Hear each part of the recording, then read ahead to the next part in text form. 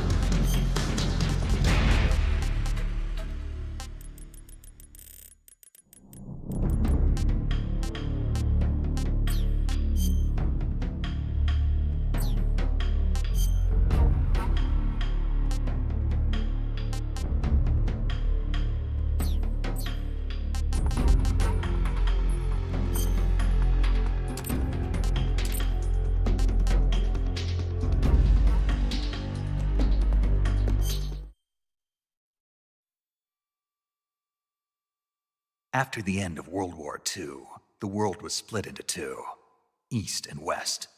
This marked the beginning of the era called the Cold War.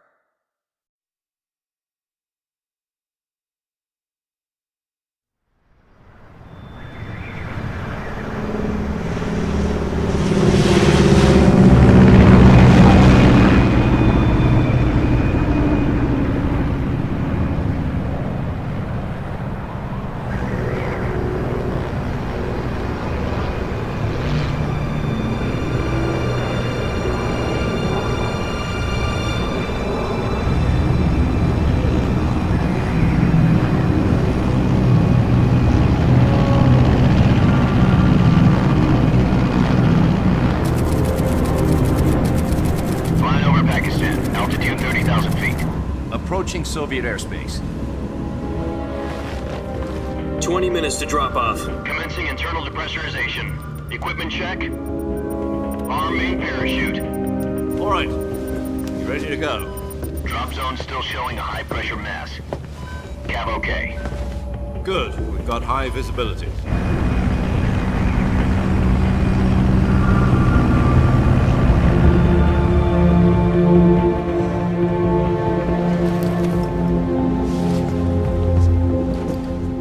Cigar.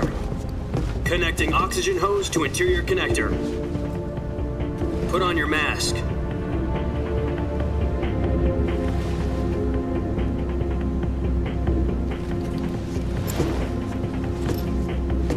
Does this panty waste know what he's doing?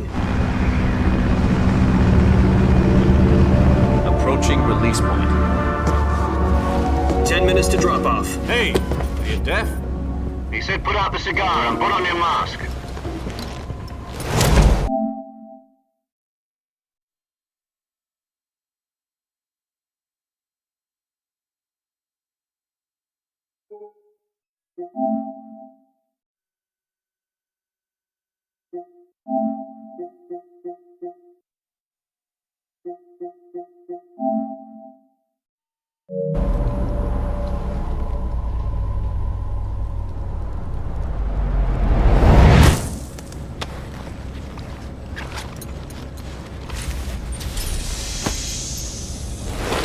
Depressurization complete.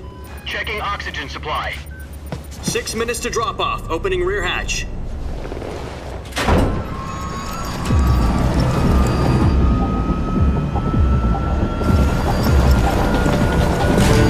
Sunrise.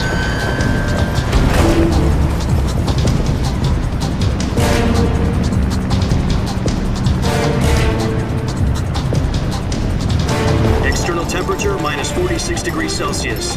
2 minutes to drop off. Stand up. You'll be falling at 130 miles per hour. Try not to get frostbite from the wind chill. 1 minute to drop off. Move to the rear. Activate the oil bottle. This is one for the history books. The world's first halo jump. 10 seconds to drop off. Stand by. Status okay, all green. Prepare for drop-off. Countdown. 5, 4, 3, 2, 1. Spread your wings And fly. God be with you.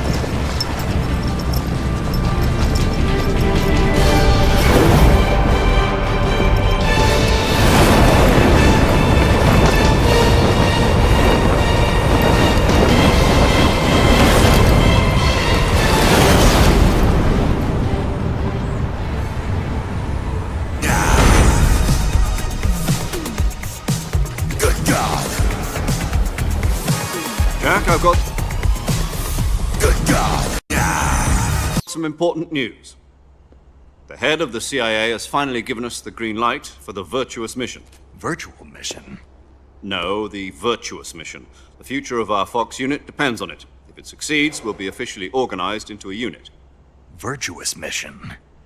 Sounds like some kind of initiation ritual. You know, don't get cocky. This isn't a training op. Right. So what exactly is this wonderful mission? Well, about 2 years ago, a certain Soviet scientist requested asylum in the West through one of our moles. His name is Nikolai Stepanovich Sokolov. He's head of the OKB 754 Design Bureau, one of the Soviets' top-secret weapon research facilities, and the East's foremost expert on weapons development. Sokolov? Isn't he that famous rocket scientist? The very same. On April the 12th, 1961, the Soviets achieved the first manned spaceflight in history. The Earth was blue, but there was no God. Well spoken. The rocket that carried Yuri Gagarin to orbit was the A-1, known as the Vostok rocket. Sokolov is said to be the man most responsible for the multi-engine cluster used in that rocket. After Gagarin's flight, Sokolov left rocket development to become the head of the newly established Design Bureau. From a lowly technician to head of a design bureau, that's quite a success story, so why'd he want to defect? It seems he'd become afraid of his own creations. Afraid? Call it a crisis of conscience. And for that, he left his country and his family behind and went over the fence? Not exactly. One of his conditions was that his family was also to be taken safely to the west. We used a mole to get the family out first and succeeded in sneaking Sokolov over the Berlin Wall shortly afterwards. I was the one who conducted the operation. The security on the eastern side was still full of holes back then. Then what? We got Sokolov over in one piece, but the whole ordeal had left him exhausted, and we checked him into a hospital in West Berlin. It took him 2 weeks and more than 600 miles to get from the research facility in the Soviet Union to Berlin. He was in no condition to say anything coherent. And it was only a week later that we had something much bigger on our hands. The Cuban Missile Crisis. October the 16th, 1962, President Kennedy received word that the Soviets were in the process of deploying intermediate-range ballistic missiles in Cuba. The President demanded that the Soviets dismantle and remove the missiles. At the same time, he announced a naval blockade to prevent further missile shipments from reaching Cuba. But the Soviets didn't back down, instead placing their armed forces on secondary alert. Soviet transport ships carrying missiles continued on course towards Cuba. US and Soviet forces went on alert for an all-out nuclear war. Frantic negotiations were conducted through the UN's Emergency Security Council and unofficial channels to end the hair-trigger standoff. Finally, on October the 28th, the Soviet Union agreed to remove its missiles from Cuba, and so the world avoided a nuclear holocaust. But in order to get the Soviets to pull their missiles out, we had to make a deal. You mean the one where the US agreed to remove its IRBMs from Turkey? No. The Jupiter IRBMs deployed in Turkey were obsolete, and we were going to get rid of them anyway. They had no strategic value whatsoever to either the US or the Russians. The Turkey deal was a ruse, a cover story that was fed to the other intelligence agencies around the world. So what did the Russians really want? Sokolov.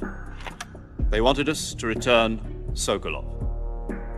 You mean the Soviets pulled out of Cuba just to get their hands on Sokolov? That's right. What the hell was he working on? At the time, we had no idea. We were running out of time. It was either give up Sokolov or risk full-scale nuclear war. In the end, we had no choice. President Kennedy gave in to Khrushchev's demand. The next day, I got Sokolov out of the hospital, handing him over to agents on the eastern side. Sokolov kept on screaming, "Save me," until he disappeared from my sight. Then a month ago, we received some new information from one of our moles. About Sokolov? Yes. He was taken back to the research facility and forced to continue working on the weapon in question under KGB supervision. What's more, it's on the verge of completion. So what kind of weapon is it? Something to do with space rockets? No, missiles. Same technology. I guess you're right. We don't know the details, but it appears to be a new kind of nuclear device. For half a year now, the Soviets have been conducting frequent nuclear tests at Semipalatinsk. Something to do with the weapon, I assume. We're talking about a secret weapon so big that Khrushchev was ready to pull out of Cuba to get it back. Is Sokolov still in the facility? No. According to our intelligence, he's in Selinoyarsk, a place in the mountains about 3 miles to the west that's known as the Virgin Cliffs. The Virgin Cliffs. Nice name for a virtuous mission. They moved him there just recently. Why? Apparently, they're conducting a field test of the weapon, but it's our best chance to get him back. This mission would never have been possible if he was still in the research facility. This is our last chance. Sokolov must have known that too when he contacted us.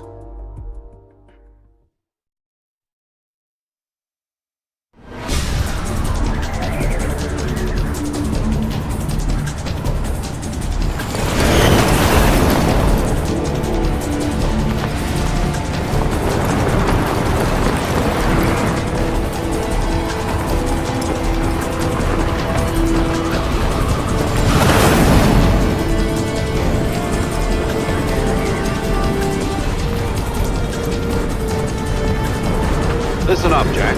Your mission is to infiltrate Selino-Yarsk in the Soviet mountains, ensure the safety of Sokolov, and bring him back to the west.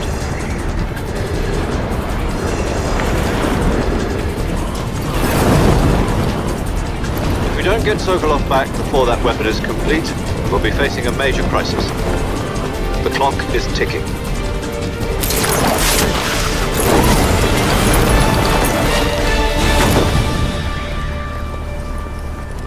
Once we've confirmed the rescue of Sokolov, stand by at the recovery point. A recovery balloon will be dropped at that point. Helium will be pumped into the balloon to inflate it. The process takes about 20 minutes.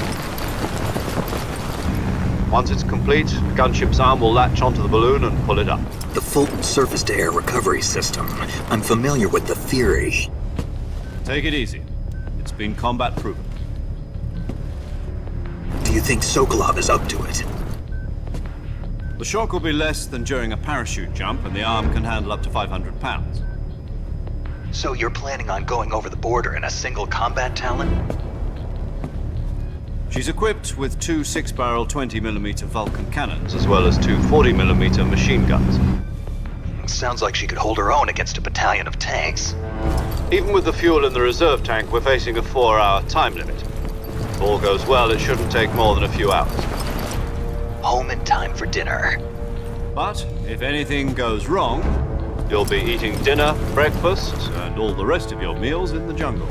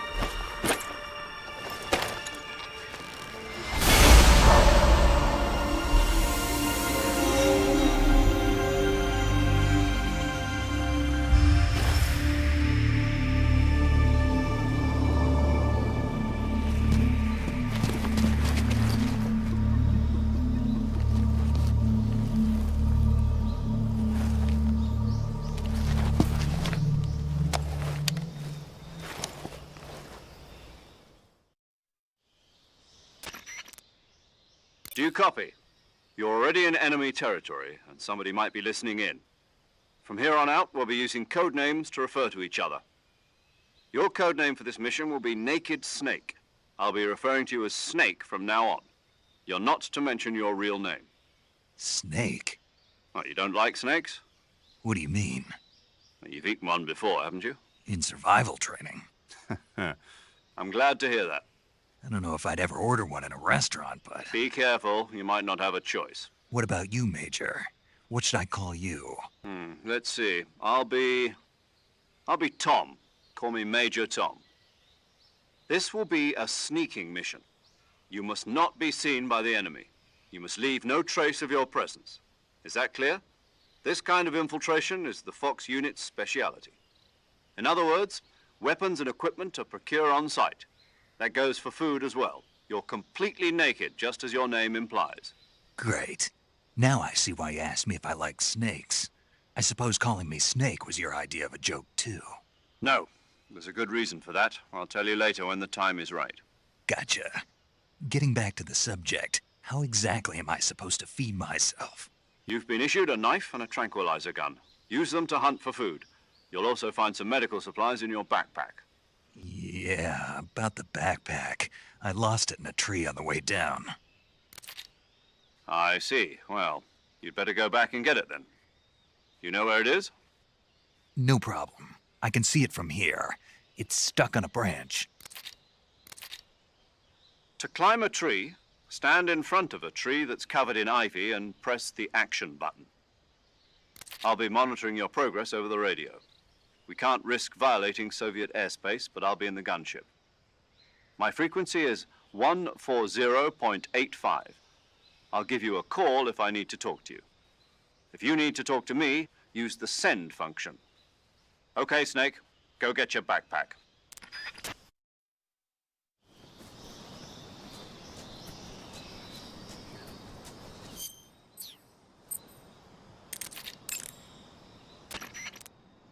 Snake, first you need to find that backpack you lost on the way down. Snake, first you need...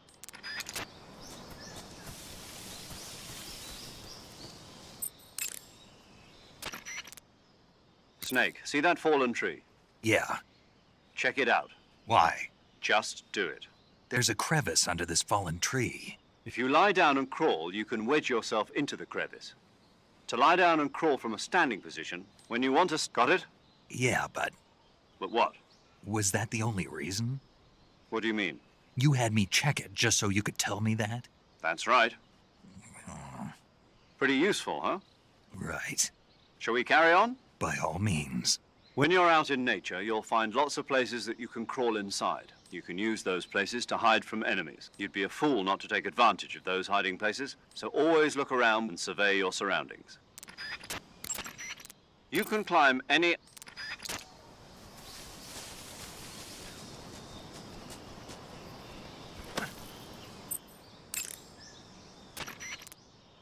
You can climb...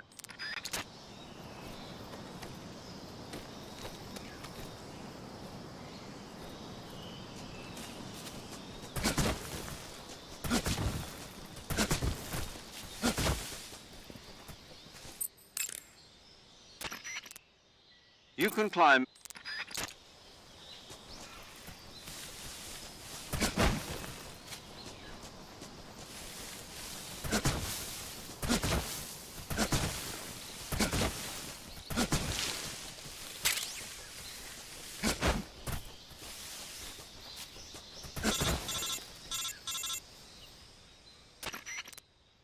Snake, where do you think you're going? Oh, You can't hell expect no! to proceed with the mission without any weapons or equipment. First, you'll need to recover your backpack. It's caught on a tree to the south. Press the action button to climb the tree and retrieve your backpack. Is that clear?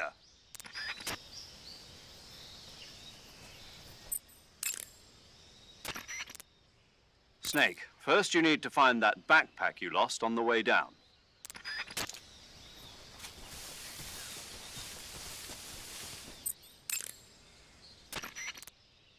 Snake, your backpack is stuck on a tree branch, right? Climb the tree and get it back. You can climb any...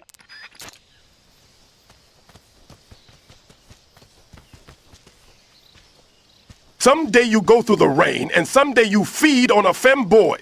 This ordeal, the trial to survive for the day we see new light. I give my life, not for honor, but for you, ass-eater. Snake, did you climb that tree? Yes. Good. So the backpack? Not yet. Not yet? Don't tell me you went up the tree just to take in the view. Well, I must admit that's not a bad idea. Climbing a tree does give you a wider range of view. You can use it for scouting. But what you need to do now is retrieve your backpack. Understood? Yeah. The backpack is on the branch pointing east on that tree, right? Walk along the branch and get it. Be careful not to fall. You should be able to grab your backpack. The backpack is on the branch pointing east on that tree, right? Walk along the branch and get it. Be careful not to fall. The backpack...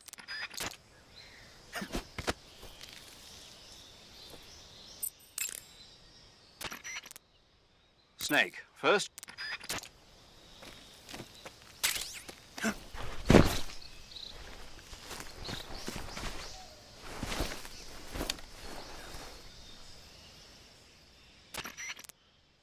I see you've retrieved your backpack, Snake.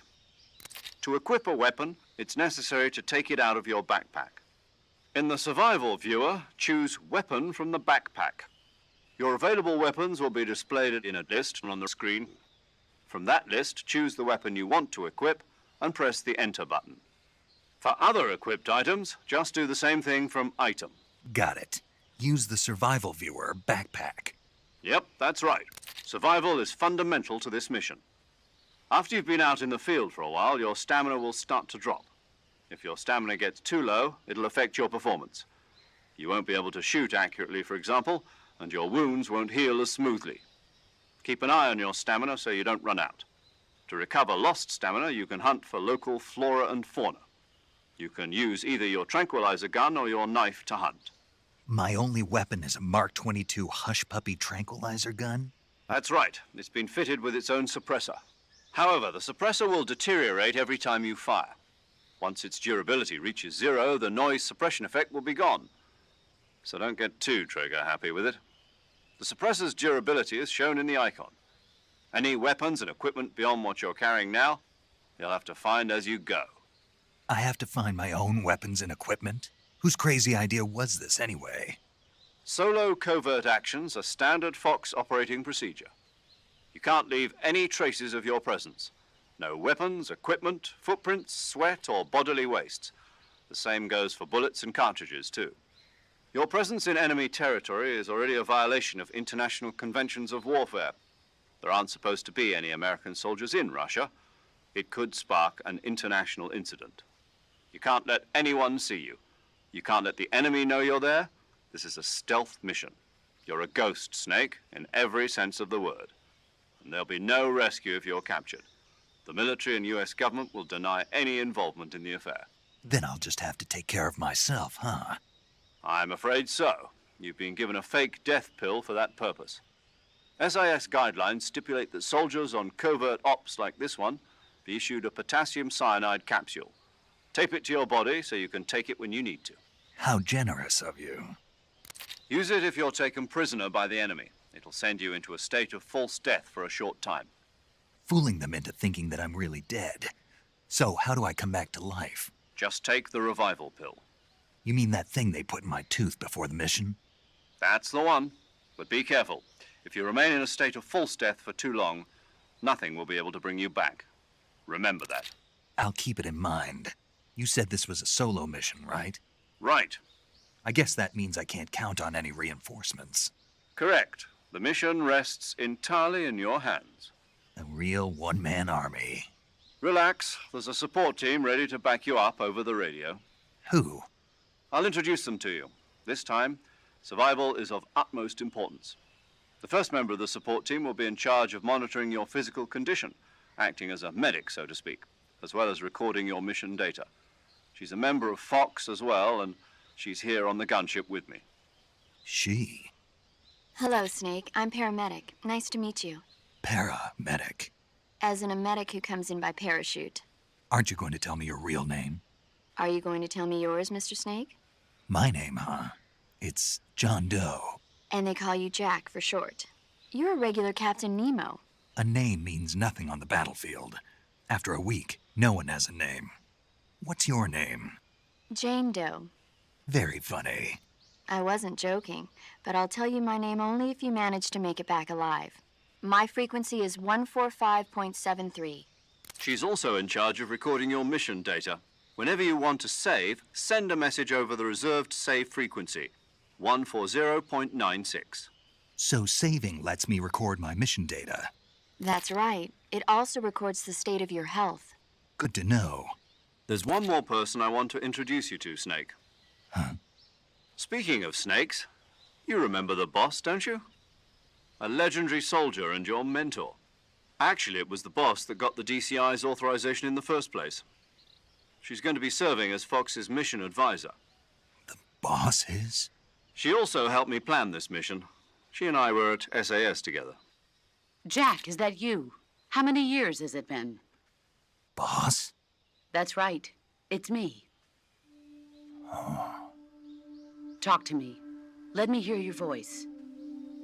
It's been 5 years, 72 days, and 18 hours. You've lost weight. You can tell just by the sound of my voice. Of course I can. I know all about you. Really? Well, I don't know anything about you. What's that supposed to mean? Why'd you disappear on me all of a sudden? I was on a top secret mission. You didn't need me anymore. But there were still so many things I wanted you to teach me. No, I taught you everything you needed to know about fighting techniques. I taught you all I could. The rest you needed to learn on your own. Techniques, sure. But what about how to think like a soldier? How to think like a soldier? I can't teach you that. A soldier needs to be strong in spirit, body, and technique. And the only thing you can learn from someone else is technique. In fact, technique nobody gives a shit. What's most important is spirit. Spirit and body are like two sides of a single coin. They're the same thing. I can't teach you how to think. You'll just have to figure it out for yourself. Listen to me, Jack. Just because soldiers are on the same side right now doesn't mean they always will be. Having personal feelings about your comrades is one of the worst sins you can commit. Politics determine who you face on the battlefield. And politics are a living thing. They change along with the times. Yesterday's good might be tomorrow's evil. Is that why you abandoned me? No, it had nothing to do with you. I already told you, Jack. I was on a top secret mission. A soldier has to follow whatever orders he's given. It's not his place to question why. But you're looking for a reason to fight. You're a natural-born fighter, but you're not quite a soldier. A soldier is a political tool, nothing more. That's doubly true if he's a career soldier. Right and wrong have no place in his mission. He has no enemies and no friends. Only the mission. You follow the orders you're given. That's what being a soldier is. I do whatever I have to get the job done. I don't think about politics. That's not the same thing. Sooner or later, your conscience is going to bother you. In the end, you have to choose whether you're going to live as a soldier or just another man with a gun. There's a saying in the Orient, loyalty to the end. Do you know what it means? Being patriotic. It means devoting yourself to your country. I follow the president and the top brass. I'm ready to die for them if necessary. The president and the top brass won't be there forever. Once their terms are up, others will take their place. I follow the will of the leader, no matter who's in charge. People aren't the ones who dictate the missions. Then who does? The times. People's values change over time, and so do the leaders of a country. So there's no such thing as an enemy in absolute terms.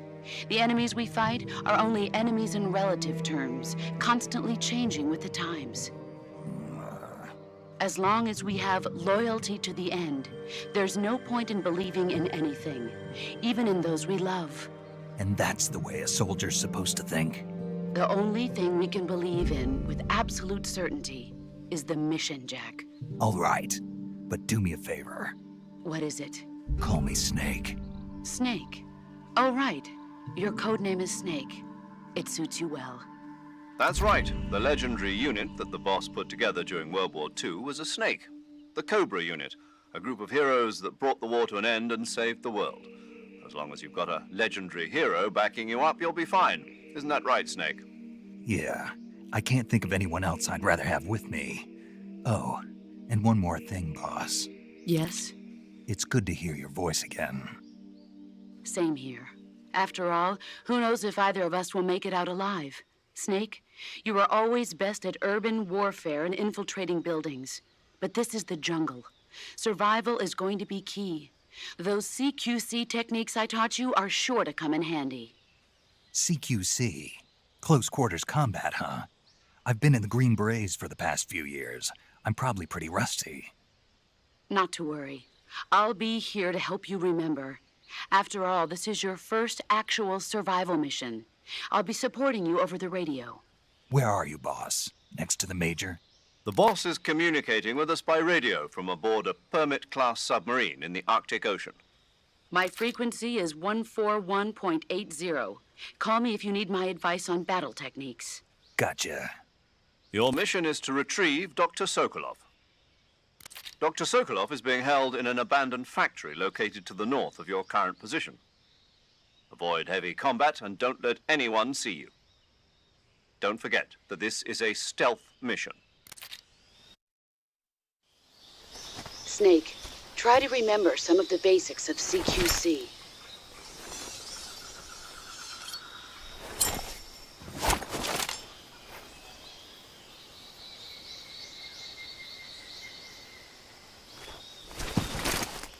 Commencing Virtuous mission now.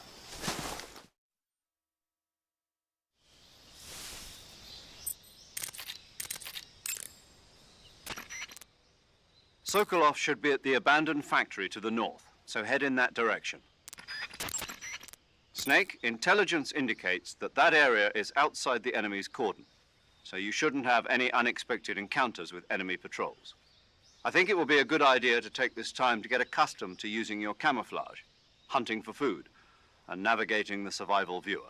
If you have any questions about camouflage or CQC, ask the boss. The boss's frequency is 141.80. Paramedic is the medical correspondent for this mission. Ask her about hunting for food and medical treatment.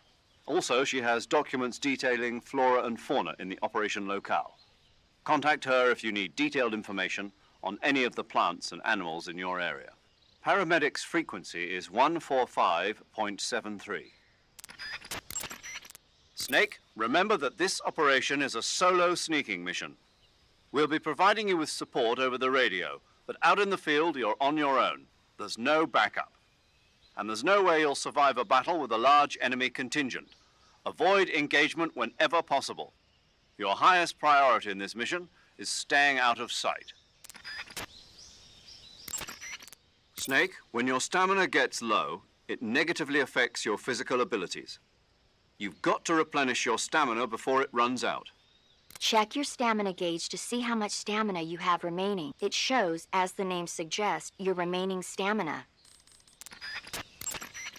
Your actions can lower your stamina. The more demanding the activity, the more stamina consumed. Exactly. Walking slowly will conserve stamina. Try your best to avoid unnecessary actions in... Snake, use the survival viewer. Ask the boss or the boss's frequency. Major, What is it? it's about your code name. Major Tom? Yeah, where'd you get that name? From a tunnel. A tunnel? That's right. Snake, have you seen the movie The Great Escape? No. It's a movie about a determined group of Allied POWs trapped in a German POW camp who plan an escape. The POWs dig 3 tunnels for their escape. They named them Dick, Harry, and Tom. I see. So Tom was an escape tunnel. Did they make it? Out of the camp? Of course. One of the tunnels was even discovered before it was finished, but eventually they do make it out. I get it now. So Tom was the tunnel they used to escape. Yes, that's right. What is it? Well, actually, I'm not sure if I remember correctly. Major. Oh, it's all right. It's, Tom, Snake. Tom is the escape tunnel. Yes, no question about it. Snake, in order to carry out the mission without being spotted, you must learn to detect an approaching enemy well ahead of time. Use the camera stick and constantly check after aiming your weapon. Snake, making it harder for the enemy to spot you isn't the only advantage to maintaining a high camo index. The harder you are to distinguish from your surroundings, the harder you are to hit. In other words, the enemy's shots will miss more often. Do everything you can. Snake, let's review the way to change. Snake, in order... Listen up, Snake. Keep in mind that this operation is strictly covert. Engagements should be avoided. If you must dispose of an enemy, do it with the tranquilizer gun. Yup. Sweet dreams, Boy Scout. That's right. And by the time he wakes up, you and Sokolov will be safely out of the country. Sipping hot coffee on a plane back home. What did you say? What did you say? Sipping hot coffee on a... You're gonna drink that foul mud? On the victory flight home? Okay, then. What would you drink? Tea, of course. Snake, the fake death and revival pills we gave you are the latest in internal medicines developed for intelligence ops by the CIA's technology division. You can use the fake death pill to send yourself into a death-like state for a limited period of time. Use it wisely, and you should be able to fool the enemy into thinking you're really dead. It may come in handy if you ever find yourself cornered. To revive yourself from the fake death state, use the revival pill. But remember, timing is critical. The effect will be ruined if you revive right in front of your enemy. Interesting. But how does it work? What do you mean? I don't feel right taking some pill I don't know anything about. How does it make me look dead? How's it gonna affect my body? Well, Snake, about that... I get it. I should ask Paramedic. Paramedic. Allow me to explain. You know how there are animals in nature that play dead, like weevils, ladybugs, chickadees, possums, and the like? Well, the fake death pill takes the natural art of playing dead and applies it to the spy world. When you take the fake death pill, it causes your body to rapidly secrete a number of chemicals. Adenosine and serotonin, as well as opioid peptides, such as methionine and kethylene. Those chemicals act to induce a state of hibernation, causing your heart rate, your breathing rate, and your body temperature to drop dramatically. It'll truly look like you've dropped dead upon initial inspection. The revival pill, to put it simply, is a counteracting agent to the fake death pill. When you take it, it causes your body to secrete stimulants like noradrenaline and other chemicals such as naloxone, which block the effects of the fake death pill. Basically, it wakes you up. Does that help? Yeah. Okay, I'll try and explain it in more detail. The secretion of methionine and kethylene triggered by the fake death pill causes the opioid receptors. Oh, okay. I think I get it now. You sure? Yeah. But you must want to know a little bit more. There are 3 types of receptors: delta, kappa, and mu. Methionine and kethylene acts on the... Paramedic, I think Snake understands now. Isn't that right, Snake? Yeah. Clear as crystal. But... Major, I've got enough info about the pills, so I'm gonna get back to the mission now. Yes, you do that. Hey, wait a...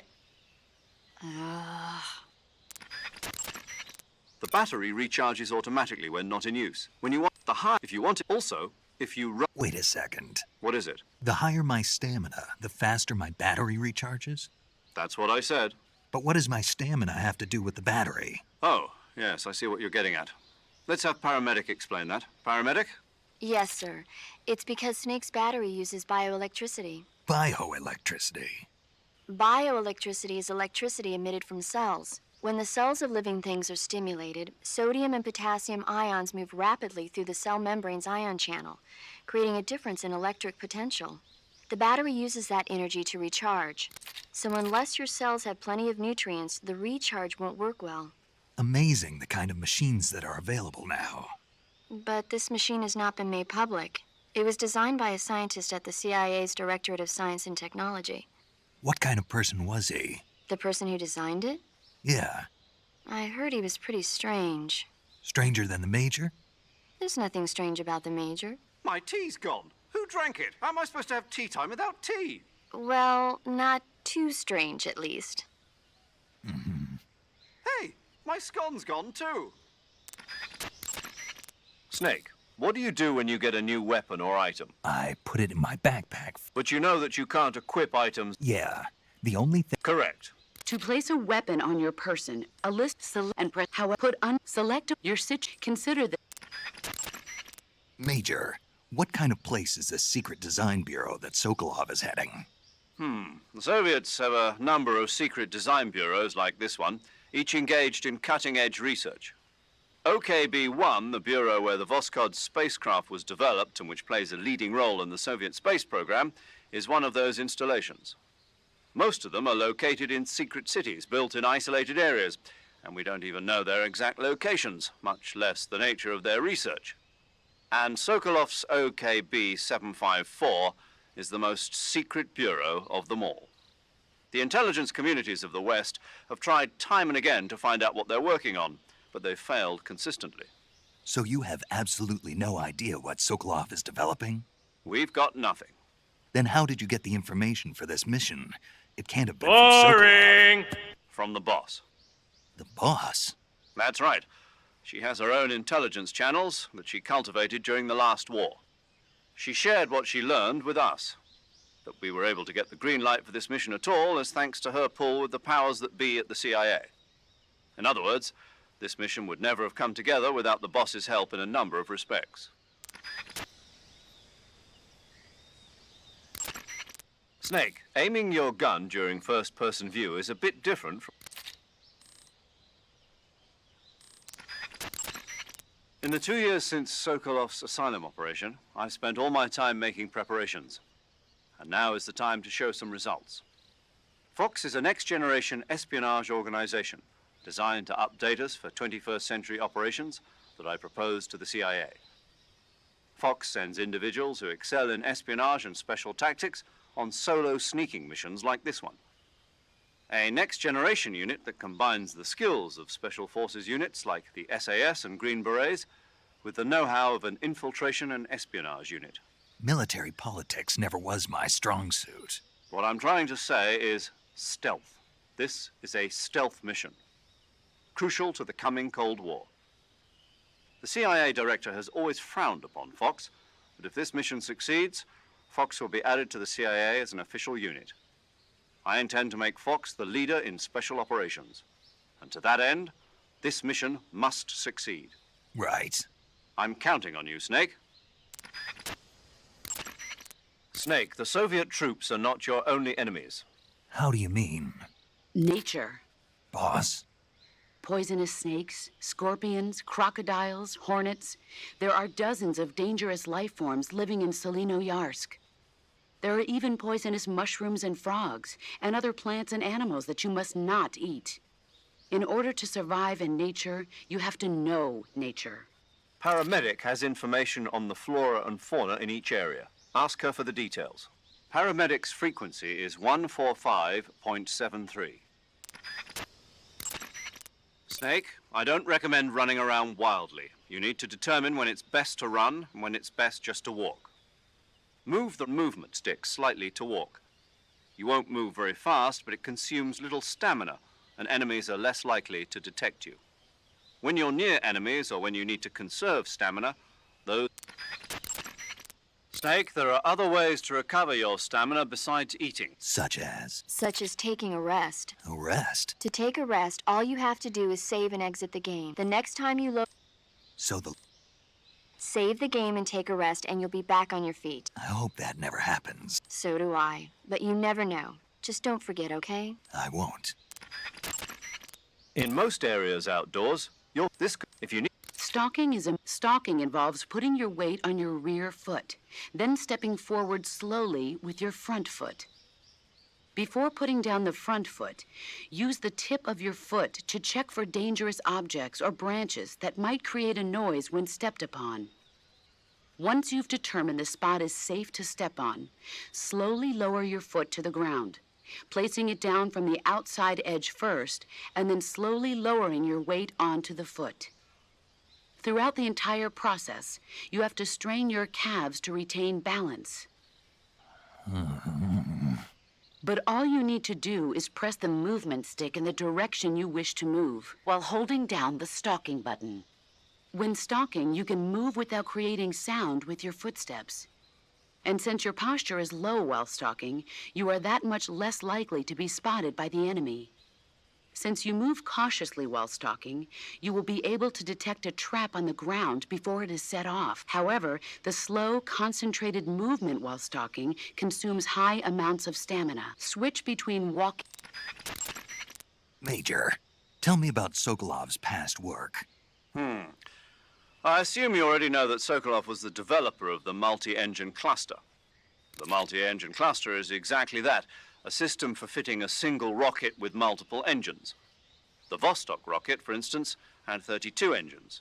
With the technology they had, it was difficult for the Soviets to develop large engines with massive thrust. So instead, they decided to focus on using multiple smaller engines to achieve the desired thrust. With this method, though, maintaining the fuel balance between the various engines was a major problem. Sokolov was the man who provided the solution. And that's what earned him the job as the head of the design bureau? Apparently so. So this secret weapon is some kind of ballistic device? Well, that's my best guess. We don't know for sure, but... You'll find out soon as I get Sokolov out of here. I'm counting on you. With an equipped weapon, the degree to which you move... Part of your mission is to demonstrate to the brass the core concepts behind Fox. Leave no evidence. That's the essence of Fox. And avoid engagement with the enemy.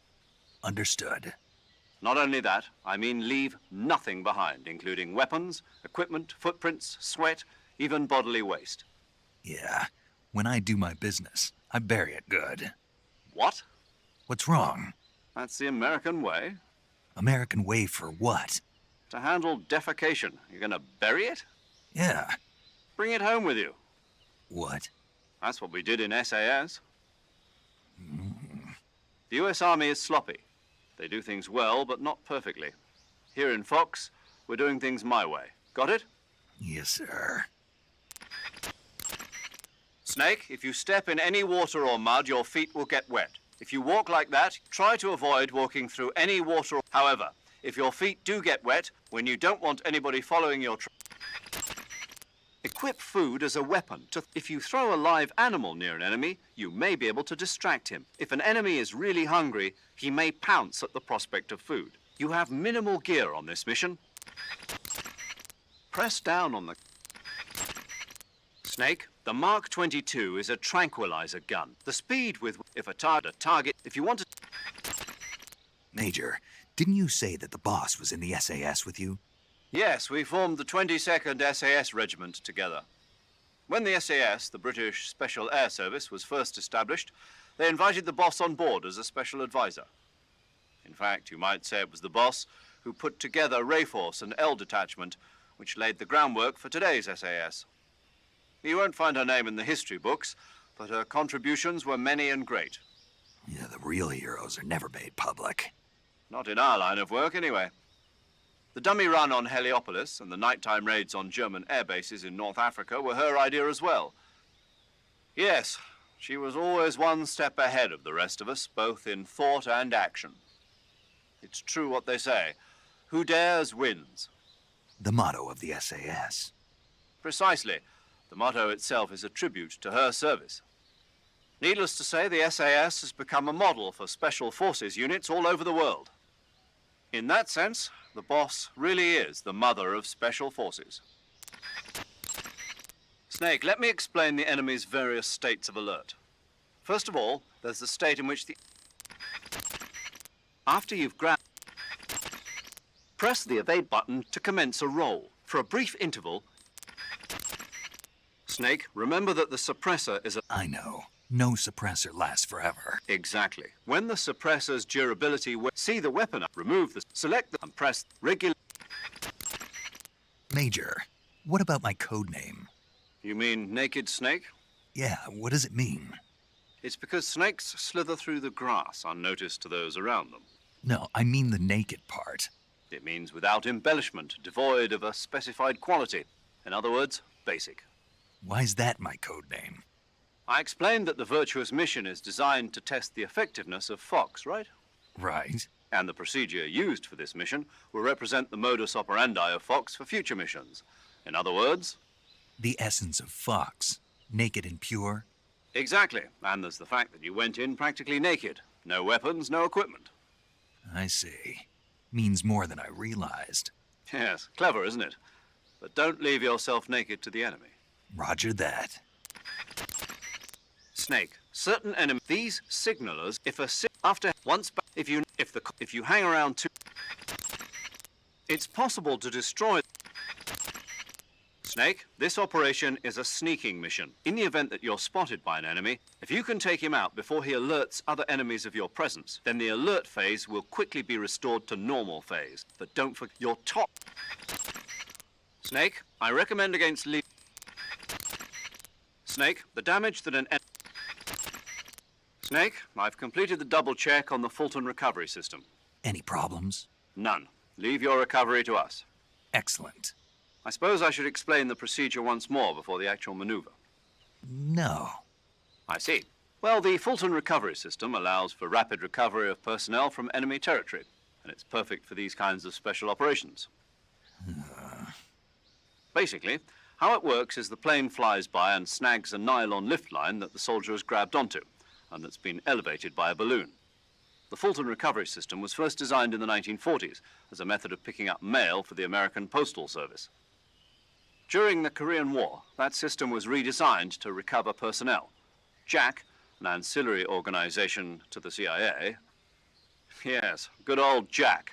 It stands for Joint Advisory Commission Korea. Isn't that something? So, JAC first used the Fulton surface-to-air recovery system to extract agents from North Korea and mainland China. Let's go over the procedure once more, to be on the safe side. First, the plane drops a canister about the size of a coffin to you. Inside, you'll find a balloon, a 1,500-foot cable, and a harness that attaches to your suit. Take the items out, attach the line to your suit, fill the balloon with helium, and send the line up. The plane will approach at 125 miles per hour.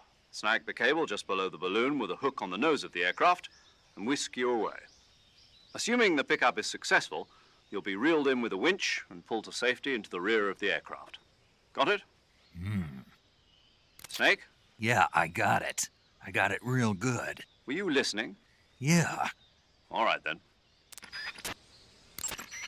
You can get inside trees that are hollowed. Snake, when you... In the corner view. Also in the corner. If you have a gun, equip some grunt.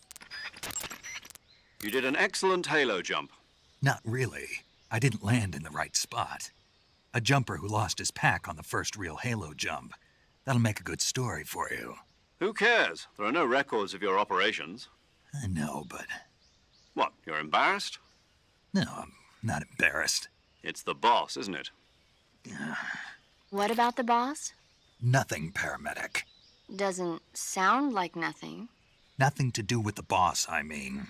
It has something to do with the boss, but you don't want to say so. Yeah, kinda. I understand, Snake. The boss has done a lot of work on the military study of halo jumps. And Snake here wanted to give a perfect performance on the first real jump, you know, to show respect to the mother of the technique. Major! Snake, I thought you were over and out. Wow, is that right? You got something to say. No, I bet you do. not really. I just think it's kind of sweet of you to think like that. I don't know whether to take that as a compliment or an insult. It's a compliment, Snake. So tell me, is it true? What? Not that. Is it true that the boss really worked on research for halo jumps? Oh, that. Yes, it's true. Halo stands for High Altitude Low Opening. It's a jump technique developed for covert insertions into enemy territory, just like the area you're in. A plane flies at 10,000 feet or above to avoid detection by ground forces, and the jumper free falls until he's within 1,000-foot altitude above the target area, when he finally opens his chute. By using this technique, the chances of revealing the parachute landing to the enemy are marginal. The halo technique was originally developed in France. This was partly due to popularity of parachuting as a sport since the end of World War II. And the boss was an instructor for the research that was carried out there. In 1957, at the JFK Special Operations Center at Fort Bragg, the boss was invited to instruct at the first ever US military halo school. Of course, none of this is on the record, but she's the mother of modern-day special forces. Press the action button when you're on top of a branch or in front of a railing to hang down from that spot. This action is called hanging. Sometimes it's advantageous to move while hanging rather than walking on the surface. While hanging, use the movement. You can't keep hanging forever. If there's something to... Press the crowd. Press the act. If you approach an enemy undetected, this is called a hold-up. However, if he noticed when you hold conduct, but it is after you, he might... Major, tell me a little bit more about the space race. In 1957, the Soviet Union succeeded in launching their first artificial satellite, Sputnik, into orbit. Having been beaten to the chase by the Soviets, the US government accelerated its own space program in an effort to catch up. The following year, the space development programs of the various service branches were united to form the National Aeronautics and Space Administration, or NASA. That same year, the Mercury program was launched with the goal of putting a man into space. 7 candidates were chosen from the military as the first astronauts. These were the men with the right stuff. But as you know, it was a Soviet cosmonaut, Yuri Gagarin, who made the first successful manned spaceflight 3 years ago. NASA's first successful ballistic flight came 1 month after Gagarin's mission, with the Freedom 7 carrying Alan Shepard into space. After that, with America still lagging behind the Soviets in orbital flight, President Kennedy made a momentous decision: that America would put a man on the moon before the end of the decade. Yeah, I heard that speech, but a lot of guys I knew weren't real happy about it. They said no one was going to make them go on a mission to blow up some damn moon base. But rocket research and missile research are closely related. Imagine, if you will, a Soviet Union able to send wave after wave of nuclear missiles raining down on Washington from a base on the surface of the moon. Even if that's still a long way from reality, if we lose the initiative, we may never get it back. We're left with no choice but to keep moving forward 1 step at a time.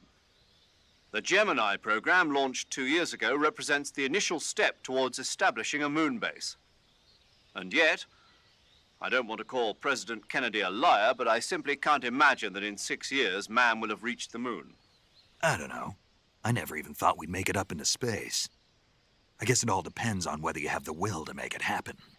Perhaps you're right. You can climb up onto...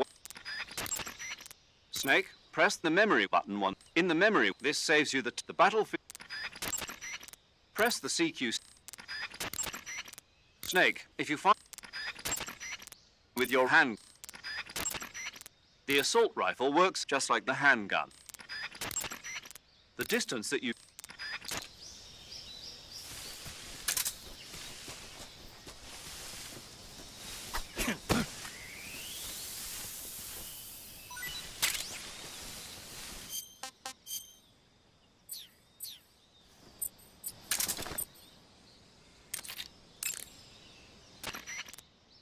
I see you caught yourself a reticulated python. The reticulated python is said to be the longest snake in the world. The biggest ones can grow up to 10 meters in length. Although they're not poisonous, they're still very dangerous, so be careful around them. They have a highly ferocious temperament, and they can swallow whole, even large animals like deer and pigs. Their most distinguishing feature is the mesh pattern of their scales. This pattern acts as a highly effective natural camouflage.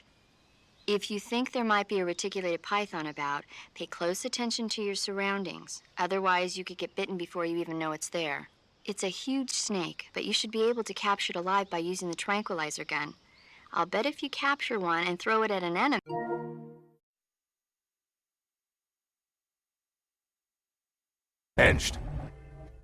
Hey, crewmaster, Miller here. I hear the boss has a new game. Konami, please let me be in the next game, or maybe a Miller's Maxi Buns Arche spinoff. It'll give him a good scare. Right. But how do they taste? Huh? Do they taste good? You're actually going to eat one. Why else would I be asking? Cannibal. What was that? Nothing. Let's see what the guide says. Ah, you're in luck. It says they taste pretty good. Good. I can hardly wait. Ugh. Snake, that area is inhabited by the giant anaconda. The giant anaconda is believed to be the largest snake in the world in terms of weight and diameter. It's not poisonous, but its large size makes it extremely powerful. They say it even eats crocodiles. Its only natural predator is man. And snake. And snake. The giant anaconda is a very large snake, but you should be able to capture it alive using the tranquilizer gun. Got it. So how does it taste? I knew you were going to ask me that. Glad I didn't disappoint you. So? Well, the guide says it tastes all right. Good. I'll have to try some. I see you've retrieved your backpack. To give backpack shots, first spread them and then oil me up with that baby oil. You know what I'm saying. Ain't no party like a Stillman party, and you're all invited. Bring your finest femboy for sweet Uncle P.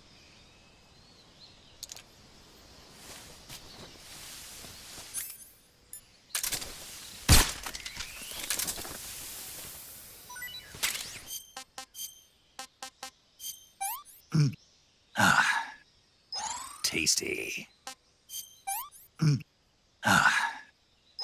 That's tasty. Goddamn, that paramedic talks a lot, but I can't say she ain't a baddie. Uncle P would clap them rubbery melted butter on toast butt cheeks every damn night. Uncle P loves Japan.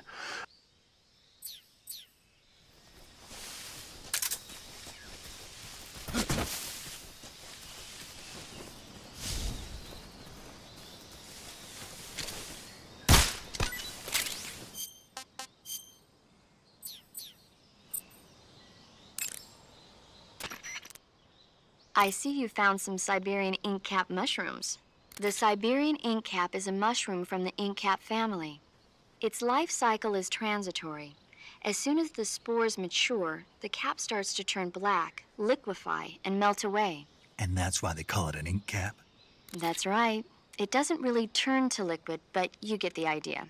In its immature state, before it melts away, it's valued as a source of food. Just be sure not to eat them while you're drinking alcohol. Why's that? Ink caps contain coprin, which inhibits the function of aldehyde dehydrogenase. This prevents the body from breaking down alcohol, causing a buildup of acetaldehyde. Meaning? Meaning it will give you the hangover from hell. Oh, wait a minute. What? You think I'd drink alcohol in the middle of a mission? Wouldn't you? Hell no. Well, I'm knocking a shot back now. What? Just teasing you. Oh, come on. Where's your sense of humor? I need a drink.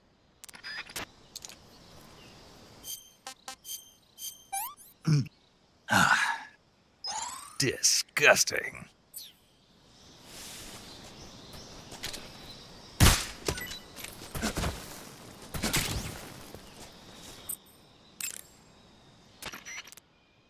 I see you found some Russian oyster mushrooms.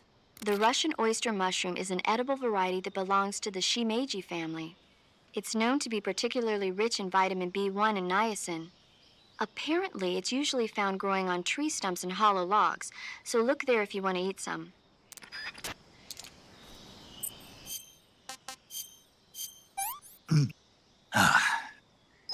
Sick.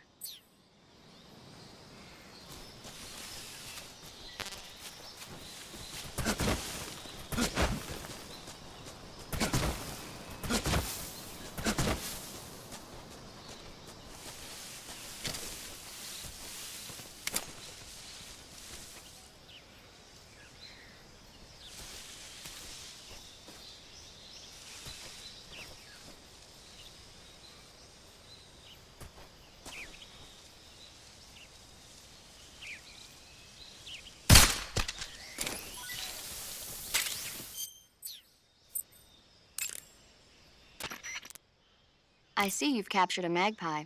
Magpies are members of the crow family. They're distinguishable by their beautiful dark blue and white bodies and their long tails. Their favorite food is insects, but they'll also eat small fish, acorns, and fruit. They're omnivores, which means... They'll eat anything. Right, just like you, huh?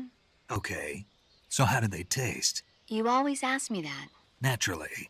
So? I've never heard of anybody actually eating a magpie, but I suppose there's no reason you couldn't. You don't say. Oh.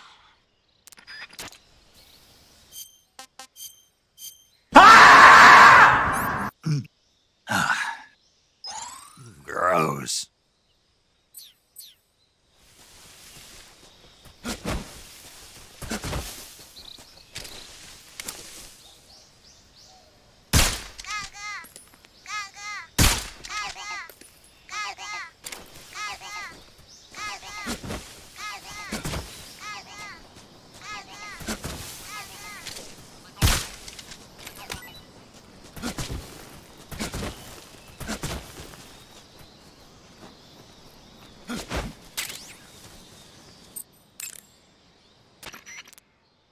I see you found a Russian false mango. The Russian false mango is a mango-like fruit found only in Selino-Yarsk. The egg-shaped fruit is sweet and tangy with a pleasing aroma, just like a mango. Also, the seeds can be used to make a medicine that aids in digestion. It might come in handy if you ever have an upset stomach.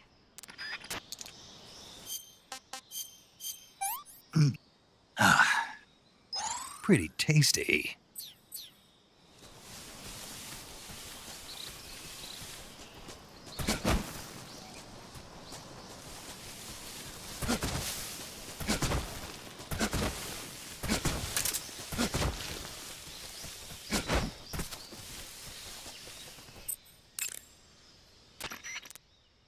Check your stamina gauge as your make sure.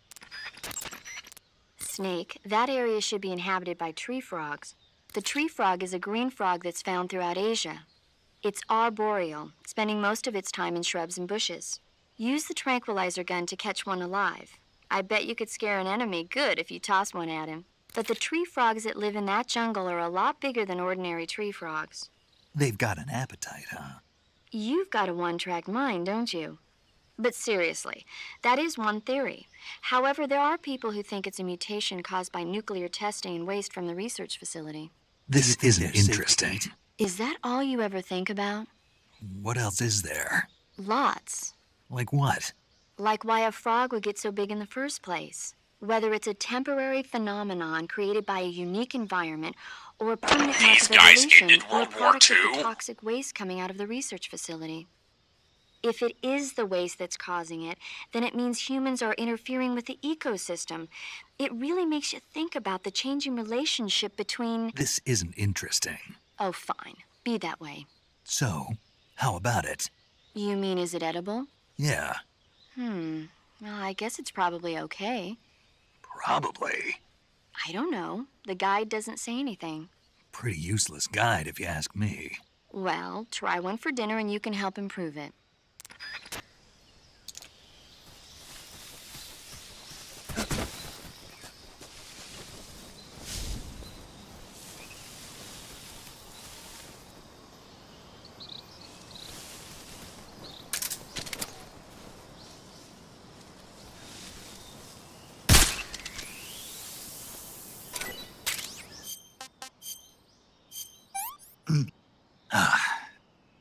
This is horrible. I see that dirty little Minx Jack the stripper has made his way back into chat. I've missed that little hoe and his double-cheeked up Big Mac booty. Got a tongue like the Fear 2 on him. He a bad bitch. He loves him some penis Stillman.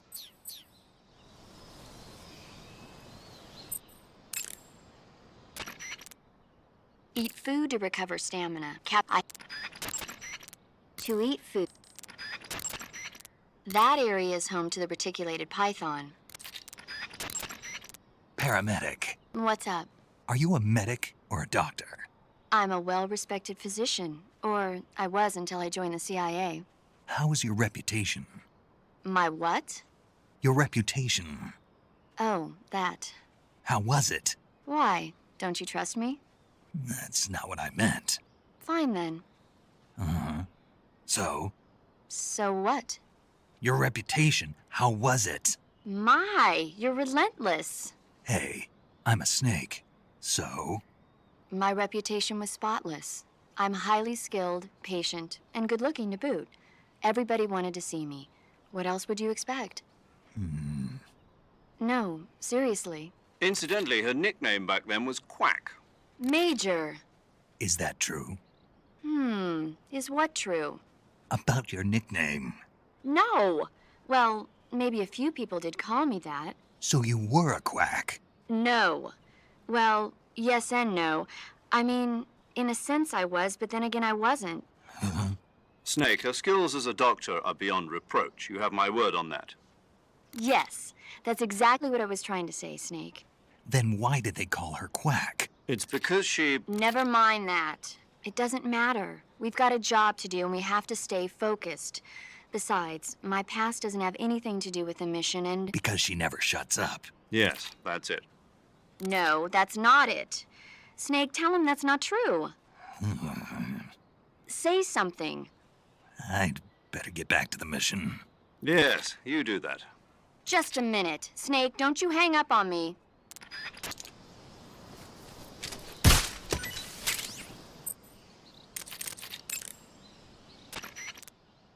If you crawl into... Sokolov should be at... Even when hidden in grass. When in first...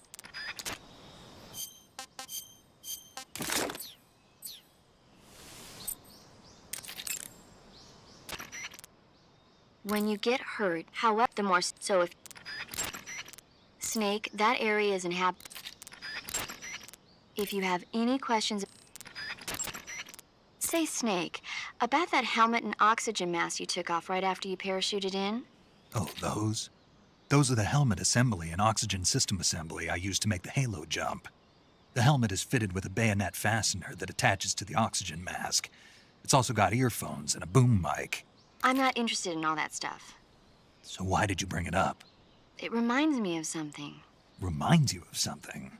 Yeah. The mask? Yeah, but I can't remember what it is, and I can't stop thinking about it. That's what you've been thinking about? Yeah, every time I'm about to remember it, it slips away from me again. Don't you just hate that? Mm-hmm. I know I've seen it somewhere before. Any ideas? How would I... That's it! What? The fly! The fly? Yeah, it finally came to me. You look just like him. Ah, I feel better. The fly? From the movie, The Fly? You've never seen it? No. Jeez, where have you been? It's about this scientist who's conducting teleportation experiments when he gets mixed up with a fly and ends up with the fly's head attached to his body. Never heard of it. That's too bad. It's a good movie. When you get hurt, you should be able to find Russian oyster mushrooms in that area. The Russian oyster mushroom is it's known to... Apparently, it's usually found growing on tree stumps and hollow logs. To eat food. Eat food to recover. Eat food to...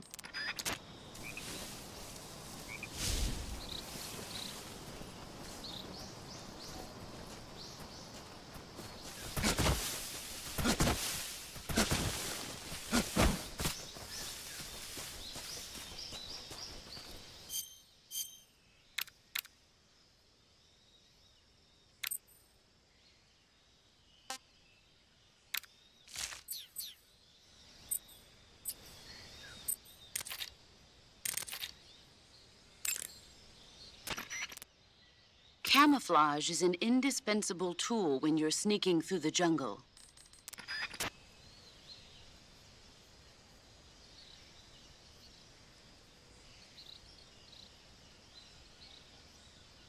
No rest for you from me, Hideo the God Koima-sama. Okay, listen up. I've heard many messages from that dude from New York called Peter Stillman, liking femboys now. That is a great idea for Death Stranding 3 on the feet. I'm going to add femboys in every major distribution center, in every refugee. Heck, even the enemies will be femboys, and cargo will only be femboy exclusives. And yes, feet will also be scanned at 8K at 300 FPS for maximum efficiency for the Unreal Engine 1515, motherfucker. And yes, every one of you will like it. Kojima-sama. Over and out for now. Visibility is poor in the jungle, so you can only use CQC to grab you won't, such as the... So in other words, I can't throw enemies with CQC when I'm holding an assault rifle or a hand grenade. Exactly. I see you're wearing the olive drab uniform. Olive drab, or OD for short, is what you might call the pre-camouflage uniform. Plain-colored OD fatigues are still worn by infantry today, but they'll be replaced sooner or later by patterned camouflage. As you can see, it's got no colors or markings on it, so of course it won't make a very effective disguise. You should change into some other type of camouflage as soon as you can. I see you're using the easy gun. The Easy Gun is a silenced tranquilizer gun for special ops use, developed for Fox by the CIA's technology division. A silenced tranquilizer gun? I don't see a suppressor on here. Apparently, the tranquilizer rounds themselves are designed to suppress the sound. Interesting. In other words, I won't have to worry about the suppressor wearing out on me, right? That's right. It's also equipped with a laser sight, so that you can make accurate shots even at a distance. In addition, merely equipping the Easy Gun should have a positive effect on your camo index. I've even heard it helps you recover your stamina. Put it to good use.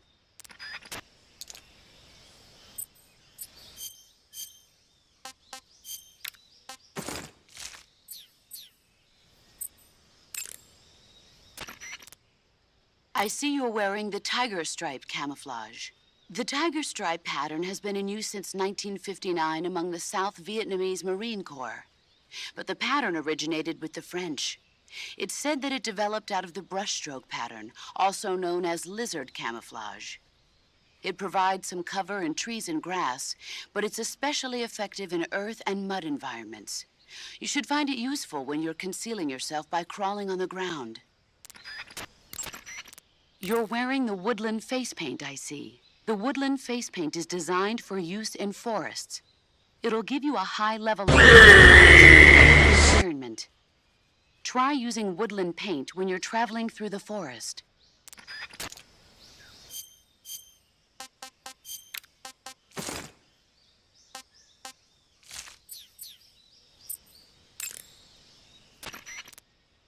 I see you're wearing the leaf pattern camouflage.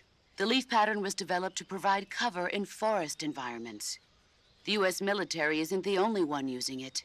Countries that anticipate operating in forest environments are developing various types of patterns, each suited to the vegetation of the particular region.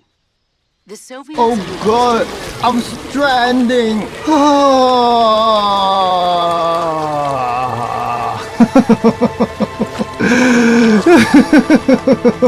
I am stranded! You are stranded! We are all homos! Homos!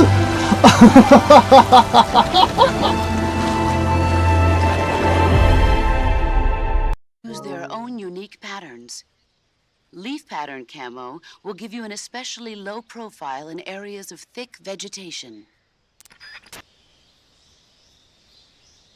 Now, I've been hearing what that game developer, Hideous Kokongo, has been saying about his new game, and you got a fan in Sweet Uncle P. If you can add the ability to breathe the femboys in the deluxe edition too, I'll buy 10 copies. Yeah, baby. Normally, you would ask a fellow soldier how well your camouflage is working. But this is a solo sneaking mission, so nobody out there is on your side. You have to determine how well your camouflage is working by yourself. Yeah, I know. Don't worry, that's what the camo index is for. The camo index tells you how well you've imitated the surroundings. The higher the index, with a high enough camo index, if you are in an area wherein in my day, I did my share of sneaking into enemy territory. You mean since World War II? Yeah, mostly snatch missions. Snatch mission. That's where you abduct an enemy officer without killing him, right? Right. That's where I got the original idea for CQC. In a snatch mission, taking out the target's escorts by shooting them is not an option. If the enemy hears the gunshot, they'll know there's an intruder and tighten security. And the target will sense danger and try to get away. You needed a way to take out the guards and secure the target without making a sound. That was the idea.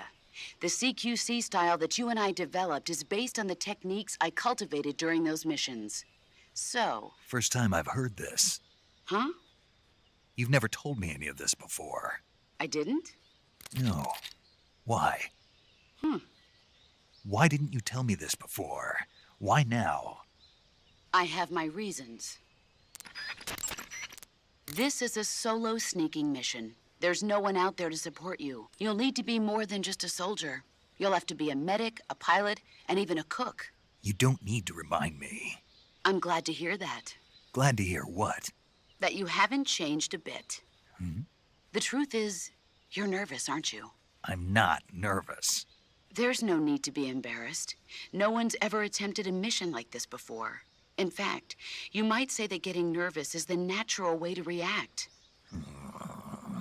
Relax. That's why you have the survival viewer. The survival viewer contains everything you'll need to stay alive in the field. Use camouflage to change your camouflage, backpack to select a weapon, food to eat, and cure to heal yourself. The map option lets you view the map. The survival viewer is going to be your best friend in this mission, so learn to make the most of it. If you want to adjust the settings so they're easier to use, open the pause menu instead of the survival viewer, and then choose battle fatigues that match the most camouflage pattern. It takes more than just clothes to make a good disguise. To camouflage yourself effectively, you'll need to wear face paint. Face paint, bare skin sticks. Choose a color that matches the features of your surroundings, and use your finger to apply the face paint. Start by applying a light color, then gradually move up in darkness. That way, even if you make a mistake, you can cover it up with a later, darker color. In order to flatten the appearance of your face, use light colors on areas of the face that recede, and dark colors on areas that protrude. Open the survival viewer, go to camouflage, then select face, and you'll find the selection of face paints. Be sure to select a face paint that makes you blend right into your surroundings.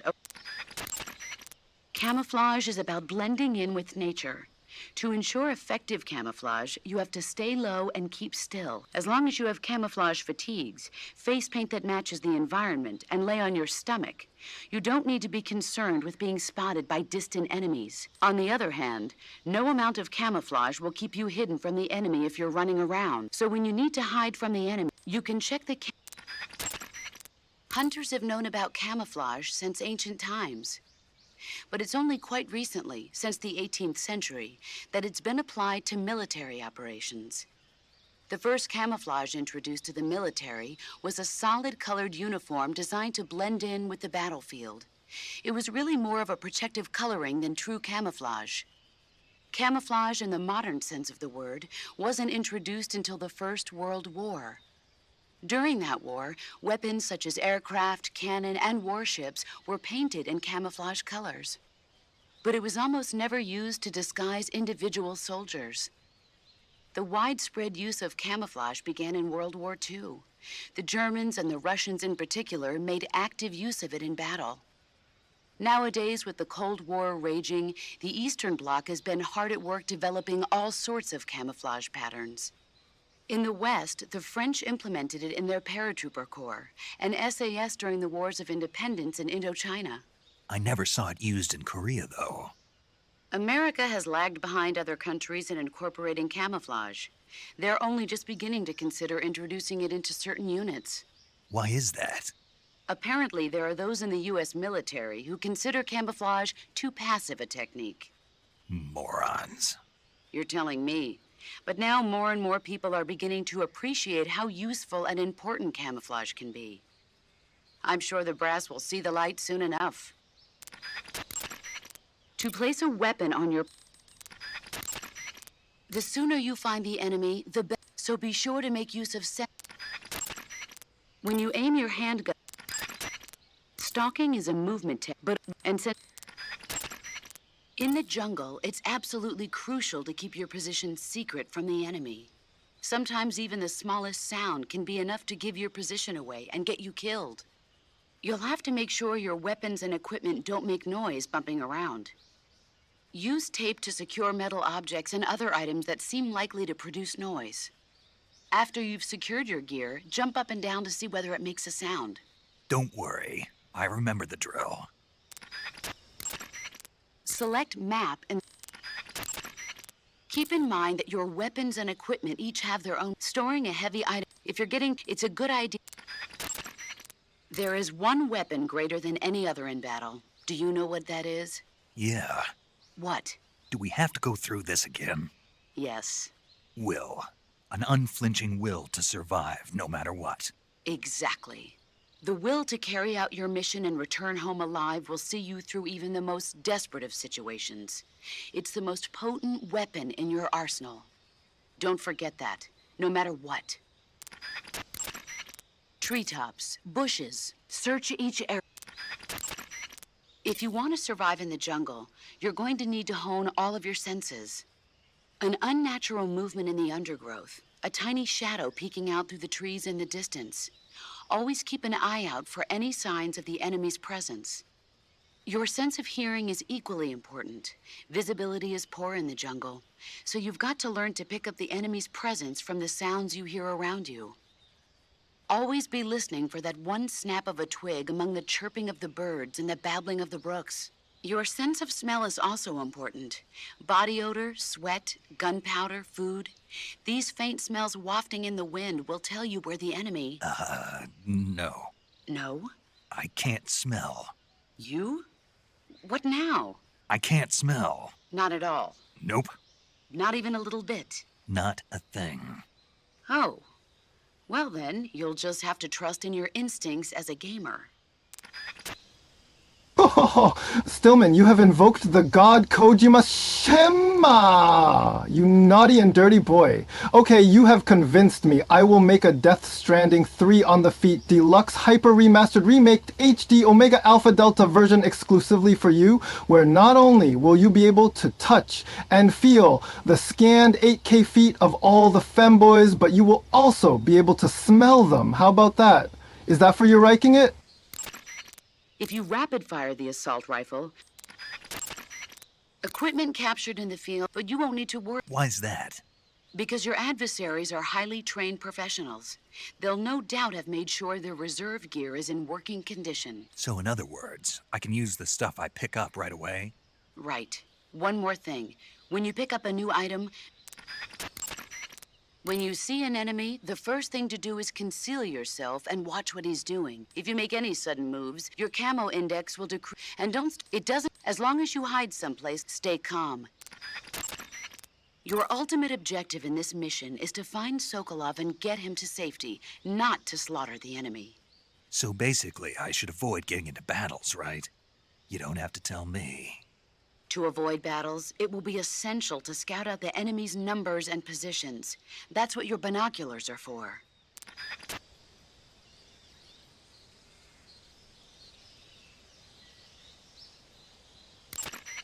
Tell me, what's the advantage of a solo sneaking mission? It's easier to go in undetected than with a group. Exactly. And therein lies the entire reasoning behind this Virtuous mission. This mission into Soviet territory is a violation of international law. If this gets out to the public, we'll be faced with an international crisis even greater than the one 4 years ago. 4 years ago? The U-2 crash. Failure is not an option. Not a problem. I'll get Sokolov out without them ever knowing I was here. Your objective in this mission isn't to get into fights. But if you're faced with a situation where you have no choice but to get rid of an enemy, attack him from behind. If you use stalk, if it doesn't, either figure out or make us, and if he does spot you, got it? Enemies pose a greater threat when they patrol in squads. The members of, if you see, a tactical reload is, it takes more than just close.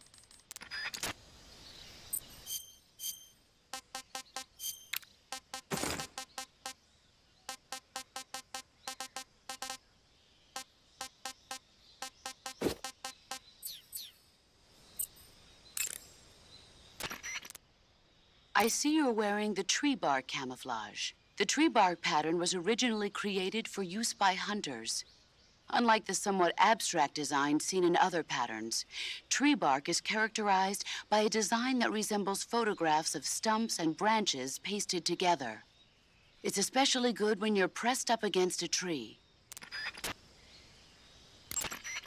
The woodland face paint is designed for use in forests. It'll give you a high level of camouflage in a wooded environment. Try using woodland paint when you're traveling through the forest.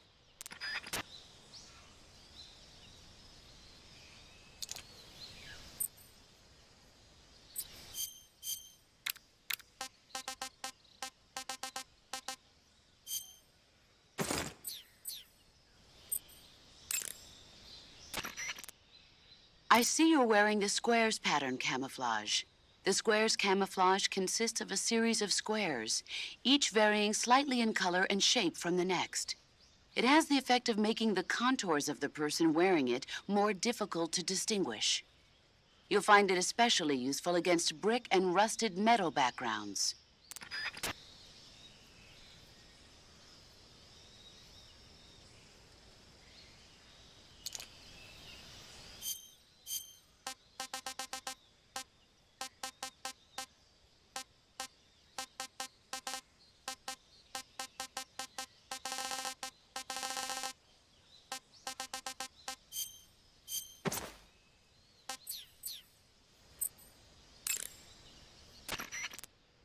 Snake.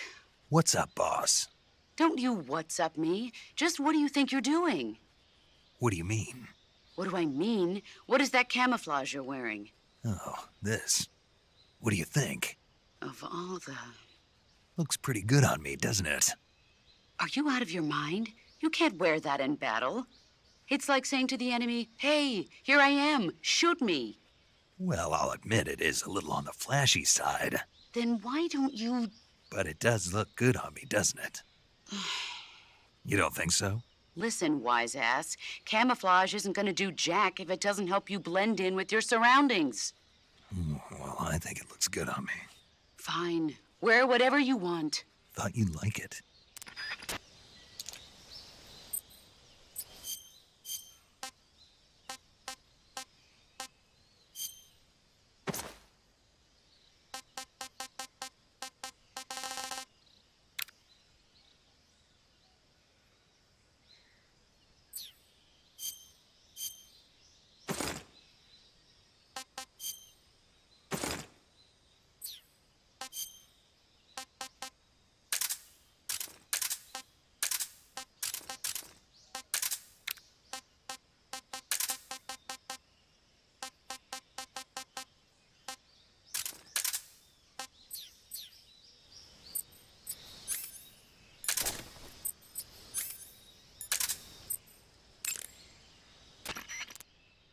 The gun you're using is a test model of a suppressor-equipped pistol currently in development by the Navy that's been modified by the CIA into a tranquilizer gun. The suppressor-equipped pistol it's derived from is itself being developed for use by special forces based on the M39. The Mark 22. That's what they're going to call it if they decide to adopt it for official use. It uses a slide lock mechanism that will keep the firing sound down to a minimum. But I'll have to reload it by hand every time I fire, right? Right. You won't be able to fire multiple shots at once, so make every shot count. Aim for the enemy's vital spots. There's talk of designing the Mark 22 to accommodate special subsonic rounds, but for this mission, you'll be using specifically designed tranquilizer rounds. In a way, these tranquilizer rounds are like miniature syringes. When one of them strikes a target, the impact causes a needle contained within to shoot out.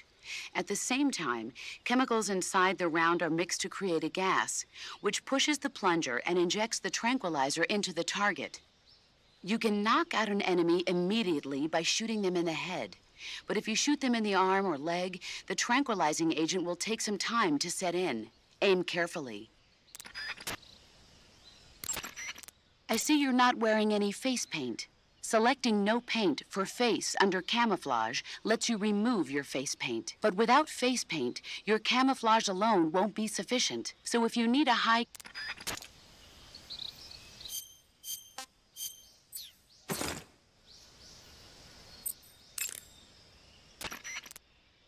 The survival viewer can... If you rapid fire the assault rifle... When you aim your hand...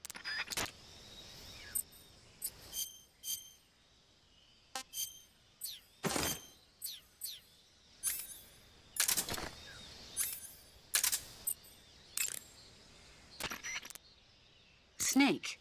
What's up, boss? Don't you what's up me. Okay then, what is it? I'm talking about your camouflage. Why aren't you using it? Oh. When you don't use any camouflage at all, you stick out like a sore thumb. Didn't you listen to a word I said? Well, I was listening, but... Then start using your camouflage. Is that clear? Yeah. I see you've got the survival knife equipped. The survival knife is a necessity in the field. Press the attack button after readying your weapon with the aim button to swing the knife. Press it repeatedly to perform a combo attack. The knife lets you kill an enemy silently, so you should find it useful when the situation calls for stealth. In addition to fighting the enemy, you can also use the knife to capture wild animals. That one knife can provide you with everything you need to survive in the field. Use it well. You have some life medicine on you. Life medicine is a recent pharmaceutical product developed by the Soviet Union. It works with your metabolism to quickly treat wounds. If you use it, you can recover life on the spot. Try it when your life is starting to run low in battle.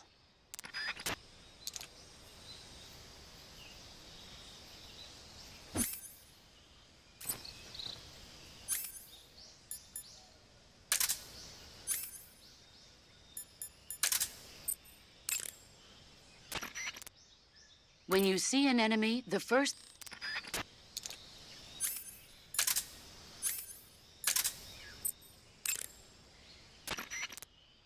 Ah, you've got a directional microphone.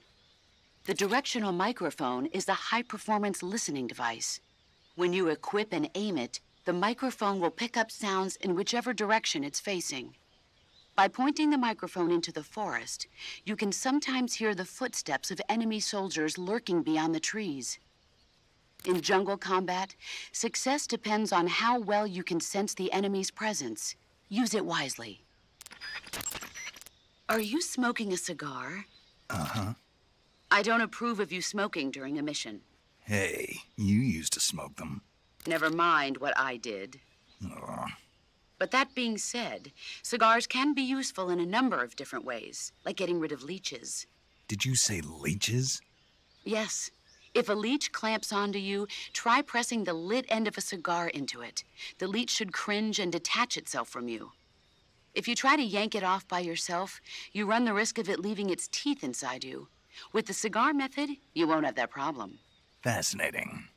And unlike a cigarette, a cigar burns slowly, so you can use it in place of a torch in dark places. I never knew a cigar had so many different uses. Now you know, but quit smoking them during the mission. Hear me? Yes, ma'am. You should be able to find...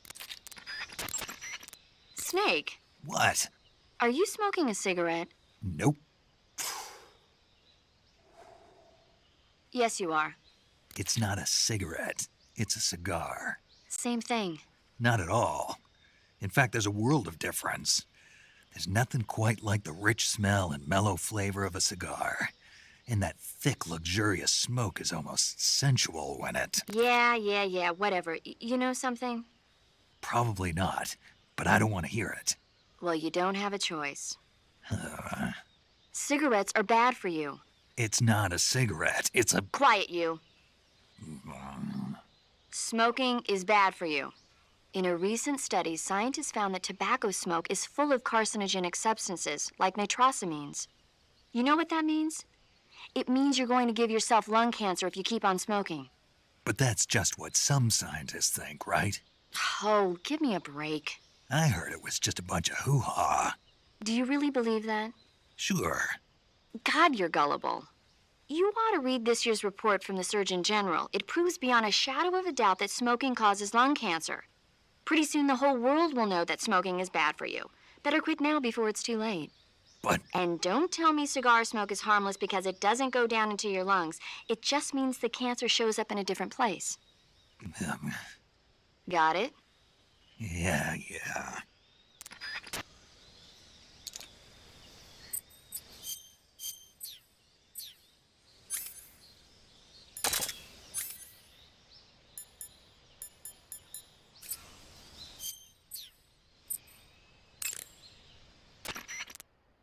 I see you're using binoculars. The ones you've got are a high-performance military model equipped with a zoom function. Yeah.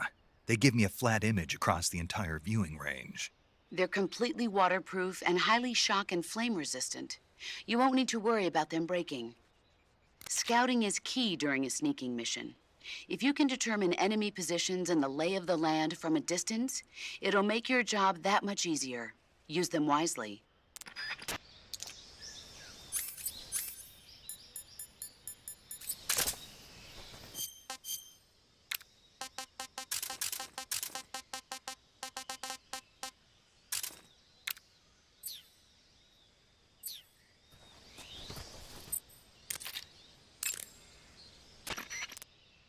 Saving the game, Snake?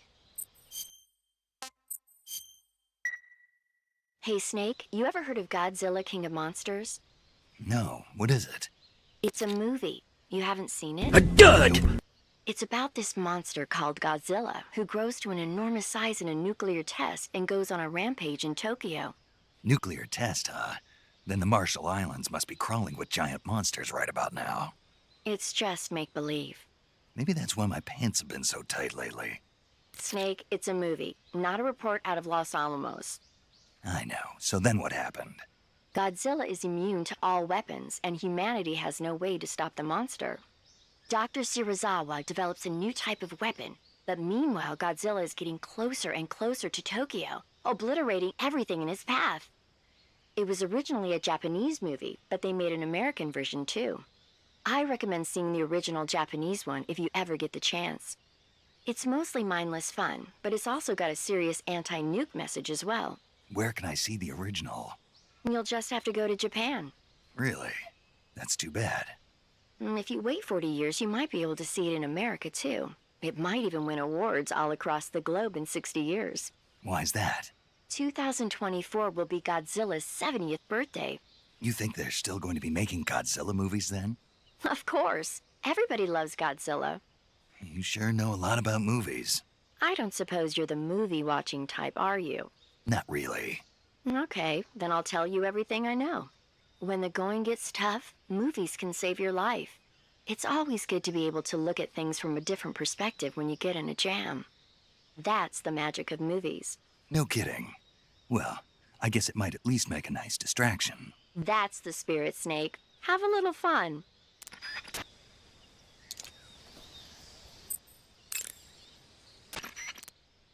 Do you want...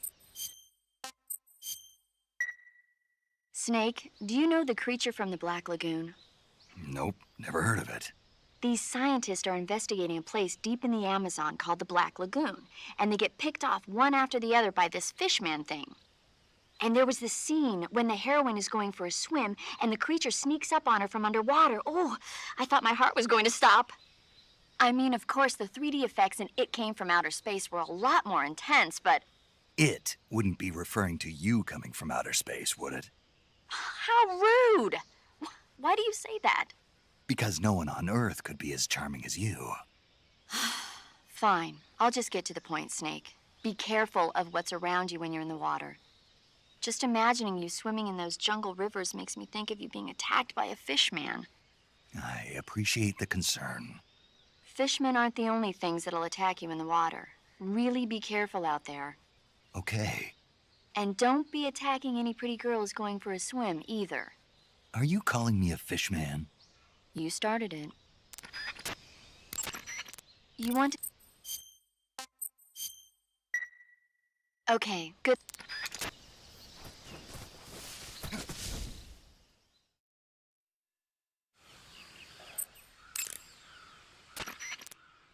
You want... Snake, have you heard of It Came from Outer Space? Yeah, you told me already. So this astronomer sees a meteor, but it's really an alien spaceship, right? And the aliens start replacing the townspeople with clones and forcing them to help repair the ship. The 3D effects were quite realistic. I've got all the real I can handle here in the jungle. No, you don't get it. Precisely because it's realistic, with the images jumping out of the screen at you. It makes for a nice escape from reality. I have to admit it made my eyes tired, but it was really intense. Unfortunately, they don't make very many of those movies anymore. When did it come out? I was still in college, so probably about 10 years ago. Guess I'm out of luck then. You know, they're coming out with household versions of video cassette recorders. One day you'll be able to see old movies anytime you want. It'll be like having a movie theater in your own home. Really? It's like if you had a record with movie film etched onto it instead of music. It'll work the same way. You're kidding. No, really. And someday they might make movies where you control the characters yourself. Sounds like magic. It'll happen. Make sure you stay alive to see it, Snake.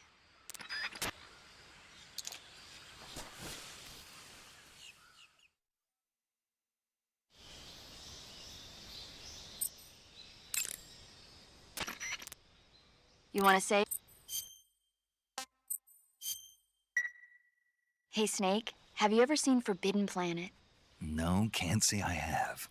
It's about this expedition that goes to the planet Altair 4 in an ultra-fast spaceship. When they arrive, they meet the survivor of the last expedition, Dr. Morbius. Dr. Morbius was exploring the planet along with his daughter Altera and the versatile Robbie the robot. Ignoring the doctor's warnings, the expedition team is suddenly attacked by an invisible creature called the Monster from the Id. You're a real egotistical woman. Really neat. I wish I had a robot like Robbie that could make anything I wanted it to. I'm more interested in that invisible monster. If I were invisible, I wouldn't have to bother hiding or wearing camouflage. Maybe someday you'll be able to turn invisible. Yeah, that'll be the day.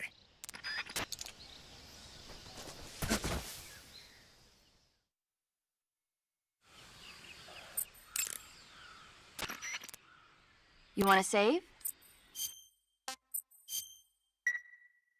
Chin up. I'll be in touch.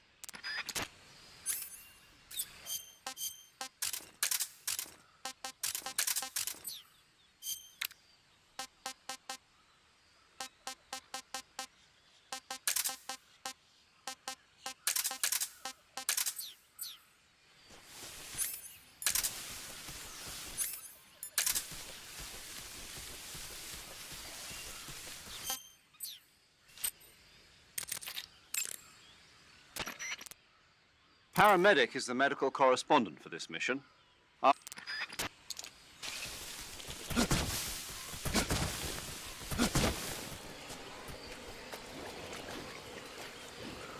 Freeze! Move!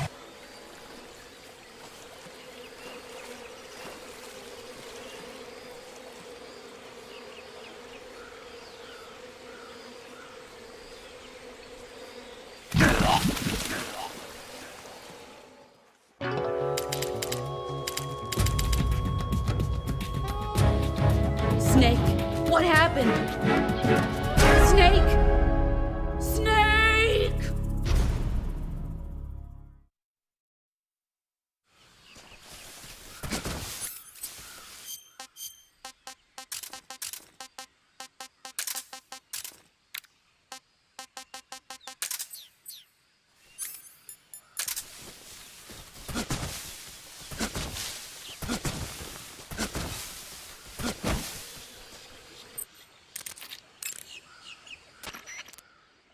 Snake, be careful of that swamp. What's dangerous about it? It's a bottomless swamp. A bottomless swamp? Yes. The mud in that swamp is highly viscous. It will stick to your body like tar. It will be impossible for you to swim. If you get swallowed by the bottomless swamp, you won't be able to escape on your own. Once you sink down to about head level, you'll be trapped for good. Make sure you get out before that happens. So, I have to make sure I don't sink too far. Got it. Snake.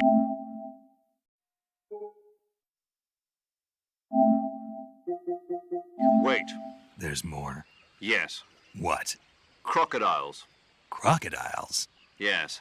Crocodiles. Like the reptile.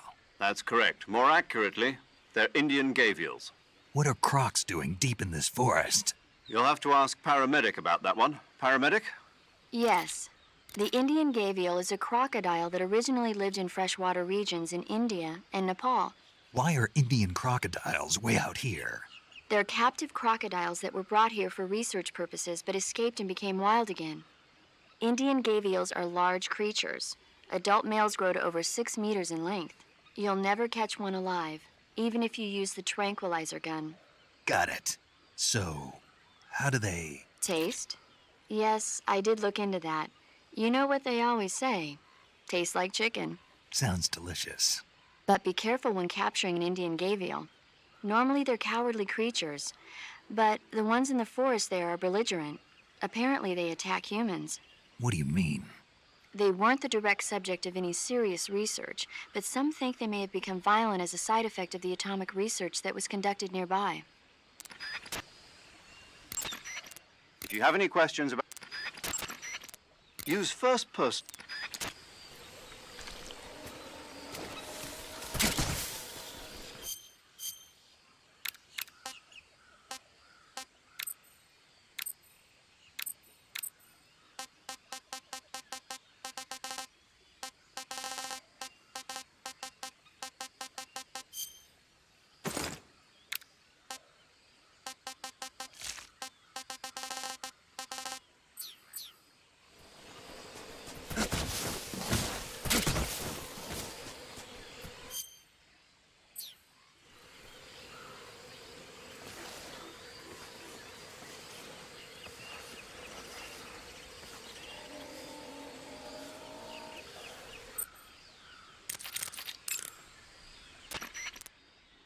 Selecting no paint for face under camouflage lets you remove your face paint.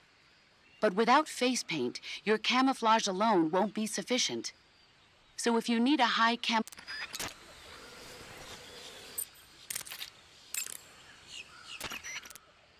Snake, you will encounter Baltic hornets' nests in that area. Baltic hornets are a variety of hornets that inhabit that area. The difference between them and other hornets is that they produce honey in their nests. Inside the nests are larvae, pupa, and adults. You can eat them all. In particular, the honey you find inside the nest is delicious and full of nutrients. It's easy to digest and helps pep you up when you're feeling tired. In short, it's the perfect survival food. Honey can also be used as a burn ointment. When honey is applied to a burn, it creates a protective coating over the skin. When you knock down a hornet's nest, a burn ointment will appear along with it, so don't forget to pick it up. Of course, the hornets aren't going to give up their nest without a fight. If you knock a nest down, a large swarm of hornets will come flying out, so be careful.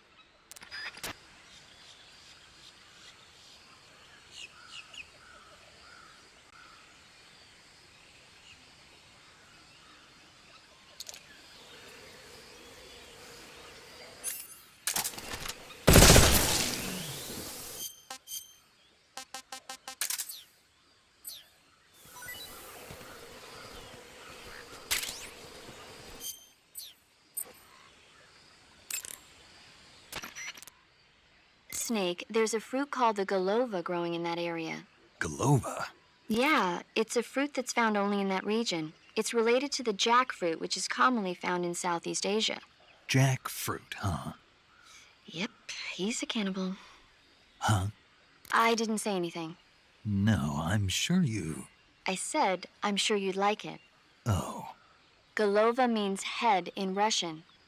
It's probably called that because the fruit grows to about the size of a human head. It's supposedly pretty good to eat with a uniquely sweet flavor. The fruit itself is fairly large, so you can make a meal out of it. Golovas grow directly off the trunk of the tree. If you're running low on stamina, it might be a good idea to keep an eye on the tree trunks.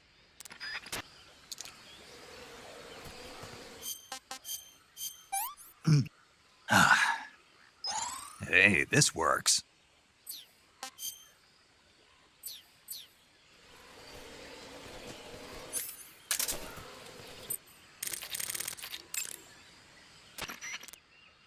I see you found yourself an RGD-5. RGD stands for Rochnaya Granata Degtyaryeva in Russian. It basically means hand grenade of the Degtyarev design. It's the standard issue blast fragmentation grenade of the Soviet Army. It's lighter than the M26. And it carries fewer explosives as well. But I'd say it's more or less equal to an M26 in terms of performance. Be careful though, the safety pin ring is on the opposite side. You'll be fine as long as you keep the safety lever pressed down with your finger. I'll keep that in mind. Blast fragmentation grenades use a combination of blast and shrapnel to kill their targets.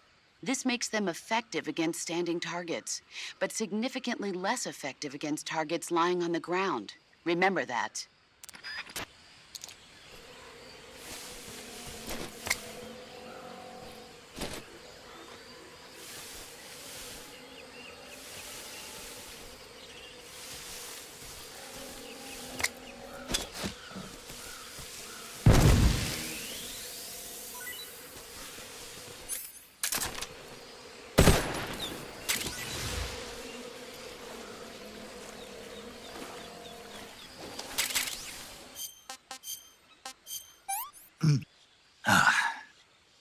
I want some more.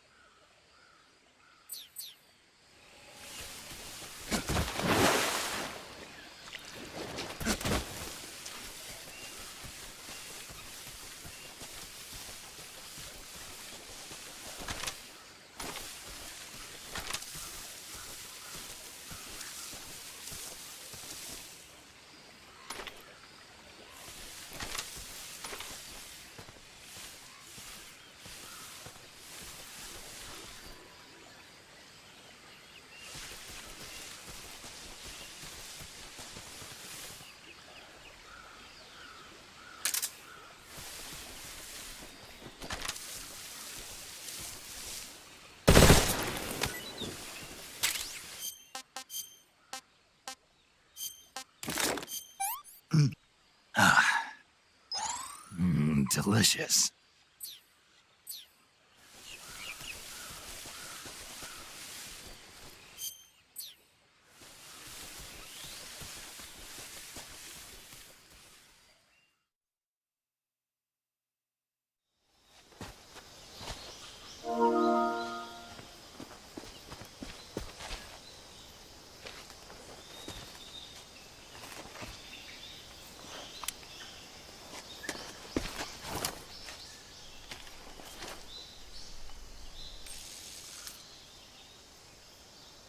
Major, I've spotted 2 enemy soldiers. They're probably KGB troops sent to guard Sokolov. AK-47s and grenades.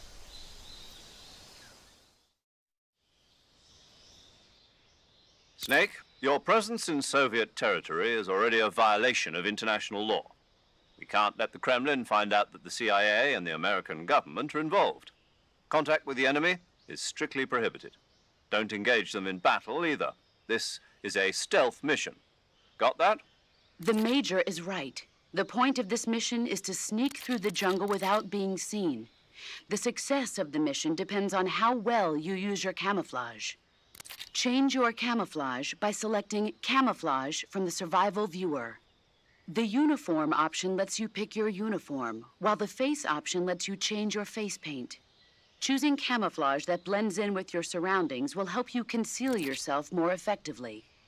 Also, don't forget that anything that moves will stand out. Oh, in the hell jungle. no! If you just stand up and run around like an idiot, you're bound to be spotted. But if you crawl instead, you should be able to sneak by without being noticed. You can see how effective your camouflage is by looking at the Camo Index. The Camo Index shows how well your current camouflage blends in with the surrounding area. The higher the value, the harder you are to spot, and vice versa. The key is to make yourself one with nature. Keep that in mind as you go along, okay?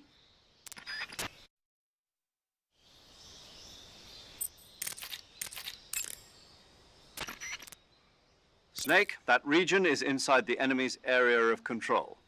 I know. Time for the real deal. The enemy is running regular patrols. You don't know when or where you might run into them. Use camouflage prudently and proceed with caution. Sokolov should be at the abandoned factory to the north. Snake, camouflage uniforms alone. Snake, camouflage and face paint.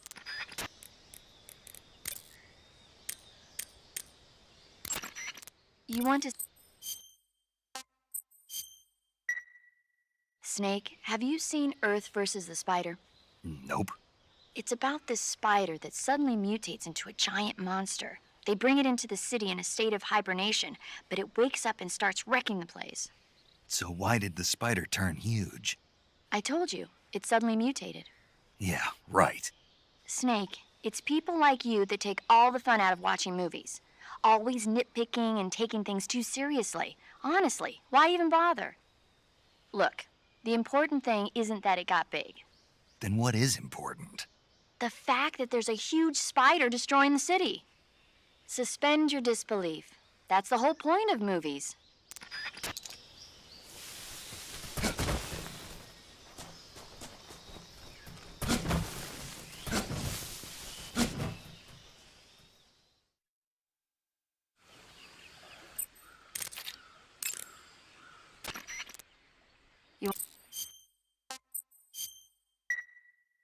Snake, have you seen the movie Them?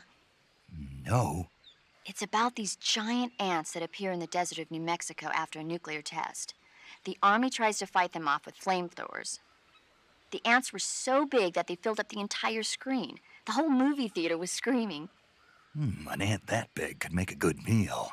Yeah, well, if you find any, don't eat them. Come on, they're not that bad for you. If you end up growing huge like that, you won't have any place left to hide. Just like a Gurlugon.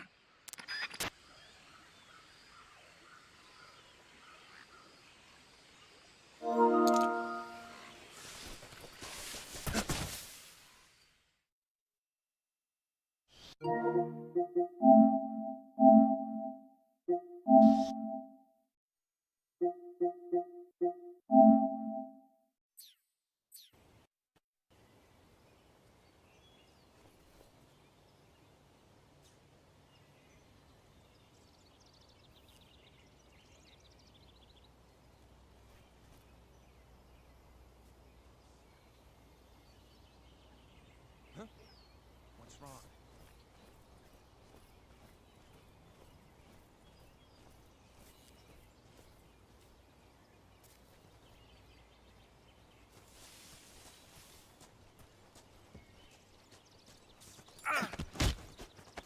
Speak.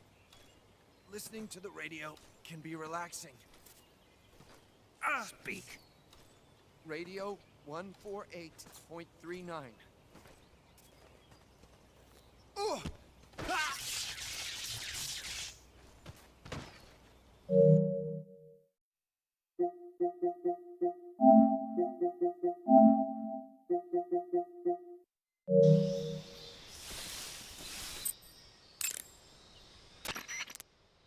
You want to say... Snake, have you ever seen Jason and the Argonauts? I can't say I have. It's based on Greek mythology. There's this ship called the Argo, and it sets sail in search of the Golden Fleece. Along the way, it encounters many dangers. They run into all kinds of monsters, like bronze giants and the deadly seven-headed Hydra and the vicious bird-like harpies. The most spectacular part of all was the battle scene with an army of skeletons. It was like they were actually standing up and fighting. Are you serious? If you don't believe me, go see it for yourself. Then you'll understand the magic of movies. It was totally amazing. Yeah, all right. If I make it back alive, I'll go see it. It just came out, so I'm sure it'll still be playing.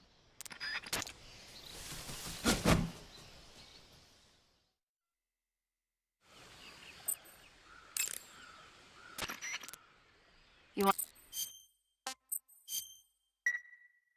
Chin up. I'll be in touch.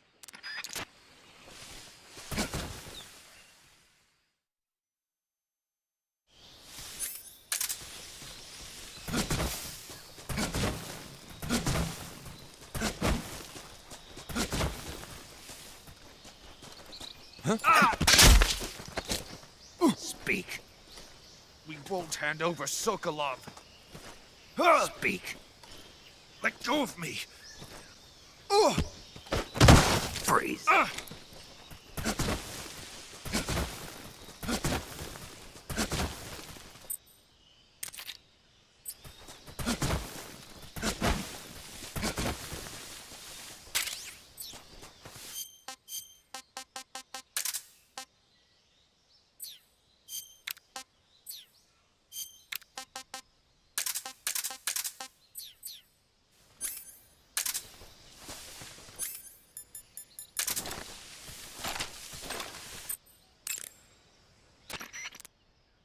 I see you've got your hands on an SVD. The SVD is the Soviet Union's most advanced automatic sniper rifle. It's said to be better designed and more durable than anything the West has. It looks kind of like an AK-47. The shape is similar, but the internal mechanism is one of a kind. It uses 7.62 by 54 millimeter $100 billion which are more divided powerful up and hidden precise all than over the ones world. AK uses. It can be a powerful weapon if you know how to use it. Sniper rifles are not meant to be used on the move. When you equip one, you can use the aim button to ready the weapon. The more stable your stance, the less your hands will shake when you're aiming the rifle. Make sure you're lying down before attempting to make a long-distance shot. To use the scope, press the first-person view button. You can also press down on the camera stick to change the level of magnification. By taking out enemies from a distance with the sniper rifle, you can shift the odds in your favor. Use it well.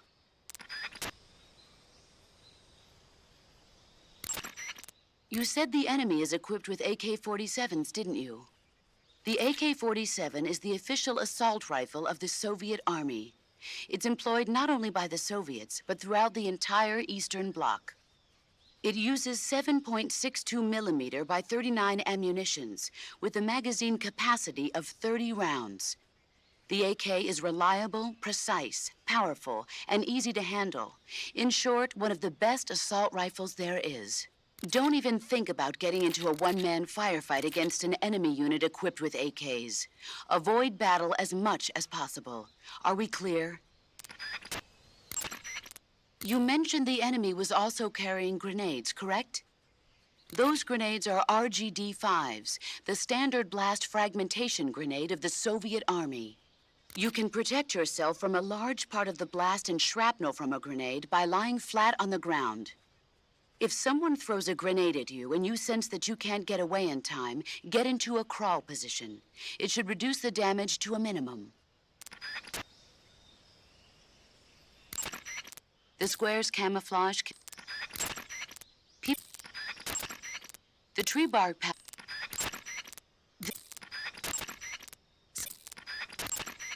The leaf pattern was. The first person view.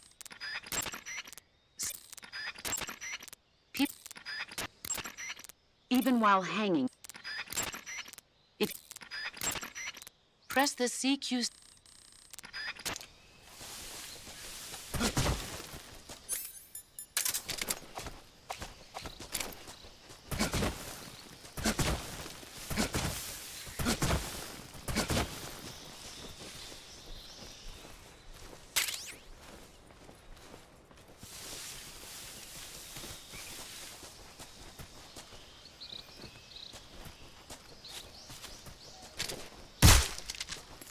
Wait!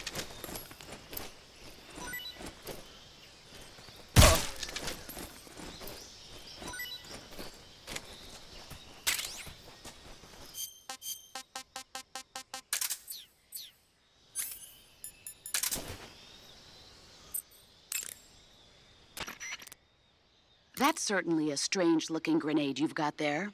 Yeah, I've never seen one like this. What is it? It must be a new type of grenade developed by the Russians. From what I can tell, it's a non-lethal weapon that uses a flash of light and intense sound to overpower the senses of human targets. You can probably use that grenade to knock out the enemy without killing them. It might prove useful. Enemies pose a greater...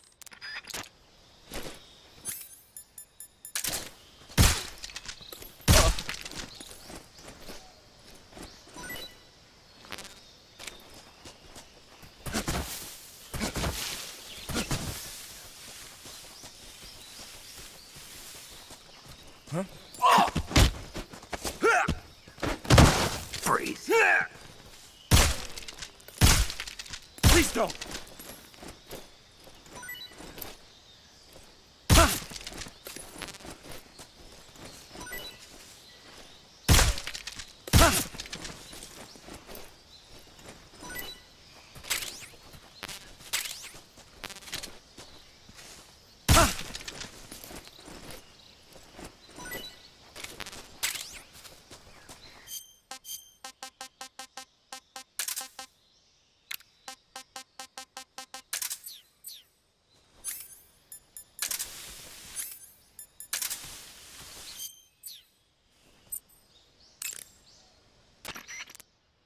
What is that you have in your hands?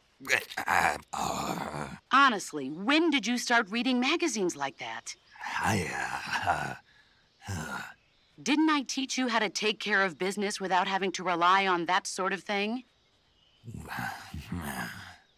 Anyway, I'm sure some of the enemy grunts will find that sort of magazine as appealing as you seem to. Place it on the ground, and you might be able to divert their attention. Painting your face black will raise your camo index in dark areas. If you find yourself in any dark areas,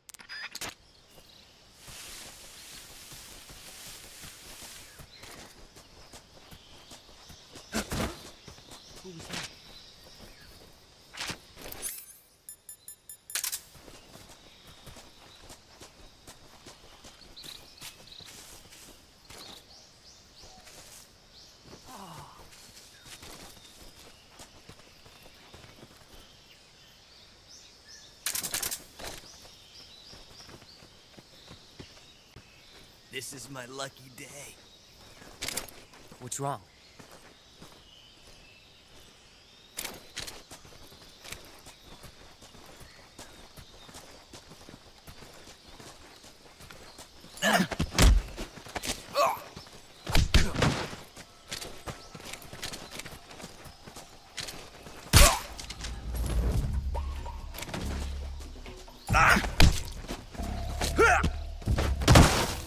Freeze.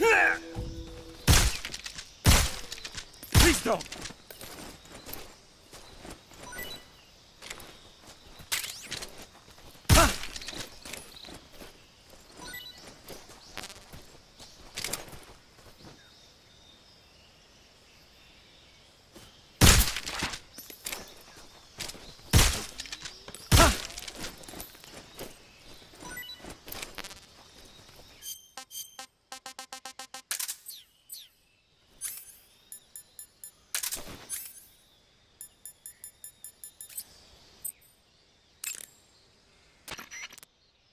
your objective in this mission is...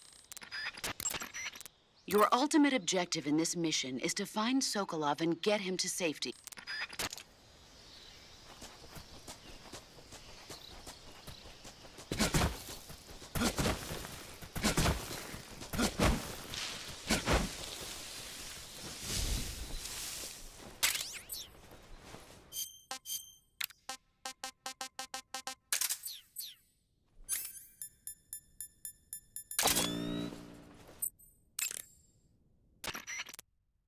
Those things you're wearing, those are...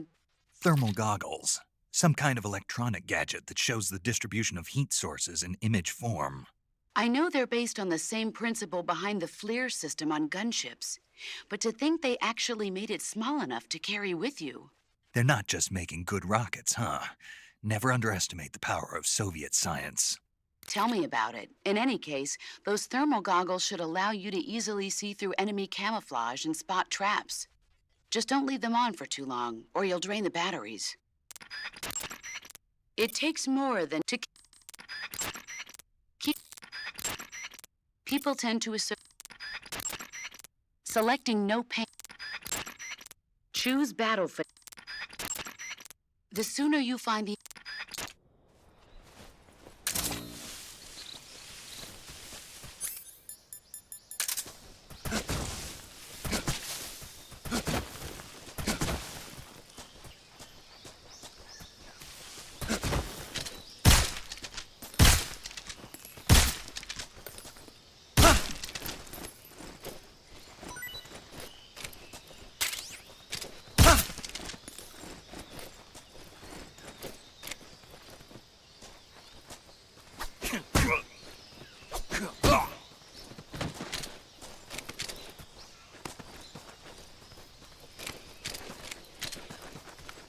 Freeze. Freeze. Don't shoot me, please!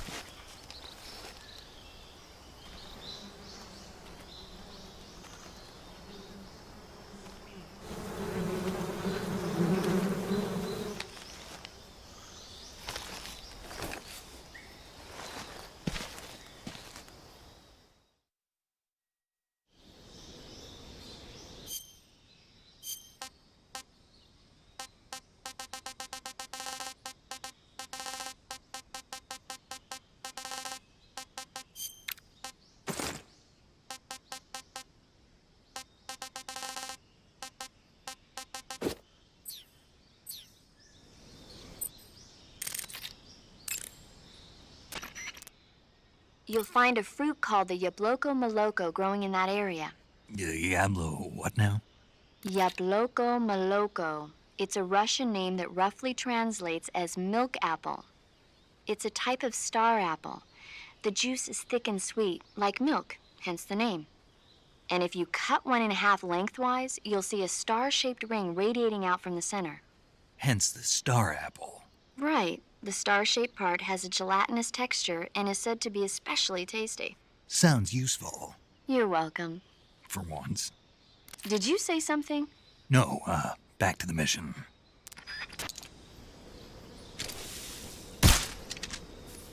Huh?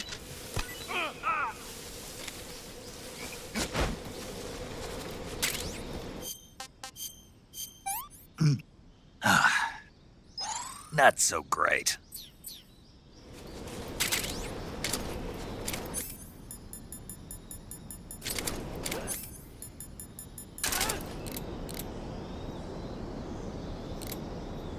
Ha ha ha.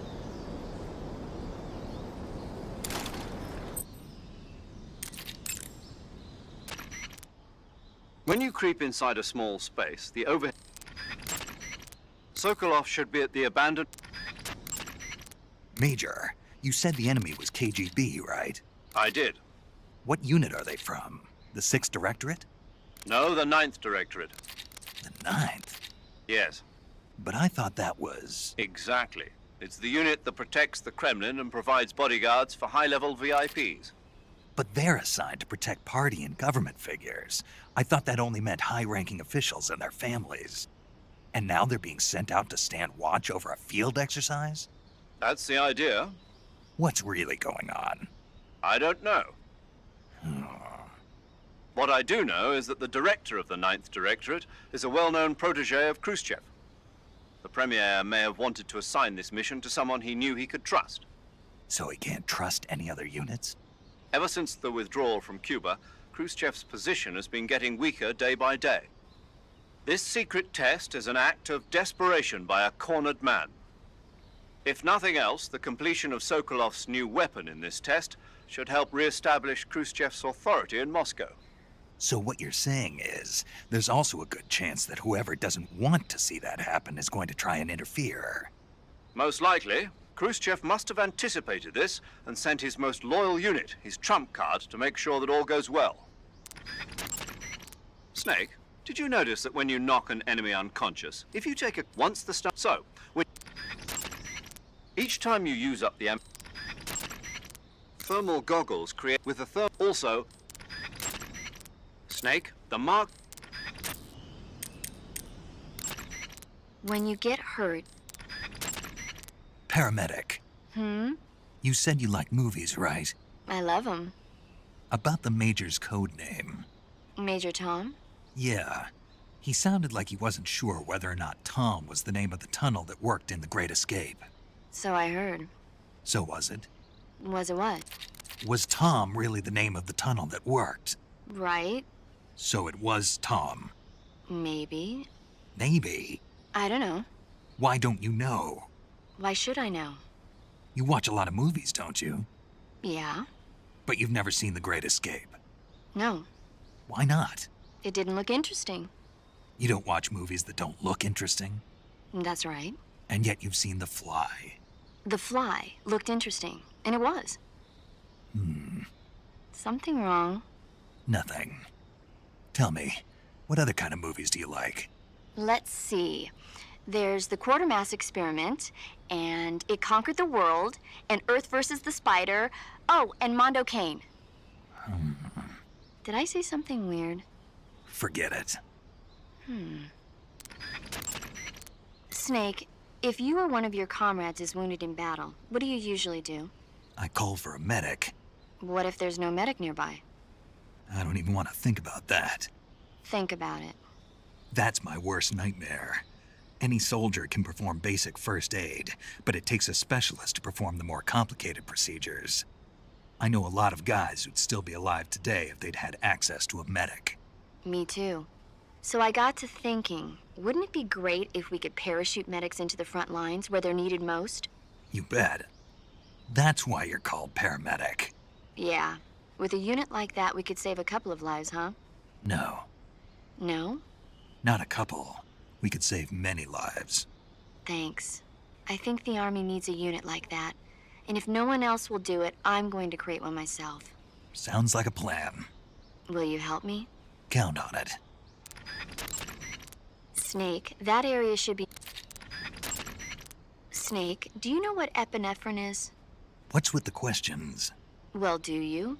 No, Also known as adrenaline? never heard of it. Really? Nope. I have. Good for you. Do you want to hear about it?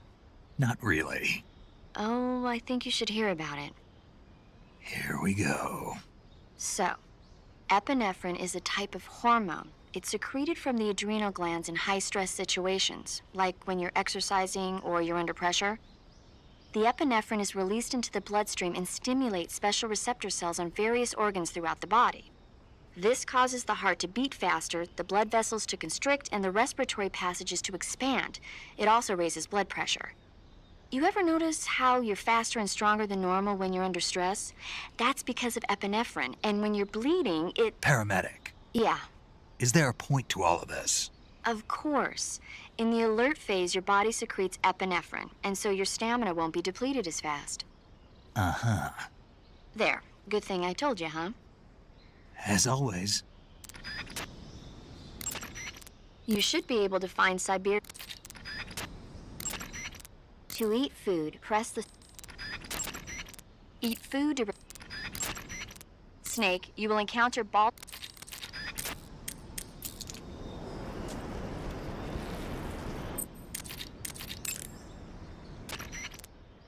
Sokolov should be at... with an equipped weapon.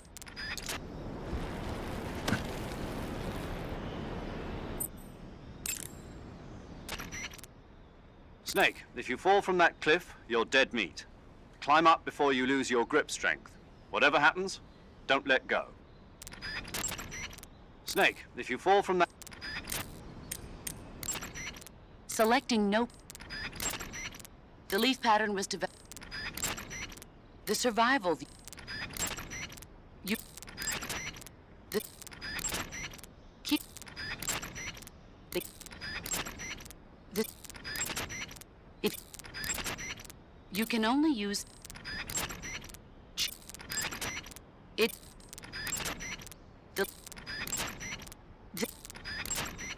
The camera can be moved about freely. You can use it. The leaf pattern was to... Treetops, enemies pose a greater...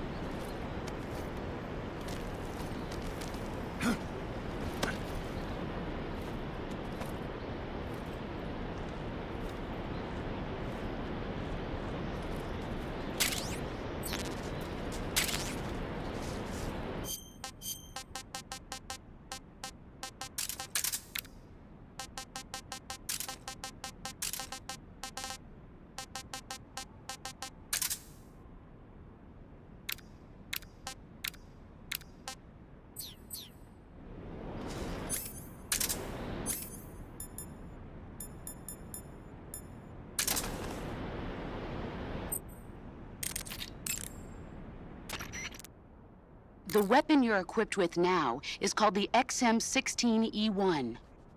It's a new type of rifle currently being developed by the U.S. Army.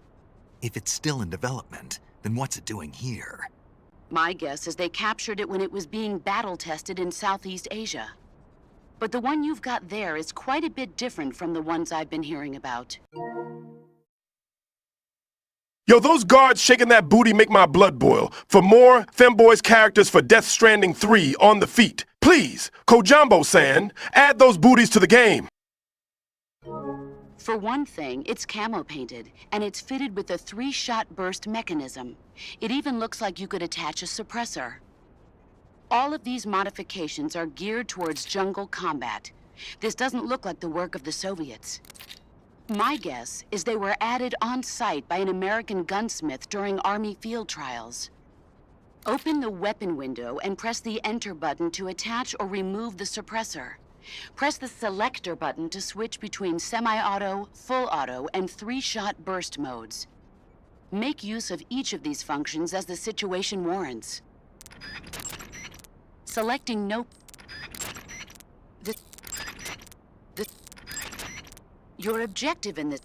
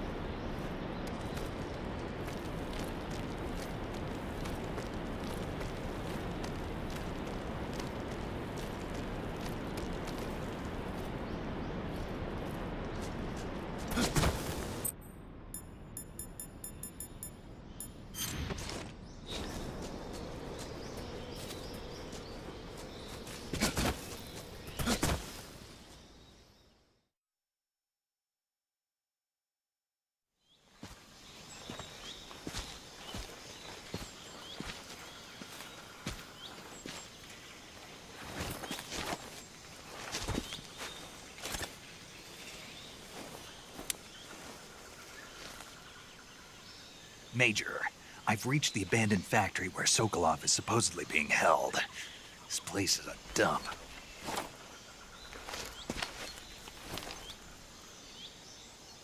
I can't see Sokolov from here.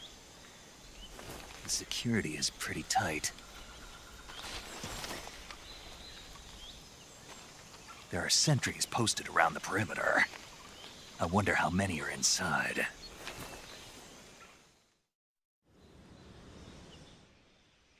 Your objective, Sokolov, is inside the factory. They should be holding him in a room in the northeast section. Northeast section. Got it. Be careful. Your mission is to bring Sokolov back alive. He must not be exposed to any kind of danger. Do not approach Sokolov while in the alert phase. Right. Oh, and one more thing, Snake. You mean there's more? No, it's just that when you get to Sokolov, I want you to tell him something from me. And that is? Sorry for being so late. Is that all? Yes. Understood. Beginning my approach to the target.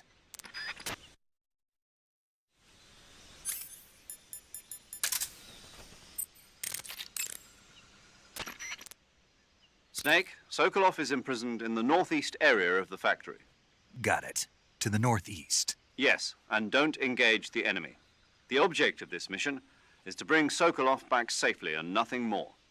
Contact Sokolov without being spotted by the enemy and bring him out discreetly.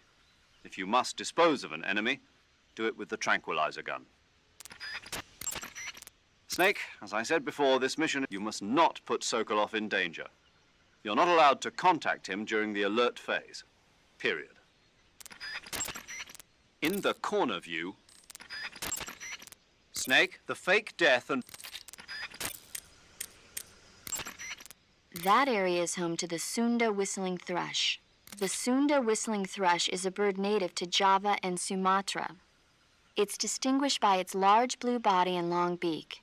It really stands out in the forest. If you're aiming to catch one alive, use the tranquilizer gun. Got it. So... How does it taste? Yeah. I don't know. You don't know? The guide doesn't say. I guess there's no reason you couldn't eat them. Oh, I see. But it's nice and plump, so I'm sure it'd make a hearty meal. That's a good point. Brothers! Do you want to save?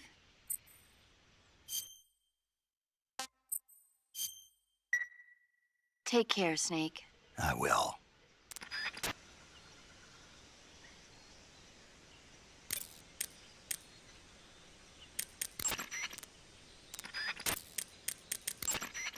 Snake, as I said before, this...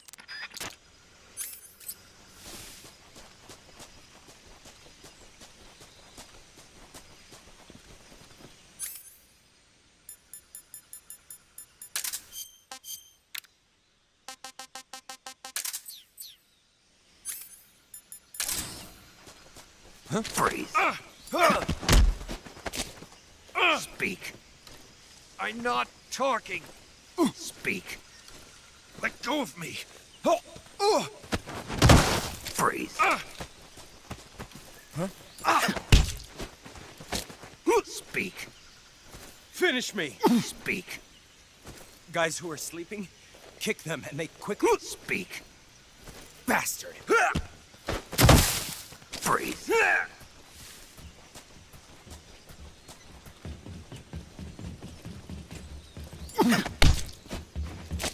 Speak. Finish me. Speak. Acid password. M-I-K-A. Answer me. Bastard. Freeze.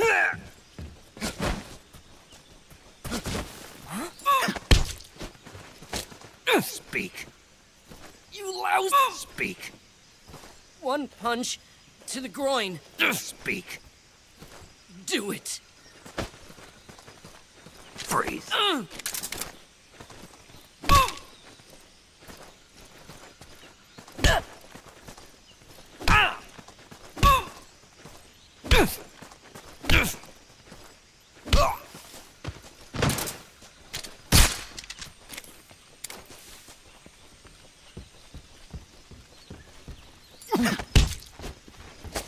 Answer me. Bastard. Answer me. Guys who are sleeping, kick them. Speak. Bastard. Freeze. What's wrong? Speak. Just try and kill me. Speak. If a hand gets shot, the aim... Speak. Let me go! Freeze.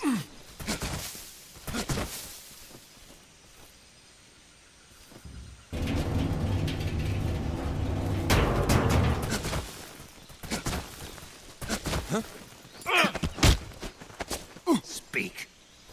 I'm not... Speak. Let go of me. Answer me. I'm not talking.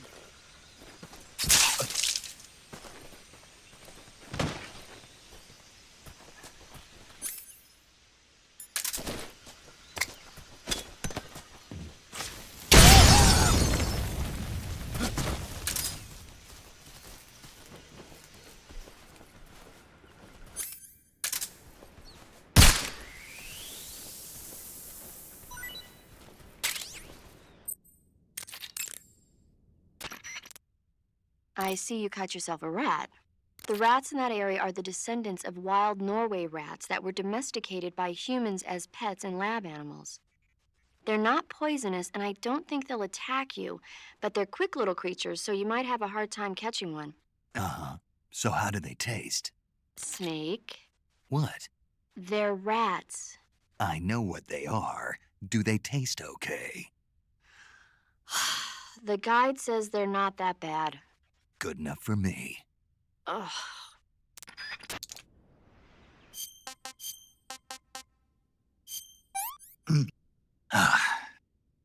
That's enough.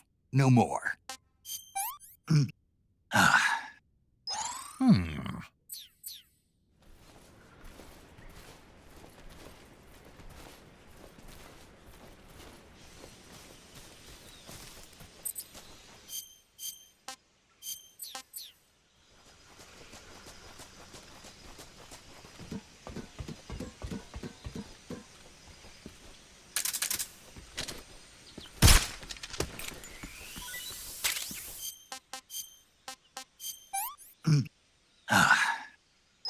Hey, this works.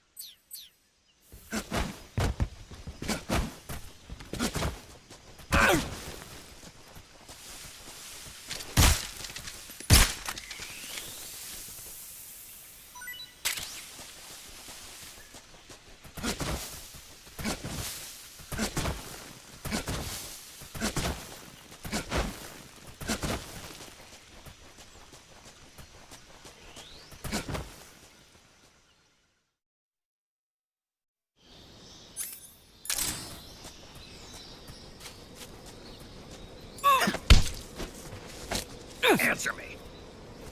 You stinking American. Speak. lousy. Freeze.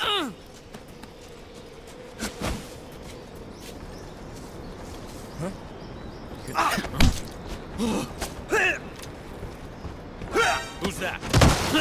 Radio get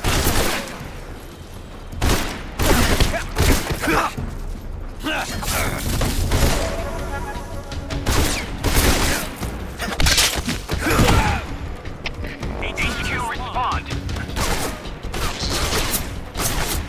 Control here.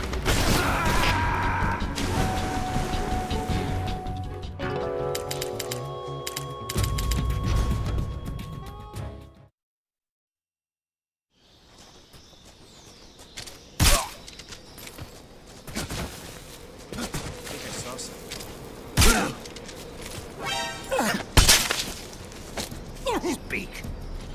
under the rope bridge. Flatten yourself against the cliff wall and proceed. Answer me. Let me go! Freeze.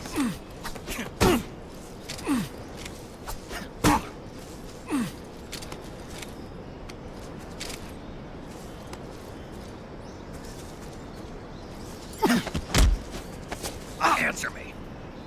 Up ahead, our numbers are strong. Speak. If you fall from the rope bridge, you're finished. Speak. Bastard!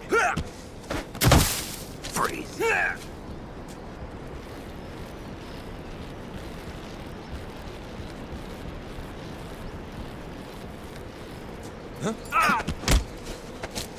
Speak.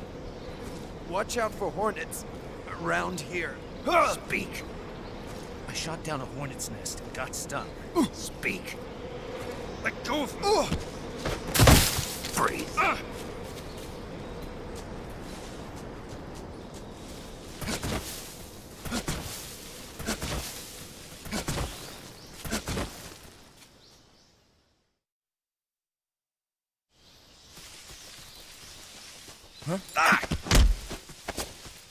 Speak. The crocodiles are ferocious. Speak. Bastard! Speak. The crocodile... Freeze. Something there? Answer me. Hornets. They're terrifying. Speak. Crocodiles taste great. Answer me. Throw a grenade into a crocodile's mouth. Freeze.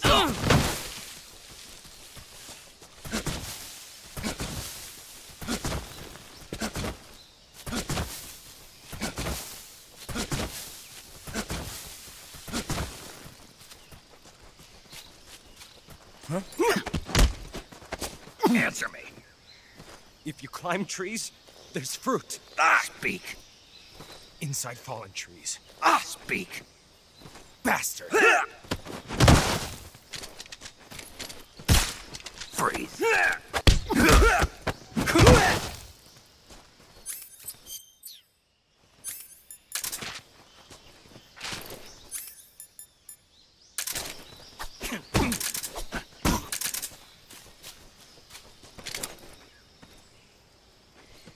You bastard!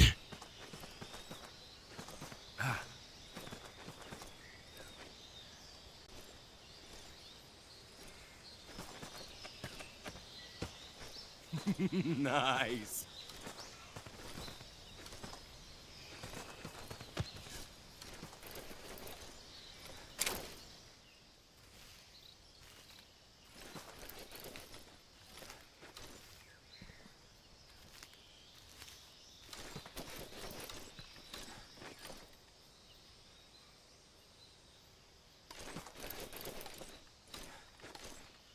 Oh god, I'm stranding.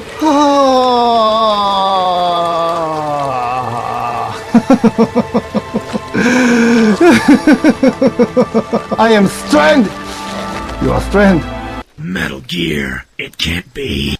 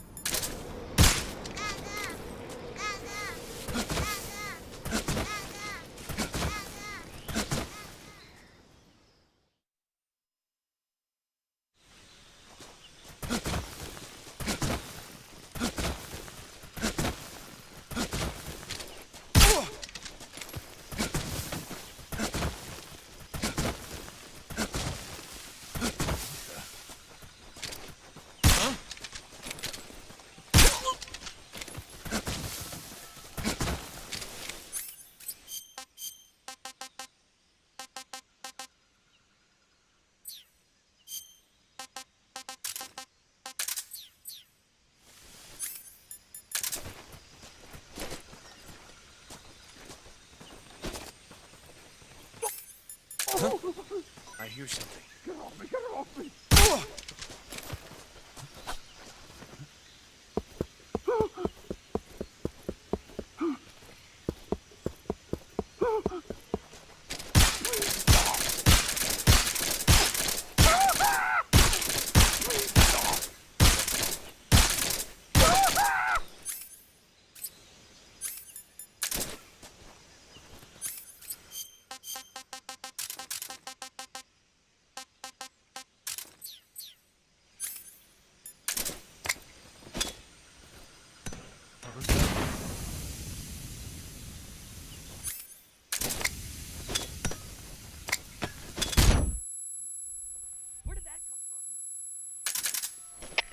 HQ, please respond.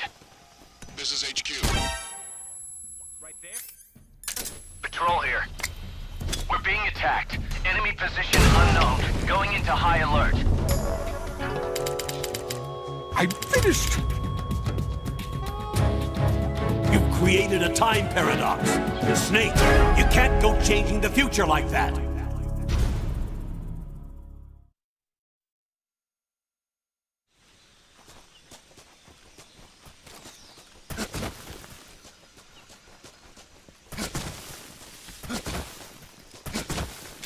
What the?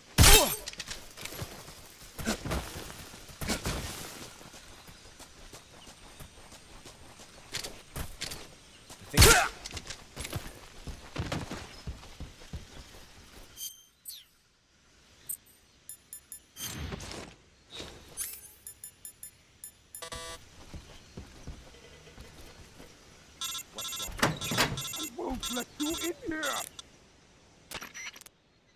Snake, when you meet Sokolov, don't go in wearing that mask.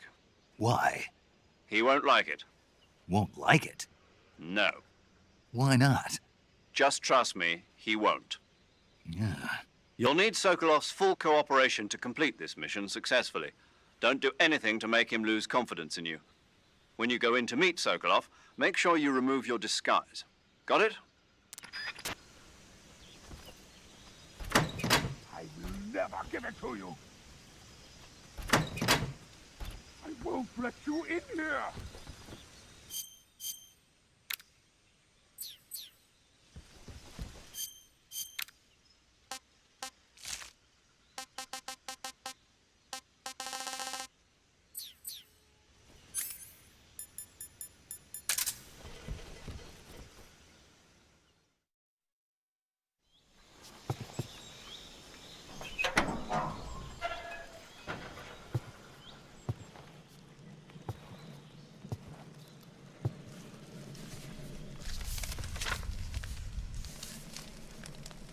Kept you waiting, huh?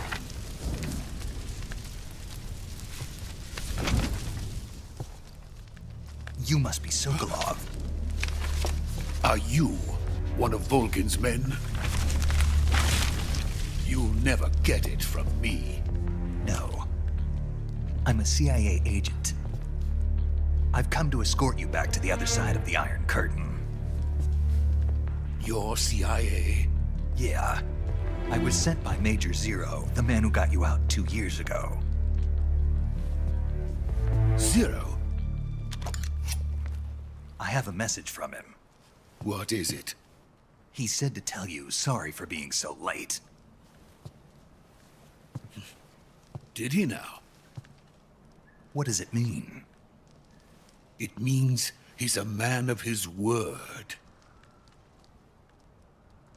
But we've got no time for this. You have to get me out of here before they arrive. Who's they? Colonel Volgin of GRU. You in the West know him as Thunderbolt. Thunderbolt? Never heard of him. He's a member of the Army's extremist faction, a man who seeks to seize control of the motherland. Ever since the Cuban Missile Crisis 2 years ago, Khrushchev has been pursuing a policy of peaceful coexistence with the West. Despite resistance and criticism from hawks in the army and the provincial authorities, Khrushchev has managed to suppress the opposition so far. But the failure of his agricultural policies has put him in a precarious position. And on top of that, the tragedy last November. President Kennedy's assassination. Precisely. In a sense, Khrushchev has lost his biggest partner, and his power base is rapidly crumbling away. A certain group is plotting to use this opportunity to seize power by rallying the anti-government forces, overthrowing Khrushchev, and installing Brezhnev and Kosygin in his place. The mastermind behind this plot is Colonel Volgin of the GRU. He has control over another secret weapons research facility much like this one, OKB-812, known as the Granin Design Bureau, and is using it to further his plans. But that is not enough to satisfy him. Now he's plotting to seize the secret weapon I have been developing here and use it as leverage in his bid for power.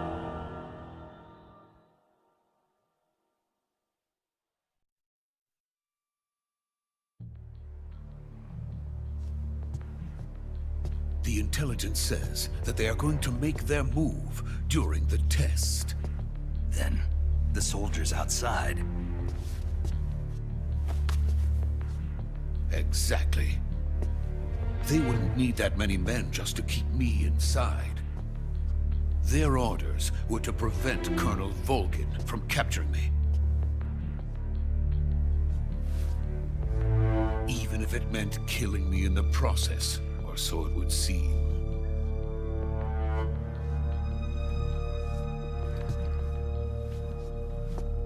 Volgin will come.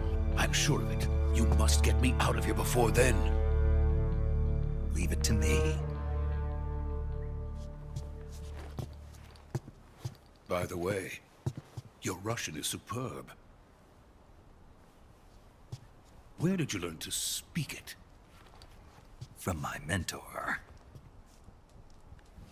Is that so? America's truly a frightening country. Having second thoughts? No. I have no love for this place. Let's go.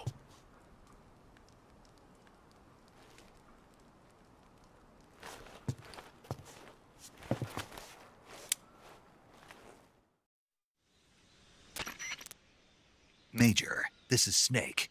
Sokolov is safe with me. He's doing fine. No injuries. Good work, Snake. Now hurry up and get Sokolov to the recovery point. We'll rendezvous with you there. Roger. What about the sentries? I had to kill them. There was no other way. But no one will know we were involved. I see. What about the boss? We lost contact with the boss some time ago. What happened? It's probably just a weak signal. Just hurry and get Sokolov out of there.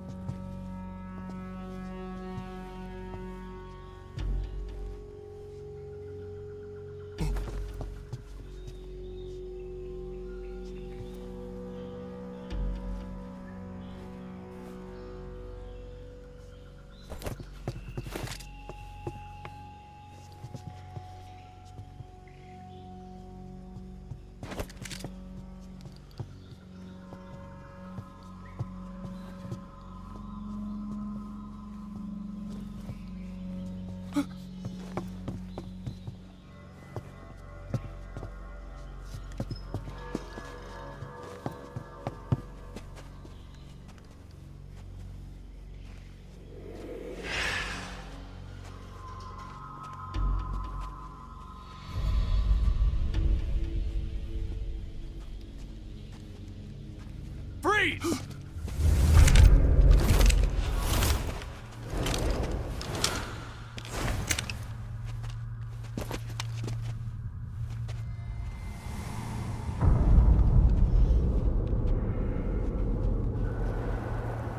So this is the legendary boss. Huh?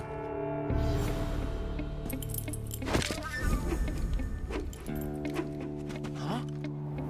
We meet at last.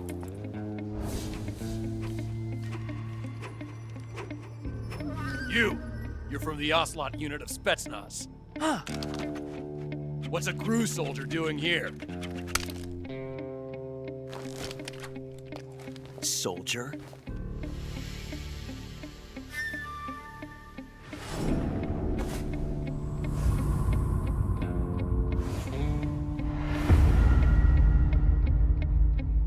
He's the Ocelot commander. Ha! That's Major Ocelot to you. Don't you forget it.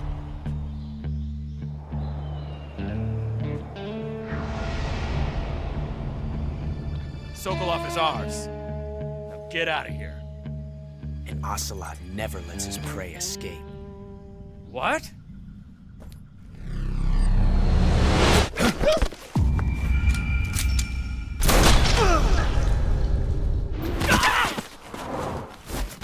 Oh my god, Hotness, I want to bang you!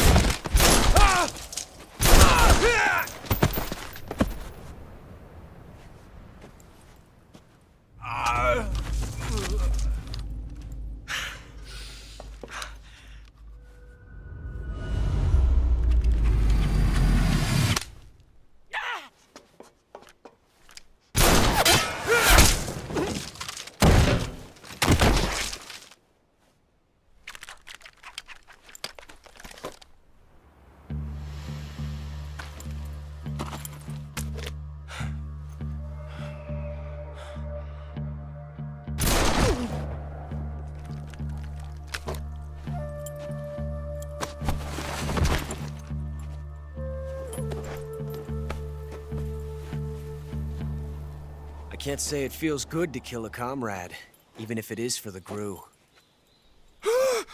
Sokolov, take cover. Huh.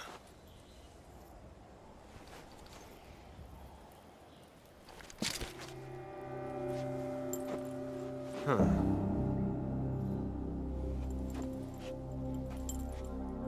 You're not the boss, are you?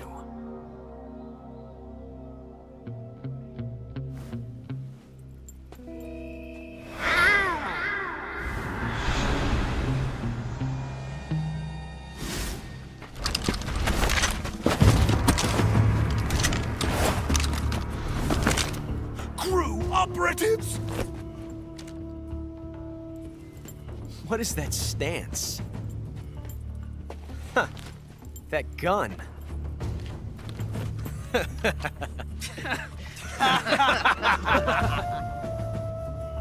If you're not the boss, then die.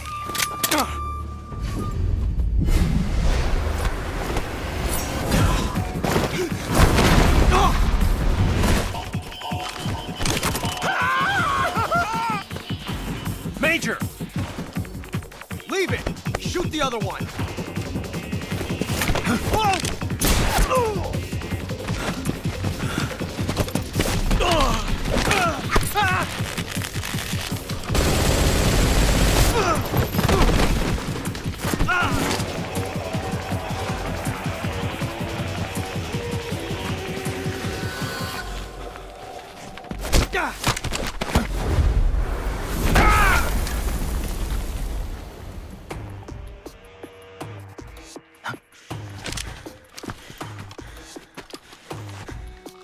Pretty good.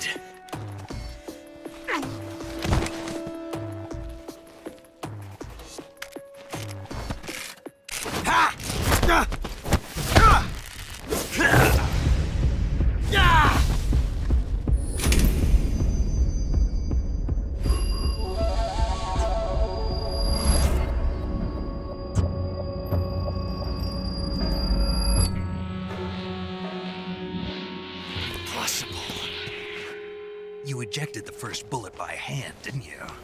I see what you were trying to do. But testing a technique you've only heard about in the middle of battle wasn't very smart.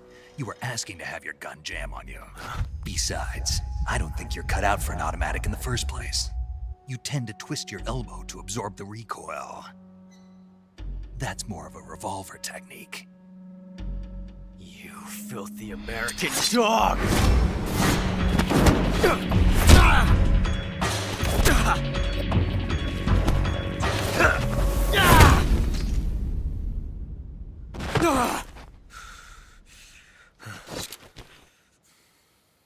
But that was some fancy shooting.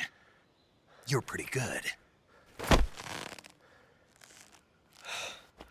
Pretty good.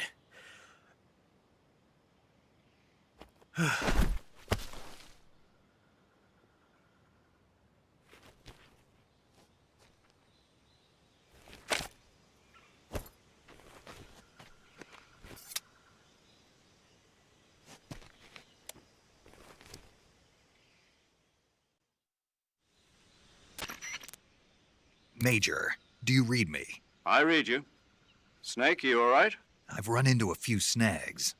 These guys were after Sokolov, too. Apparently they were taking orders from a GRU colonel named Volgin. A GRU colonel? Part of an internal Soviet power struggle, according to Sokolov. Something between the KGB and GRU. Between Khrushchev's supporters and Volgin's.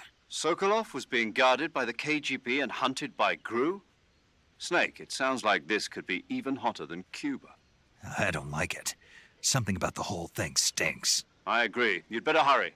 Sokolov ran off by himself, but I'll catch up to him. We're counting on you.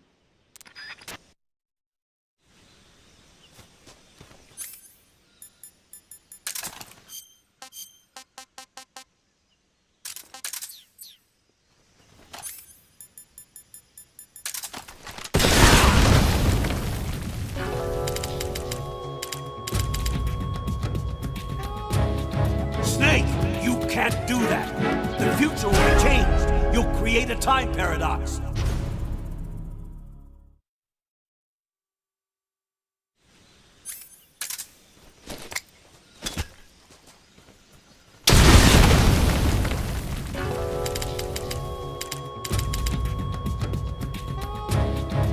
You've created a time paradox. Snake, you can't go changing the future like that.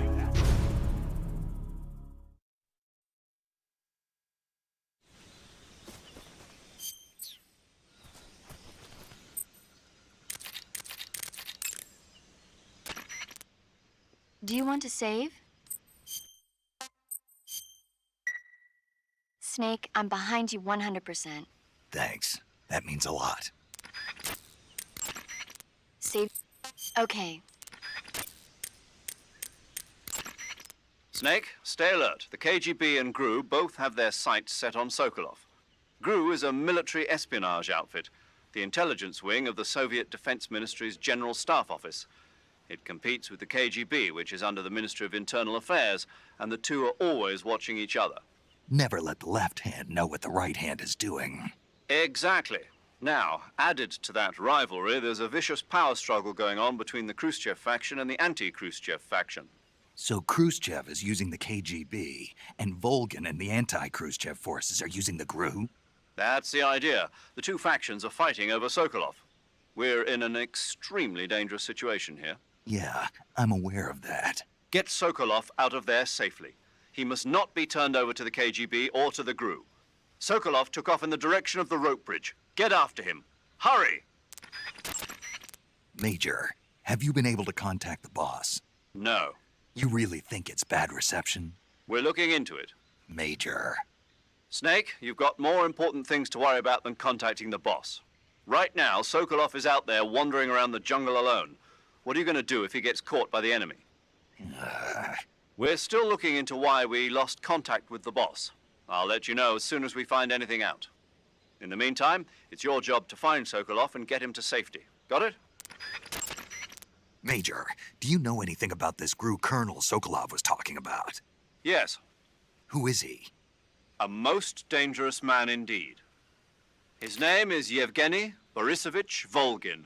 His code name in the West is Thunderbolt. He's gained a reputation as the most brutal and cold-blooded of the Soviet spy masters.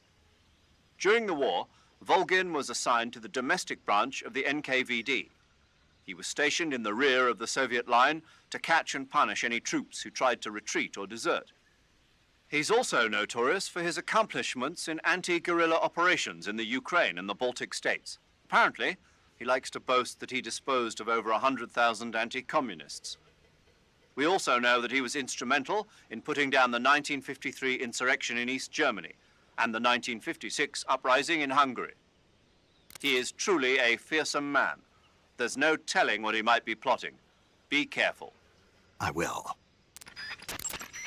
Major, what's this Grand and Design Bureau Sokolov was talking about? OKB 812. It's the same type of top-secret facility as Sokolov's own OKB 754. The director is a man by the name of Alexander Leonovich Granin. He's Sokolov's arch-rival, and the two have competed fiercely against each other since the days of the war. To hear Sokolov tell it, though, the rivalry was really all in Granin's head. In any case, Granin seems to harbor an unusually intense hatred for Sokolov.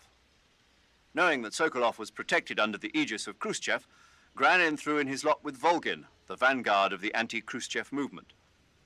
Apparently, Granin meant to use the funds provided by these opposition forces in order to defeat his old foe.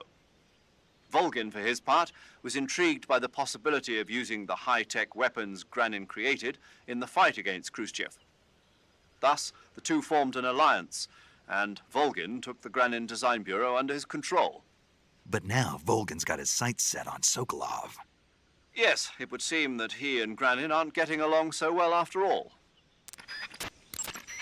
By the way, Snake, what were you doing back there? Back where? You were giving some kind of advice to a GRU commander, weren't you? Yeah. He's your enemy. What the hell were you thinking? Really? What was all that about doing the thing with your hand on the first round or whatever?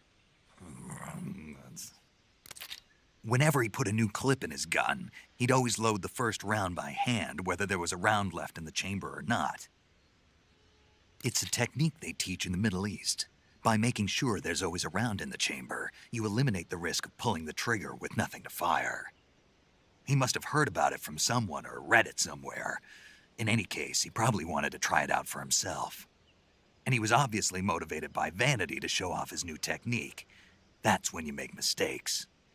The battlefield is an unforgiving place. The only techniques you can rely on are the ones you've mastered through experience and practice. Uh-huh. And what were you saying about him being more suited to revolvers? When he fired, he was bending his elbow sharply to avoid the recoil. It looked like he wasn't aware he was doing it, but that habit can be either a fatal flaw or a gift. What do you mean? Automatic weapons use recoil to operate, so if you don't let the recoil hit you, it interferes with the operating cycle of the gun. Basically, he shouldn't be trying to avoid the impact like that. But with a revolver, there's no need to let the recoil hit you. Just the opposite. Avoiding the recoil lets you reduce the strain on your hand and arm. That kid might just be handy with a high-caliber revolver. Handy? Are you listening to yourself? What do you mean? He's the enemy. Why are you giving him advice? Snake. I don't know. For some reason, I couldn't help but point it out to him. Snake, are you all right? Yeah. Snake, let's review the way to... Snake, the fake... Snake, certain and... Snake, remember that the suppressor... Eat food to Eat food to...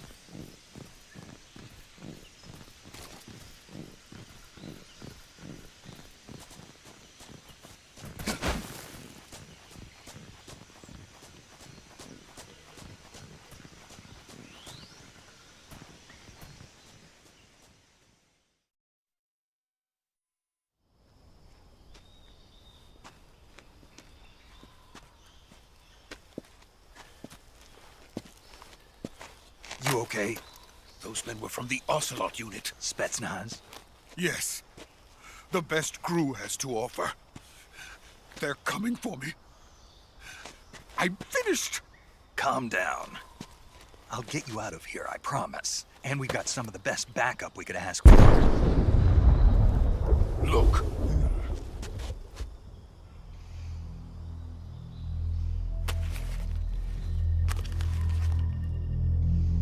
That's what they were making you build? Yes. The Shagohod. The treading behemoth. A tank capable of launching nuclear IRBMs. It can launch nuclear missiles from that kind of terrain? Oh, yes. And without support from friendly units. A nuclear-equipped tank capable of operating solo.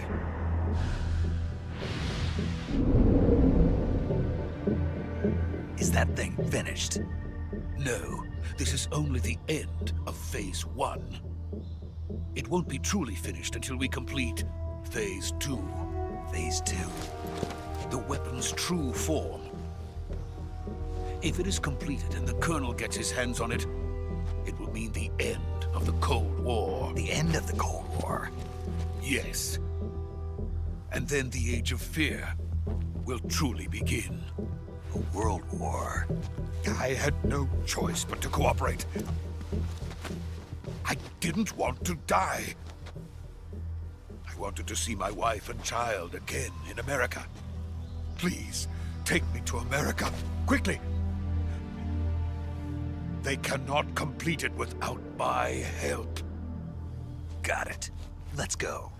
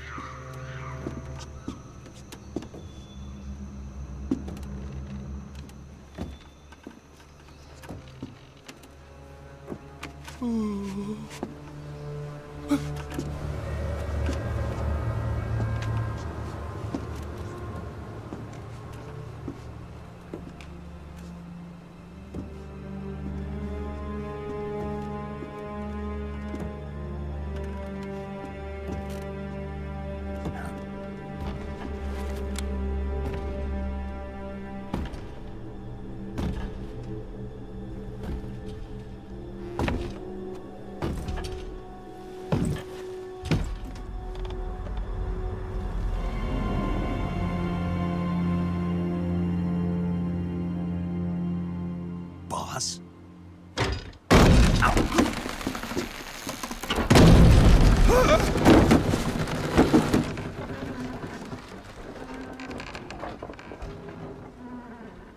Good work, Jack. What are you doing here? Sokolov comes with me.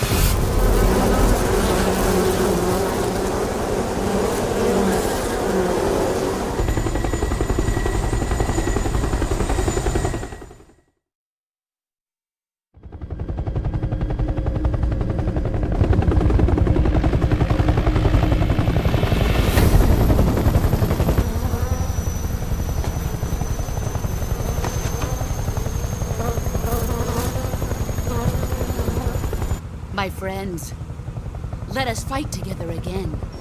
I have waited long for this day. We will fight with you once more. Welcome back, Boss. Now that all 5 of us are together, it's time we go to the depths of hell itself.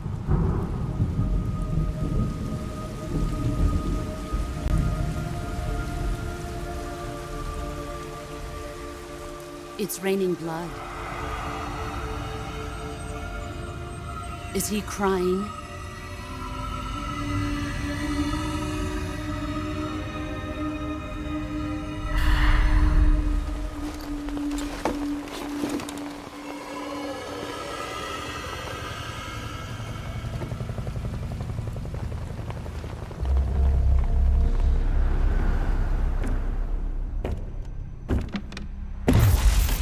Kuwabara, Kuwabara.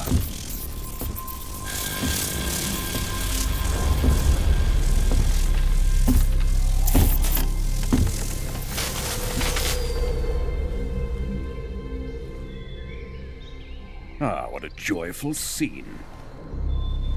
Colonel Vogan. Welcome to my country. And to my unit.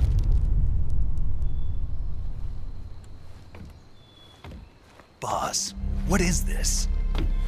I'm defecting to the Soviet Union. Sokolov is a little gift from my new hosts. Recoilless nuclear warheads.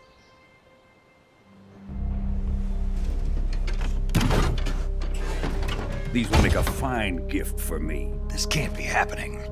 Who is he? Another one of your disciples? Are we taking him with us?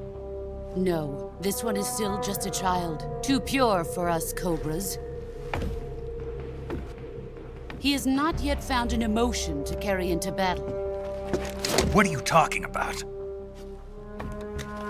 Think you can pull the trigger?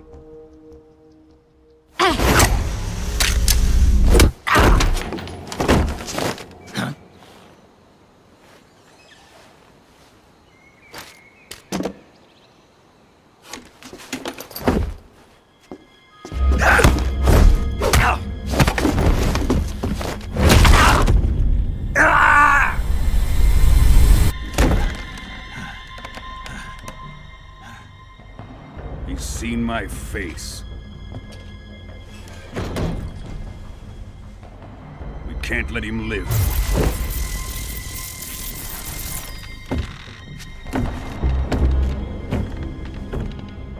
If Khrushchev finds out about this, we're finished.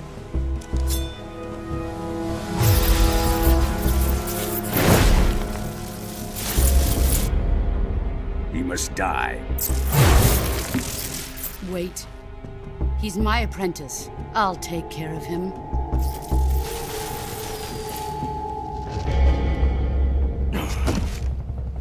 Jack, you can't come with us.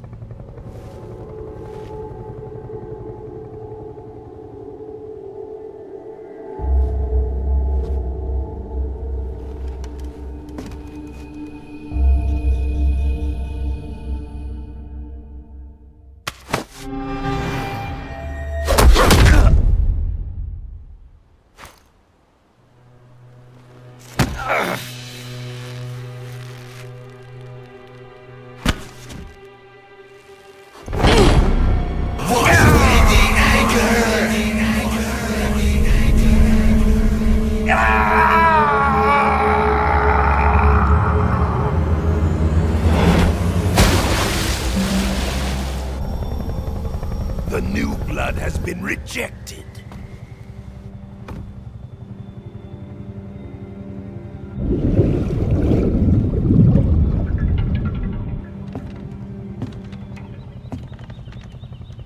Are we done here? Now, onto Sokolov's research facility. Shagohod is ours.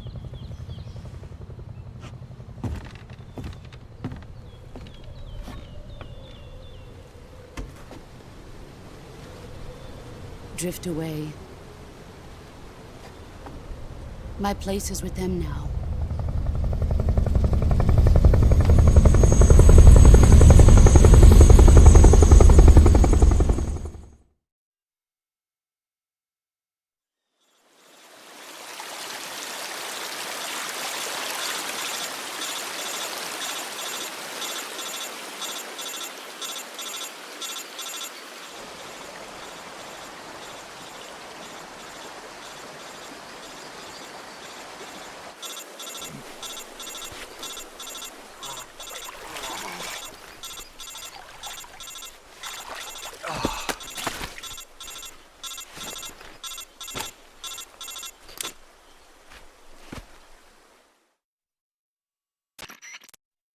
Snake, can you hear me?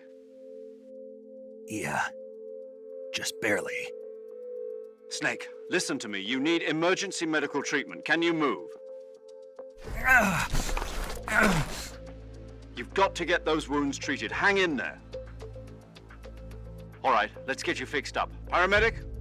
Okay, Snake. Just relax and it'll all be over before you know it. Stay with me. I've seen people in worse shape before. Think you can handle it? Major. The boss. She's defected. We'll talk about that later. First, we've got to get you patched up. Okay, here we go. First, open the survival viewer with the survival viewer button. Play me like a damn fiddle! Healing is divided into two types of treatment: medicine and surgical procedures. Your injuries include a fractured left elbow and rib bone, and lacerations on your upper arms, right elbow, and abdomen. They need to be fixed using surgical treatment.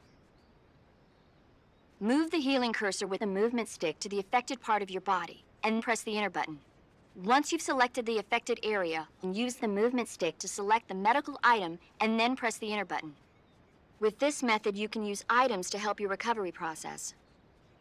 To treat a bone fracture, first secure the affected area with a fastener and then wrap it in bandages. That should do it.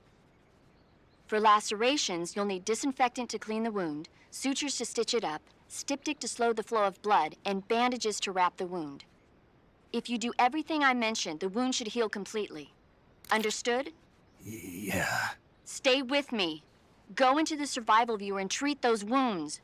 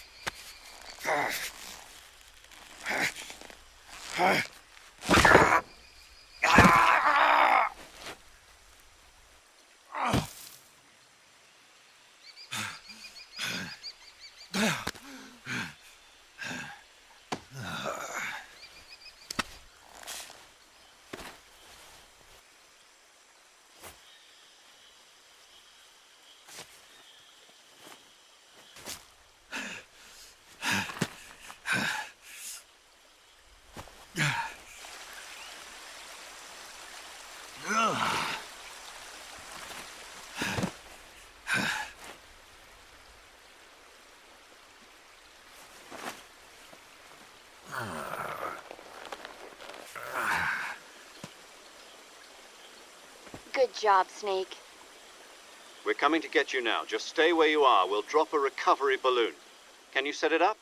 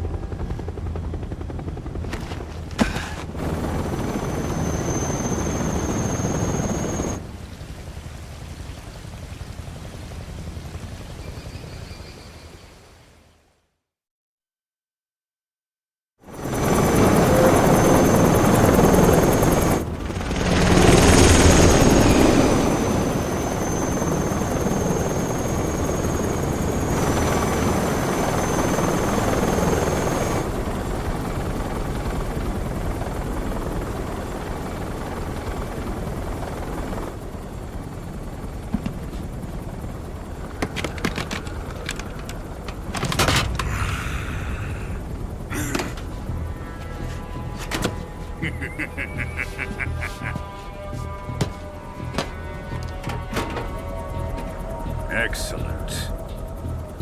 A great success.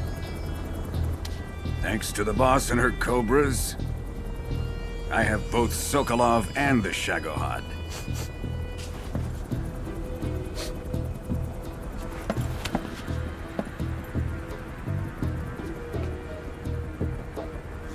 What are we going to do with the girl?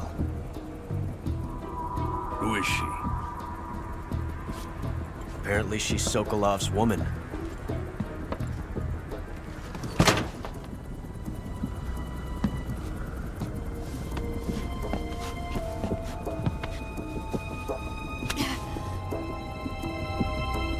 She's a nice catch. I'll take her. Not so fast, my dear.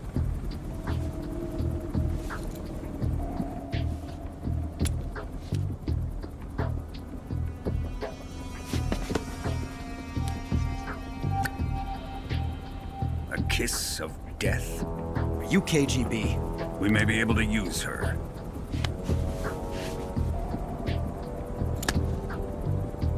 She has spunk.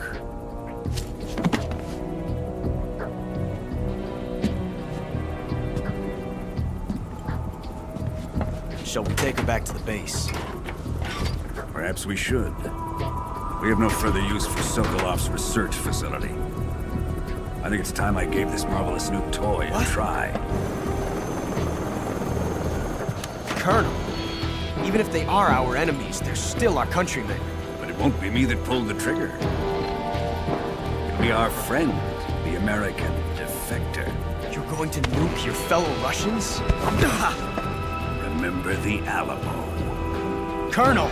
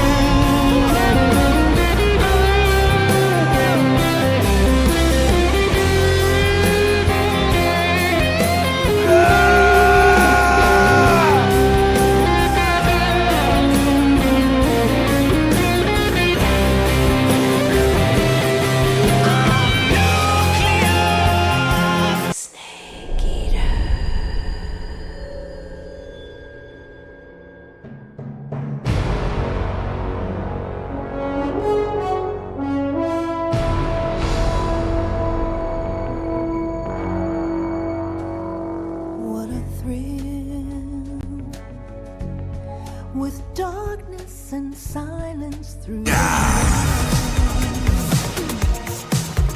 God! Good God!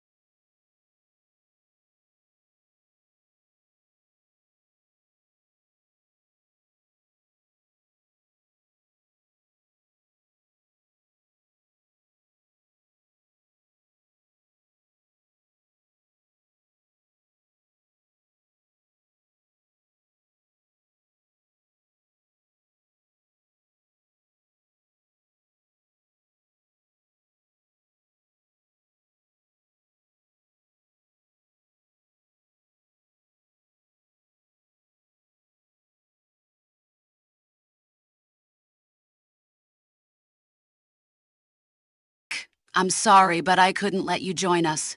For Christ's sake, you showed up to a rescue mission in a furry outfit. Because of you, my son has started meowing.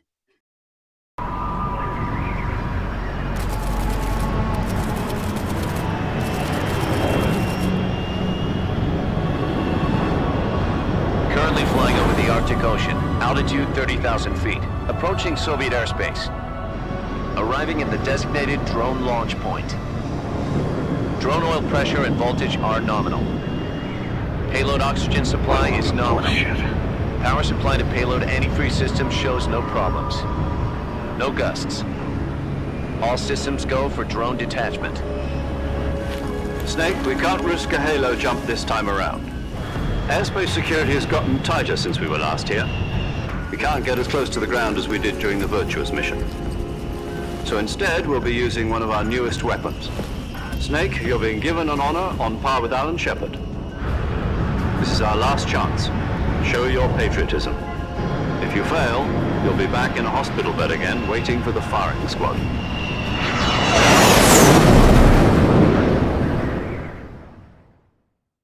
So how does it feel to be a patient in one of the most advanced ICUs in the world? Would you do me a favor and tell the suits about visiting hours? I'll never get better with them assaulting me day and night with their questions. Must be part of the top brass's inquiry. More like an interrogation. According to them, I'm a traitor and an accomplice to the boss's defection. They're just looking for a scapegoat. Does that mean they're after you, too?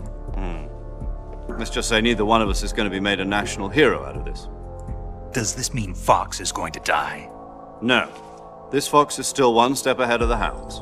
The reason I came to see you today, Jack, it's time for Fox to clear its name. What are you talking about? The situation has changed. We've still got a chance to come out of this one alive. Yeah, what kind of chance? Don't get too excited. Here, have a cigar. It's Cuban.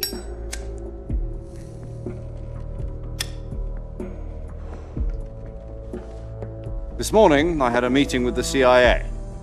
They decided when they're going to execute us? No. Something even bigger. Yesterday, the White House received an unexpected call. President Johnson? Yes, I hear you, Mr. Chairman. It was a hotline call from Khrushchev to President Johnson. From the head of the Soviet Union? That's right. A few days ago, one of our country's main design bureaus, OKB 754, was destroyed in a nuclear explosion. At about the same time, our anti-aircraft radar picked up a signature that appeared to come from one of your military aircraft. Does any of this sound familiar to you? In retaliation, I have placed our armed forces on secondary alert. Depending on your response, I may be left with no choice but to order the military to maximum alert and unleash Armageddon. With the help of your predecessor, I was able to survive the Cuban incident. But my power is not as great as it once was. If I am to survive this crisis, I must have your full cooperation. I should have contacted you myself.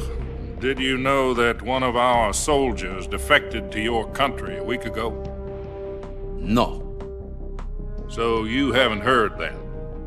The man who arranged the defection was a GRU colonel by the name of Yevgeny Borosovich Volgin. Volgin? Of the Brezhnev faction. Go on. Who is the soldier? Her name is the Boss. She's a living legend.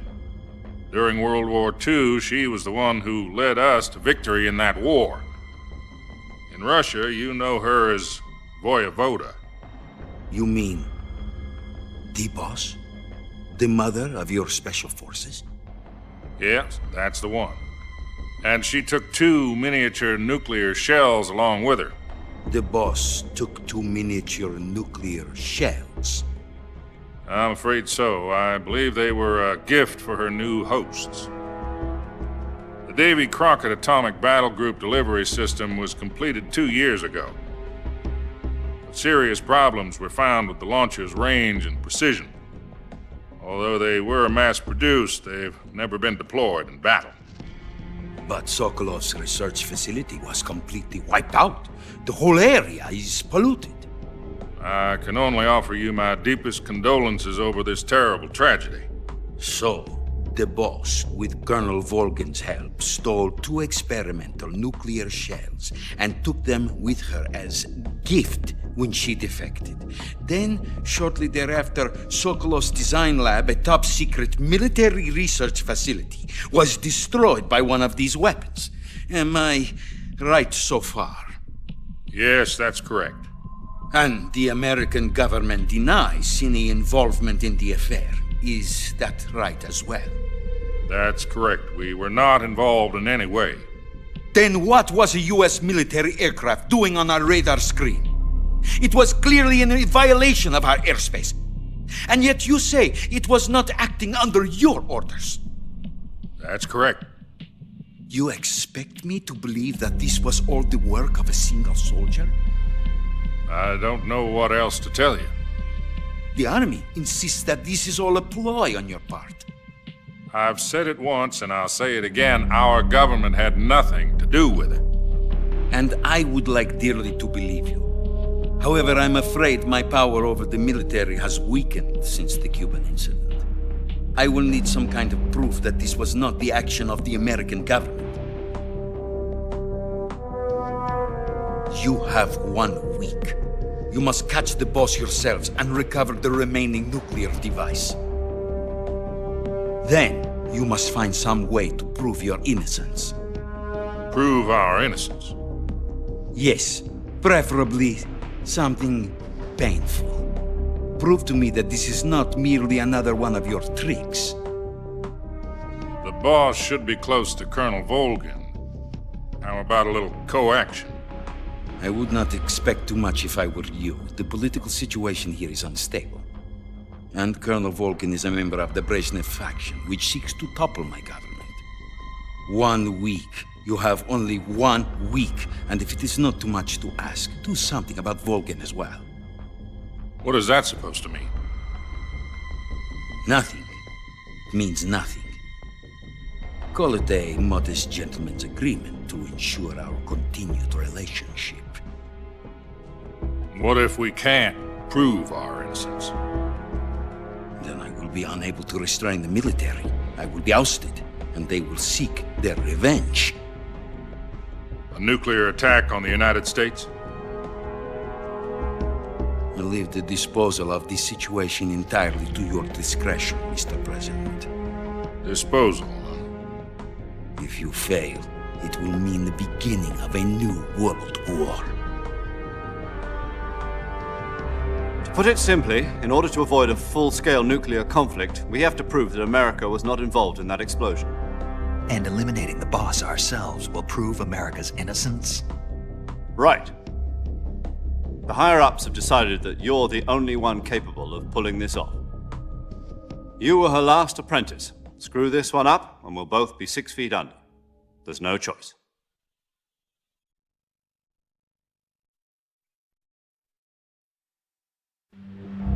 Are the Russians going to be helping us? The KGB has promised to lend us one of their communications satellites so that you and I can talk to each other.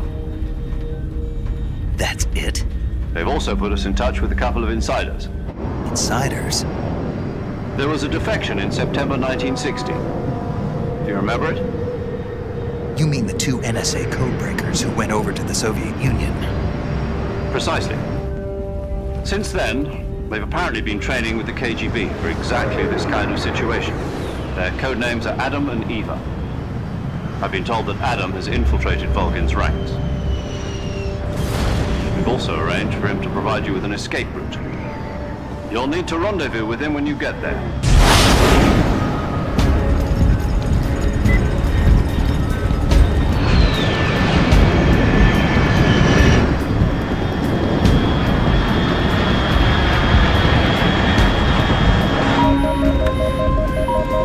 Control. Unidentified aircraft detected. Altitude 30,000 feet.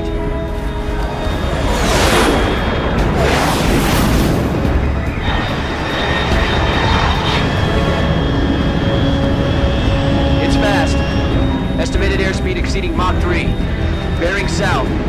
I'm about to lose it.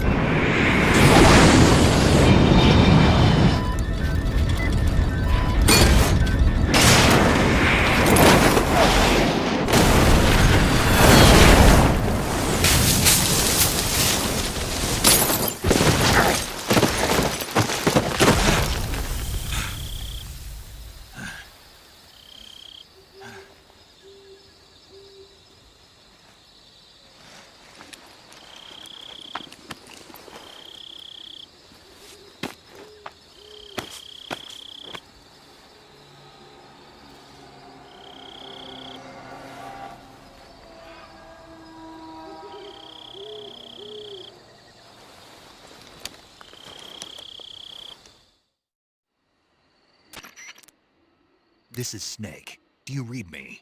Loud and clear. Glad to see you landed safely. I got blown pretty far off target. Snake, let's go over your mission objectives one more time. Rescue Sokolov. Find out what's happened to the Shagohod, then destroy it. And finally, eliminate the boss. Eliminate the boss. This mission will be codenamed Operation Snake Eater. Because I'll be taking on the boss in our Cobra unit, right? Don't forget about Colonel Volgin. I'm not a hired killer. I know, but that was the Kremlin's demand. Demand? You mean it wasn't just a request? What's it to us if the Khrushchev regime is threatened by the Colonel and his faction? If supporting the current regime helps us avoid a nuclear exchange, then that's what we'll do. And what are the CIA's demands? Our priorities are the rescue of Sokolov and the destruction of the Shagohod. Roger that, Major Tom. Hold on, Snake. What now? I'm changing my codename. It turns out Tom wasn't the most auspicious choice. What do you mean? Well, the truth is, when I chose my codename, I picked the wrong one. The wrong one? Did you ever see the movie The Great Escape? It came out last year. Oh, must have missed that one.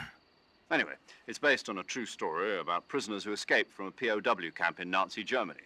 The prisoners dig 3 tunnels as part of their plan, but the Nazis find 2 of the tunnels before they're finished. The prisoners succeed in escaping by using the last remaining tunnel. The names of those 3 tunnels were Dick, Harry, and Tom. I get it. You used the name of the tunnel they escaped in as your code name because you thought it would bring you good luck. Yes, that's exactly right. At least, that was the plan. But I got the name wrong. The one they escaped in was Harry. Tom was one of the unlucky tunnels. It was discovered by the Nazis before it was finished. I watched the movie again just to make sure. In fact, I even ordered the actual film from the movie company. yeah, it doesn't sound like the greatest name to use. So what should I call you? You know, let's just use Zero, like we've been doing all along. All right then. Major Zero it is. We'll start over from square one. From square 0. My frequency is 140.85. Oh, I almost forgot. Paramedic is with us again on this mission. Is this her last chance too? If we fail, she'll have her medical license revoked. It's more or less the same kind of fate. Her frequency is the same as during the Virtuous mission, 145.73. She'll be recording your mission data as well, just like the last time. That frequency is also the same, 140.96. And there's one more person on your support team. His name is Mr. Sigint. He's an expert on the latest in weapons and equipment technology. You'll be going up against some of the world's most advanced weaponry when you infiltrate the research facility. If you have any questions, just ask him. His frequency is 148.41. Mr. Sigint. Got it. Adam, your KGB contact, is waiting for you at the abandoned factory up ahead. The same factory Sokolov was being held in last week. Yes, meet up with Adam first. He's cleared the way for you to rescue Sokolov. How'll I know this Adam guy when I see him? You'll know once you reach the factory. The The whole area's been polluted by the fallout from that nuclear blast. No one else would dare come close. The password is, "Who are the Patriots?" and "Lali Lulelo." Lali Lulelo. Gotcha. You've been equipped with a 45 for this mission. Be careful, it's noisy. I thought standard Fox procedure was procure on-site weapons acquisition. The circumstances are different this time. You're now on an official mission for the United States government. It would be necessary to make your presence known to a certain extent, to the Khrushchev regime at the very least. But remember, this is still a sneaking mission. Snake, if you fail this mission, it will mean an all-out nuclear war. Keep that in mind and proceed with extreme caution. Understood. Commencing Operation Snake Eater.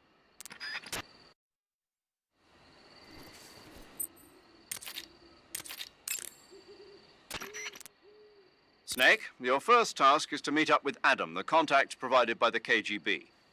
The rendezvous point is the abandoned factory to the north of your current position. Head north. The abandoned factory. That's where I met Sokolov during the Virtuous mission. Correct, but we can't afford to have the same thing happen this time. I know. Like the Virtuous mission, Operation Snake Eater is a solo sneaking mission. There are no units in the field to back you up. Avoid engaging the enemy whenever possible. Your first priority is to remain unseen. Use the camouflage option in the survival viewer and choose your camouflage wisely. Proceed with caution. Unlike the Virtuous mission, this is a night operation. You'll get lost more easily in the dark, but it'll also make your camouflage more effective and make it harder for the enemy to see you. On the other hand, it will also be more difficult for you to see them. You'll also find that different animals are active. dummy thick. Some of these nocturnal animals are poisonous, so stay alert. Paramedic is with us again to provide information on the local plants and animals. Give her a call if there's anything you need to know. Operation Snake Eater is different from the Virtuous mission in that you won't be able to complete it in just a few hours. The time limit set by Khrushchev is 1 week. Within that time, you'll have to rescue Sokolov, defeat Volgin, destroy the Shagohod, and... I know. Good. In any event, you'll not be allowed to return until you've accomplished your objectives. Survival in the field will be critical in this mission, and the most important survival technique of all is, of course, finding food. You can get food in the same way you did during the Virtuous mission, by capturing it. The enemy presence in that area is still light. You should try and get as much food as possible while you can. Thanks to last week's nuclear incident, the Soviet Union is now on secondary alert. We're one step away from a nuclear war. DEFCON 2, huh? In American parlance, yes. From what Western intelligence has been able to gather, the radical elements in the Soviet command are showing signs of impatience. They say we're on the brink of World War III here. And with Khrushchev's position getting weaker every day, I worry whether he'll be able to hold them back. 1 week. Yes. America must eliminate the boss by its own hand to prove its innocence. There is no other way to resolve the crisis. Everything rests on your shoulders, Snake. Failure is not an option. I know. Major, what should I do with this wreck of a drone? Just leave it there. Are you sure? Yes. But isn't this thing top secret? Yes, it is. After the U-2 spy plane incident 4 years ago, plans were laid out for future spy missions in Soviet airspace to be carried out by an unmanned craft. That craft was the D-21 spy drone, the basis of the one you came in on. The D-21 is launched from a craft called the M-21. The M-21 itself is a derivative of the A-12, a supersonic long-range spy plane currently being developed as the successor to the U-2. However, for this mission, we used a modified YF-12A, a long-range interceptor version of the A-12. After being released from the mothership, the drone can achieve speeds upwards of Mach 3 at high altitude using its ramjet engine. It can't be shot down by ground-to-air missiles, and it's nearly undetectable by radar. With Selinoyarsk in such a high state of alert after our last escapade, this was the only reliable way to get you in. This is all top-secret military technology. Are you telling me I'm supposed to just leave it here? That's right. Why? The purpose of Operation Snake Eater is to send an American agent into the field in order to eliminate a defector and traitor, namely the Boss. Part of that mission involves making sure the Soviets find out what we're doing. So we have to leave behind some kind of evidence that the US was involved. Don't worry. The technologically sensitive components of the craft were rigged to self-destruct when it landed. The only thing the Soviets are going to find is a pile of American-made scrap metal. Got it. Just one thing, though. What is it? I think they'd better redesign the landing impact buffer. People are going to get hurt landing that thing. I'll let them know. Listen to me, chat. Listen, Internet. I see the comments. I see the threads. People saying they hate the remade version of Snake Eater in Delta, saying it doesn't match the original, saying Cynthia Harrell doesn't sound the same. Of course she doesn't. She's not 40 anymore. She's 60. Do you think the human voice is like Fox Engine, forever frozen at max performance? It's been 20 years. Her voice has aged. It has changed. Carrie's history now. That is the strand of time woven into the music. The point of remaking Snake Eater's theme was never to beat the original. That's impossible. The original is a legend. The point was that the same singer, Cynthia Harrell herself, came back after 2 decades, stood in front of the microphone again, and gave life to the song that defined the soul of MGS3. That's not just music, Tat. That's resurrection. That's revival. That's what makes Delta more than a product. It's a reunion across time. If you can't hear the power in that, then you're not listening with your heart. You're treating music like a machine when it's really a human strand. Major, I appreciate you allowing me to use weapons, but shouldn't I be carrying some rubles? You mean fake currency? Right. Snake, do you remember the Francis Gary Powers incident back in 1960? Powers was flying a U-2 on a spy mission for the CIA in Soviet airspace. He was shot down and taken prisoner. His confession brought to light the fact that the CIA was spying in Soviet airspace. As a result, the US-Soviet summit scheduled for 2 weeks later was cancelled. Yeah, I remember. U-2 pilots are required to carry items that mask their identity. Powers was carrying ruble, mark, and lira coins, as well as French gold coins. He was also carrying 2 gold watches and 7 women's rings. All of these objects were meant to conceal his national origins. But for this mission, we've got to demonstrate to the Khrushchev regime that America is involved. There's no need to conceal your origins. And besides, all you need to do is complete your mission. As long as you're not captured or killed, the details will take care of themselves. Okay. The Soviet intelligence community must be up in arms about the boss's defection. The great Voyevoda has abandoned America and embraced the Soviet Union. Voyevoda? Apparently, that's what they call the boss behind the Iron Curtain. It means warrior or mighty soldier in Russian. When used to refer to a woman, it means something close to Lady Knight. In Russia, where they've had a number of female emperors throughout their history, it's a term of great respect. Well, poetic in a way. The boss's exploits have made her name famous in the East as well. Major, why did the boss defect? I don't know, but I will tell you this. America is all too eager to get rid of her. What do you mean? She knows too many of our secrets. If she were to relay all the top secret information she knows to the Soviet bloc, it would put us at a severe disadvantage. It might even lead to the downfall of the West. Even if we survive, the boss is still too much of a hero to us. With her in the Soviet camp, we'd suffer a fatal loss of morale at home. There are even whispers that some of the less stalwart elements of the military might follow her example and defect themselves. I assume you're aware that since your last mission, several key figures within the CIA have been placed under house arrest. Yeah. The loss of the boss has been a painful one indeed. What about you? Me? I still can't believe it. As a comrade, I would have placed my trust in her before my own family. But now that I think about it, the boss always seemed to have an aura of mystery about her. I never would have expected it to manifest in this way, though. Oh, well, it won't do to get all misty-eyed about it. She's an enemy now, worthy of nothing more than our contempt. Understood.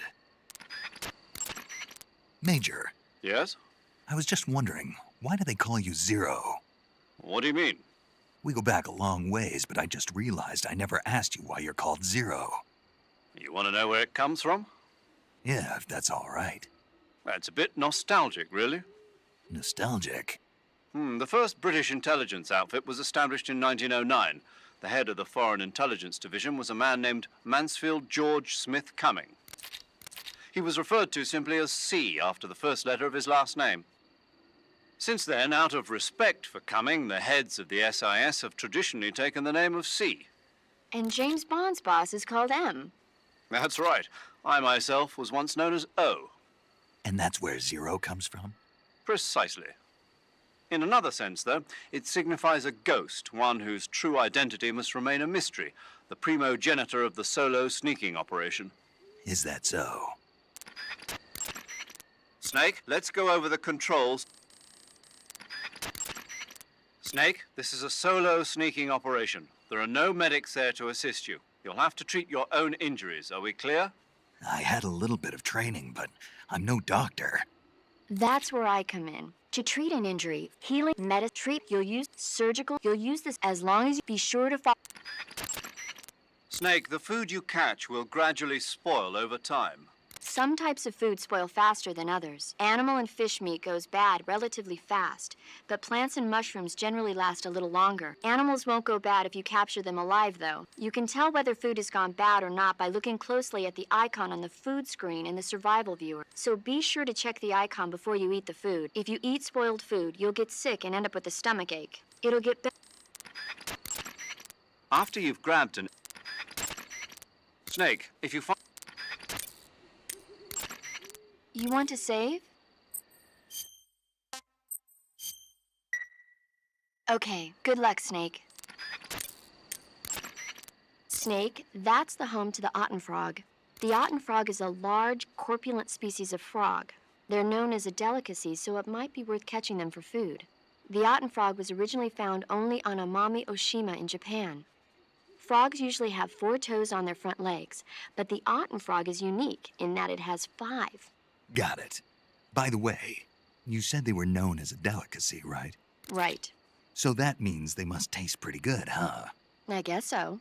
I hear that in Japan, Otten frog sashimi and sukiyaki are popular dishes. Really? Yeah. Japan, huh? That place is starting to sound better and better.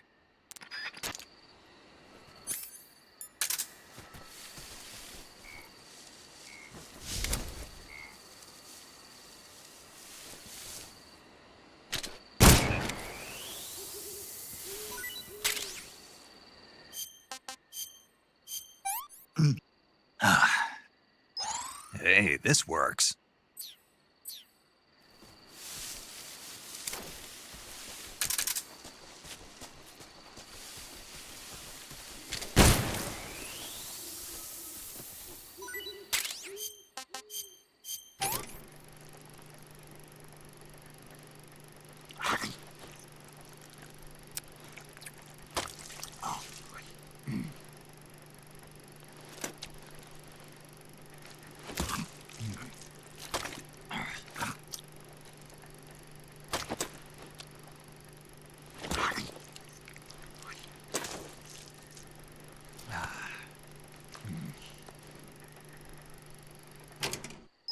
This tastes great!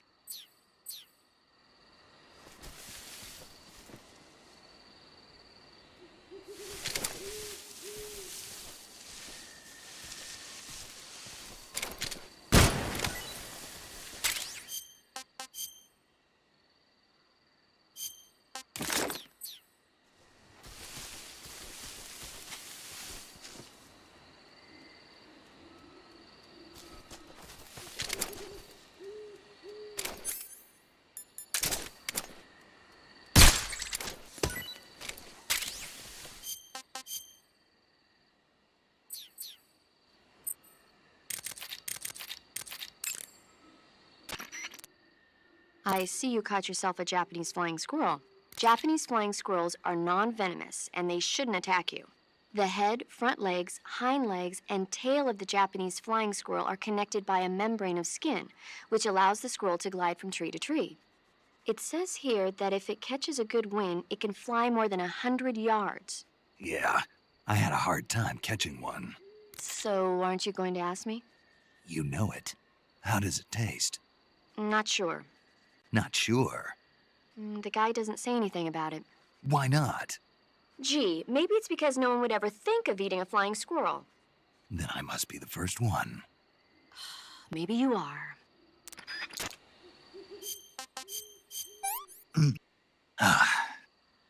What is this?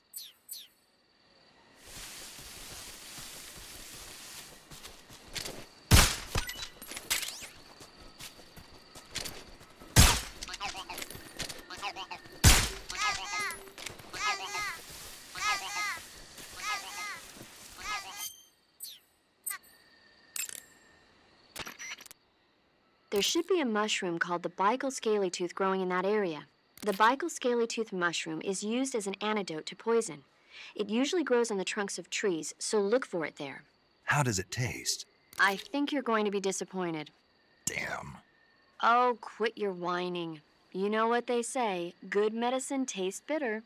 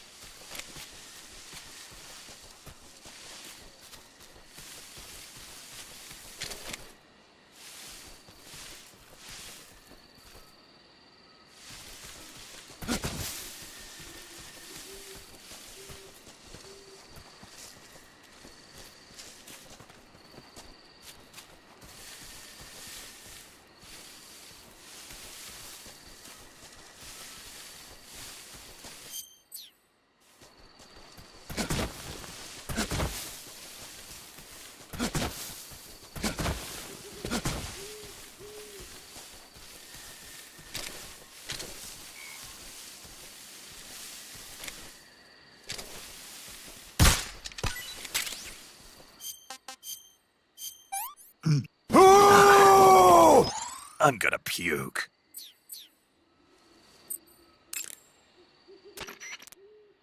When you're bitten by a venomous animal, there should be an herb called Chinese plantain growing in that area. The Chinese plantain is an herb that resembles a plantain root. The leaves and seeds contain large amounts of aucubin, choline, and tannin. When you mash it up and apply it to a wound, it helps stop the flow of blood and eases the pain a bit. The Chinese plantain becomes a styptic when you pick it up. If you see one, don't forget to take it with you. You can capture animals alive. When you get shot, you'll sometimes suffer a gunshot wound. Treating serious wounds will require you to use additional medical items besides your knife and cigar. Snake, be careful when you... Burns happen when... Snake, I think there's a plant called Slav horehound growing in that area. Slav horehound is an herb in the horehound family. It contains large amounts of diterpene, flavonoids, and alkaloids, which give it strong germicidal properties. If you find one, it should make a good disinfectant. Oh man, now they've got me cleaning up after Fox in 4K. The jungle is a mess of a detail. By the way, you think I will be a playable character in the new Metal Gear Online? Cuts happen when you get... Yo! You're Snake, aren't you? And you're Sigint? None other. I heard that you're an expert on weapons, equipment, and cutting-edge technology. Close. Huh? I am the expert on weapons, equipment, and cutting-edge technology. Ah. I'm the guy that designed your trank gun, active sonar, and motion detector. If you want to know anything about weapons or equipment you find in the field, just send me a message and ask. Later. Sounds like the Cobra unit's members' names came from the specific emotions they each carry into battle. Emotions? Yeah. For unbearable torment, the pain. For true oblivion, the end. For infinite rage, the fury. For absolute terror, the fear. And for unsurpassed bliss, the joy. The joy? It's another name for the boss, because of the joy she feels in battle, I suppose. Ah. During the war, she had a partner named the Sorrow. Sorrow and joy. They say there couldn't have been a more perfect pair. The Davy Crockett's that the boss took with her when she defected are mortars that fire nuclear warheads. They're named after Davy Crockett, the hero who died defending the Alamo in the Texan War of Independence. Remember the Alamo. That's right. The warheads are equivalent to between 10 and 20 tons of TNT. Every building within 150 yards of the hypocenter is completely obliterated. But the warheads the boss had with her were some kind of experimental super bomb. So they're actually even more powerful than that. I don't even want to think about what happened if she used it again. Snake, you know what you have to do. Yeah, I know. I heard you fought against KGB troops in the Virtuous mission. But this time you're up against Spetsnaz. Spetsnaz is the Special Forces unit of GRU, the intelligence wing of the Soviet Defense Ministry's General Staff Office. Spetsnaz troops undergo rigorous training in all types of special ops, from assassination and demolition to intelligence gathering. That and Volgan's loaded, man. His unit is one of the best equipped in the entire Soviet Union, if not the best. I heard the enemies you encountered in the Virtuous mission were only carrying weapons like AKs and grenades. Well, it ain't that simple anymore. In addition to AKs, some of the patrols you'll encounter might be equipped with Scorpion submachine guns and shotguns. The Scorpion is even lighter than the AK, making it much easier to handle. Basically, a guy with a Scorpion is not gonna miss you as often as with an AK. The shotgun is a powerful weapon. One blast is enough to floor you and you're likely to be seriously wounded. Watch for that, man. Keep in mind that every weapon and in addition to AKs, some of the patrols you'll encounter might... The Scorpion is even... Patterned clothing, face paint, tactical movements. These are the elements of camouflage that will allow you to deceive your enemy. To camouflage yourself, keep in mind that in addition to AK...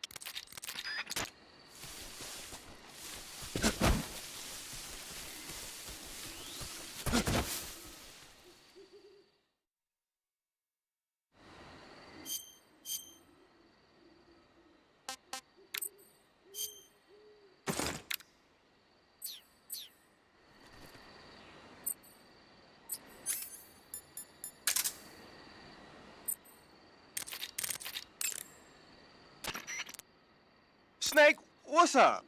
Why are you naked?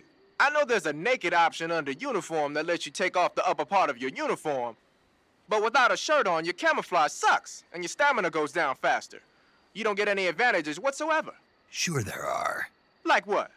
It feels good. Man, you do whatever you want. I will, thanks. Just one question, though. What? Is there a way to take off my pants? Say what? My pants, can I... Oh, hell no! This Fox unit is a nutfest!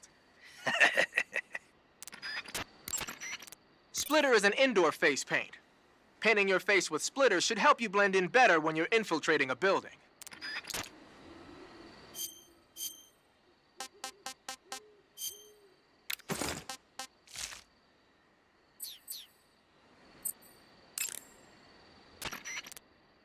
Ah, you're wearing the chocolate chip pattern. Chocolate chip? You mean this camouflage? Yeah. I've never heard of a camo pattern called that before. Yeah, I know. I just thought it up right now. The chocolate chip pattern is probably designed to provide cover in a desert environment. It should work best against a sandy or rocky background. Makes sense, but why'd you call it chocolate chip? 'Cause that's what it reminds me of. What? Those little round cookies that Major's always snacking on? They're not cookies, they're scones. Major! And it's not a snack, it's afternoon tea. Snack? Tea? Same thing? No, it's not. Look here, afternoon tea is a fine old English tradition. Uh-oh, here we go again. Talk to you later, Snake. The origins of afternoon tea go back to the Victorian era. Anna Maria, the 7th Duchess of Bedford, was... Wearing the water face paint, are you? Water face paint should be most effective underwater. So put it on when you want to hide in the water.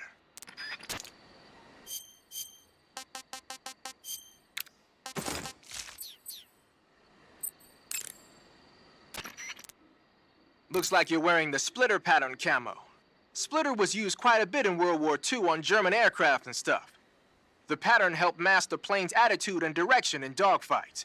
Even now, it's still being used as camouflage in some places.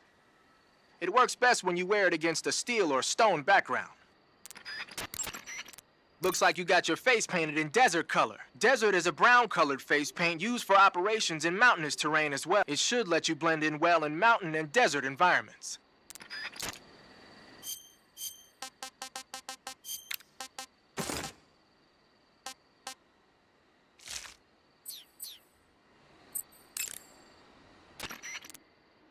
Wearing raindrop pattern camo, huh? Raindrop was used by Germany during World War II. Even now, it's still used a lot in Eastern Europe. It's designed to be especially inconspicuous in the rain, so you'll get the most out of it if you put it on during a downpour. Looks like you're using splitter face paint. Splitter is an indoor face paint.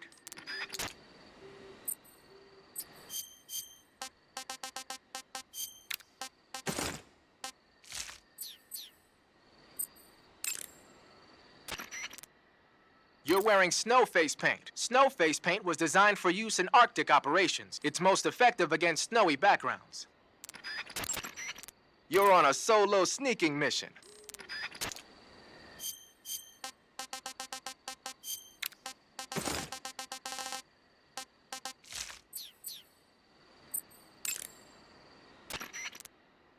Wearing the water pattern, are we? The water pattern was used a lot by the old German Defense Force.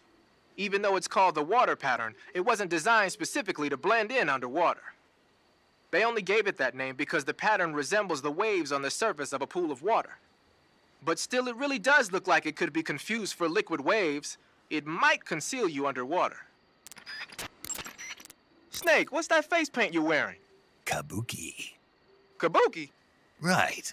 It's used in traditional Japanese theater. Apparently, it gives whoever's wearing it some kind of mystical power.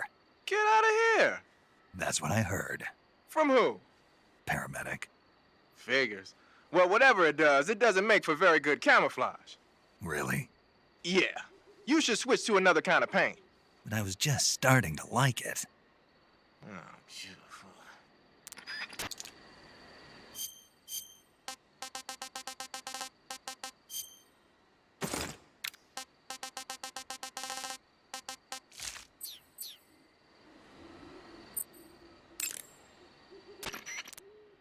Snow face paint was designed for use in art. Keep in mind that every weapon, when you fire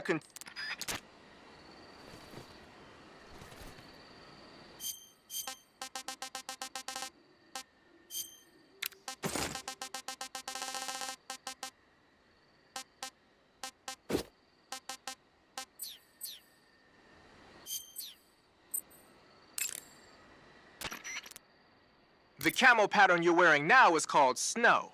Snow, as you might have guessed, is a winter camouflage developed to provide cover in a snowy environment. It's not solid white, though. It's got a little bit of vegetation pattern mixed in, too.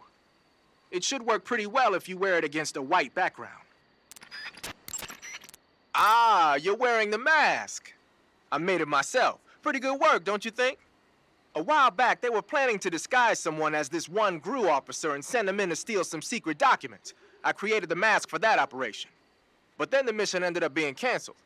And then the major came and told me to throw it out. Can you believe that guy? But you didn't throw it out. Are you kidding? Tossing a superior quality product like that into the garbage without using it will be an insult to science. So I decided to sneak it into your gear. Okay, but is it really that big of a deal? Of course it is. What's so great about it? Everything. But if I had to pick one reason, I'd have to say it's because it's the first mask ever that can blink its eyes. What about the lips? What's that? Can it open its mouth? That's a good one, Snake. You crazy, man. I'm serious. Are you even listening to me, Snake? Where's your common sense? Damn. Sorry? In addition to AKs... Snake Eye. Huh? Hello there? Paramedic, it's me. Snake? Oh, it's you. For a minute there, I thought you were someone else. Why are you so nervous? You've seen this mask before, right? Yeah, but it looks so cool. Huh? Cool. You know, kind of like a Venusian. A Venusian? I mean, not the crab kind, the other kind. Paramedic, do you really think a guy you've never seen before would suddenly call you on this frequency? I know it sounds ridiculous, but still. What if it was a being from another planet? You can't rule out that possibility.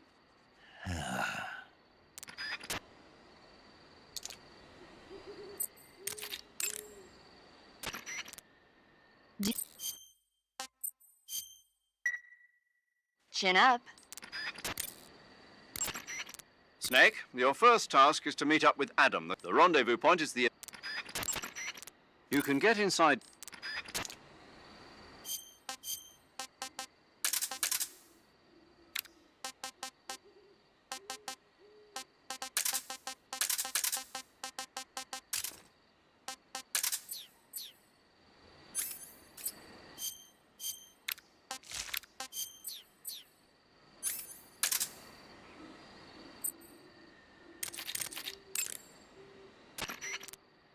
Splitter is an indoor face paint.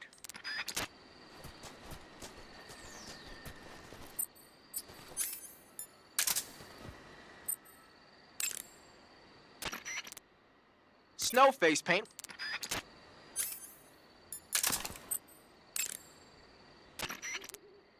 Tell me something, Sigint. What's that? What does Sigint mean, anyway? It's short for signal intelligence. Signal intelligence?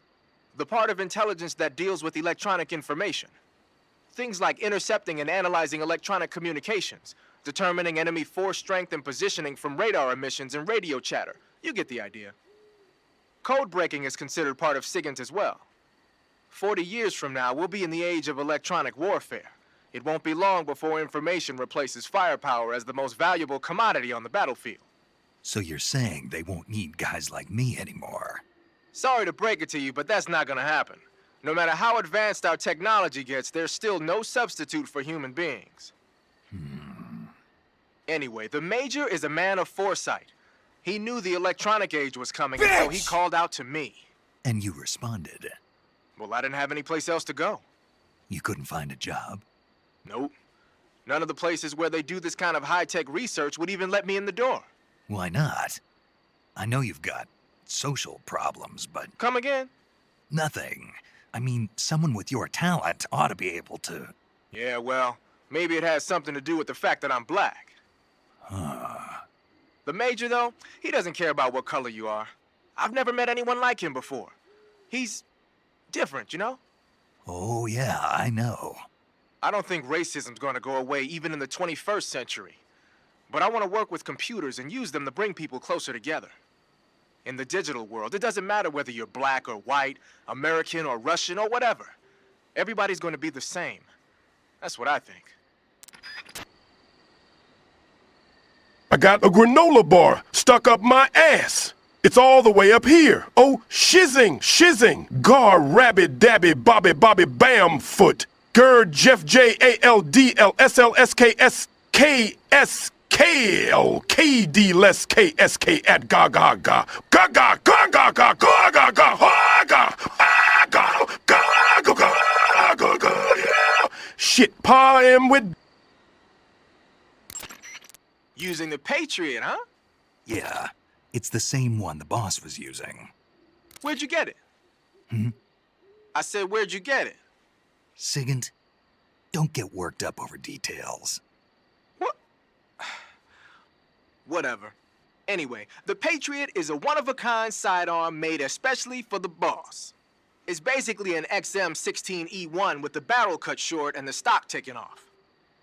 The idea was to create a large pistol that combined the feel and quick handling of a handgun with the force of a rifle.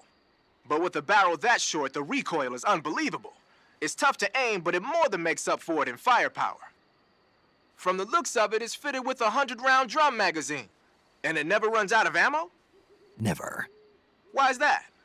Because the internal feed mechanism is shaped like an infinity symbol. Ah, I get it. Yep, that'll give you unlimited ammo.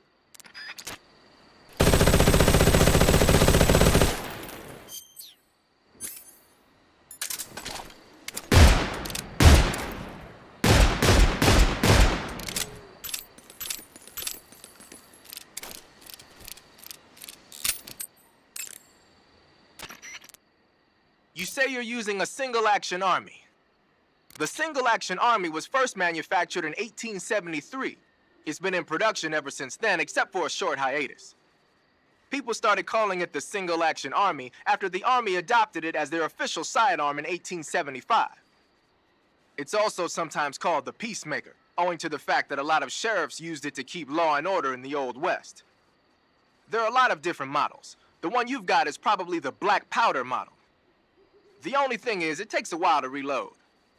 This is a gun with history. You can do all sorts of tricks with it. Why don't you practice with it for a while? Go into first-person view and use the camera stick.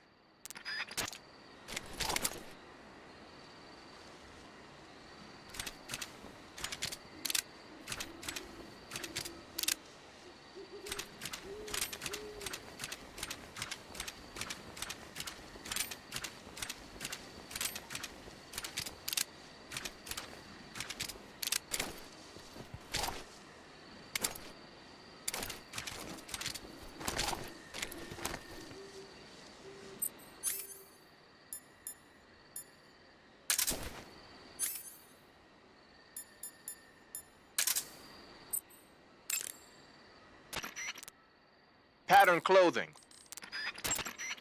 Desert is a brown...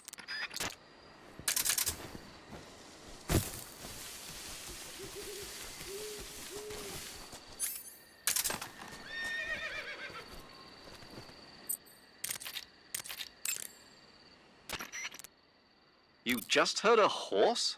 Yeah. You sure it wasn't something else? I know a horse when I hear one. Paramedic, are there any wild horses in Selino-Yask? Do you really expect me to say yes? No. So what should I do? There's only one way through that area. All you can do is move forward. Head towards the sound of that horse. It came from the north. Be careful. Snake, remember that when you're holding it... Snake, king cobras are making their home in the area you're in now. The king cobra is the world's largest venomous snake. Its large size means that it has a lot of venom to inject. One bite is supposedly enough to kill an elephant. And it's extremely vicious as well, so watch out. If you get bitten by a king cobra and injected with venom, your life will start to decrease rapidly. As soon as you're bitten, go into the survival viewer and use Cure to give yourself a serum injection.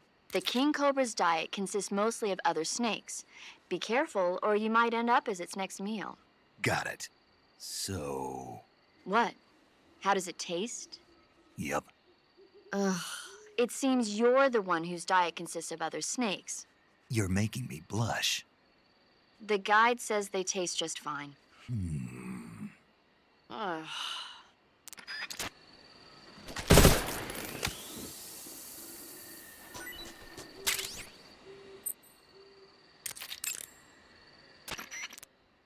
I see you caught yourself a green tree python. The green tree python isn't venomous, so no need to worry. It's fairly docile too, so I don't think it's likely to attack you. The green tree python originally comes from Australia and New Zealand. It's a really pretty green color, and it lives... Oh my god. What's wrong? Snake, what did I just say? They come from Australia and New Zealand. No, after that. They're a really pretty green color. I thought so. What was I thinking? Seeing a snake and calling it pretty? What's wrong with that? Everything. When a normal woman sees a snake, she's supposed to scream or get sick or something like that. And you think you're normal? What was that? Nothing. It's all your fault. Jeez, I'm sorry. But enough of that. What do you mean, enough of that? This is serious. No, I just wanted you to tell me how it tastes. How should I know? Ugh. It was awfully pretty, though. Oh, hell no! Not too bad.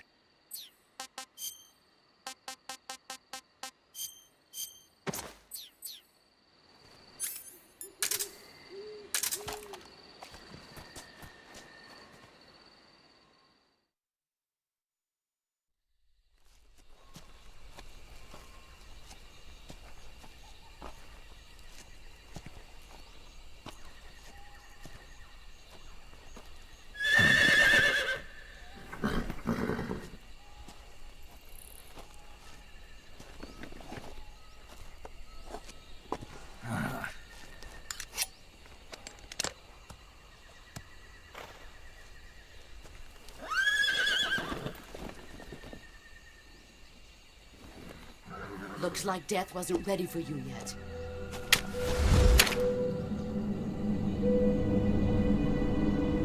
Boss.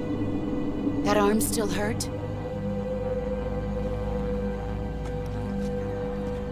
What are you doing here?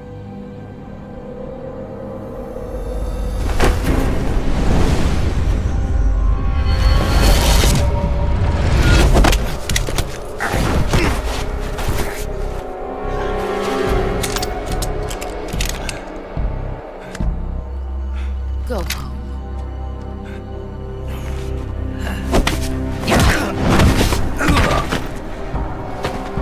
Go home. Gru and my sons are waiting up ahead. You don't have a prayer of finishing your mission. You're not even armed. Boss!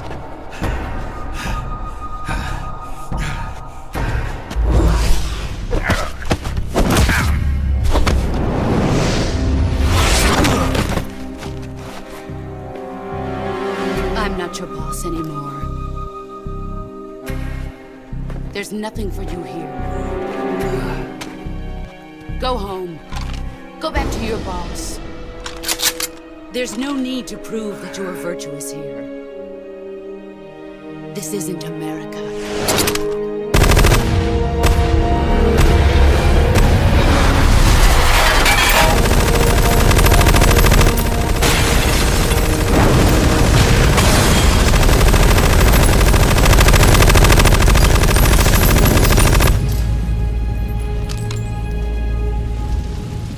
That should stir things up a bit. You'd better hurry.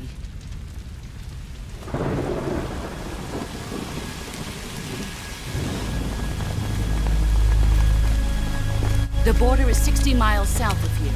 You ought to be able to run that far.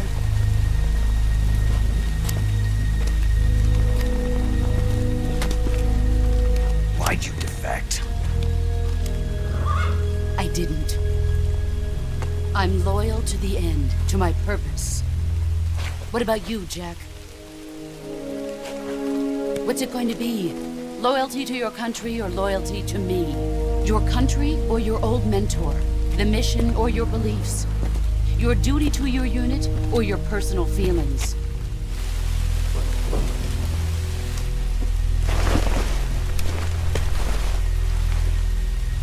You don't know the truth yet. But sooner or later, you'll have to choose. I don't expect you to forgive me.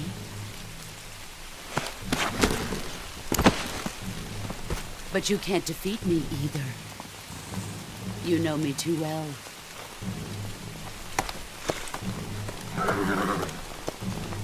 Just look at that bandana. If you can't put the past behind you, you won't survive long.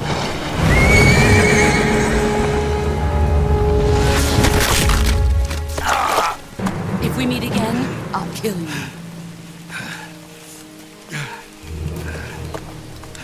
Now, go home.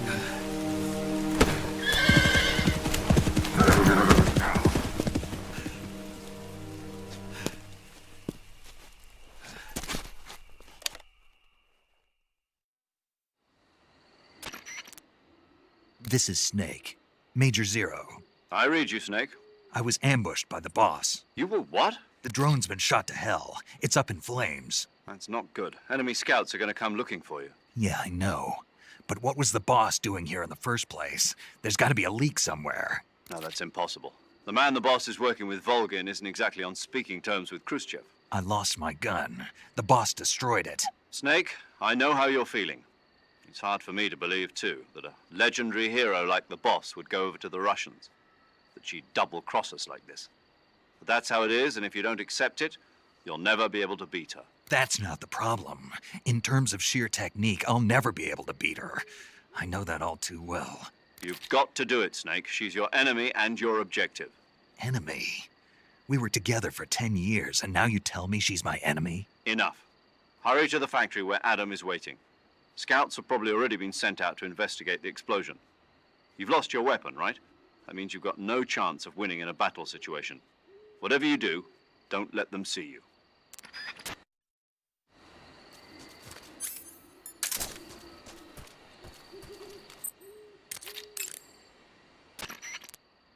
When you're inside a fallen tree, you can hide by light.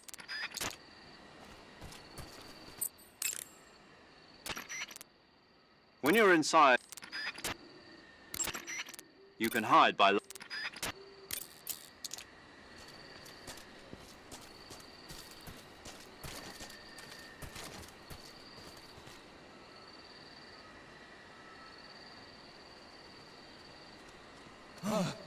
What the hell is this?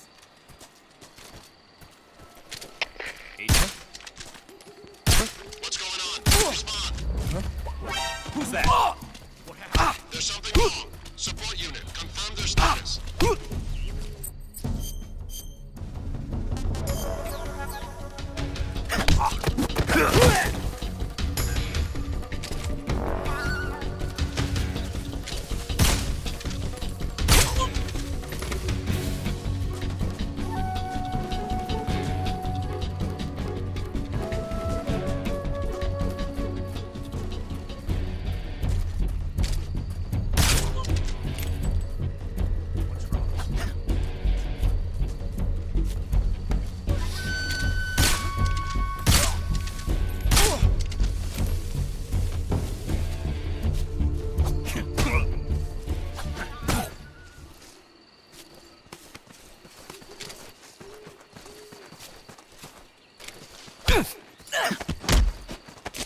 Speak. Do it. Speak. When throwing a grenade, if shot... Freeze. Major. Snake, the boss is your enemy. You've got to accept that reality. Adam is waiting for you at the abandoned factory to the north of your current position. The enemy must have seen the drone explode. They've probably already sent out patrol units. You never know when you'll encounter the enemy. Major, why was the boss there? Did they detect my infiltration? That's impossible. The drone shouldn't have been picked up by their radar at all. Then how did she know? It couldn't have been a... That's also out of the question. We've taken all measures to ensure this mission stays secret. Then what's going on? I don't know. It won't do you any good to dwell on it, Snake. Hurry to your rendezvous with Adam. Head for the abandoned factory to the north. Watch out for enemy patrols. Stay alert at all times, okay? Major. What is it? Why did the boss betray us? Leave it alone, Snake. But... We've been through this before. Besides, asking for reasons now won't change anything. I thought I'd find out if I met her face to face. I thought for sure she'd tell me, but... Then you'll have to find your own answers. By completing my mission? Yes. Your actions can lower the distance that you... In addition to a...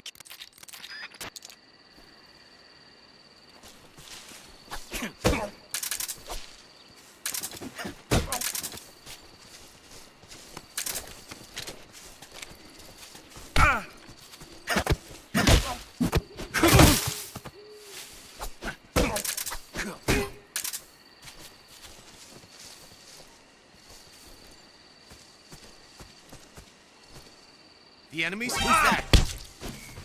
Speak. The bottomless swamp. Keep moving. Don't stop. Speak. Let go.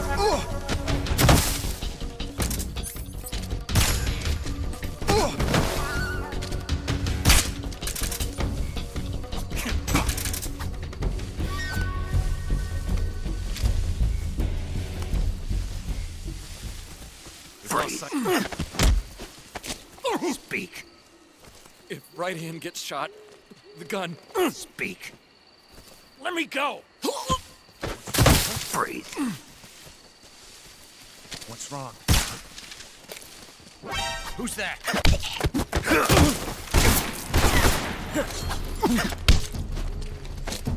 Speak. Bastard. Speak. Radio 14878. Freeze.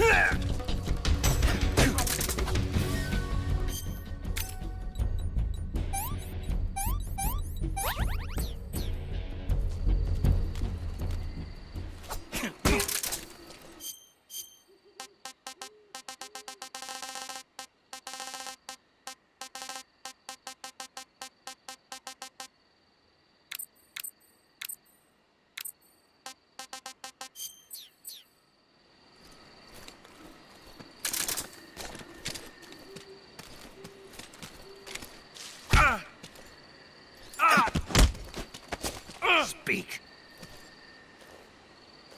Speak. Listening to the radio can be relaxing. Freeze.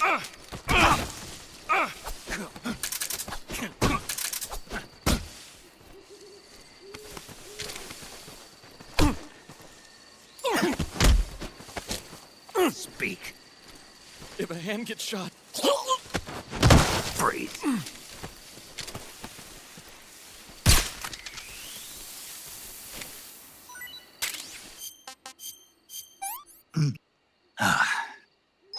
Hey, this works.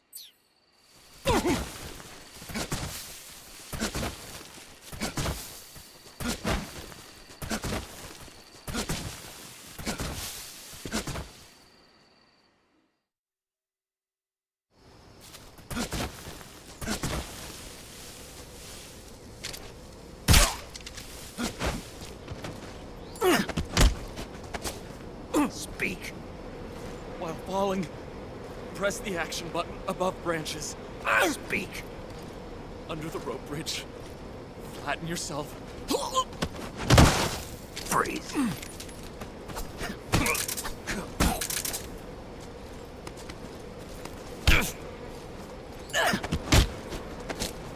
Speak. When throwing a grenade, if shot... Freeze.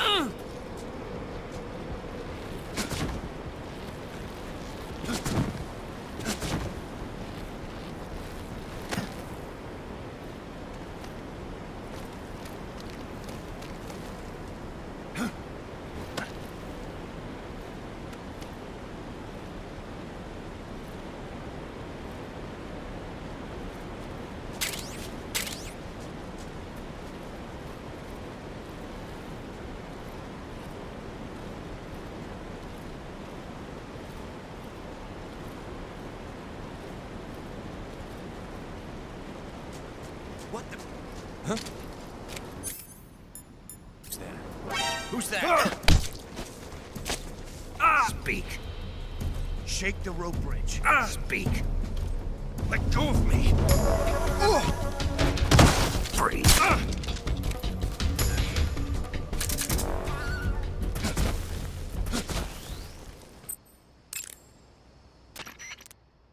Snake, the fake death. The degree to which you...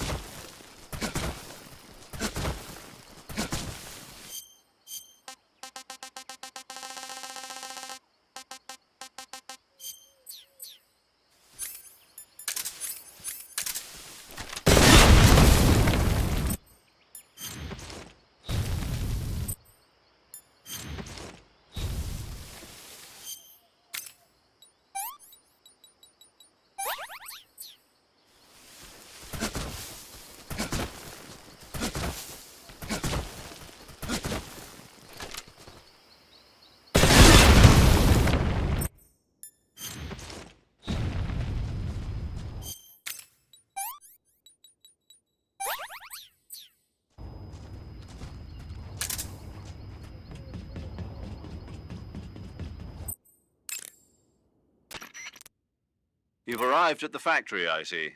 Yeah, now to meet up with this Adam guy. Good. Go to it. So where is he? We weren't given an exact location. How about a time? Nothing was specified. A physical description? I'm not sure. How am I supposed to find him then? You won't need to. Huh? He'll find you. Why don't you try the room to the northeast where you met Sokolov? Adam might be in there. Adam is a spy sent by the KGB to infiltrate Volgin's ranks. You'll need to be extremely careful in how you approach him. Obviously. He can't let Volgin know he's meeting me. That's right. Adam won't show up if you're being pursued by the enemy. Before you go to rendezvous with Adam, make sure you haven't been seen by the enemy. Meet up with him in normal phase. Got it? Press the crouch. Save. You're hurt, aren't you?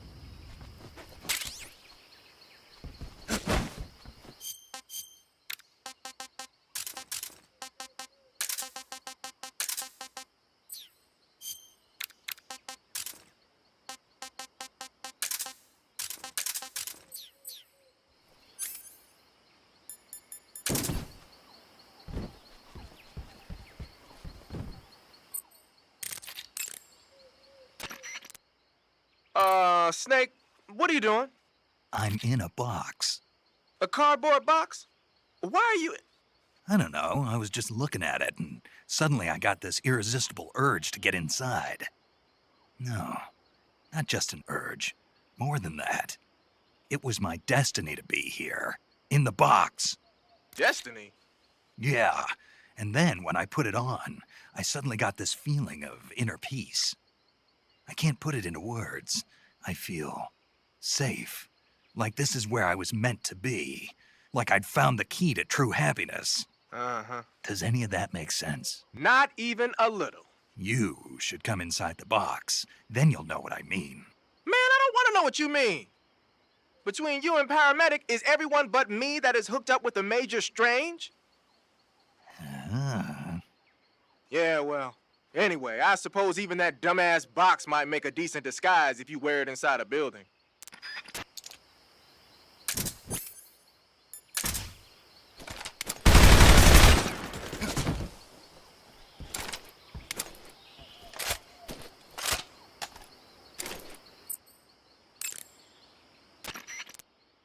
Got yourself an AK-47, huh? The AK-47 is the official assault rifle of the Soviet Army. The first model was completed in 1946, and in 49, it beat out all its competitors to become the standard assault rifle of the Soviet military.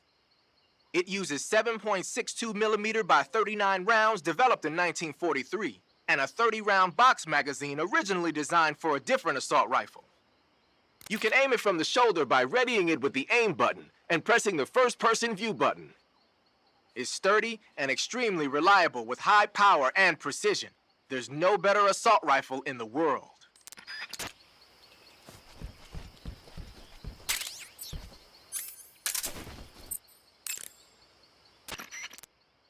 Thinking of using a smoke grenade, huh?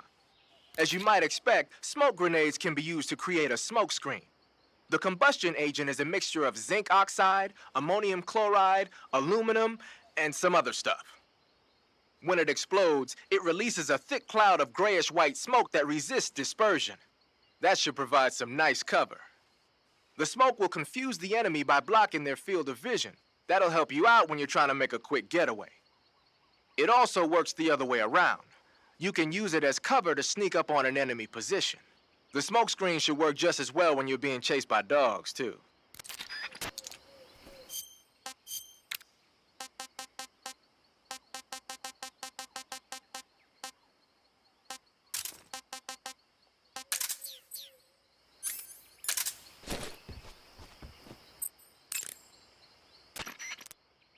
Using the mine detector, huh? When you equip the mine detector, it lets you know with a sound if there are any claymore mines nearby. A mine detector is basically a metal detector, so ordinarily it reacts to scrap iron the same way it reacts to mines. They say that only about 1 out of every 100 objects it responds to is an actual mine. Not exactly what you call reliable. So they're researching other ways to detect mines, like sniffing for molecules given off by explosives and using a kind of underground radar. One of these days, they might actually make something that works. But the one you're using is apparently set up so that it only reacts when it finds a claymore on the ground. No need to worry about it being fooled by anything other than a mine.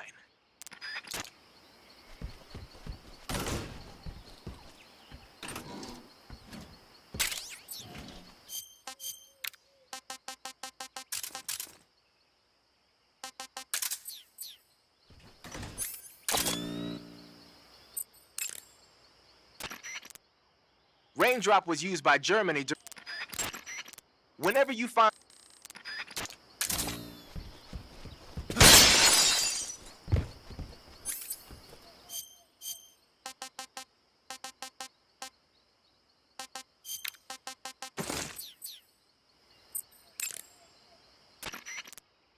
When you fire continue...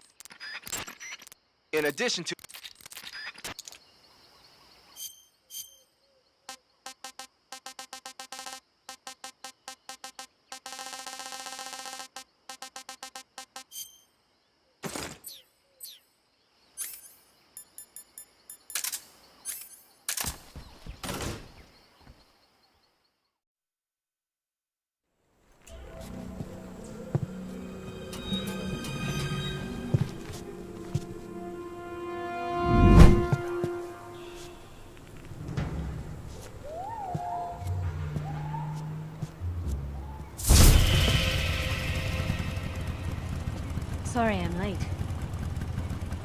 the engine. They'll hear us. Are you the agent they sent? Are you Adam? I thought you were supposed to be a man. Adam couldn't make it. All right, say the password. Who are the Patriots? Who are the Patriots? Answer me!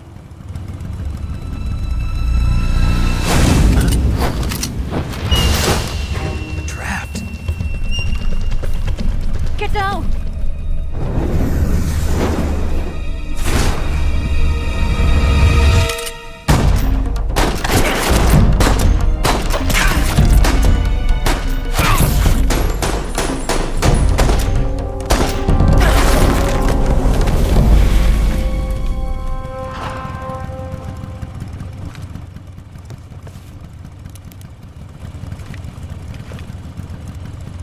There is your answer.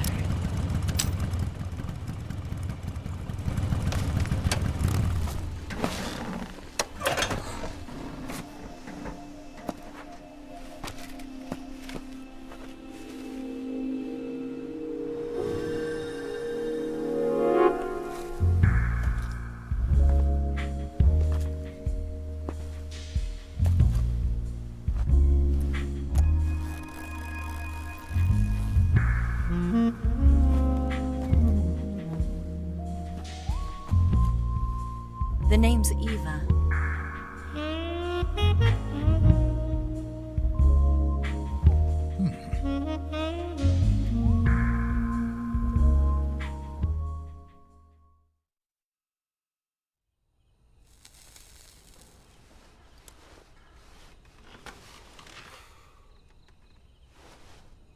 This wasn't part of the plan. What happened to Adam? What's your code name? It's Snake. Snake, huh? Well, I'm Eva. Are you here to tempt me?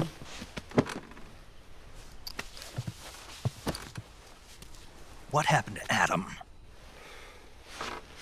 Colonel Volgin is a very suspicious man. He decided Adam wasn't the right person for this mission. And you were? Yes. Why? Because I can do things he can't. I heard you used to be a codebreaker for the NSA. I was. 4 years ago, I defected to the Soviet Union with Adam. Mauser military. The broom handle. It packs quite a punch. Nice to have when you're on a bike. You held it sideways and used the muzzle jump to create a horizontal sweep. That was impressive. Bet you've never seen that technique in the West. It's imitation, isn't it? Yeah. It's a Chinese Type 17 pistol. Around here, even that's hard to come by. Don't worry, though. The one I've got for you is American-made.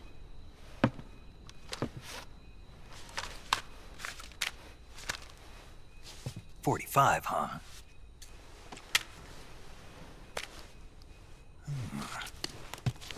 Incredible. Do you like it? The feeding ramp is polished to a mirror sheen. The slide's been reinforced, and the interlock with the frame is tightened for added precision. The sight system is original too. The thumb safety is extended to make it easier on the finger. A long type trigger with non-slip grooves. A ring hammer. The base of the trigger guard's been filed down for a higher grip. And not only that, nearly every part of this gun has been expertly crafted and customized.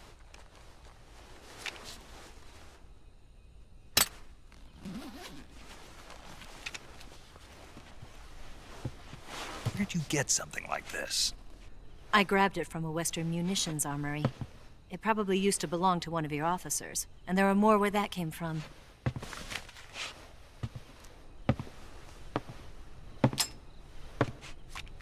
You had this with you, didn't you?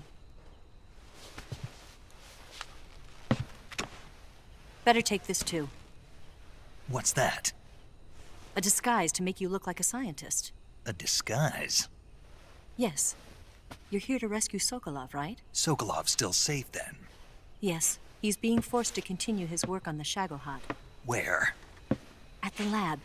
They've got a whole army of scientists there developing new weapons. Security is tight, but if you disguise yourself as a scientist, you might be able to sneak in. Can we get Sokolov out of there?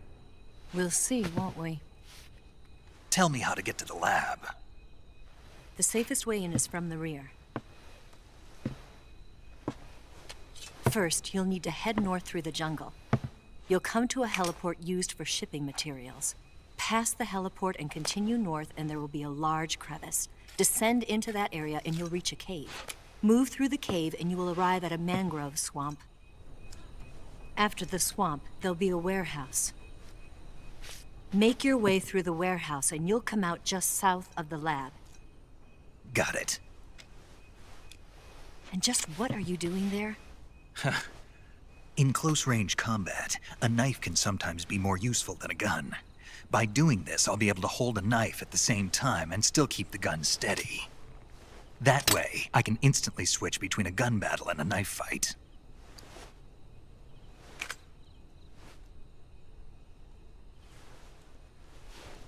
Right, let's get going. Wait a minute. What now? You must be tired. Why don't you take a little rest? I'll be fine. You'll never make it in your condition. It's a jungle out there. There's still an hour before dawn. It's dangerous to be out in the jungle at night without a guide. What about you? I have to get back. I can't be gone for too long. They'll start to suspect something.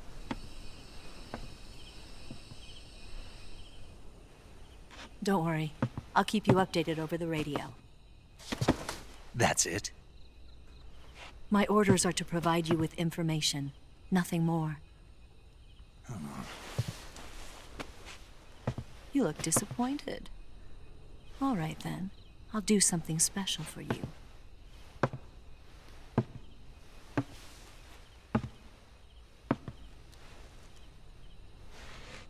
I'll stand watch until dawn. Now be a good boy and lie down.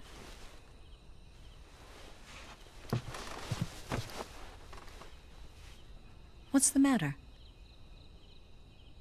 I don't know you well enough to trust you. How well do you have to know me to trust me? I don't know if I can trust anybody.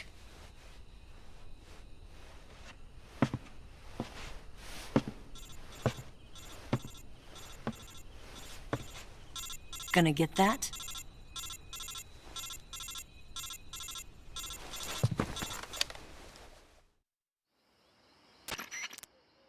She's right, Snake. You should get some sleep. Although in your condition, you really ought to be back in the ICU. Whenever you save the game and quit, you'll go to sleep. Sleeping allows you to gain back stamina naturally. Depending on how long you sleep, you may also recover naturally from sickness and injury. When you're tired or hurt, the best thing to do is just get some sleep. So do yourself a favor and take a nap. Doctor's orders, okay? Yeah, okay.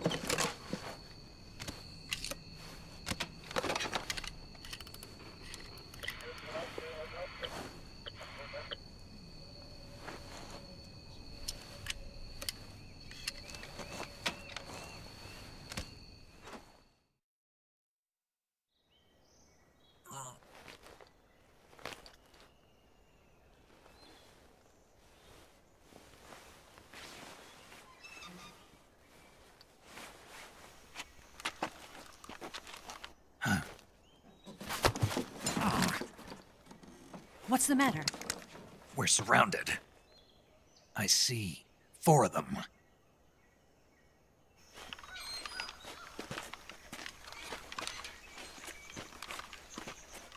We've got company. It's the Ocelot unit. Let's get out of here. Hurry. Don't forget your gear. Here, give me a hand.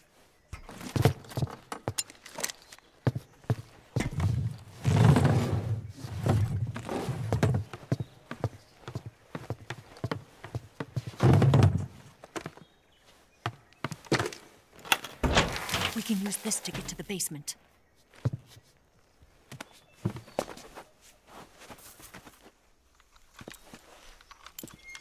Damn it!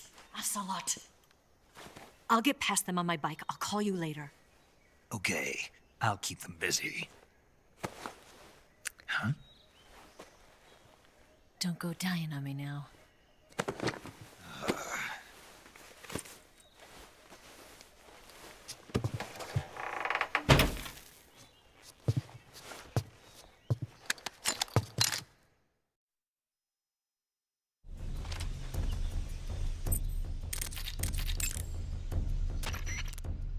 It appears you've been completely surrounded.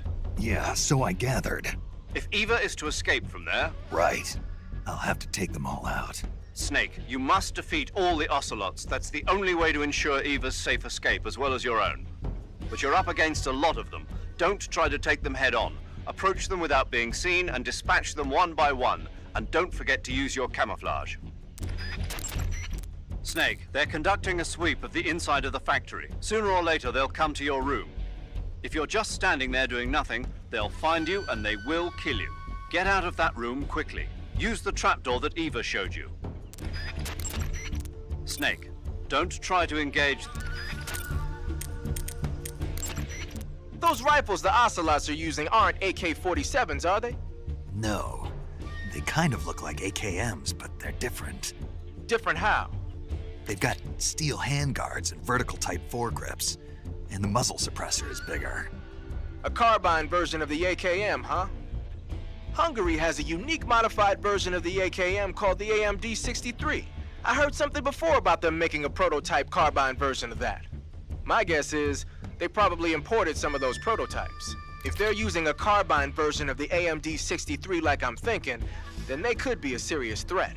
Those things handle better than the AK-47s, especially at close range. And don't forget, the Ocelots are elites. They're gonna be better shots than normal Spetsnaz, and you're that much more likely to get seriously hurt. Keep your eyes open. Heads up, Snake. Looks like some of those guys are equipped with M63s. The M63 is an American-made light machine gun. It's got more firepower than you might think. It can punch through a wall, too, so watch out. You said some of them are using shotguns? Those shotguns are M37s. They're an American model designed for field combat. Not all that dangerous from a distance, but at close range, they'll tear you to shreds. Be careful. Looks like some of them are using Scorpions. The Scorpion is a Czechoslovakian submachine gun. They don't have the stopping power of a rifle, but they're easier to handle and lethal at a medium range. If you eat more than a couple of rounds, it's not gonna be pretty. Don't fool around. Snake, watch out for those grenades they're tossing. You'll be injured pretty bad if you get caught in the blast. If somebody throws a grenade at you, get a... Snake, if you fire that thing... When you have a serious injury...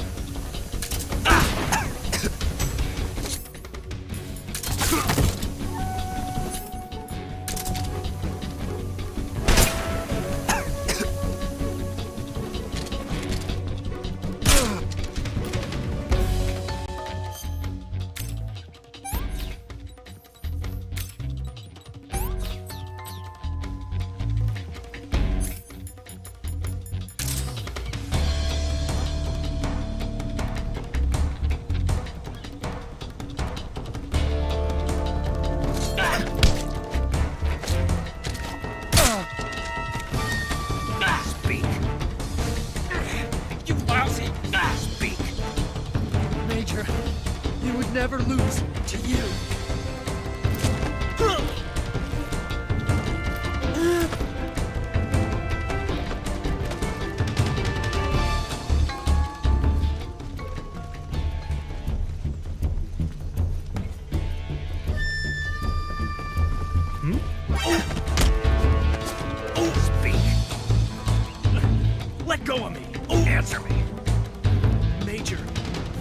looking for you.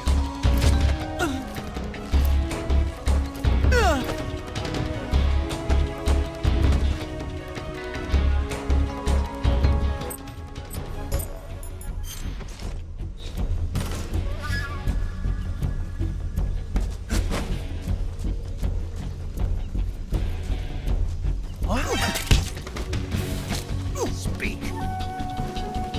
Let me speak. In the swamp. Traps.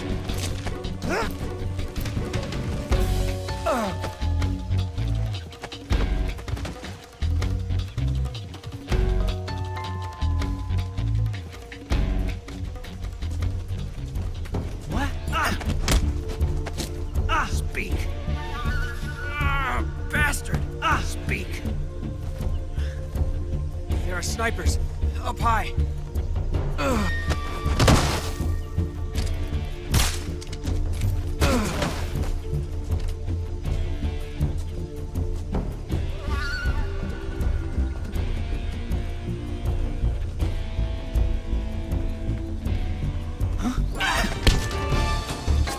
Speak. You lousy. Speak. In the water. The crocodiles are tough.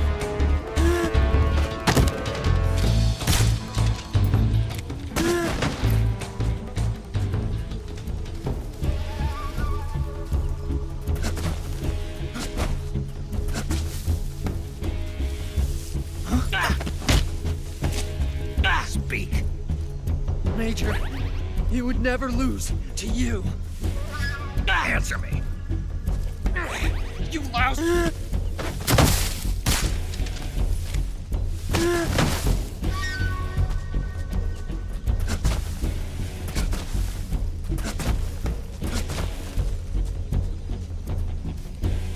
What? Speak. Major, he'll have his revenge. Speak. Bastard.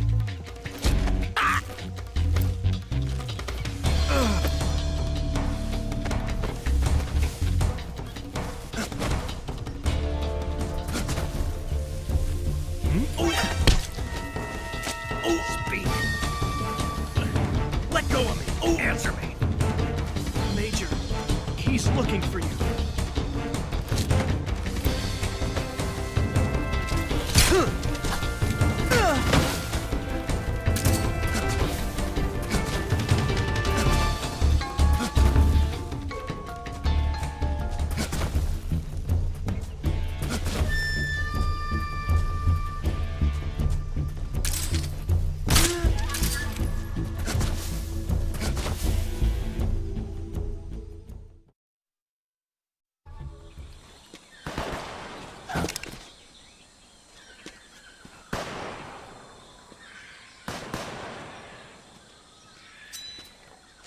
I've been waiting for this moment.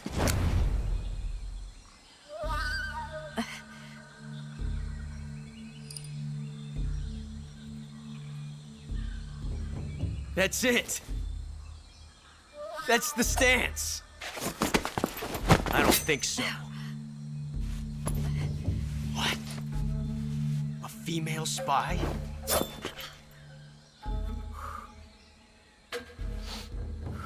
This bitch is wearing perfume. Stay where you are. I've had enough of your judo.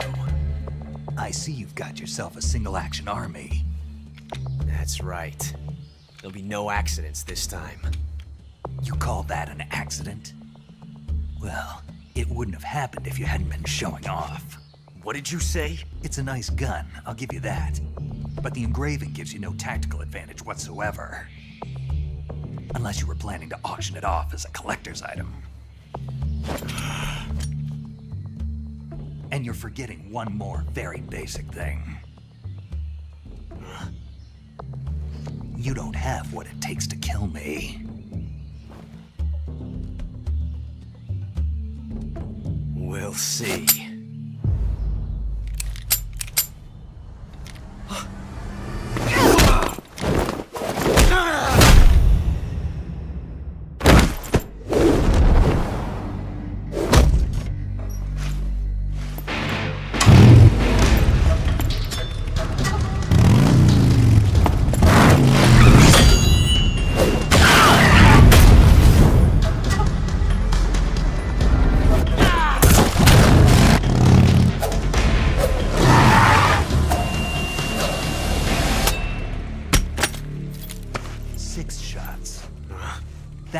carries 6 shots. The Makarov carries 8. You have to get a feel for how many you have left.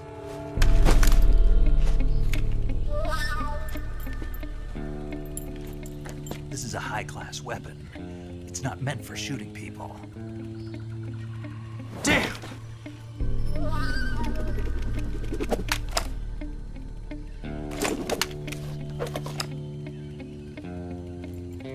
This isn't over yet. Don't! Why? He's still young. You'll regret stopping me. Damn it! I've got to get back before he does.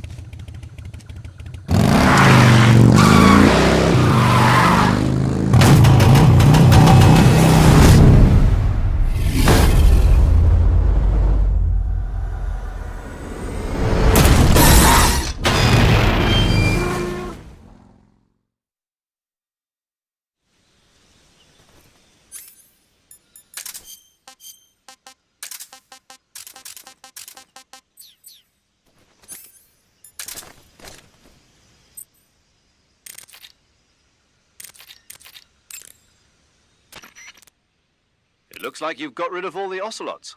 Yeah. Now proceed with the rescue of Sokolov. According to Eva, you should start by going to the crevice to the north and... Can we trust her? What's that? Eva is with the KGB, isn't she? Can I really believe what she says? How do I know she won't double-cross me? There are no guarantees in espionage, Snake, only calculated guesses. At this point in time, the KGB stands nothing to gain by stabbing us in the back.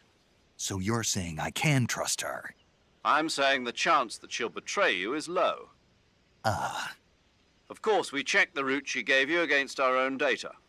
It looks like a pretty solid infiltration route. It makes good use of weak spots in the enemy's defenses. You shouldn't have any problems. Follow the route Eva showed you and proceed with the mission. Roger. First, enter the cave through the crevice. Eva said it was to the north, so head that way. Snake, your #1 priority in this mission is rescuing Sokolov. Eva said he is in the lab, so head over there. Right. Do you remember how to get to the lab? You mean what Eva told me? Yes. Of course I do. All right, repeat it for me. Major, do you think I'd forget something like that? Let's hear it then. First I head north. Hmm? And then I'll come to a crevice. And then? And then... All right, let's go over this one more time. First, head north through the jungle. Enter the cave through the crevice to the north. Follow the cave to the end and you'll come out in an aqueduct surrounded by mangrove. Follow the aqueduct to the north and you should arrive at a warehouse.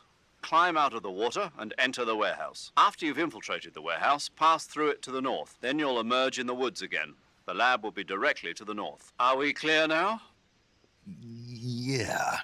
Snake. I got it. Basically, I just head north, right? Eva was right when she said that operating in an unknown jungle at night is extremely dangerous. In my former outfit, the SAS, we'd always be sure to set up camp before sunset and wait until daybreak before setting out again. Being able to stay in that abandoned factory made things a lot easier for you. You ought to be thanking Eva. Major, what's this temptation Eva was talking about? In the Old Testament of the Bible, Eve was seduced by a snake into tasting the fruit of knowledge. By eating the forbidden fruit, Adam and Eve disobeyed God's command and were cast out from the Garden of Eden. Thus, it was the snake who led mankind into original sin. Come to think of it, I did break a rib in the Virtuous mission. Maybe that's where Eva came from. But the one who tempted Adam into eating the forbidden fruit was Eve. You may be working together, but she's still a KGB operative. Don't let your guard down. I don't intend to. Snake, I heard you got a scientist disguise from Eva. Yeah. Go to uniform on the camouflage screen and choose scientist to disguise yourself as a scientist. Scientist, huh? But it won't do you any good to go around the jungle wearing a scientist disguise. No one would be that stupid. You're right. No one would think of going around the jungle in a scientist disguise. If they did, they'd have to be a fool. No, more than a fool. A complete dumbass. Don't you think so, Snake? Yeah.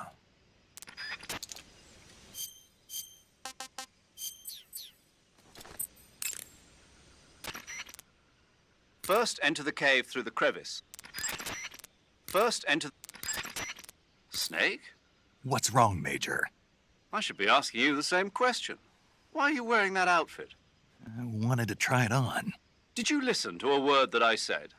What are you thinking, dressing like a scientist in the middle of the jungle? Look at your camo index. You're a walking bullseye. Get back into your camouflage, now! Lighten up. What was that? Nothing. While hanging, you can hide. Hey, Snake, remember back at the abandoned factory when you whittled the grip of that 45 down? Yeah, I've never heard of a customization like that before. Why the grip? to fit it with a knife. A knife? You're gonna keep the knife and the gun both at the ready? That's the idea. Why would you want to do that? Sometimes a knife works better in close proximity encounters. So I equip both at the same time. That way I can switch back and forth in an instant. Badass. So that's that. CQC. Snake, you said Eva said her Mauser was a Type 17, right? Yeah, what about it? That model was produced in the 1920s in a weapons lab in the Shaanxi province in China. The cartridge part sticks out lower than the original to accommodate 45 caliber rounds. The barrel and chamber are a little bit thicker too. But most telling of all, it's got Chinese characters engraved on both sides of the frame like you saw. And that firing stance Eva was talking about where you hold the gun horizontally, that's a trademark of the Chinese. Just like you were saying, when you're firing in full auto mode, the muzzle jump effect gives you a horizontal strafing motion. They say it's especially deadly in indoor and close-range mop-up actions. The Japanese called it bandit shooting and used to dread it. Makes you wonder where she learned to shoot like that.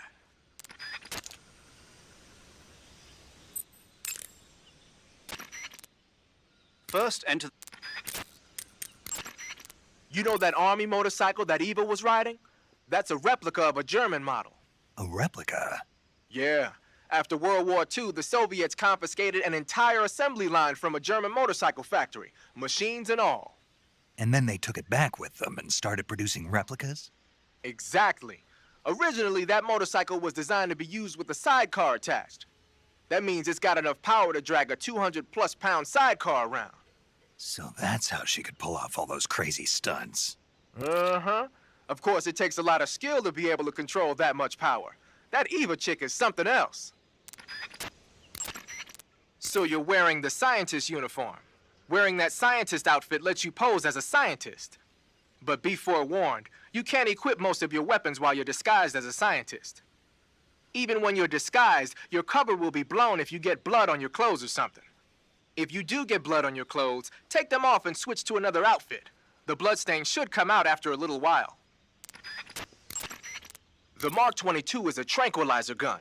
You can use it to take enemies down without hurting them. The thing is, the amount of time if you need to the Mark with a but the suppress the Dura be sure to keep a suppress. It's a good idea.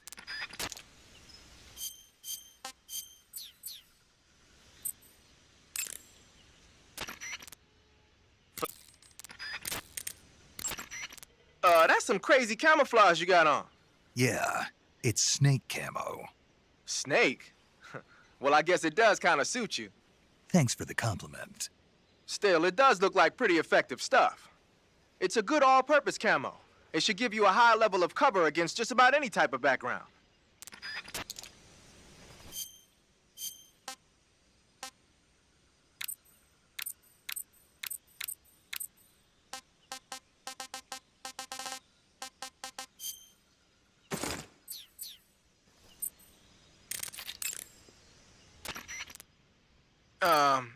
You mean you're not wearing any face paint? You can take off your face paint by selecting no paint from face. Just select no paint when you want to skip wearing any face paint at all. But your camo index is never going to be as high without face paint as it is with it, unless you want the enemy to see you. When you fire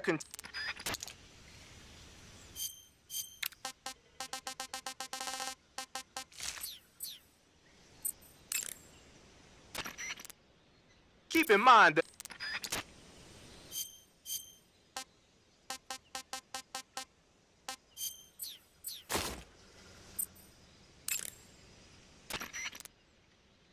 are some funky clothes you're wearing. Yeah, it's called a sneaking suit. Sneaking suit? What's that all about? I'm not sure, but it looks like what the boss was wearing. Huh. Well, whatever it is, it's a fine piece of work. The suit seems to be made of some kind of special bulletproof fiber. Wearing it should reduce all the damage you take by half. The waterproofing and heat and moisture insulation are top-notch. Just having it on will reduce the amount of stamina you burn. It even increases your overall camo index. You got yourself a keeper, Snake. Yeah, maybe we should make it the official uniform of Fox.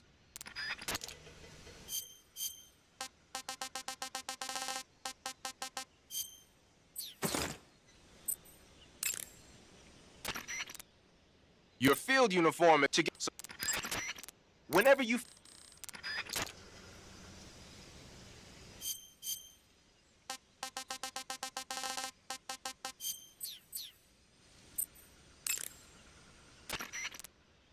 Snake, what's that camouflage? It's called Hornet Stripe. I got it from the pain. No kidding. Sounds like a pretty unique design. From the looks of it, it's somehow infused with the power of hornets. The power of hornets? Sure. When you're wearing that outfit, hornets won't attack you. Neither will spiders or leeches.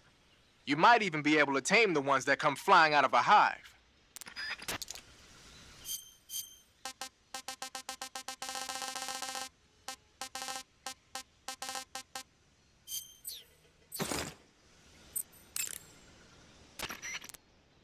Hey, Snake, what's that you're wearing? It's spider camouflage. It used to belong to the Fear. Is that right? Well, it's not as good as the stuff the Fear was wearing, but it still seems to have a pretty decent amount of stealth capability. From the looks of it, the wearer uses stamina to power the stealth function. With this thing on, your camo index will stay at a high level no matter where you go. But if you run out of stamina, the stealth function will stop working. Keep that in mind.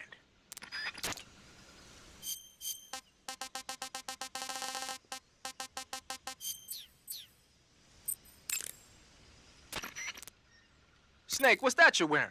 It's moss camouflage. I got it from the End. Interesting. It seems to have part of the End's power sealed within it. If you wear it in a place where the sun shines, you'll automatically recover stamina. It'll also give you a high rate of camouflage in Civiato Gorni and Socrovieno, the End's home territory.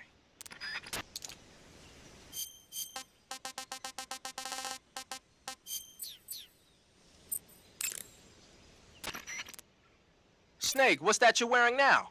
It's fire camouflage. The Fury had it on him. That camouflage seems to have fire-resistant properties. When you wear it, you'll only take half damage from flames and explosions. You won't ever get burned, either. Sounds like something the Fury would use, all right.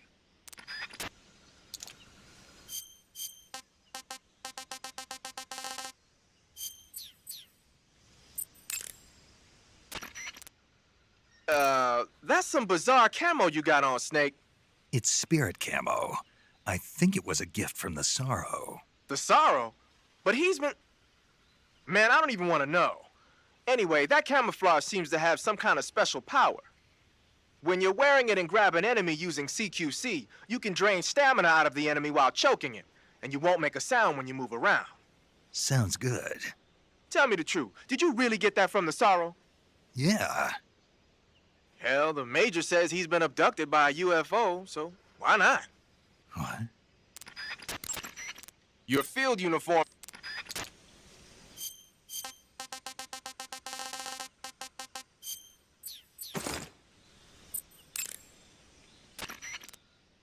Snake, what kind of camo is that? It's called Cold War. Volgan had it with him. Cold War camo, huh? Well, I suppose the Soviets won't attack you from behind when you've got that thing on. Really? You mean it's got advantages other than being stylish? Stylish? Yeah. Don't you think so? Sure. Whatever you say.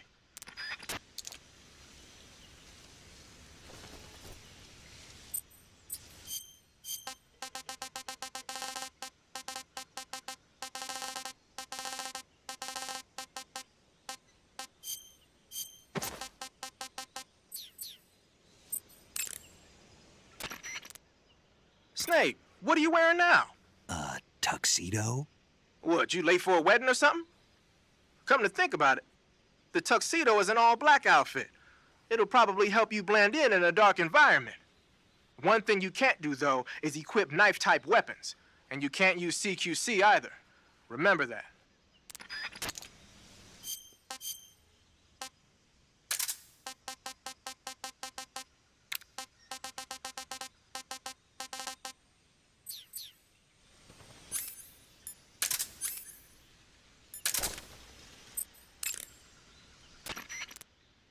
Looks like you got yourself some funky clothes there. Yeah. The chocolate chip pattern is probably designed. It should work.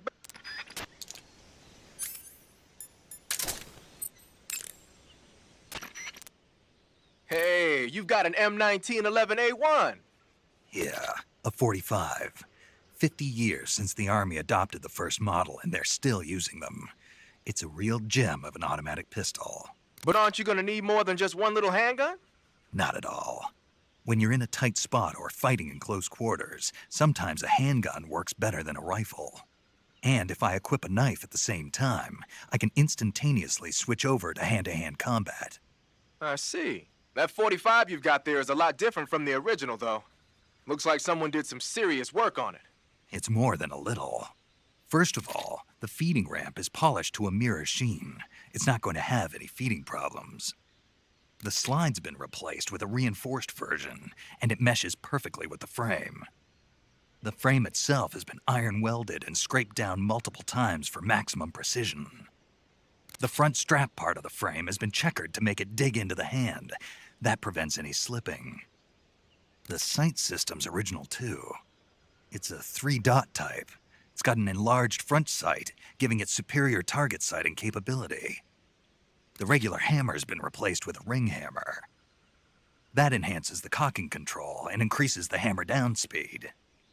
They also reworked the grip safety to accommodate the ring hammer. Looks like they eliminated it altogether. This is a tool for pros. The thumb safety and the slide stop are extended to allow for more precise handling. The base of the trigger guard is whittled down so you can use a high grip. And the trigger itself is a long type for easy finger access. The trigger pull is about 3.5 pounds. That's about 1.5 pounds lighter than normal.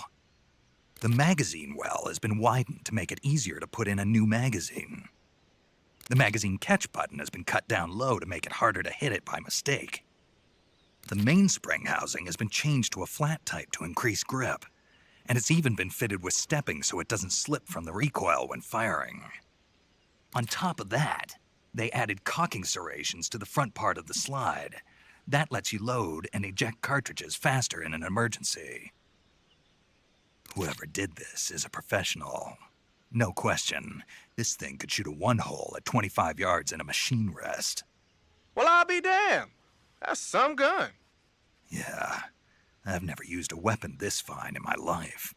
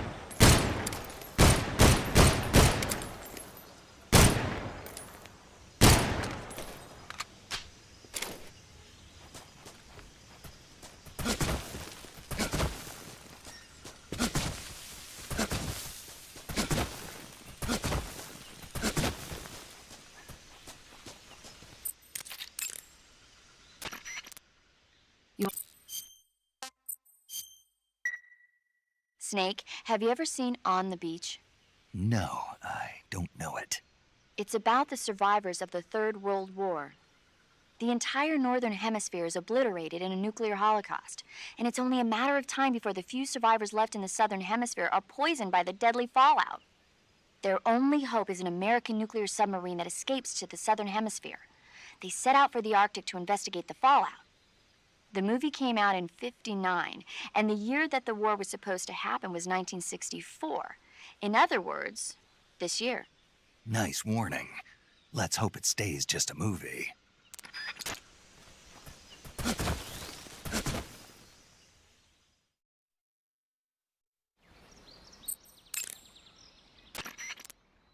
You want... Snake, have you ever seen the War of the Worlds? No. These flying saucers from Mars arrive on Earth disguised as meteorites. The saucers use their heat rays to attack the nearby towns. And then... Something wrong?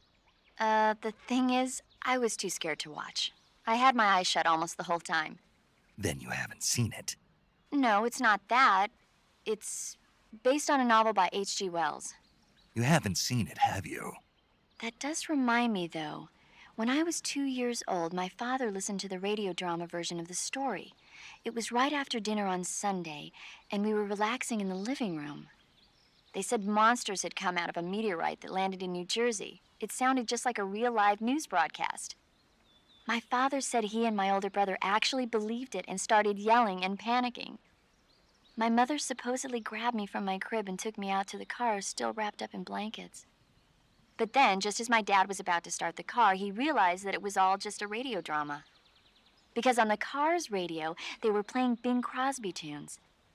No matter what station he turned to, no one else seemed to be reporting on this big history-making news story. Sounds like something out of the big broadcast. Nobody said a word. We all went back to our rooms. My father and brother got off with a scolding from my mother, but I was the one who really suffered. After that incident, every time I acted up, my father and brother would scare me by saying, "The Martians are coming!" That's terrible. Isn't it, though? So, you haven't seen the movie? I saw it. So even nuclear weapons wouldn't work against the Martian war machines. Uh-huh. Anyway, Snake, if you conceal yourself like the Martians did, the enemy won't know what hit them. Conceal myself? Maybe not in a meteorite, but if you can hide yourself inside something a little more close at hand. Close at hand. Something like a box. Ah, I get it. So, you never saw the movie? I saw it, all right?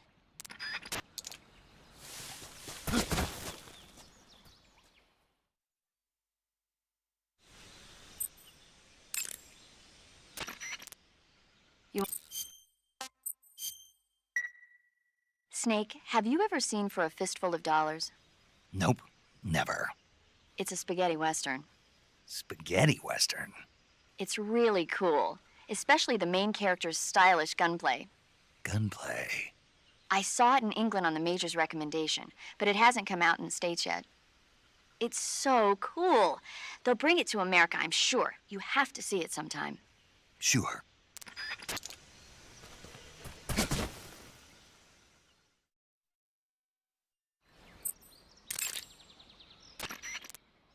Some types of foods... You want to save? Chin up.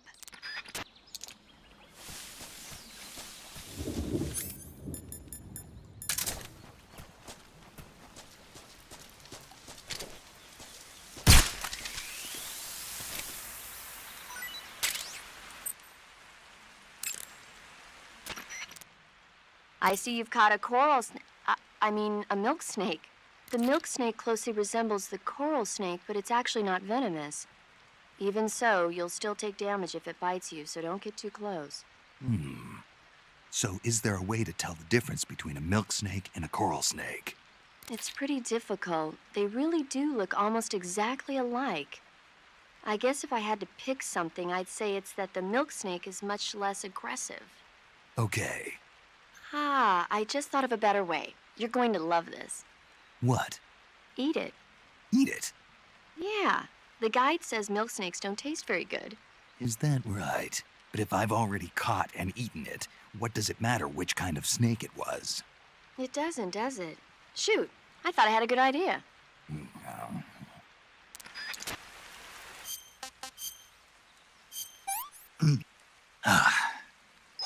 I've had enough.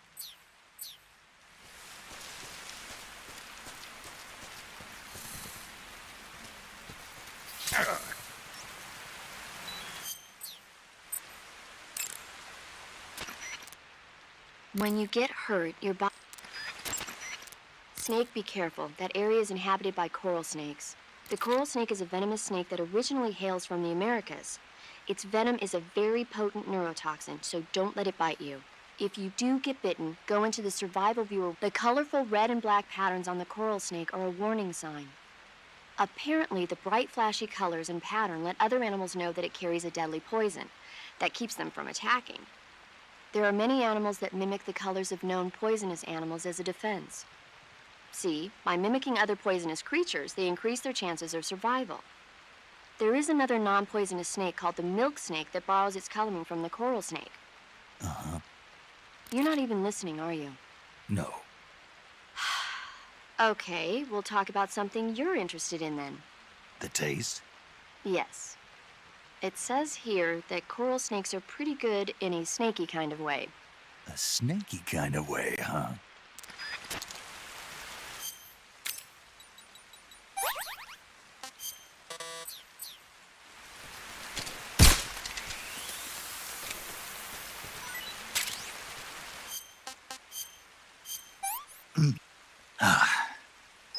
Hey, this works.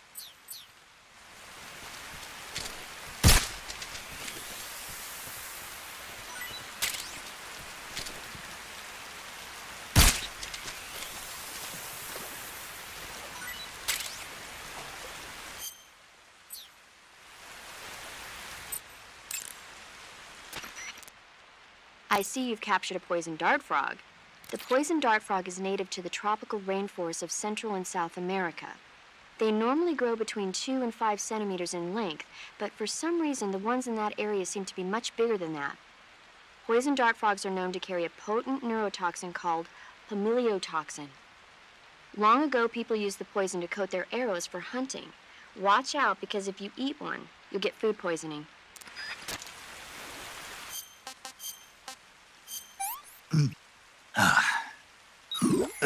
Poison. Damn.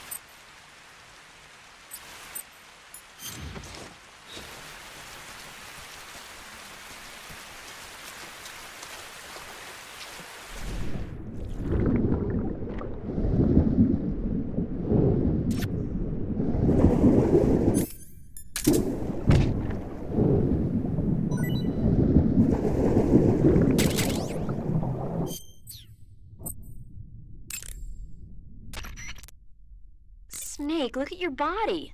Yep. Looking good. Not there.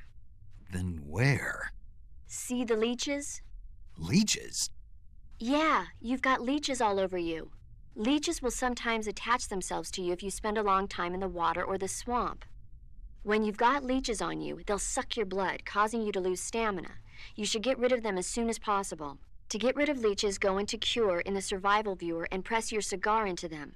Or, if you use the insecticidal bug juice ahead of time, the leeches won't bother you as long as the bug juice is in effect.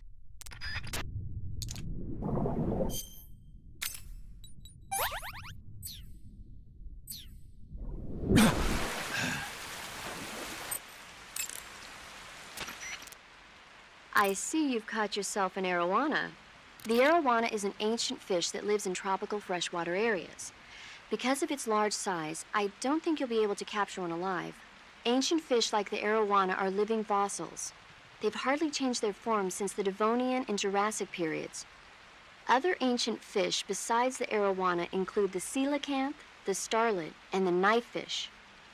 Almost all organisms on Earth have evolved in various shapes and forms, but these fish have kept the same form for hundreds of millions of years. Baffling, isn't it?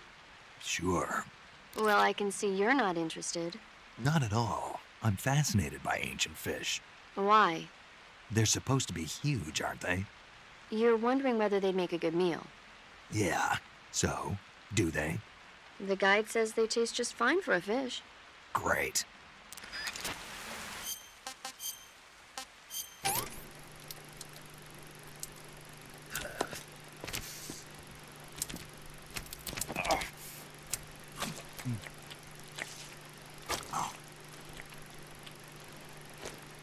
Survival viewer!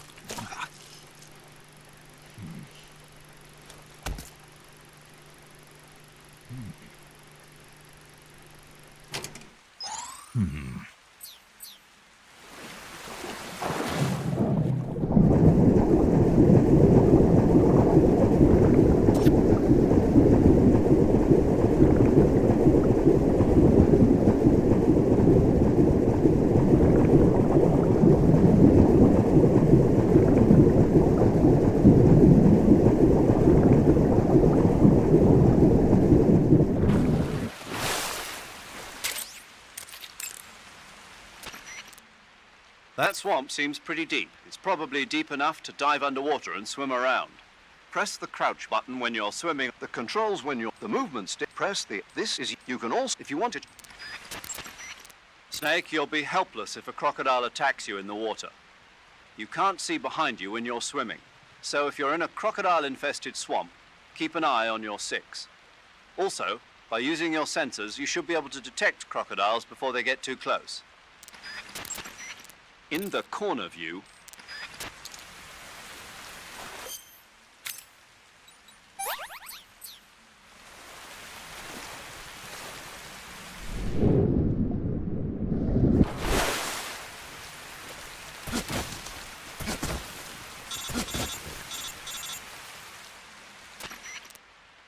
Snake, are you there? Eva, Did you miss me? did you make it without any trouble? No one saw me. So you're back with Vulcan. In a matter of speaking. What about the boss? Yeah, she's here too. Better be careful. Thanks, I will. The boss and I get along pretty well, though. I guess we traitors have a lot in common. Why would anyone want to defect? Betraying your country like that, I just don't get it. Are you talking about the boss? Why do you do it? Weren't you born and raised in America? Yes, in a small rural town.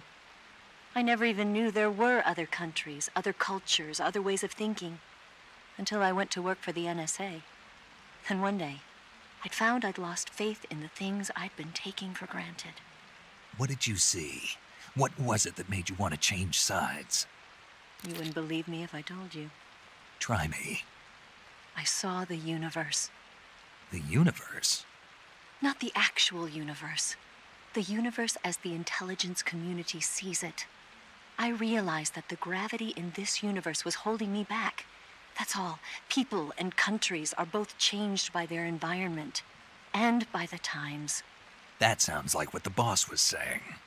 There's a world of difference between this country and America.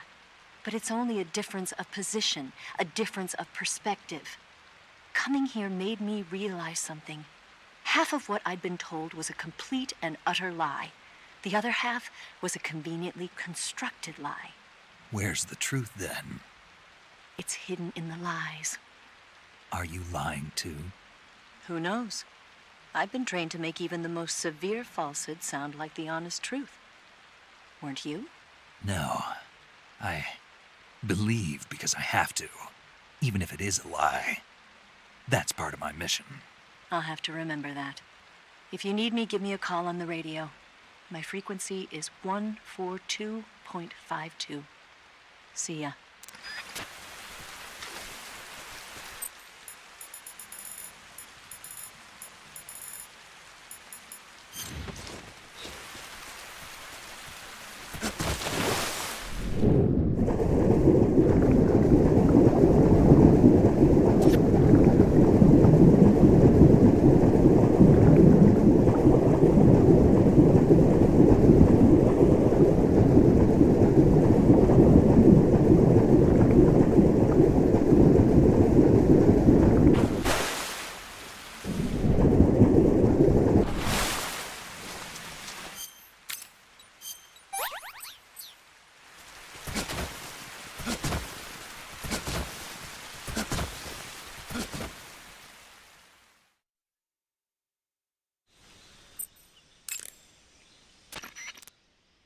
First, head north. Follow the cave to the... Follow the aqueduct. After you've infiltrated, then you'll... First, enter the...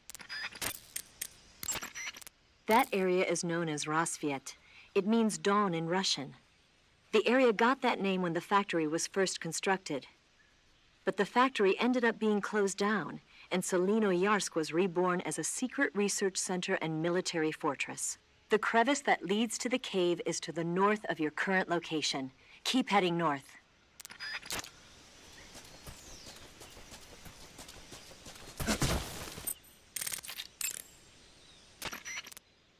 The crevice that leads...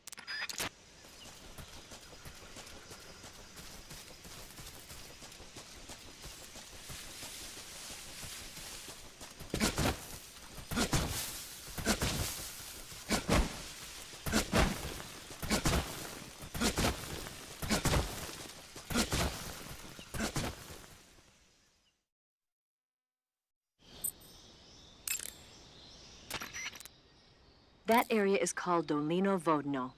The name means forest of the canyon. It probably got that name from the chasm that divides the jungle in two. The rope bridge at the center was hastily constructed to enable them to patrol Dramuchi. Speaking of which, what are you doing all the way back there? Get back to the north now.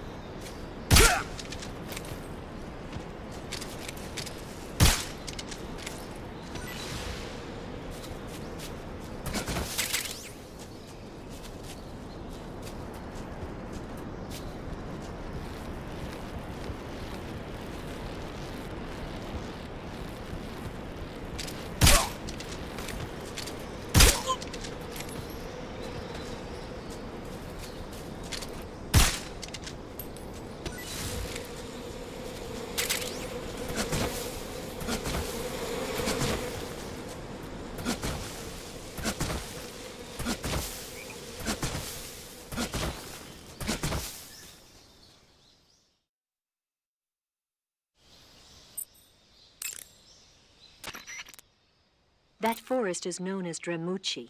It means the untouched forest in Russian. The name says it all. Dramuchi is a pristine jungle at the far edge of Solinoyarsk, untouched by human hands. The forest is so dense that large units can't penetrate it, making it a natural defense.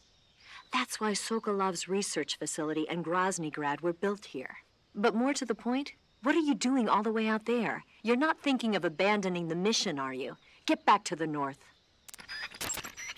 Eva, what kind of unit are those Ocelots I fought a little while ago? The Ocelot unit is an elite group composed of soldiers handpicked from among the ranks of Spetsnaz, the Special Forces wing of GRU. They've undergone even more rigorous training than regular Spetsnaz. Their skill with weapons is the stuff of legends. You'll find they're much better shots than the rest of GRU. Watch yourself.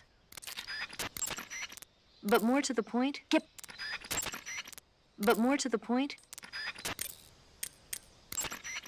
First, head north. Follow the cave. Follow the... After... Then you'll...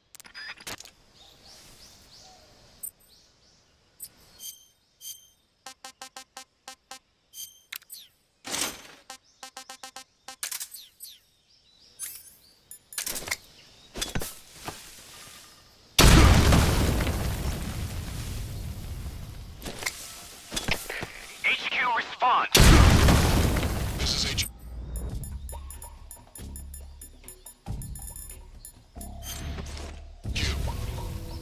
Patrol here.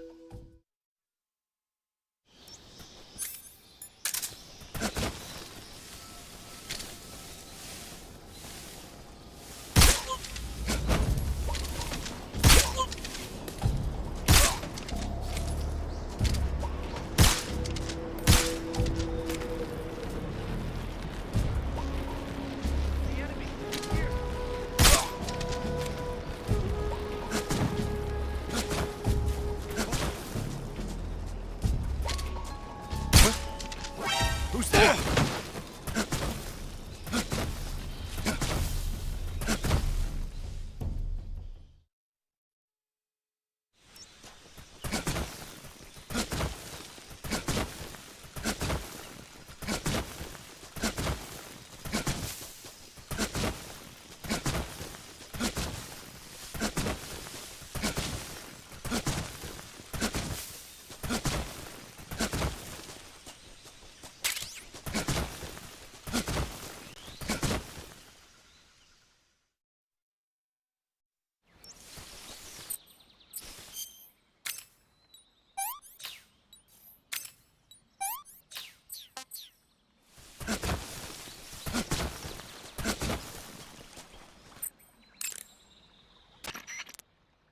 That area is known as Chorny Prud.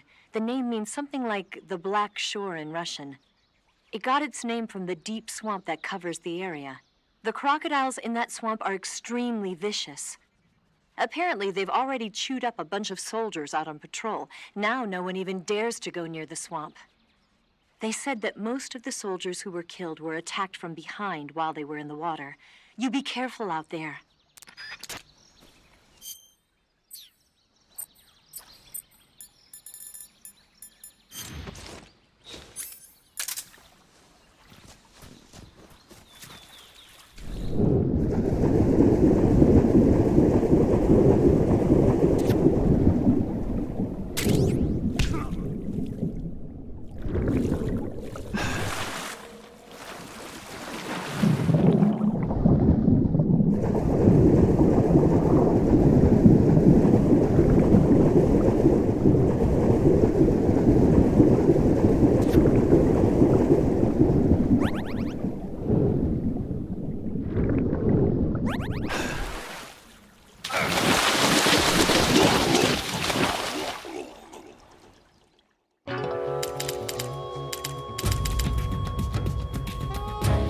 Snake, what happened to you?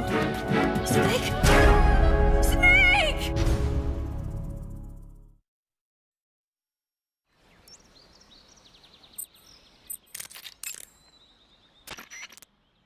That area... Eva, where are you now? I told you, didn't I? I'm right near the Colonel. Pretty weak answer, if you ask me. I suppose you're right. Eva. Snake, I'm under orders to cooperate with you, but that doesn't mean I have to tell you everything I know. I would assume the same applies to you, too. The crevice that leads to the cave is still a ways to the north. Keep heading that way. The crocodiles in that swamp are extremely vicious. Apparently, they said that most of the crevice that leads... The crocodiles in...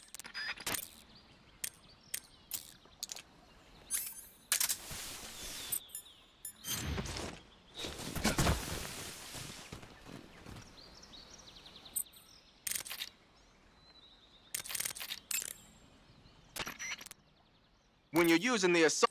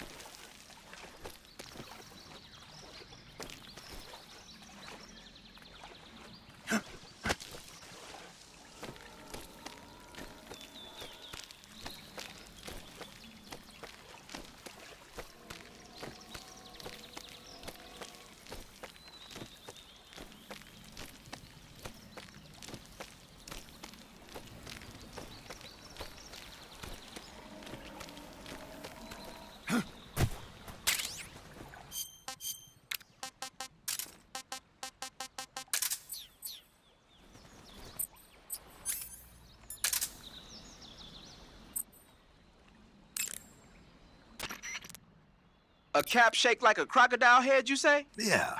What do you think? I think it's a great idea. You know, animal disguises are one of the oldest tricks in the book in the intelligence world. I don't know whether it's true or not, but I've heard that during World War II, the OSS used to use cow suits. Supposedly, they sent agents out to hide in herds of real cows so they could spy on enemy units as they passed by. Nowadays, I guess most people wouldn't even give a crocodile-shaped cap a second look.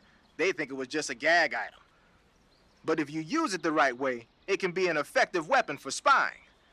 I gotta hand it to you, Snake. You're one sharp guy. You okay, Snake? Now forget it. Huh? Snake, what in God's name? How does it look? It looks cool. Huh? It looks cool on you. It does? Yeah. I don't think cool is the right word. Why? What's wrong with it? What's wrong? Don't you think it looks silly? Doesn't it make you laugh? Aren't you going to ask me what the hell I was thinking? No. Oh. I think it really does look good. It reminds me of the alligator people. Oh, the what? The Alligator People. It's a science fiction movie. You've never heard of it? No. Oh, well, you should see it sometime. It's about this guy who gets hurt in a car accident and tries to heal his wounds by injecting himself with a crocodile serum, but then his head turns into a crocodile head. You look just like him with the mask on. That's awesome! Right. Huh? Oh, never mind. I suppose you might be able to disguise yourself as a crocodile by wearing that cap and sticking your head out of the water. Treating serious wounds. The crevice that... Tell me something, Snake. Why did you let Ocelot get away? I thought I told you already. Because he's still a kid? Yeah, Pretty lame excuse if you ask me. you think so? Yeah, I do. Maybe you're right. The crocodiles in that swamp, apparently the crevice, the crocodile,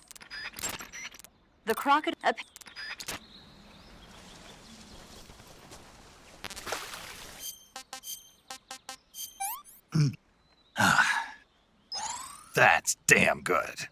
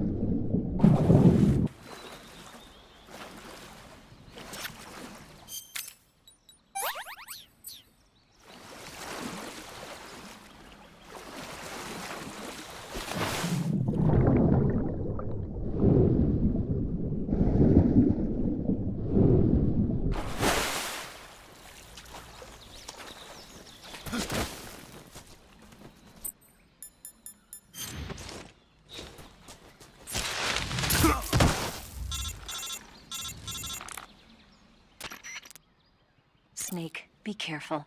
I might not have told you this yet, but that swamp is rigged with traps. Tell me about it. So you know already. Yeah. Well, then you're all set. The traps in that area are set to go off when a rope stretched along the ground is disturbed. Keep a close eye on the ground and make sure you don't trip over a rope. I mean, far be it from me to call you an idiot who can't avoid even the simplest of traps, but you know... What's the matter? Nothing. Never mind.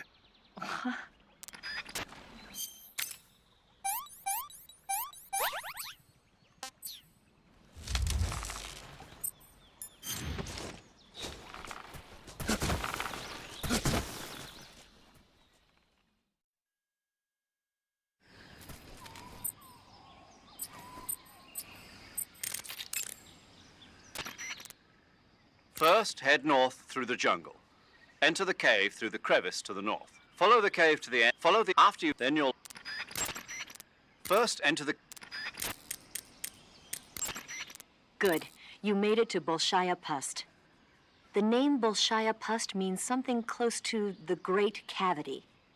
It probably got that name from the crevice to the north. There's a fortified area in the southern part of Bolshaya Pust that's strung with barbed wire. To the north of that is a relay station that serves as both a depot for material shipments and a communication facility. The crevice leading to the cave is located to the north of the relay station.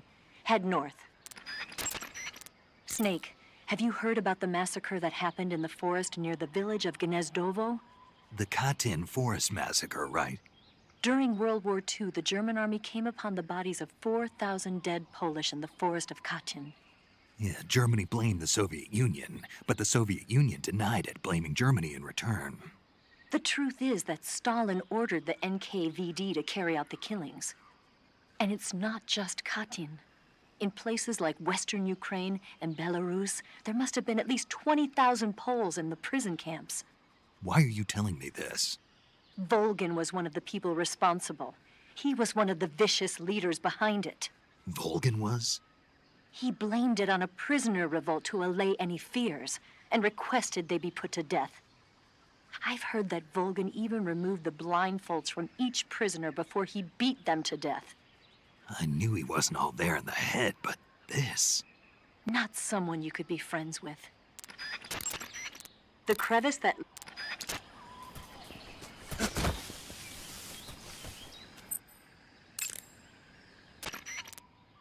Snake, be careful. That barbed wire is electrified and you'll get a shock if you touch it. It looks like there's no way to get over it. Snake, be careful.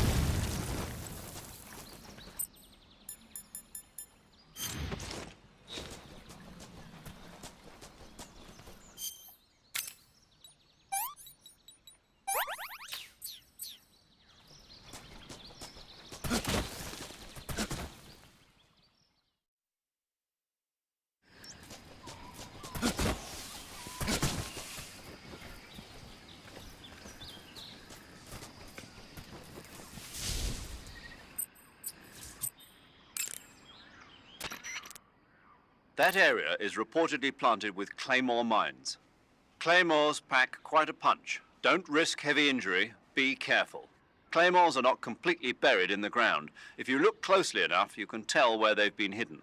You can also pick up claymore mines by crawling over them. It'll be useful if you recover a few of the enemy's traps. Snake, it looks like there are claymore mines planted all over that area. Claymores are a new type of anti-personnel mine produced in America. The ones you see there must have either been stolen or recovered from a battlefield in Southeast Asia. And what's more, our Russian friends seem to have modified these claymores with a special type of sensor. If you get anywhere near them, bang, you're toast. Watch your step. Claymores can be picked up by crawling over them. If you come across a minefield, try crawling through it. Ah, you got yourself some claymores. The M18A1 Claymore is a new type of anti-personnel directional mine developed in the U.S. after the Korean War. The gently curved casing is packed with 1.5 pounds of high-grade explosives. The side facing the enemy is lined with 700 steel ball bearings. So when the mine explodes, the ball bearings simultaneously burst out of the casing. Anyone in the kill zone, be he friend or foe, is instant Swiss cheese. The mine is triggered by an electric detonator. Apparently, the detonator's got some kind of special motion detector built in. Yeah. When the mine is planted, it reacts to anything that comes close and automatically explodes. Just make sure you don't trip your own mine or something stupid like that. I'll be careful. You can pick up a planted claymore by crawling over it. Mines planted by the enemy can also be picked up in this way. So if you come across a minefield, it's a good idea to crawl through it and pick up the mines. What are they doing making minefields out of Western mines anyway? They're probably doing field performance evaluations on mines they either captured or stole from the West. The structure of the claymore isn't actually all that complicated. They must be learning a lot about them. It might not be long before we start seeing Claymoresque mines. Snake, what's with that face paint? It's called Oyama. Oyama? Yeah, it's the name of an androgynous Japanese deity. Are you serious? That's what I heard. From who? Paramedic. Never mind. In any case, that face paint doesn't seem to work very well. Your camo index is way down. Unless you want the enemy to see you, I'd change to something else. Oh. Okay. Let me guess. You were just getting to like it. It kinda grew on me. Fine. Get yourself shot.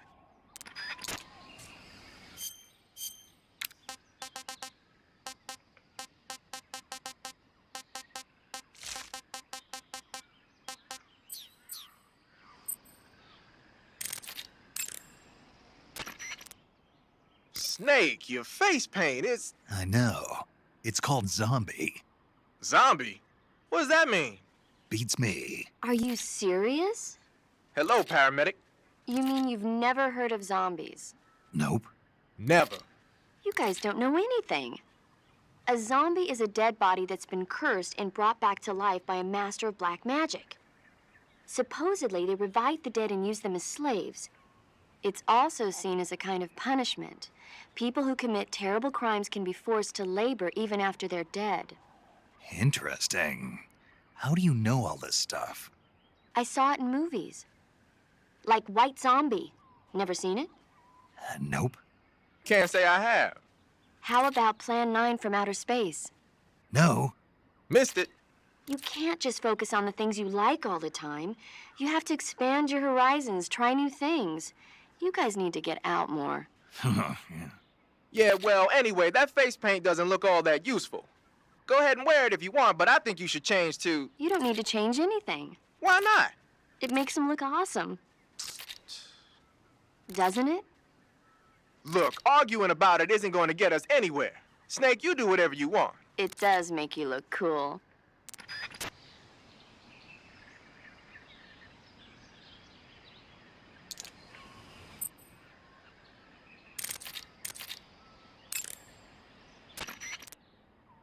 Snake, you've got a bad burn. Burns happen when you're engulfed in flames or get caught in an explosion. When you've got a burn... Snake, be careful. I might not have told you this yet, but that swamp is rigged with traps.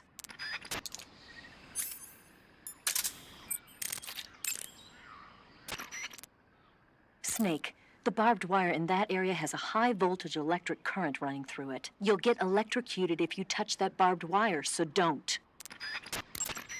Snake, be careful.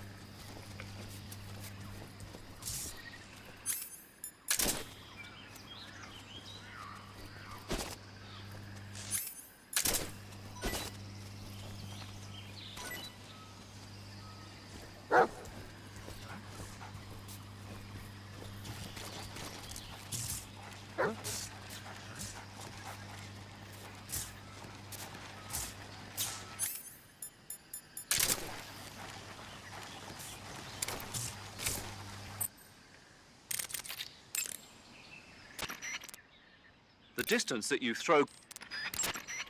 The distance that you...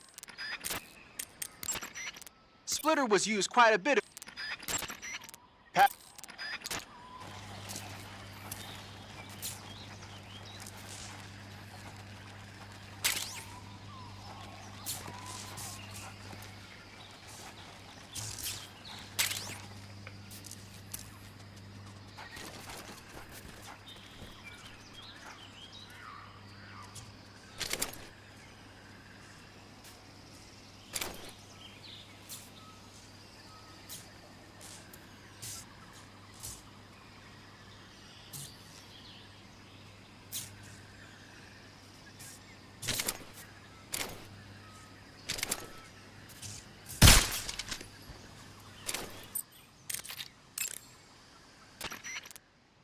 When you creep inside a small...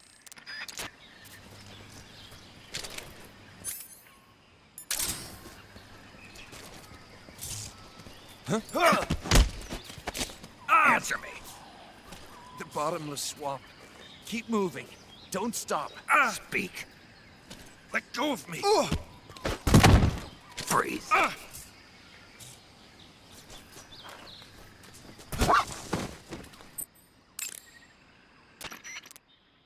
Snake, it looks like they've got attack dogs in that area. Attack dogs generally receive extensive military training in tracking and combat techniques. They're formidable close-range fighters and difficult to elude. Their barking can alert enemy patrols to your presence as well. Take care not to let attack dogs catch sight of you. Attack dogs may be dangerous, but they can't climb trees. If you've been cornered by attack dogs, try climbing a tree. Smoke grenades should prove useful as well. First, enter the cave. You say there are attack dogs? Those attack dogs are Great Danes. The breed is originally from Germany. They've been used for hundreds of years as hunting dogs. As you can see, they're very large, strong too. They've got a calm yet courageous temperament, and on top of that, they're extremely intelligent. In some cases, a trained Great Dane can be more dangerous than a human opponent. Watch out for them. Interesting. Forget it, Snake. Forget what? You were thinking about how they taste, weren't you? I wasn't thinking... Don't lie to me. I could tell by the look on your face. You can't see my face. No, but I can imagine it. Don't you dare think about trying to capture an attack dog. You hear me? Yeah. They sicked attack dogs on you? People have been using dogs in wars since before recorded history. The Greek and Roman armies used to send out packs of dogs with spiked collars to charge at enemy ranks. Attack dogs were regularly employed in the First and Second World Wars as well. Traditionally, dogs have been used to keep watch, send messages, and assist in search operations. Then the Soviets came up with a new idea, using them to carry bombs. Bomb dogs? Yeah. They were trained to dive beneath tanks carrying a payload of bombs. Apparently it worked pretty well, but the Russians messed up, man. They use their own tanks for the training. Turns out the dogs kept going after Russian tanks and blowing them up, so the plan was scrapped before it got off the ground. Well, I don't think you need to worry about those dogs exploding on you. They don't seem to be the bomb-carrying type. But they are highly trained in tracking and detection. Don't underestimate them. They're excellent trackers and ferocious fighters. Attack dogs move fast and are deadly in proximity encounters. They'll pick up your scent and use it to track you, so it'll be hard to shake them off. In a way, they're more dangerous than any human opponent. Be prepared. The Soviet-made smoke grenades you might find around there also seem to act as a mild tear gas. It might not have that much of an effect on human targets wearing balaclavas, but it ought to wreak havoc to a dog's nose. If you're being chased by attack dogs, give them a taste of a smoke grenade. Keep in mind that... Snake, sorry if I forgot to tell you, but they've got attack dogs prowling that area. If they find you, you'll be in for a rough time. Attack dogs are trained for fighting, and you won't be able to shake them off so easily. If they bark at you, it'll alert nearby patrols to your presence. Be careful not to get spotted by those dogs. Snake, the enemy's attack dogs are... You can tell if a dog's been highly trained or not? I can tell. How? I used to have a dog. You had a dog. Yeah. What's so funny about it?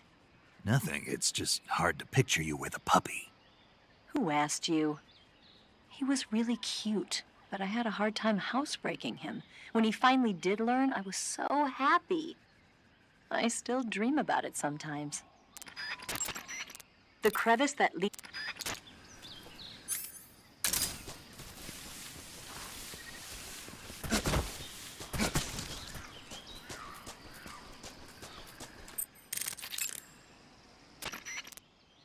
The crevice that...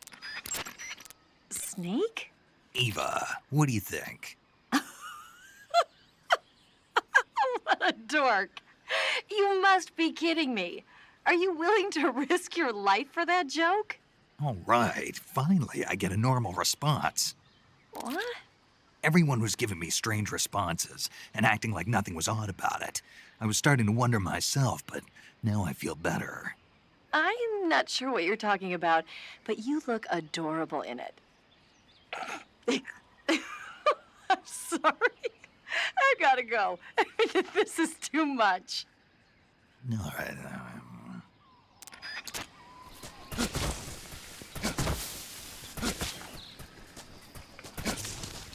Something there?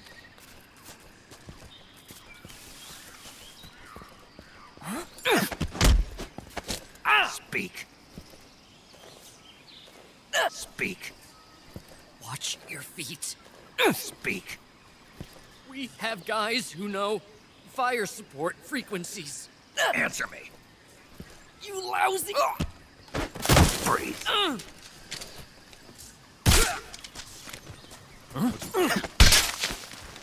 Answer me. If you shoot the barbed wire fence power source... Speak. Let me go!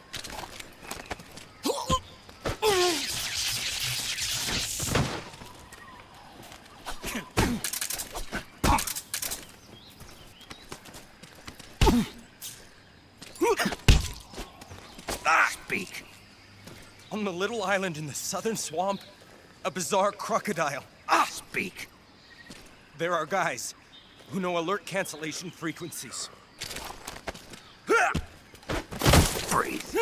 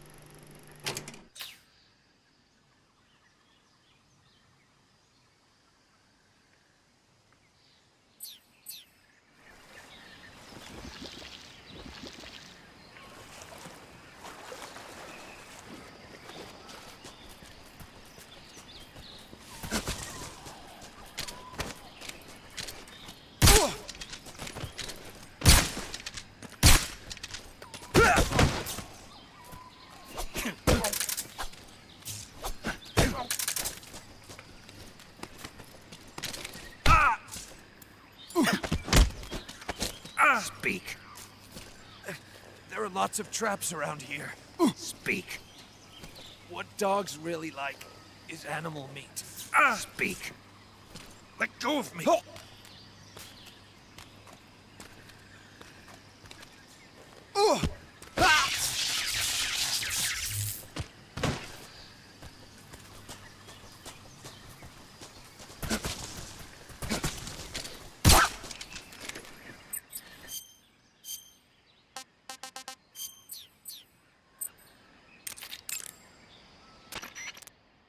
They sicked attack dogs on you? Tree bark is a...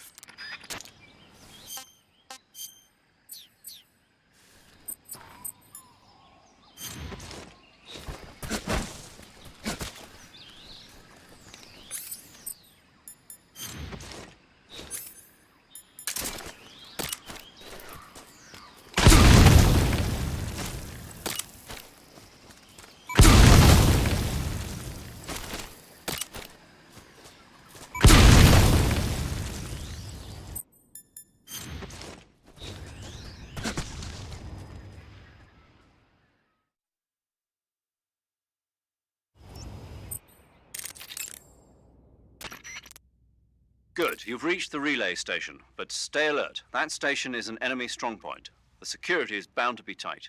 But there's no other way to get to the crevice if I don't make it through. Exactly.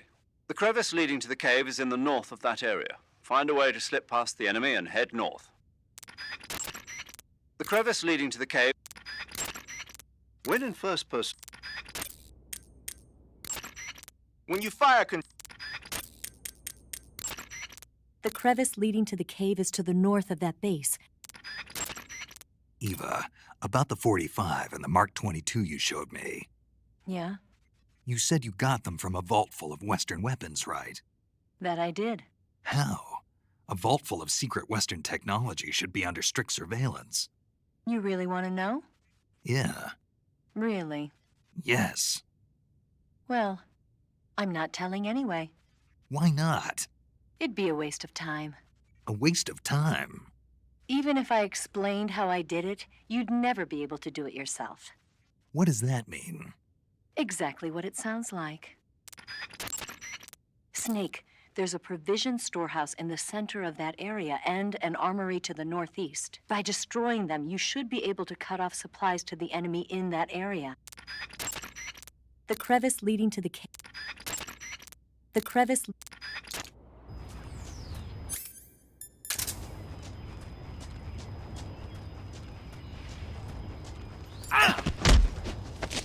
Answer me. We have guys who know. Speak. If you want to learn more, take a look at the survival viewer map. Speak. You lousy! Breathe.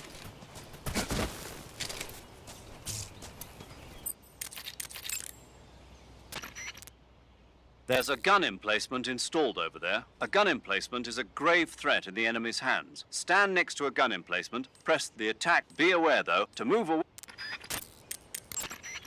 Those gun emplacements are DSHKs, a large caliber machine gun officially adopted by the Soviet Army in 1939. The name DSHK comes from the initials of the two creators, Degtyarev and Shpagin, plus the Russian word for large caliber. They saw a lot of action in World War II. The Russians used them as anti-aircraft and anti-armor guns for position defense, vehicle turrets, and infantry support. The combined weight of the gun and the emplacements is almost 350 pounds, so you can forget about picking one up and taking it with you. The gun is gas-powered and capable of spitting out 550 rounds a minute on a belt feed system, which is bad news for you when the enemy's using it. Hide behind something and lob a grenade at it, or attack it from outside the emplacement's firing angle. Either way, it's not a good idea to rush at it head-on. Or you might try using a smoke grenade to put up a smoke screen that'll cover your approach. If you manage to get close to a gun emplacement, you can take it over by pressing the action button. The attack button controls the trigger. Beware, though, the ammo supply is limited. To move away from a gun emplacement,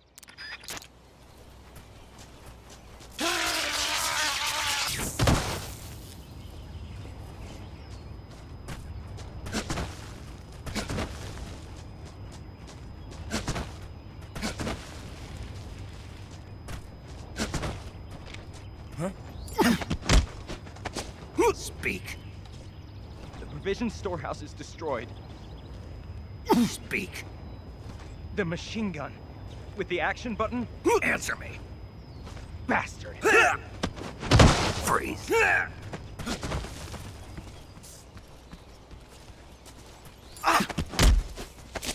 Speak. Bastard. Speak. Radio 148. Answer me. Finish me.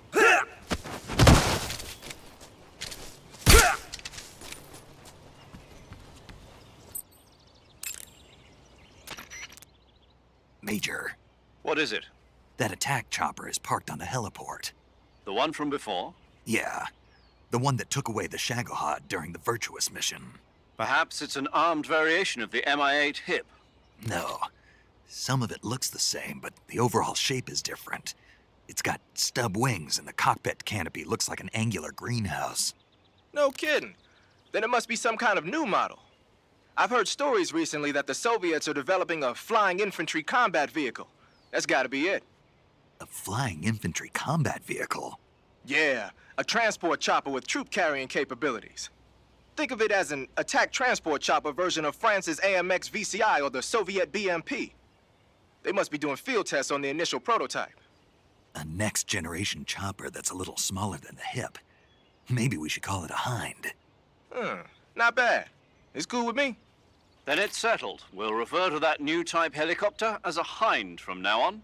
The Hind you see parked at the heliport must not be ready to fly. You don't need to worry about it taking off. If you're going to destroy it, now might be your chance. The Hind you see parked at... If you... It...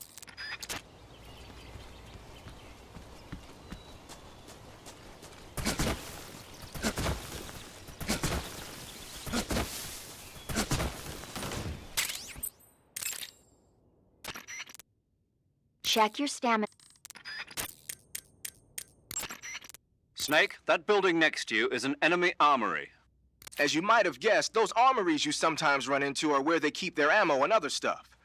If you take out an armory, the enemy units in the area will have their ammo supply cut off.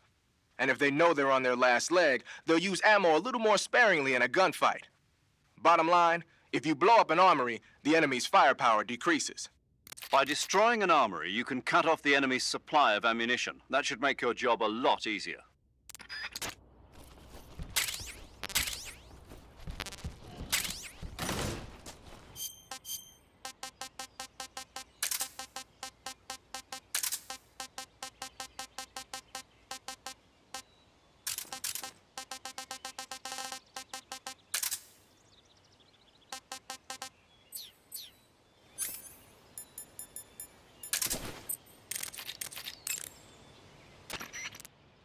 You say you're using a magazine? A magazine is what's left when you empty the clip of a gun. But what do you plan to do with it? I'm going to throw it. Throw it? Yeah. The sound it makes when it hits the ground will distract the enemy's attention. Ah, a diversion. Guess state-of-the-art weapons aren't the only things that determine victory or defeat.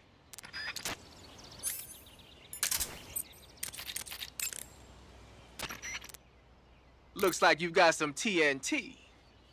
TNT is short for trinitrotoluene, a pale yellow crystalline compound made from a trinitrified mix of nitric acid and sulfuric acid. It's used throughout the world as a military explosive.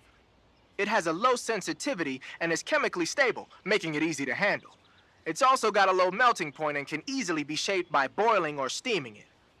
But because the sensitivity is so low, you need a booster to actually get it to explode. No problem. It came with its own remote control detonator. Good. Then all you have to do is press the aim button to equip the TNT before placing it with the attack button. Use the action button when you're ready to set it off. The map screen in the survival viewer will display the locations where you've planted TNT. Take warning though, the radio signal for the detonator is pretty weak. Don't forget that it can only set off TNT that's planted in the same area.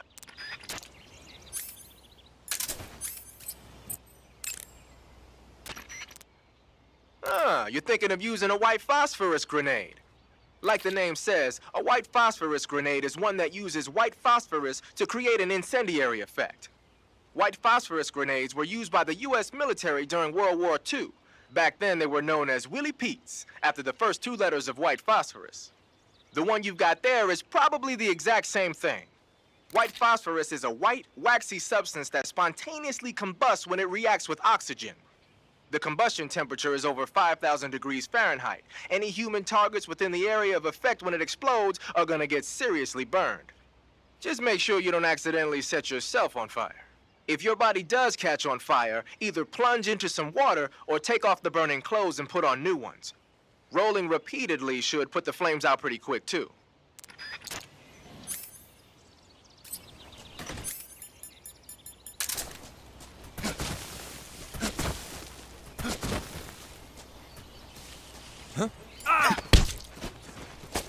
Speak. I'm not talking. Speak. Fire support request. 148.17. Freeze.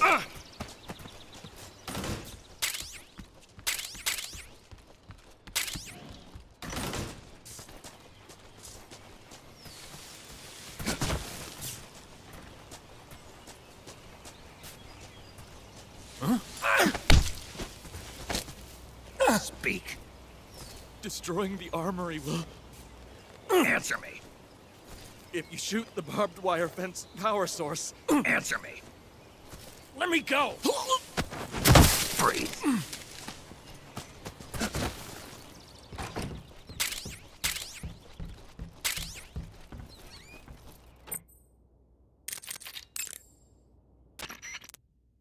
Snake, that building next to you is a provisions storehouse. A provision storehouse is where the enemy keeps their food. Enemy units in that area use it to stock up on rations. So if you happen to blow up a provision storehouse, the enemies in that area won't be able to get any more rations. Spetsnaz are people too. They gotta eat, or their stamina starts to go down. They might pass out more easily or lose their concentration and start to shoot less accurately. Who knows? They'll probably be a little more desperate for food just lying around. Basically, if you get rid of a provision storehouse, the enemies in that area will get physically weaker. By destroying a provisions warehouse, you can cut off the food supply to enemies in the surrounding area. It may be worthwhile if you have time and materials to spare.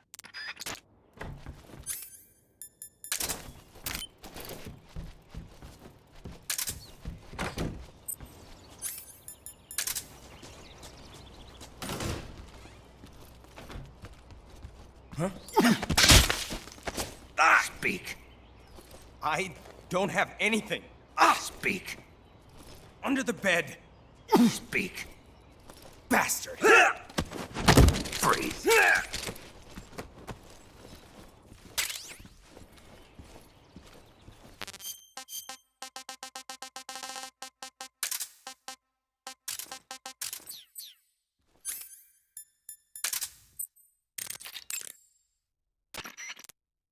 Hey, you got a mousetrap. That mousetrap is a portable tool for capturing small animals alive. Press the aim button to equip it. Then use the attack button to place it on the ground. Come back a little bit later and there might be a frog or a snake caught in there. Whether or not you actually catch anything, though, is all a matter of luck. Don't get all down if there's nothing in the trap. Try again. Also, don't forget that you need some bait in the trap or nothing's gonna come crawling in there. If you capture an animal with a trap, it won't have any bait left. Just crawl to pick it up. Then put some more bait back in and set it down again. You can use the map in the survival viewer if you forget where you put a trap.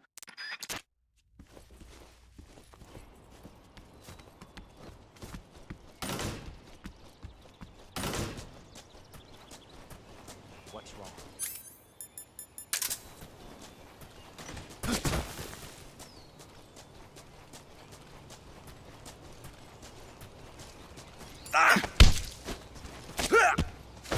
Freeze.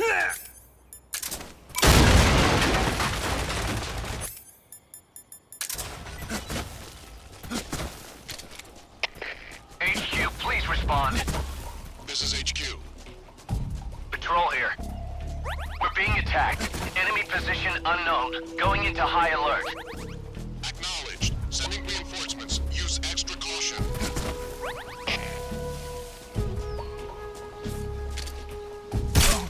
What's wrong?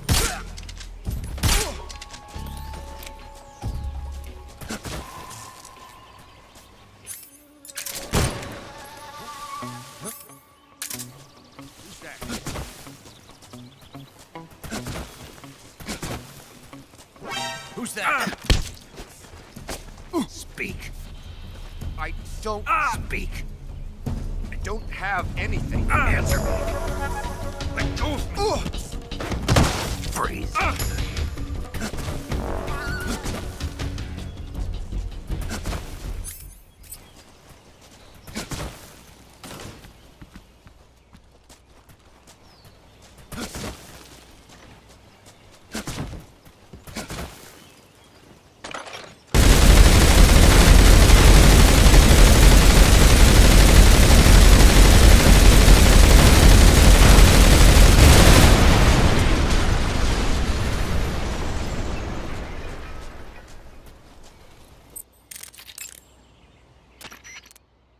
Snake, remember that this...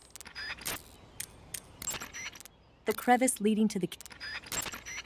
Eva, you said you got along with the boss, right? Yeah, we get along pretty well. I admire her. Although she's supposed to be the distant hero, for some reason she's nice to me. She even carried my bags for me the other day. I was impressed. Your bags? Maybe because we're both defectors. We never talk much, but I get the feeling that she understands how I feel. I've had dreams about the whole thing. The crevice leading to the cave is to the...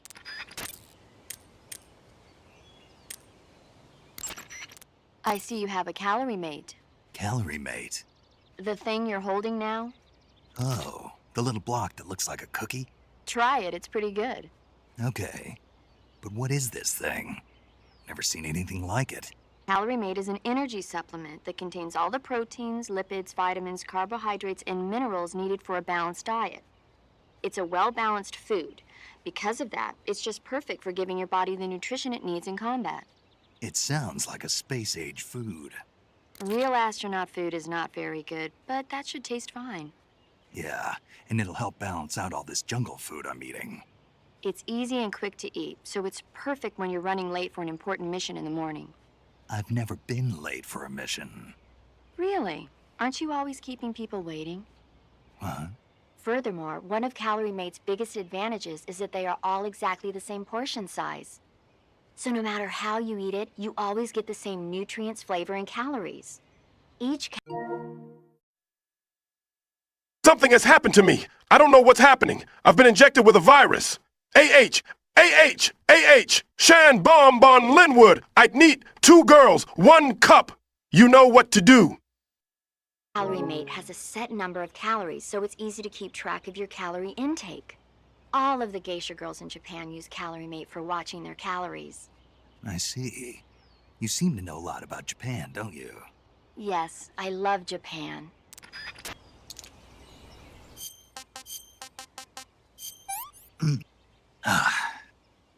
I want some more.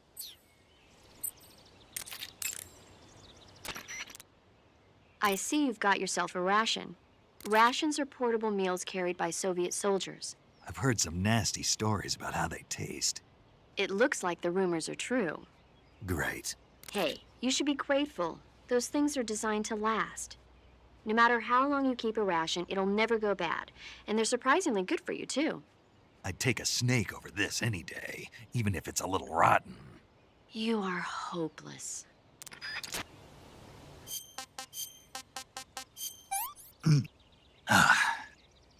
This is horrible.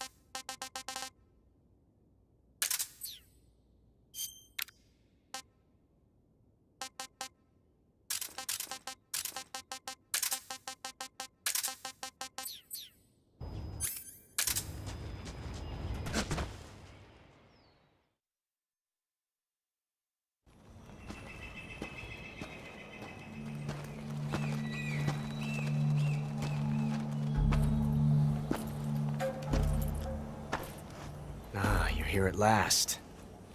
Looks like the boss's info was right.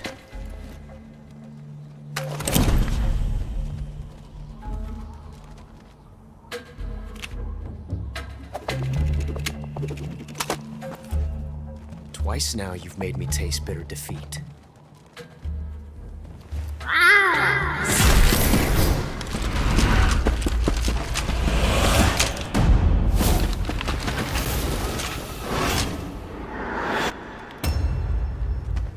I hate to disappoint the Cobras, but you're mine now. All of you, leave us.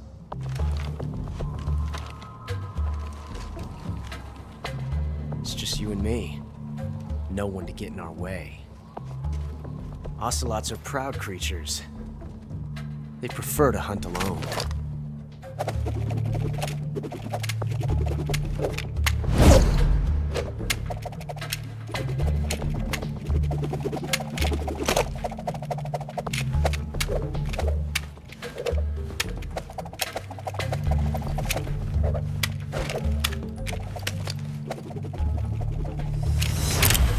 Shots.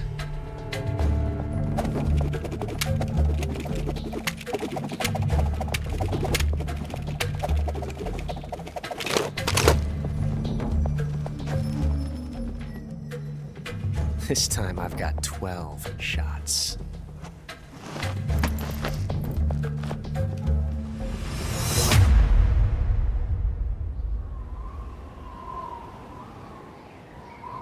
Okay. Draw!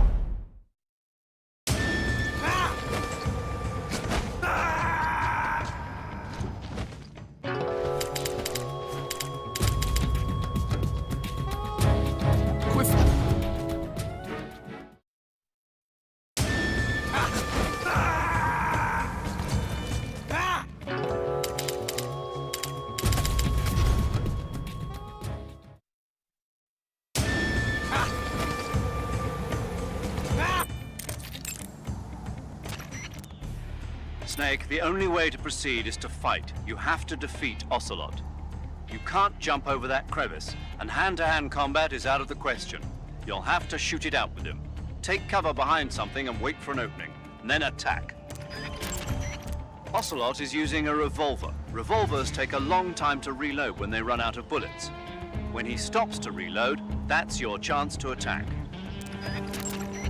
Snake, you won't survive a fall into that crevice.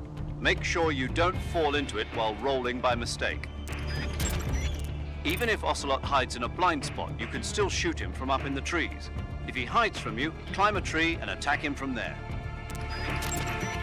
Snake, you won't... It looks like there's a hornet's nest up there. If it falls down, you'll be attacked by the hornets inside. If you get attacked by hornets, swing your survival knife around or use a smoke grenade to drive them off. Wearing light-colored clothing can also be effective. There's a hornet's nest over by Ocelot, too. If it drops on him, it might just create an opening. Try shooting it down. There's a hornet's nest... That guy is using a single-action army. It's a 6-shot 45 caliber revolver.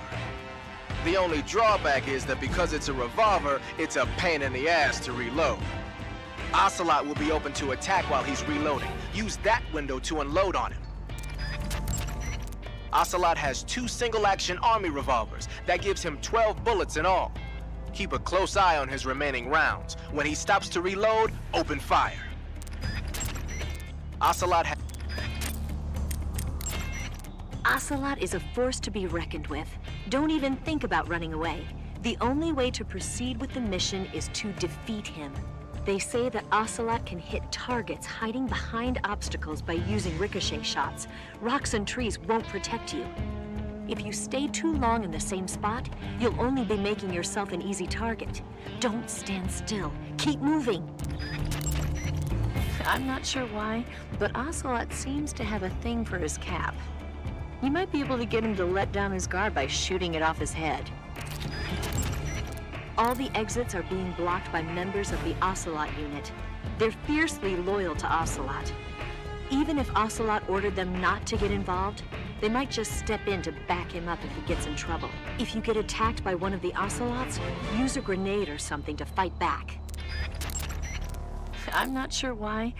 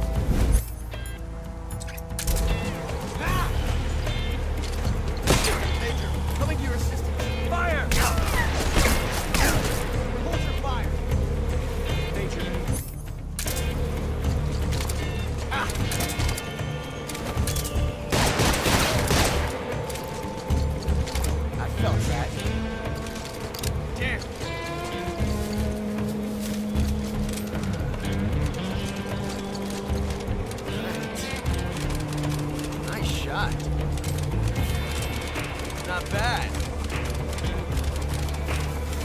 Excellent.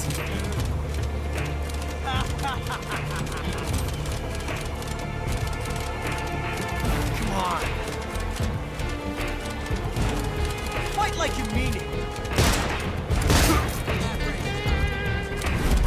I've never felt a tension like this before. That's so different from simply changing a clip.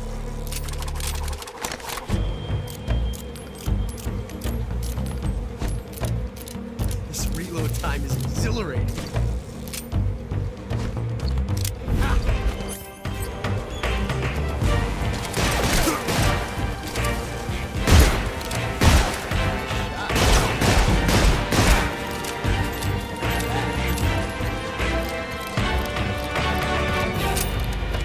Look, redraw, dude. Yes, it's the heart of a duel.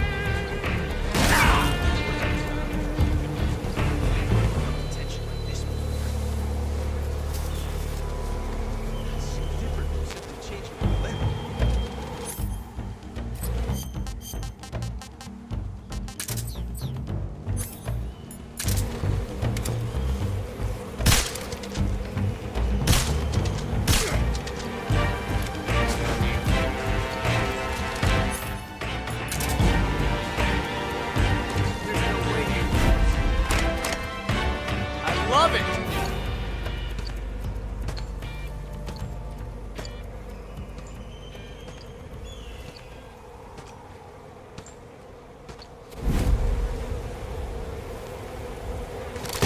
You're all talk, huh? I felt that. Too fast for that one, eh?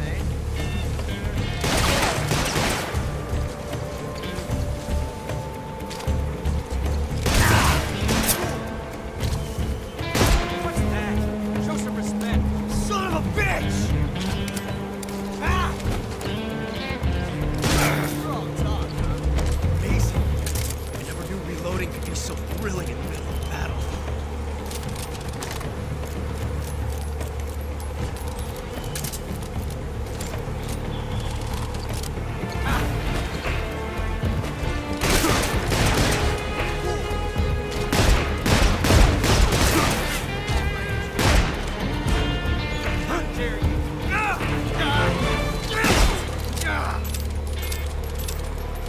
away from me! Shoot! Get out of here!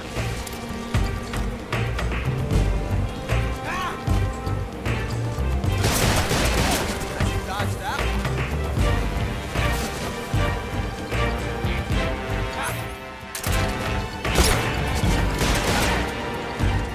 This reload time is exhilarating.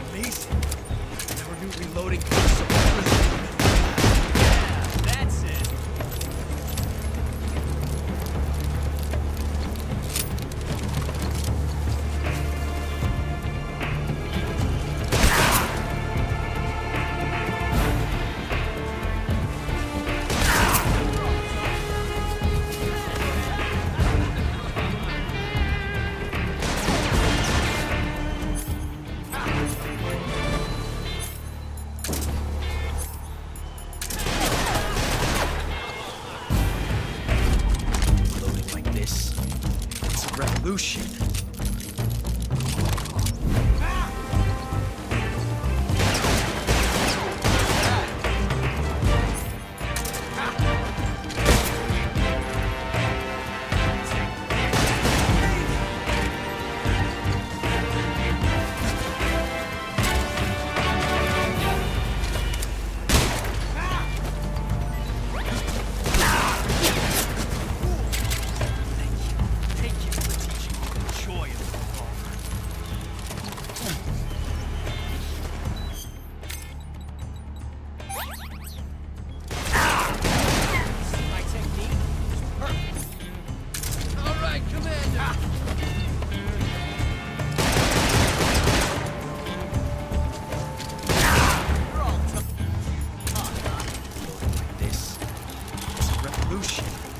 Major, forgive me.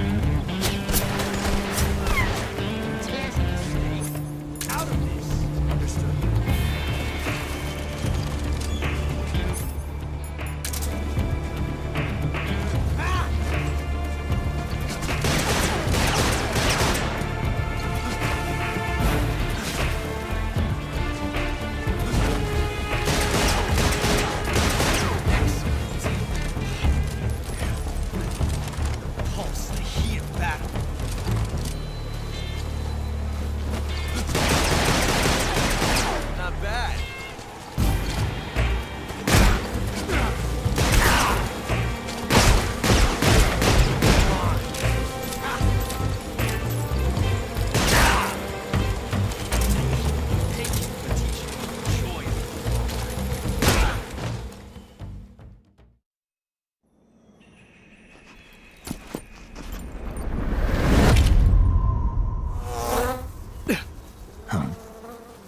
Damn it. He found us.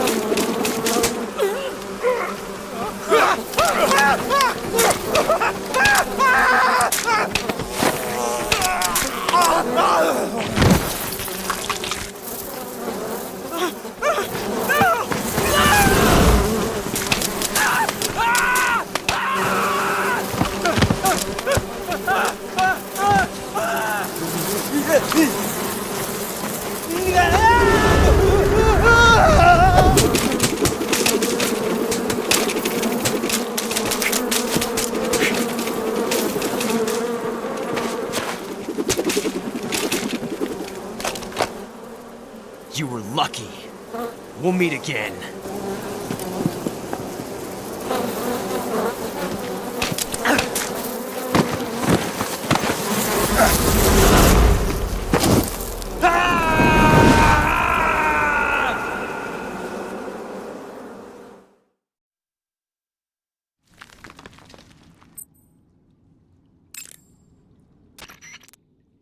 Snake, are you okay? Snake! Major. Snake. Are you all right? You're not hurt? No. That was a hell of a drop, but I'm fine. Looks like there's no way back up, though. I see. Well, anyway, it's good to hear you're not injured. Slipping and falling may not have been part of the plan, but getting into that cave was. Proceed further into the cave. The cave seems to be structured like a maze, but there's an exit somewhere. Find a way out of the cave and head for the aqueduct. All right, but it might take me a while to get through this cave. Are you hurt? No. Is it the enemy? Did they set a trap for you? Not that either. Then what is it? It's dark in here. Dark? Yeah, there's no light anywhere. I should have brought a flashlight with me. So what you're saying is that it's going to take you a while because you don't have a flashlight? Right. Snake, if you don't have a flashlight, you should be looking for a substitute. I tell you, American soldiers these days rely too much on ready-made equipment. Here we go again. What was that? Nothing. American soldiers rely too much on ready-made equipment. And not only that, they can't seem to grasp that one piece of equipment can have multiple functions. Back when I was in the SAS, we never had that problem. We were trained to use every piece of equipment in as many ways as possible. If you don't have a flashlight, look for something else. You need to develop flexible, innovative thinking if you want to... Hey, are you listening to me? Yeah, of course I am. First, take a look at what you're carrying with you now. Don't you have anything that can provide you with some light? First, take a look at what you're carrying with you now. Snake, are you all right? Yeah, just barely. What the hell were all those hornets? Most likely that was the pain, one of the cobras. I figured as much. Are they tracking me? I don't know. The cobras only take orders from the boss. Not even Volgin knows what they're really up to, so I don't know anything about them either. No kidding. I'll try and dig up as much as I can about them. You just focus on moving ahead. Go to the end of the cave and you'll come out in an aqueduct overgrown with mangroves. This leads to the Ponizovier swamp. And Snake, be careful. That cave is pitch dark inside. Good. I did remember to tell you then. If it's completely dark and you need a light, try using a torch. I heard there's some emergency torches stored somewhere in that cave. Torches. Got it. So where are they? Huh? Where are the torches? How should I know? Go find them yourself. Eva, I wanted to ask you about Ocelot. Yeah, I know. He's pretty infatuated with you, isn't he? That's not what I meant. Aren't the Ocelots an elite unit? Yeah. So how'd he get to be their commander? He can't be any older than 18 or 19. I can't believe he's already a major. I heard from the colonel that he's been given special treatment. Special treatment? Yeah. He's the son of some legendary hero or something. No wonder he seems to have the right stuff. So who is this legendary hero anyway? Beats me. The colonel never told me. All I heard was that his mother was supposedly shot in the gut during battle, and that he was born right there with bullets whizzing past them. A pregnant woman in the middle of a battle? That's what I heard. They say that when they stitched her up, the scar was shaped like a snake. Well, that's battlefield medicine for you. What about his father, this legendary hero? He didn't tell me. I don't think Ocelot's ever met his parents. Are they dead? Maybe. I don't know. There were a lot of MIAs back then, during the last days of the war. Ocelot probably would have ended up the same way. But he was taken in and raised by Gru and Volgin. Because he was special. That's my guess. That cave is known as Chornaya Peshara.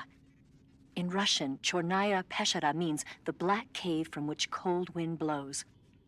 It's a magma cavern formed millions of years ago, back when Salinoyarsk was the site of volcanic activity. The structure of the cave is pretty complex, but you should be able to find the aqueduct if you keep moving inward. Head toward the interior of the cave. If it's completely dark and you need a light, try using a torch. I heard there's some emergency torches stored somewhere in that cave. If it's completely dark and you need a light, try use... If it's Splitter is an indoor face paint. Do you want to save? Snake, have you seen 007 From Russia with Love? Nah, I don't like those movies. Real spies are nothing like James Bond. It's pure fantasy. Snake, I don't think the Major's going to like you saying that. And even though it's fiction, I can't help but comparing myself to Bond. What exactly don't you like about James Bond? I mean, is it the fantastic gadgets? The cars? The guns? Major. Snake, wouldn't you like to have a gun shaped like a pen? What good is a pen gonna do me in the jungle? I'd look like a fool. Then what about a snake-shaped gun? You could make it look like you're grappling with a giant snake and then get a shot in on the enemy while they're distracted. Ha! Okay, now you're being ridiculous. We'll make you a snake-shaped gun that folds up and fits into an attaché case. Will you give it a rest? Oh, I get it. You're worried about how to handle the ladies, aren't you? No. I knew it. To tell you the truth, I don't like the idea of playing hanky-panky with enemy femme fatales either. But that's part of Bond's appeal. You could learn a thing or two from him. I mean, what about this Eva? What are you planning to do with her? I don't even trust her yet. No, that's not what I mean. You can't let yourself get involved. This is a game of spy versus spy. She's using you just as much as you're using her. I realize that. You've got to grab the initiative, and to do that, you have to get the upper hand in the relationship. That's what a spy is supposed to do. Get the upper hand? I don't think I'm cut out for that mission. Maybe if you change your codename to 00 Snake. Major. 007 is the biggest thing to come out of England since the Mayflower. I wouldn't be surprised if they made 20 more of those movies. Didn't you know? The Major is a huge James Bond fan. Don't get him worked up like this. Worked up? Maybe you don't realize this, but now that you've got him started talking about Bond, I'm going to have to listen to him lecture for a whole hour after he gets off the radio. You have my sympathy. It's too bad you can't enjoy such a great movie, though. I guess I'm just one of those people who can't enjoy spy flicks. Yeah, bloody Yanks rely on ready-made equipment for one single purpose. Back when I was in the SAS, we'd put our shite in a bag and threw it at the enemy. And just in case we ran out of fish and chips, better this lunch than nothing.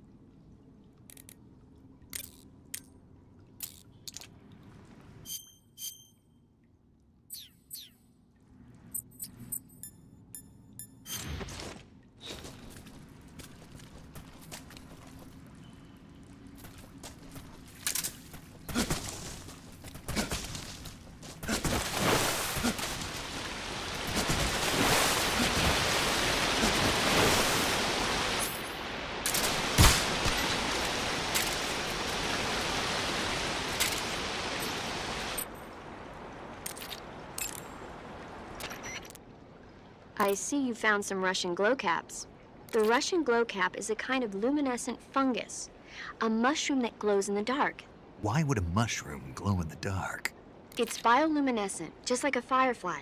It uses the so-called luciferin luciferase reaction. To put it simply, luciferin reacts with luciferase in the presence of magnesium 2+ ions, breaking it down into oxyluciferin and carbon dioxide. The carbonyl groups in the oxyluciferin are initially in an electrical excited state. When they return to their base state, they give off light. Did you get all that? Not really. Oh. By the way, does that mushroom recharge your batteries when you eat it? Huh?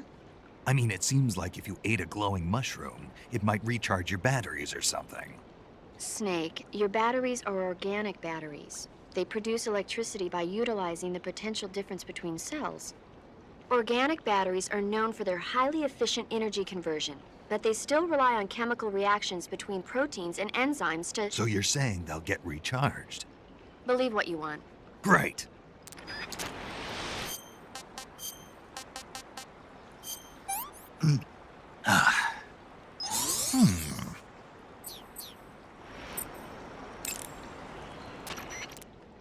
Paramedic. What's up? You were right. About what? I ate a Russian glow cap and it charged up my batteries. Huh? What's wrong? That's great. Snake, can you excuse me for a second? Sure. Did you just hear that? Yeah. There's no way eating a bioluminescent mushroom would cause your batteries to recharge. What do you think it means? Beats me. Maybe it's all in his mind. You mean like a placebo effect? Why not? You've seen how gullible he is. Well, I guess there's no harm done. Should we let him keep believing it? Sounds good to me. Okay, Snake, I'm back. Yes, the Russian glow cap is a glowing mushroom, so it'll recharge your batteries when you eat it.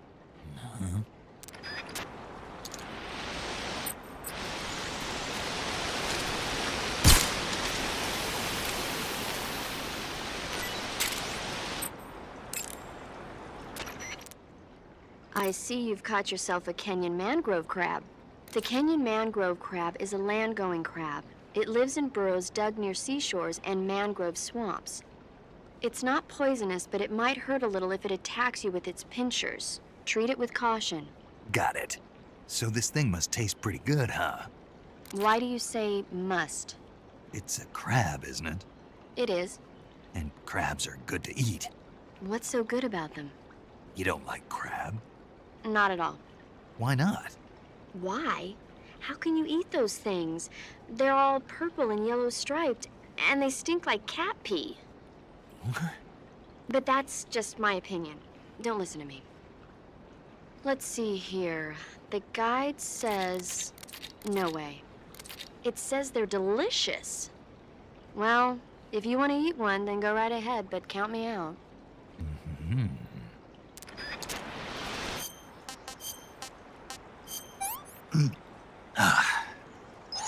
Hey, this works.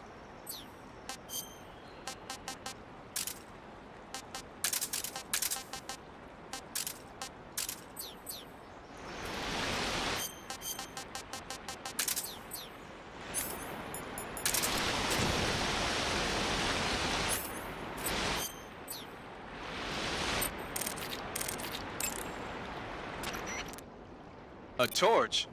A little primitive, but a light's a light. From what I can tell, that torch is made of white birch dipped in turpentine. It burns long, so I don't think you'll have a problem with it burning out on you. If you equip it and press the CQC button, you can use it to smack the enemy. You can also swing it around by pressing that button repeatedly. Useful when you need to clear the room of bats and stuff. With the reload button, you can light and extinguish a torch, so make sure that thing is out if an enemy is closing in. Get used to it. The light from the torch is visible from a long way off, though. It probably goes without saying, but marching into battle with a torch in your hand is not the sanest course of action. You should only light a torch when you're someplace like a cave where you can't find your way around without a light. Yeah, I hear you.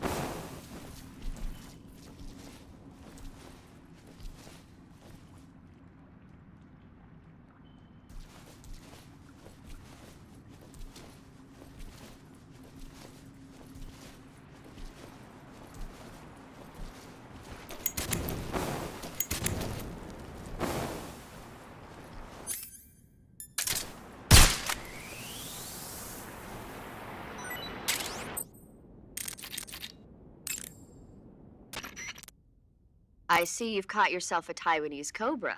The Taiwanese cobra is native to Taiwan and southern China. It's quite vicious and carries a potent neurotoxin in its fangs. Be careful. If it bites you, go into the survival viewer immediately and use the cure option to inject yourself with serum. Sounds interesting. Don't ask me. Huh? The guide doesn't say. If you absolutely have to know, then you'll just have to try it yourself and see. I didn't say anything. But you were going to ask, weren't you? About the taste? Maybe. I'll talk to you later, Snake.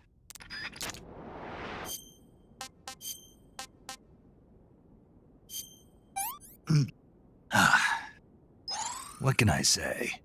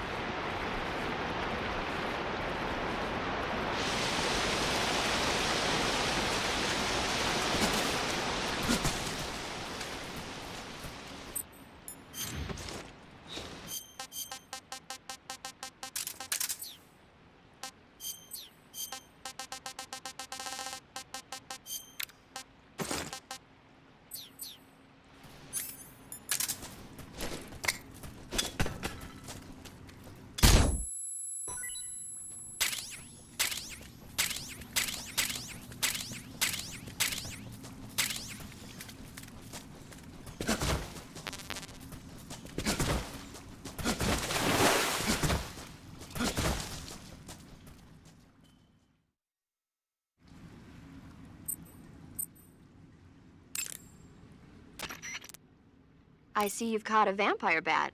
The vampire bat bites its victims and sucks their blood. Got it. Speaking of bats... Just save it. Huh? I know you're going to talk about vampire movies. Attack of the Vampire Donuts, or Dracula versus the Space Hippos, or something like that. Actually, I was going to say that bats are known to use supersonic waves to sense their surroundings. Oh. Bats use supersonic waves to sense their surroundings, so you might be able to keep them away by blasting them with a special kind of sound wave. Alternatively, you could try equipping a torch and waving it around with the CQC button. As for taste, I suppose there's no reason you couldn't eat them. Snake, do you hate vampire movies? What? Just now, you sounded like you really hated them. I did? Yeah, Oh.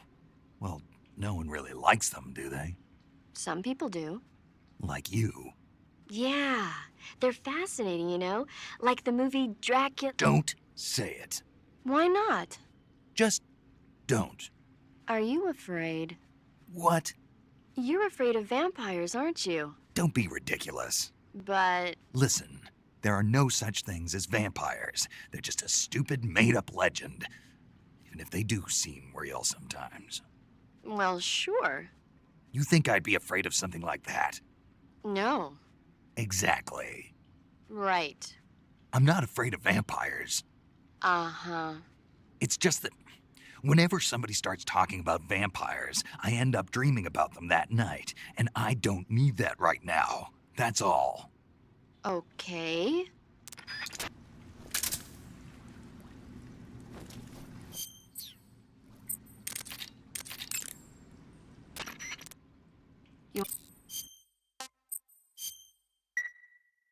Snake, have you heard of The Last War? Nope, doesn't ring a bell. It's a Japanese movie where the world ends in a nuclear war. Tensions between East and West reach the breaking point, and before anyone can stop it, they launch the ICBMs. Humanity is wiped out by a war that no one wanted. The movie depicts that destruction from the eyes of ordinary people. Their simple daily lives are torn apart by the terrible power of a war that has nothing to do with them. Everybody's afraid of the next big war, but there's only so much that one person can do. That's why the people who have the power to stop it have to.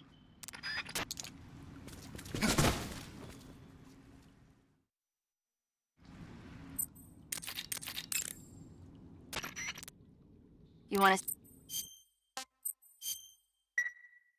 Snake, have you seen Dr. Strangelove or How I Learned to Stop Worrying and Love the Bomb?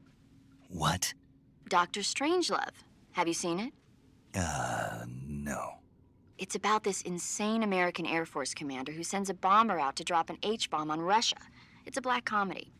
Doesn't sound very funny to me. The actor who plays Dr. Strangelove also plays two of the other main characters. It's actually kind of funny once you get past the scary parts. It just came out this year, so I bet you could still go and see it. Maybe when I'm in a lighter state of mind, I'll give it a try.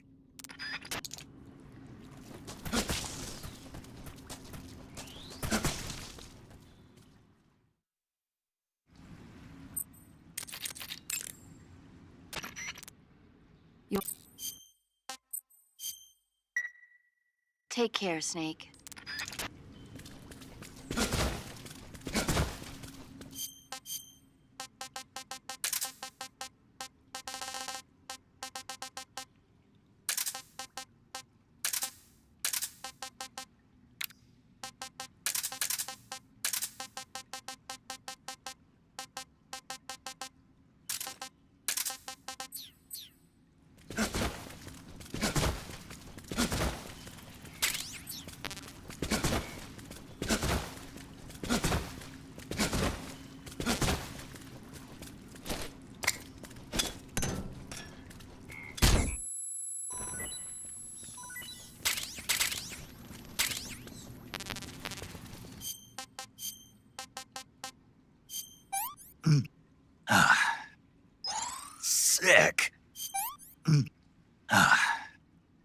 This is horrible. I'm gonna puke. I'm gonna puke. No good. Ugh. Ugh. Ugh. Ugh. No good. Not so great.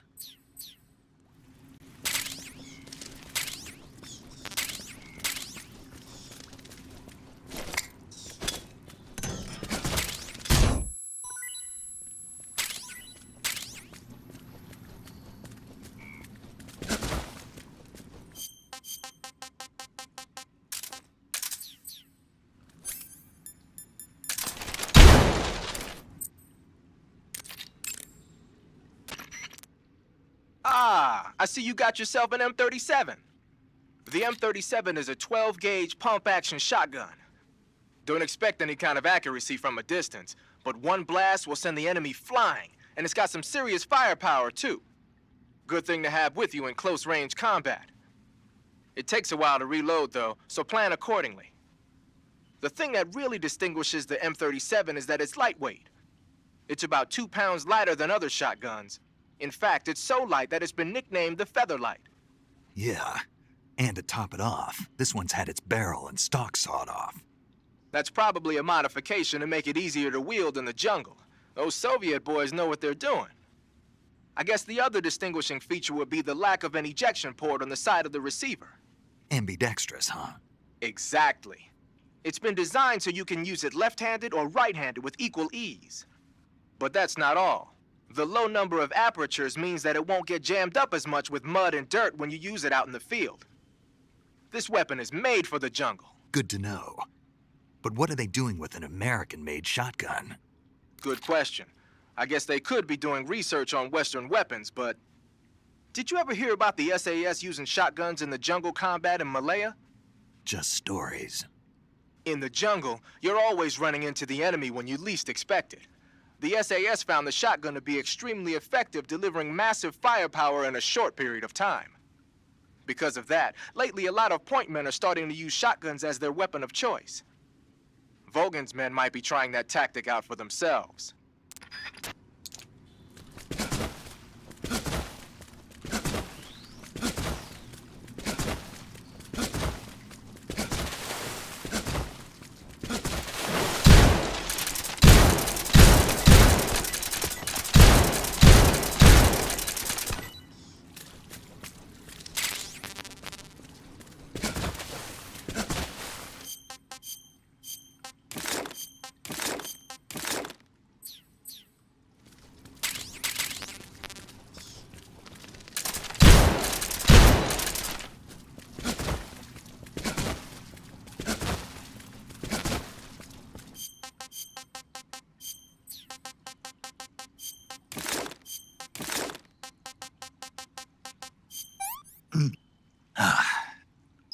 Not so great. What is this? What is this? Not so great.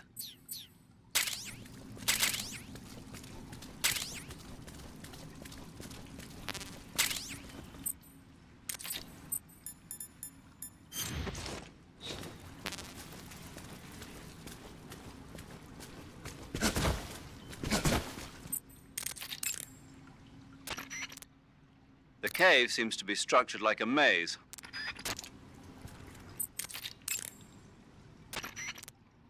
Go to the end of the cave and you'll come out in an aqueduct overgrown with mangroves.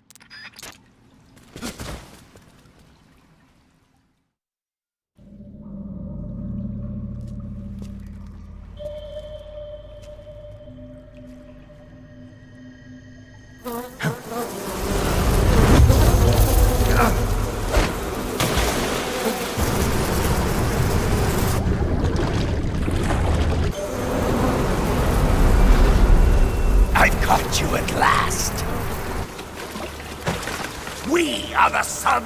boss! I am the pain!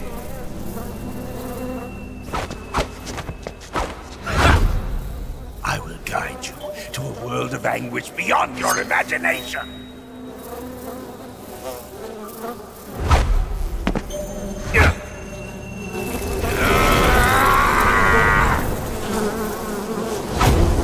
Let's get started.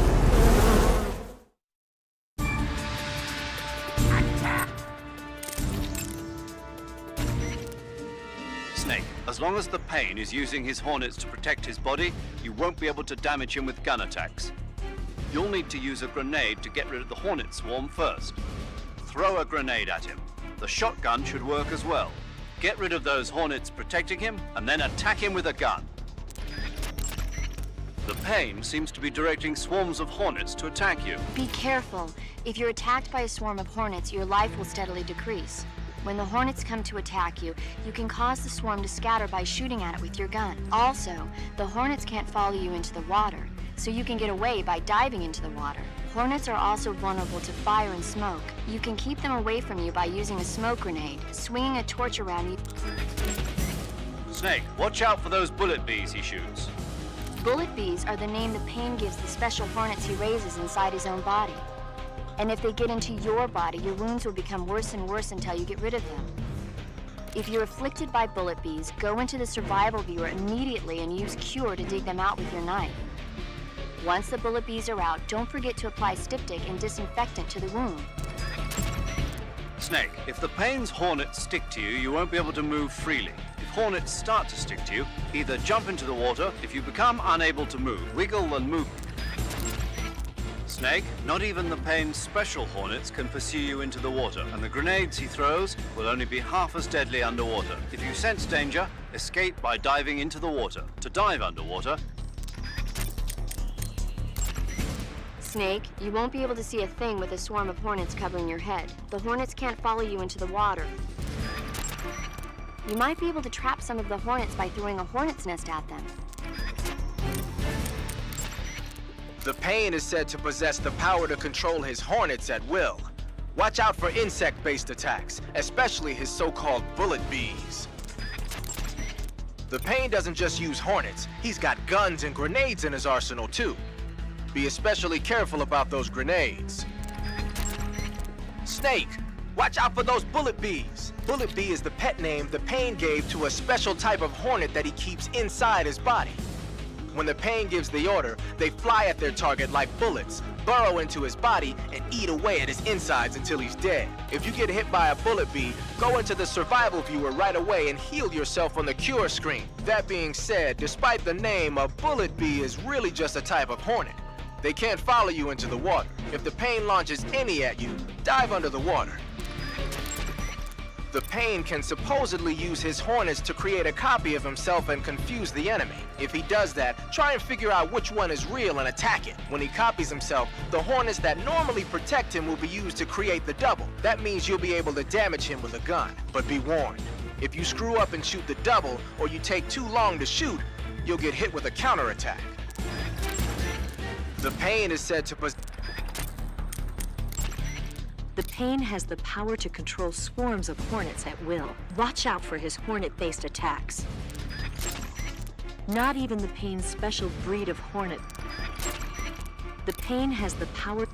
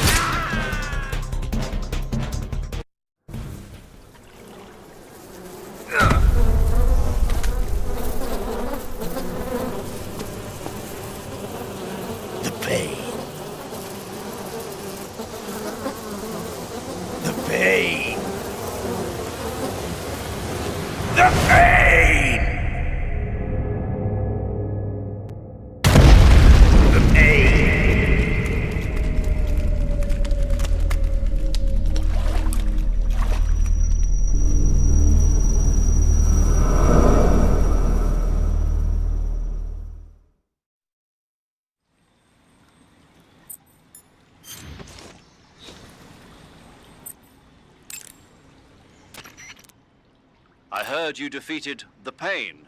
Yeah, it wasn't easy. And there's still 3 more of them left. 4. There are still 4 more Cobras left, including their leader, the Boss. I'm aware of that. Good. The exit from the cave should be toward the back. Proceed through the cave and find the exit to the swamp aqueduct. The exit from the cave should be toward the back. Proceed... Major, why did the Pain explode like that? It's part of their legend. Legend? The legend of the Cobra unit. I'll let Sigint explain.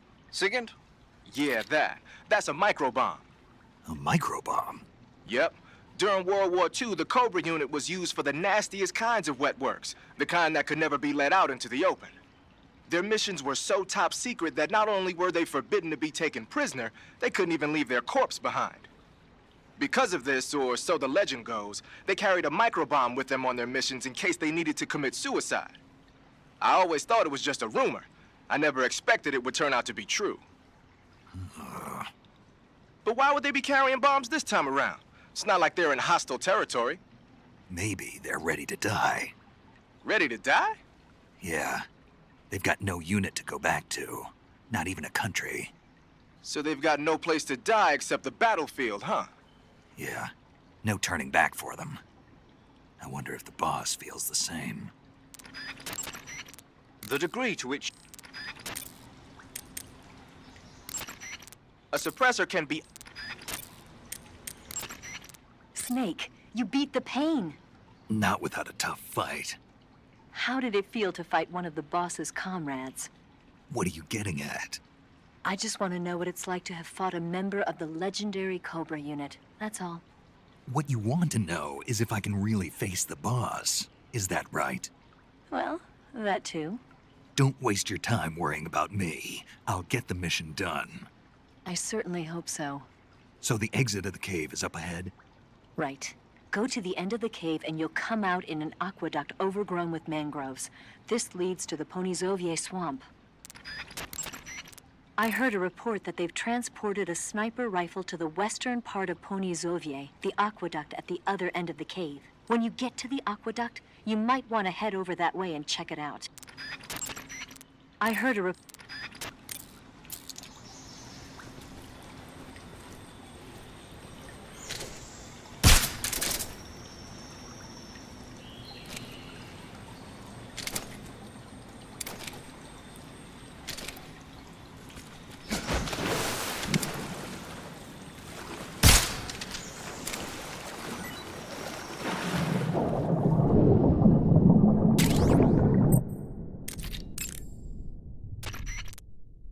I see you've caught yourself a maroon shark. The maroon shark is found mostly in Southeast Asia, but it's not actually a shark. It's related to the carp. It's also known as the red-finned cigar shark, the river barb, and the sultan fish. Interesting. So how does it taste? According to the guide, it's good, but it's kind of oily and it has a lot of little bones. Fine with me. I never worry about the little things. So I gathered.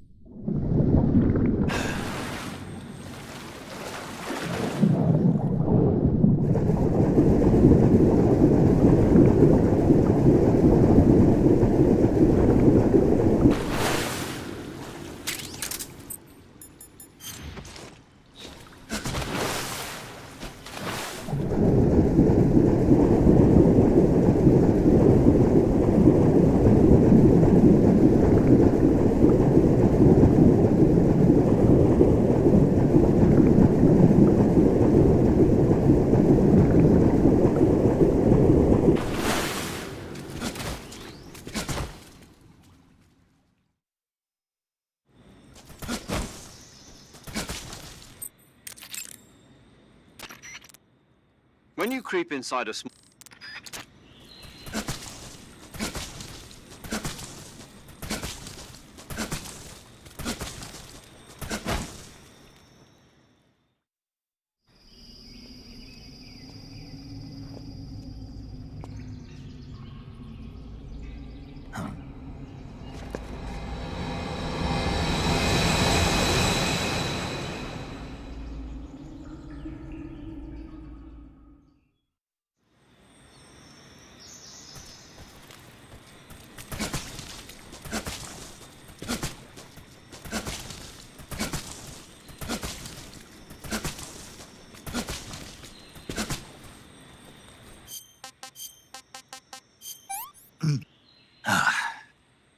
What is this?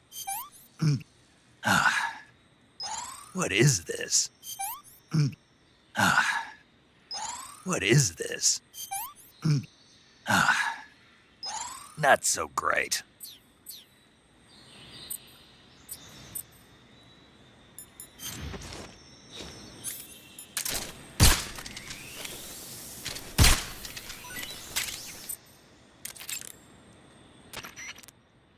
I see you've caught a Thai cobra. The Thai cobra is a large venomous snake that carries an extremely potent neurotoxin. Be careful not to get bitten. If you do get bitten, go into the survival viewer right away and use Cure to give yourself a serum injection. The Thai cobra originally comes from Indochina, Thailand, and southern China. The ones in that area were probably imported as pets and research subjects before they escaped and turned feral.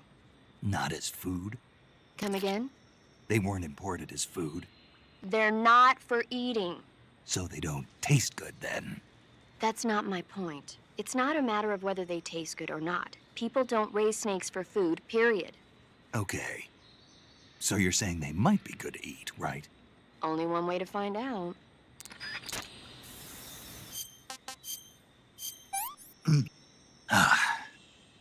Can't complain.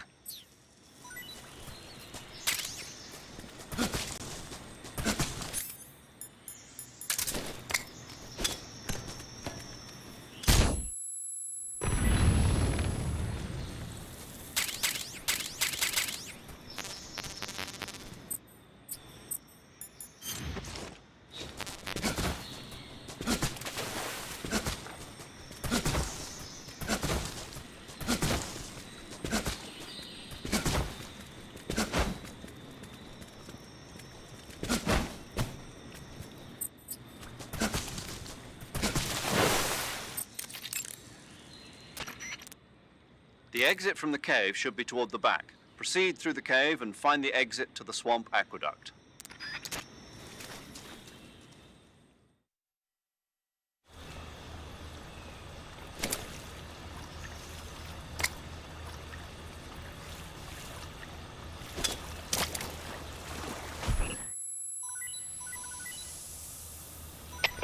We're being attacked.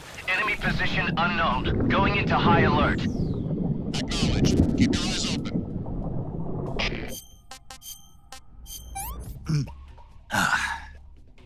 Not so great. Not so great. Not so great.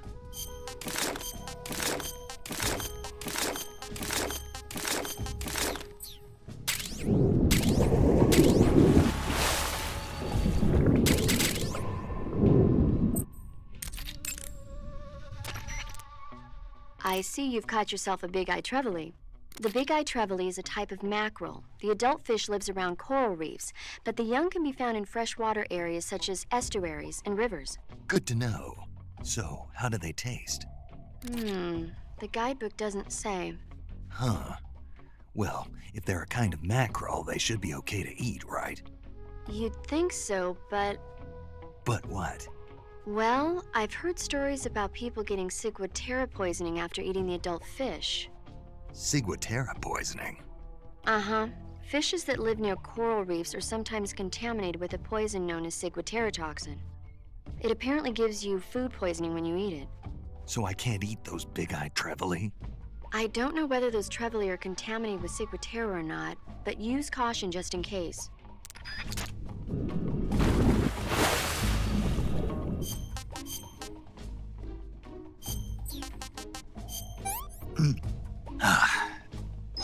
I've had enough.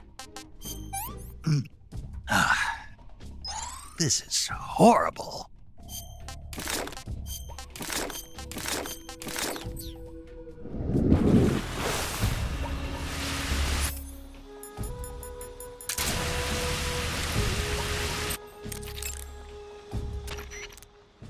I see you found your way to the aqueduct. If you follow it to the north, you'll come to a warehouse used for transporting supplies. Pass through the warehouse, and you'll come out into a forest. The lab where Sokolov is being held is directly to the north of that forest, so head north. Snake, Eva mentioned something about a sniper rifle in the western part of Ponyzovier. A sniper rifle would certainly be a valuable asset to your mission. Swing by the western area and acquire that sniper rifle. Snake, the water in that aqueduct comes up to your waist. Naturally, you won't be able to walk as fast as usual, but you can crawl to go underwater and swim your way through. Also, you'll be able to fire handguns and assault rifles underwater. Keep that in mind. That area seems to be guarded by flying platforms. Be careful, they can see a great distance from up there. If a flying platform starts to draw near, you would do well to dive underwater and hide until it passes. Press the action button from on... You say they have flying platforms out there? Flying platforms are a type of personal VTOL aircraft. They were working on those in America too, weren't they? Yeah, back in the 50s. They were supposedly going to be used for scouting and patrol missions, as well as to spot for artillery units and transport troops into rough territory. They even got an initial prototype off the ground in 1955. But the thing wasn't fast enough, and there were problems with getting it to stop and turn in midair, so they ended up scrapping the project. The ones you see there were built by the Soviets after they got their hands on the American design plans. The American model used a pair of contra-rotating rotors to generate lift, but those Soviet models seem to be using jet engines instead. They must have kept going with their research after the US abandoned its own project. Now they've finally overtaken us. You gotta give them credit for sticking with it. If you get spotted by an enemy riding a flying platform, they'll go into alert phase. The flying platforms themselves don't seem to be armed, but the pilots are carrying Scorpion submachine guns and grenades. The recoil on the Scorpion is low enough so that they should be able to fire one-handed in full auto mode. That gives them some serious firepower.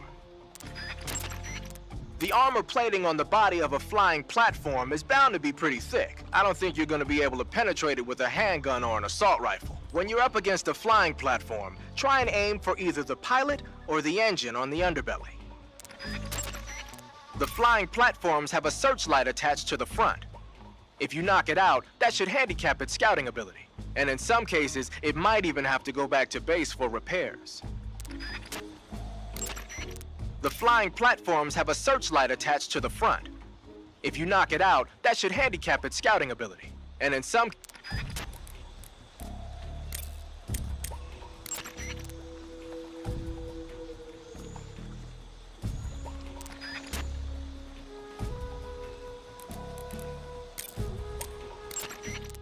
Snake, that area should be inhabited by tree frogs.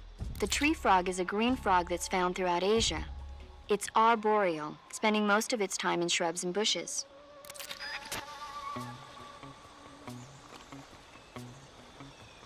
Where did you eat all those bats, Snake? Do you want to catch COVID?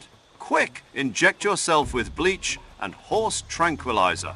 I've seen it on the internet, trust me.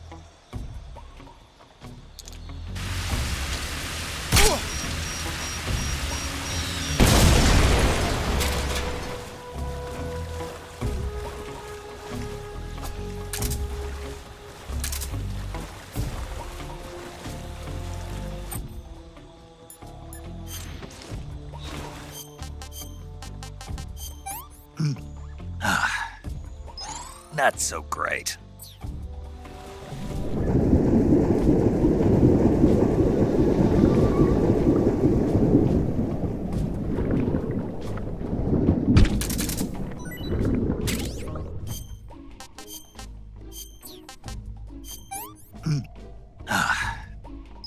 Sick.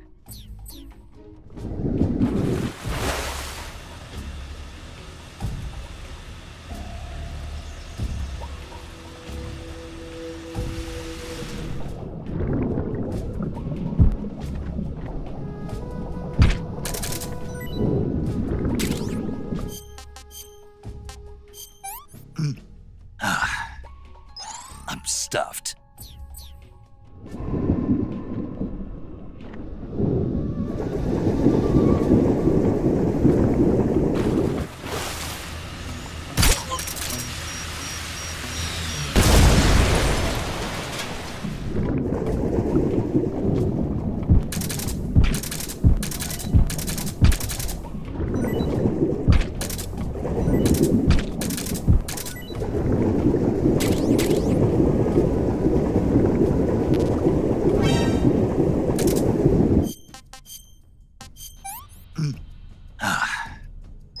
Sick. I'm full. Enemy sighted. Requesting backup.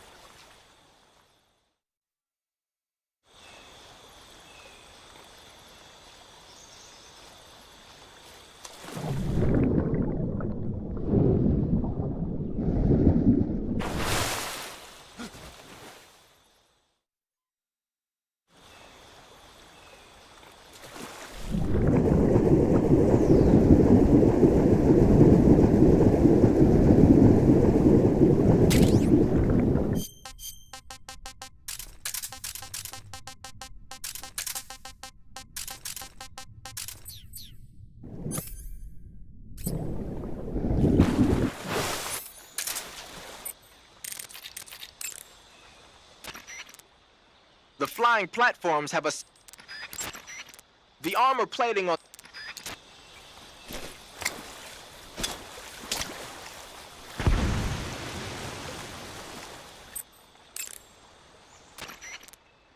If you get spotted by...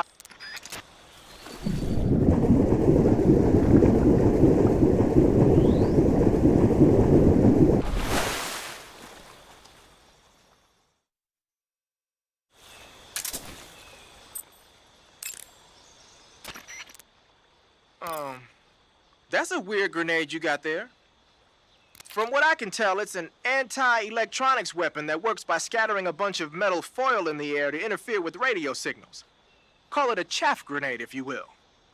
By using a chaff grenade, you can disrupt the function of enemy radios and electronic devices for a short period of time. But keep in mind that as long as the chaff is in effect, you won't be able to use your motion detector or active sonar either.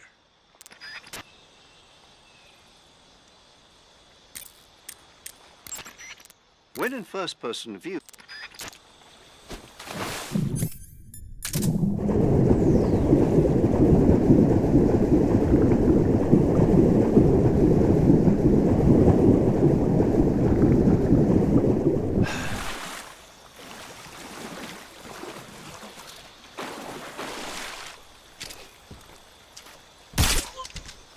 I think I saw something.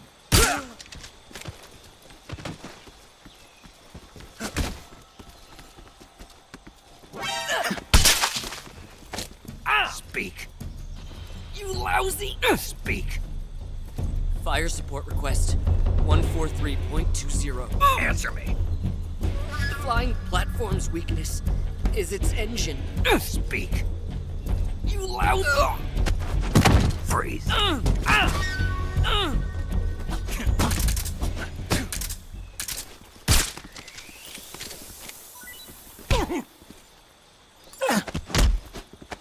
Answer me. Bastard. Speak. Directly under the flying platform is its blind spot. Speak. Radio 140.16. Freeze. Snake, be careful. That area is supposed to be inhabited by cobalt blue tarantulas. The cobalt blue tarantula is a poisonous spider with a highly potent venom. If you get bitten, go into the survival viewer immediately and use Cure to administer a serum injection.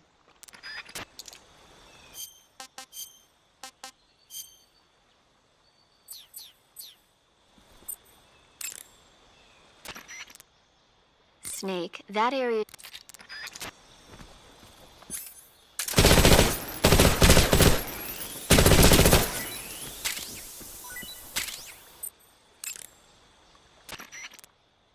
You'll suffer broken bones if you... Snake, whatever happens to you, make sure you leave a descendant, okay? Are you saying you want to have my baby? No. I'm saying that in the 21st century, the genes of soldiers like you are going to be in high demand. Genes? Uh-huh. Remember when Watson and Crick discovered the double helix structure of DNA back in 1953? No. You know, they won the Nobel Prize in Medicine for it the year before last. Of course, you have to feel sorry for Pauling and Franklin. They were researching the exact same thing. Sorry, I don't follow. Inside every living creature are little blueprints called genes. Through the union of the sperm and egg cells, these blueprints are transformed and inherited by the next generation. That's why parents and children resemble each other. The concept of genes was first proposed over 100 years ago by Mendel, but he didn't know what they were exactly.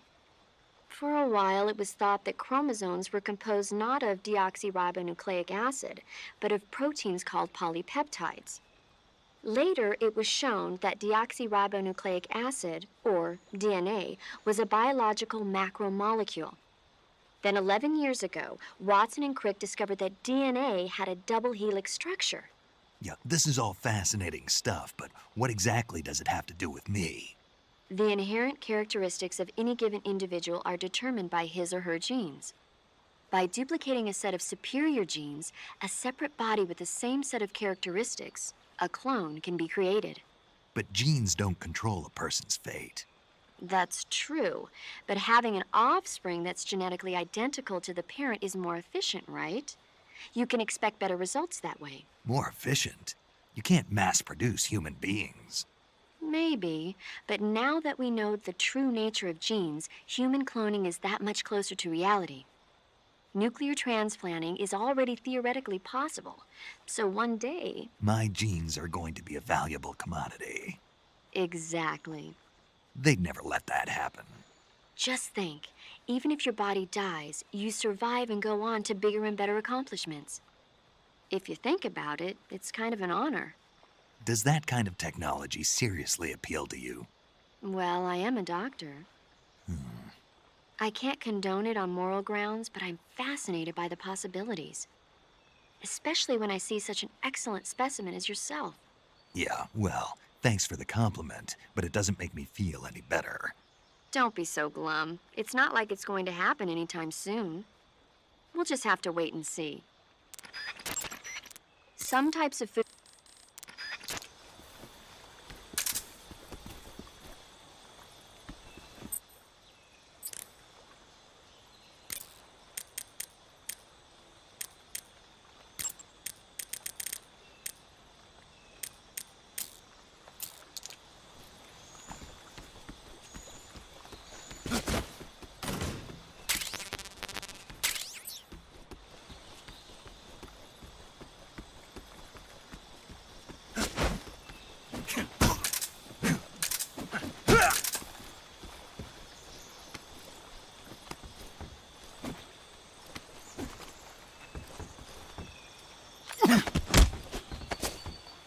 Speak. In the water, water camouflage is most effective. Answer me. The lot of us, we can't swim. Speak. Just try and kill me.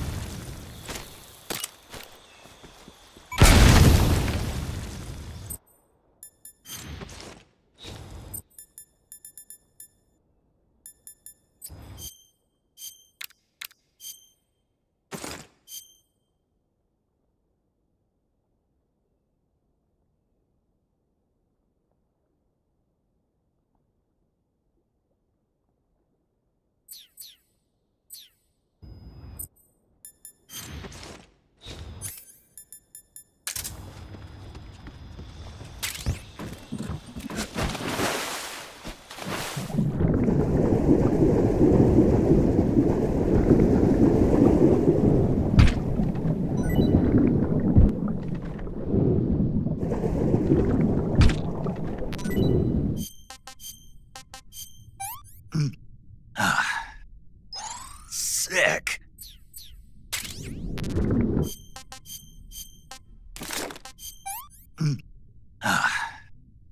I'm stuffed.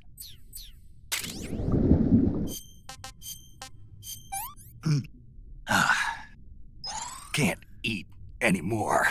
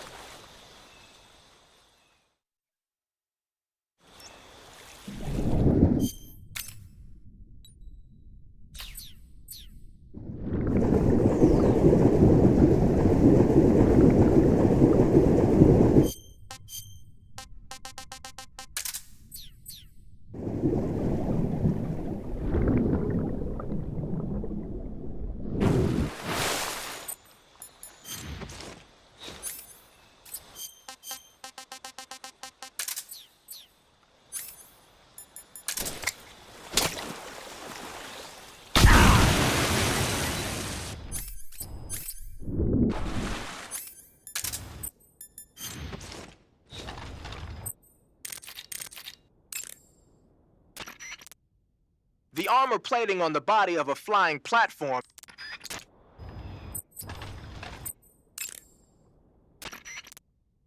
The armor.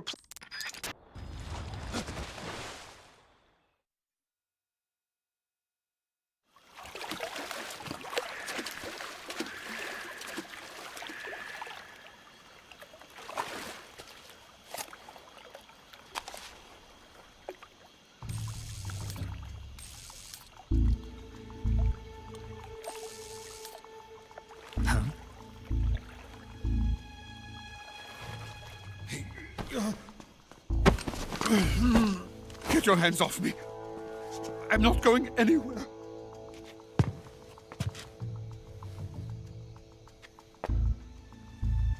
Really now? How many times must I tell you?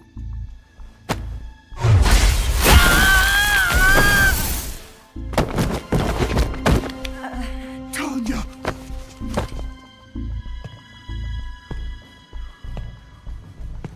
Each time you resist, your lover will suffer the consequences. Is that clear?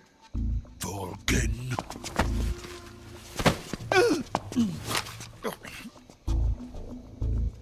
Damn you!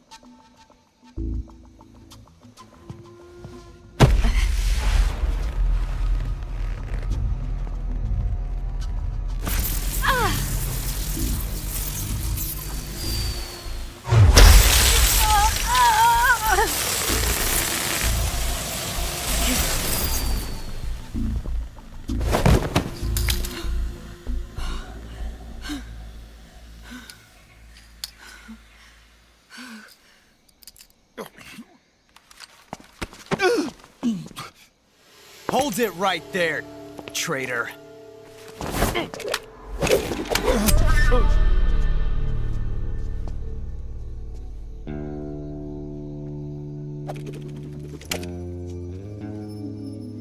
Let's find out just how lucky you are. Watch closely.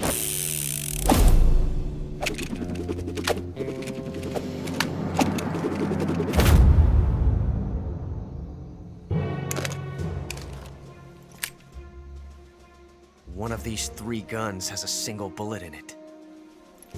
I'm going to pull the trigger 6 times in a row. Are you ready? Huh.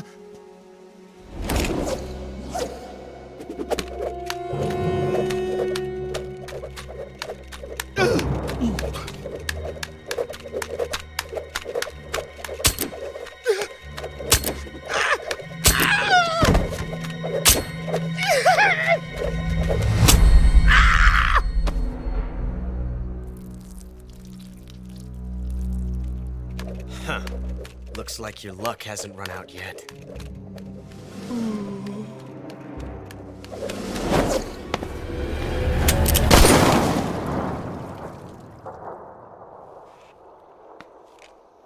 There's no such thing as luck on the battlefield.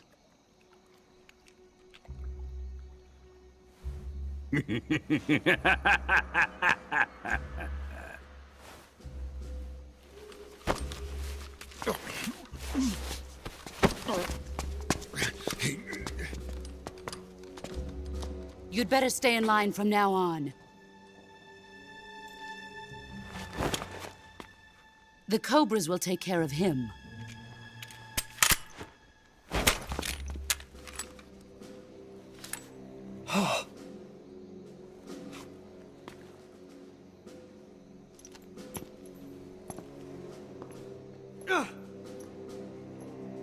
Has the CIA dog been disposed of yet? The pain is dead. What?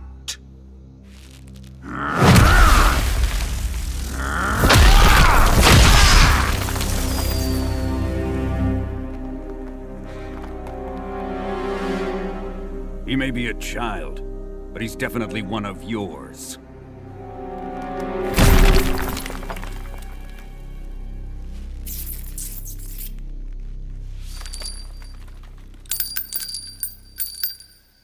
I fear Khrushchev may have a hand in this. We have no time to lose. You must eliminate him before the final test. Don't worry. They'll be able to handle it.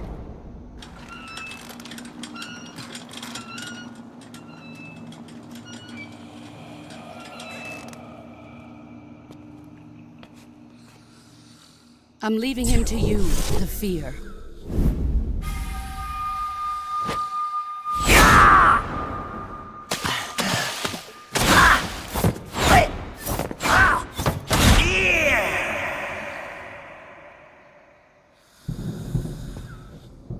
The old man is always sleeping. Is he all right?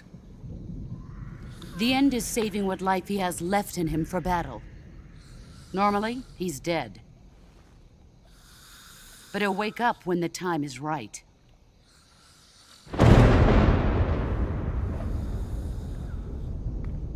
And when he does, it will be the end for the boy. No.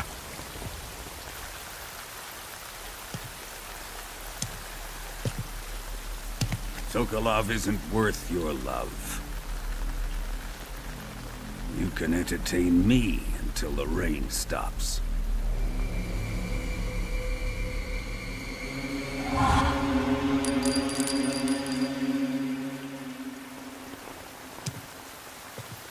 Kuwabara, Kuwabara.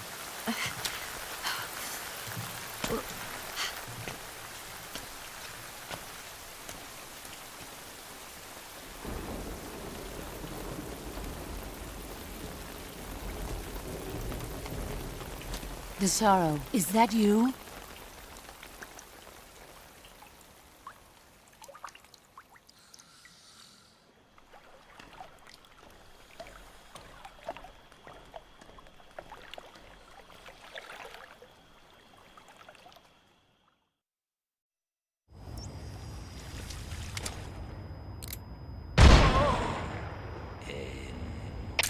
HQ, respond!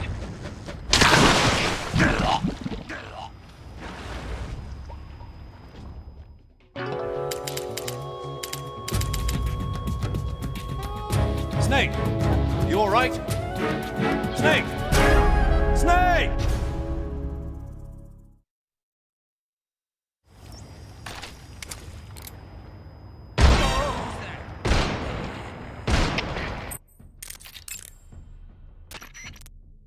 Major, Sokolov's been hauled off. Yes, they probably caught him trying to escape from the lab. The assault rifle. Be careful of... HQ, respond! Pass through that...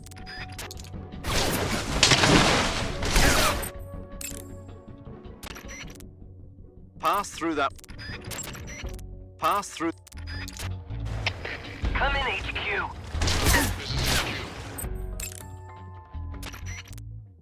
Snake, the fake death... Patrol here. Enemy sighted. Requesting backup.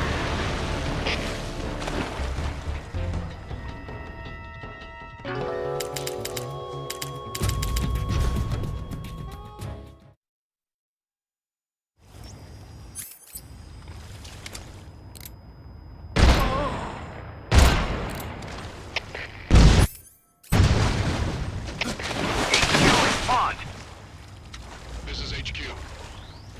Patrol here.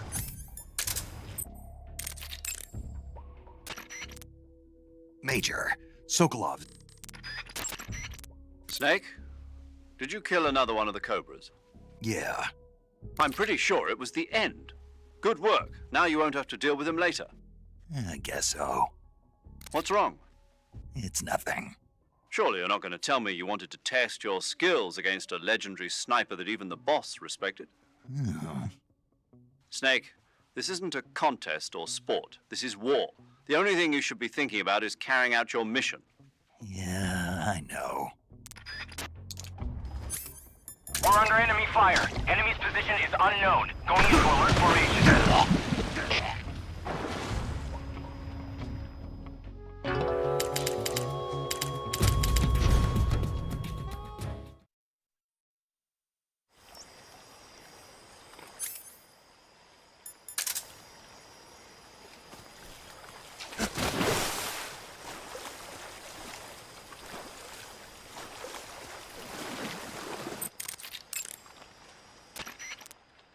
Major, Sokolov's been hauled off.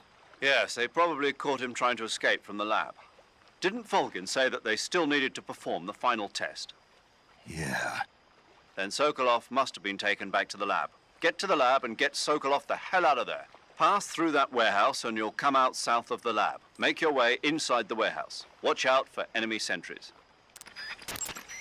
Snake, get out of the water and infiltrate the warehouse. To get out of the water, move next to the place from which you want to emerge. Then, while you're treading water, press the action button.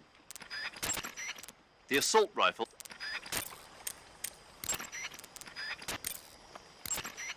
Pass through that. To get out of the water.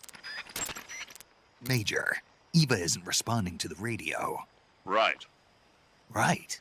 Snake, she's been talking to you from inside an enemy facility. She's not always going to be able to answer the radio. Don't assume something's wrong just because you're not getting a response. Don't worry about Eva. Stay focused on your mission.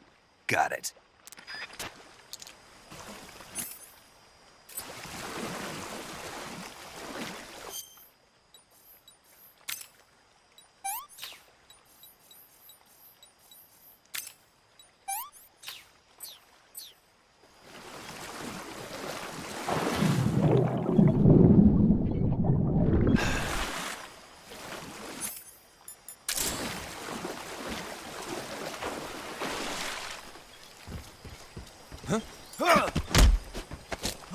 Speak. I don't know anything. Answer me.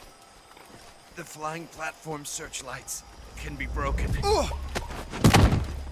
Breathe.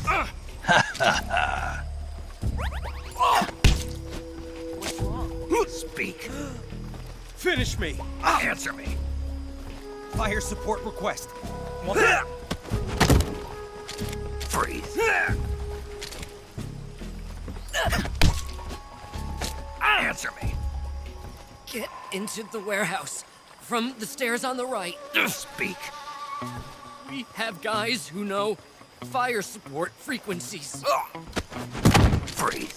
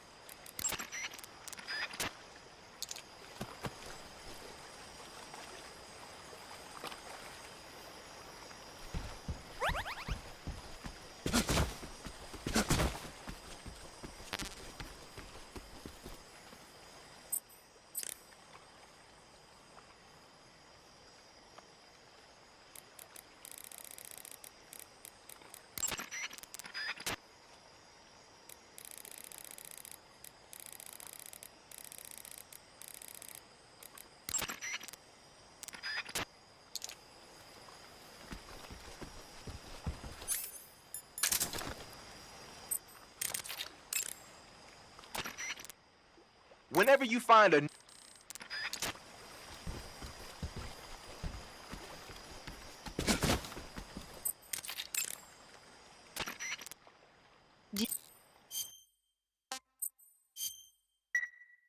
Snake, have you ever seen the guns of Navarone? Never. It's about a mission to blow up the huge guns on the island of Navarone during World War II.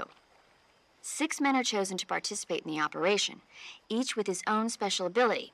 They only have until an English destroyer passes by the island to complete their mission. Facing impossible odds, the 6 men have to sneak onto the island from a cliff on the southern shore. That doesn't sound like something I'd want to watch in my free time. Maybe not for you, but the Major was absolutely crazy about it. The Major? He told me to tell you how great it was. Tell him I'll go see it as soon as I get back to the States. Do you want to tell him yourself? No, let's save that for later. I'd better get back to the mission. Yeah.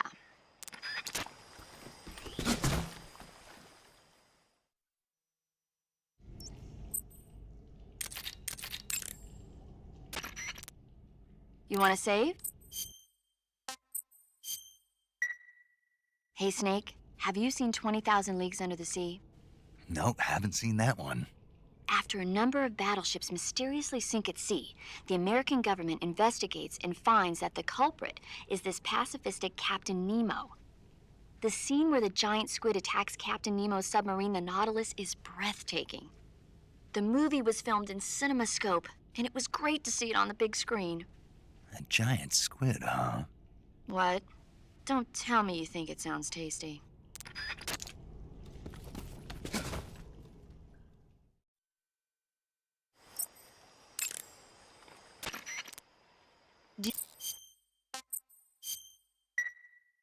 Snake, have you ever seen The Beast from 20,000 Fathoms?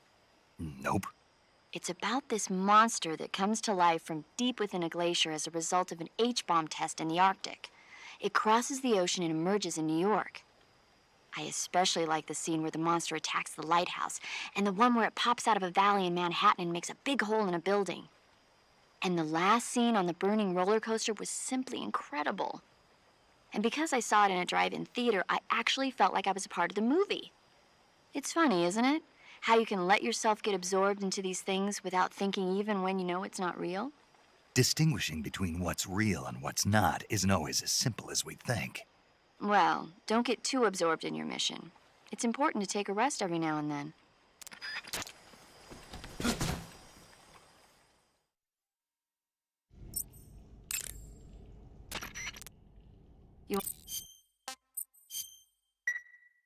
Snake, have you seen The Magnificent Seven? Sorry. It's a remake of the Japanese classic The Seven Samurai, only in a Western setting. This tiny Mexican village is attacked every year by bandits. Finally, the village elder can't stand it any longer and decides to hire someone to protect the village. 7 gunmen respond to the call. They teach the villagers how to shoot and prepare for the oncoming attack. But then, the enemy shows up at the village with a huge band. Then what happens? You'll just have to see it for yourself. I don't want to spoil it. Oh. Movies are only fun when you actually watch them. There's something you have to experience for yourself.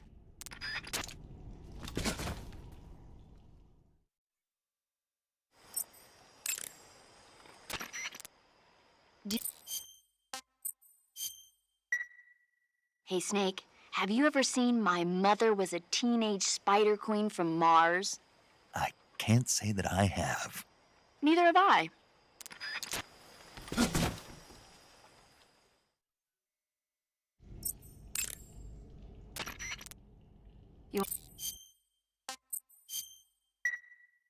I think you should take a rest.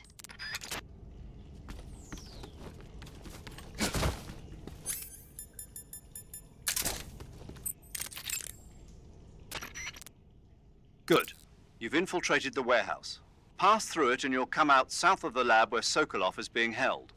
The exit should be on the north side of the top floor. Climb up the stairs and pass through the warehouse to the north.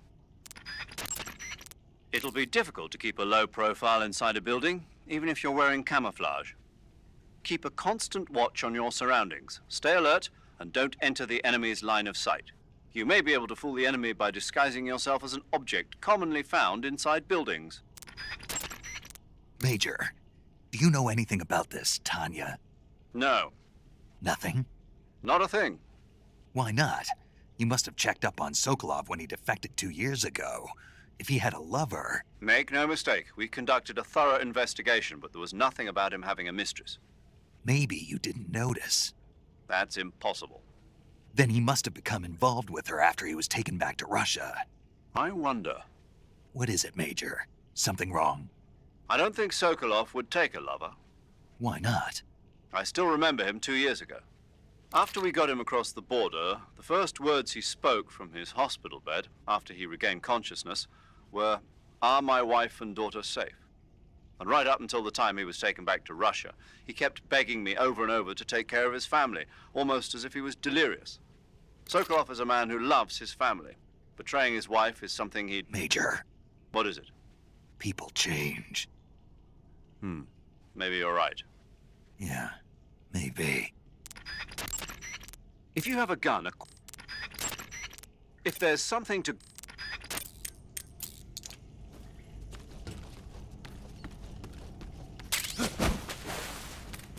Huh?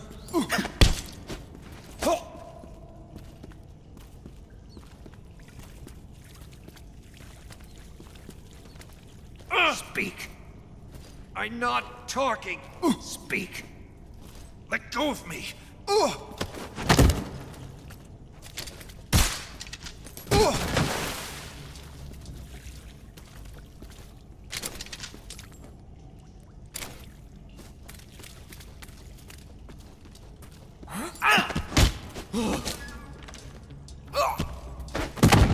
Freeze.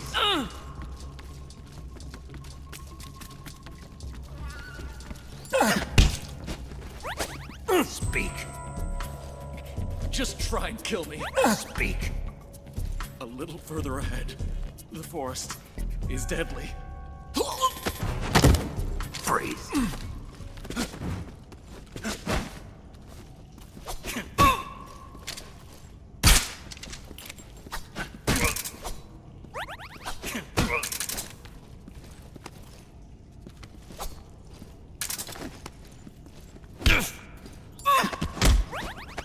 Speak. Do it. Answer me. In the jungle, ammunition is valuable. Speak. Pass wire traps by crawling. Speak. You lousy!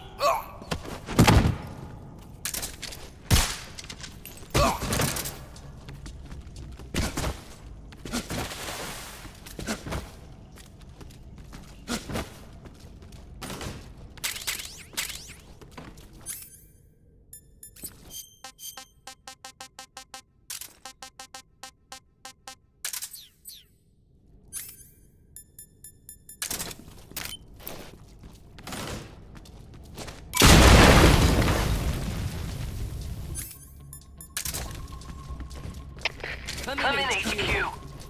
This is HQ. Speak. Respond. Speak. There's something wrong. Support unit, confirm their status. Speak. Do it! Speak. Request call-off alert 143.72.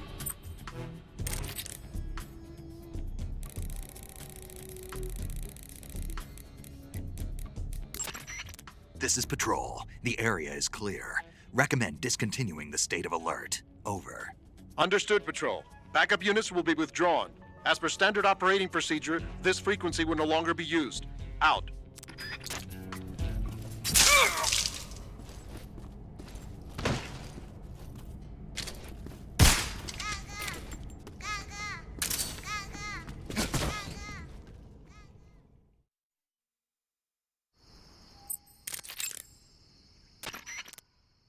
Snake, the lab where Sokolov is being held is to the north of that forest. Keep on heading north. Snake, watch out. It seems that forest is rigged with a number of traps. Most of the traps seem to be triggered by tripping a rope stretched across the ground. Don't just run around like a fool. Keep an eye on the ground and watch where you step. Some ropes may be placed so they're hidden in the vegetation. Be extra careful when you're cutting through the underbrush. If you move around stalking, you should be able to spot the traps before you step on them. Press and hold the stalking button to move safely through suspicious-looking areas. If you have a gun... There seem to be traps planted throughout that area, and they look a little primitive. Yeah, but this is their territory. Why would they need this many traps here? Maybe it's part of some kind of tactical research. Tactical research? Yeah. As I'm sure you know, the Soviet Union is leading a worldwide revolution among communist forces all over the globe. But a lot of the countries involved don't have the necessary funds and industrial technology, so they need tactics that are both effective and economical. That's what they're researching? Yeah, and traps are one of the best ways to do that. I'll bet that place is one of their testing grounds. Clappers, arrows, pendulums, all of these traps are set off by applying force to a rope. Don't touch the ropes and you'll be fine. Use rolling to get over them, or just crawl under them. Either way ought to work. If you do set off a trap and an arrow or a spiked pendulum comes flying your way, you can still dodge it by immediately diving out of the way. Pit traps and snares are camouflaged into the ground to make them harder to detect. But if you look carefully enough, you can see them through the disguise. Try stalking to proceed with extra caution. In any case, if you think there might be traps lying around, keep a close eye on the ground and stay alert. Squares is a mountain...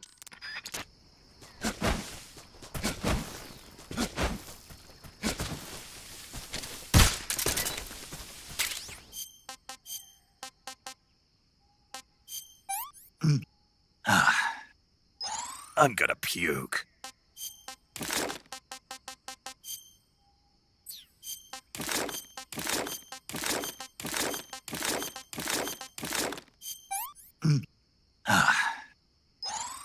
stuffed.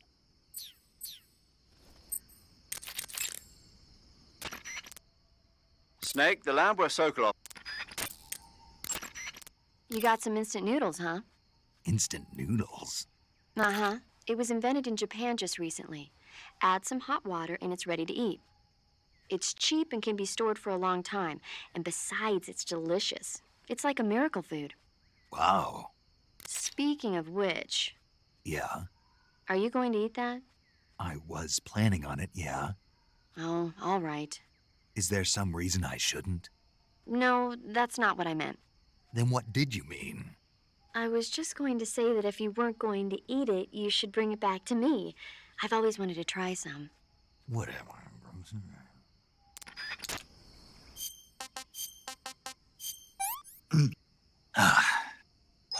That's damn good.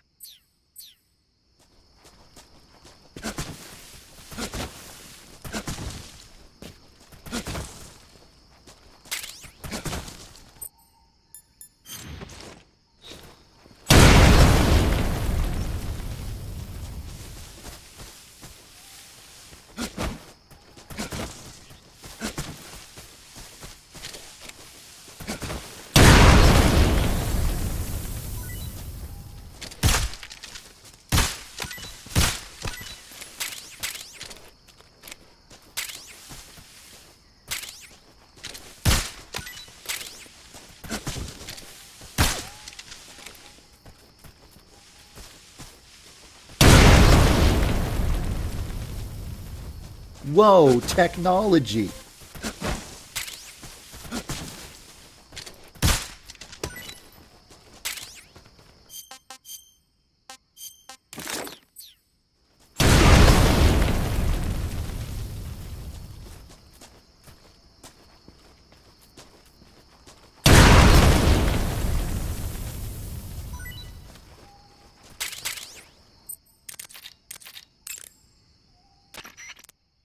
I see you've caught a European rabbit.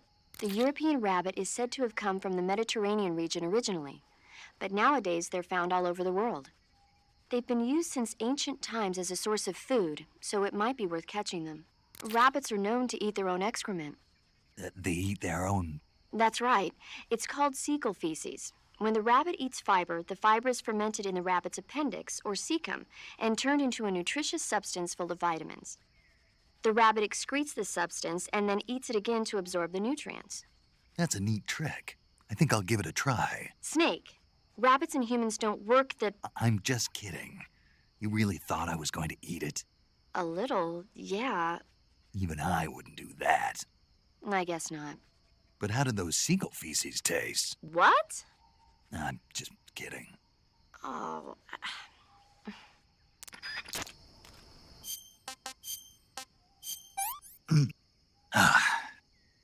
Pretty tasty.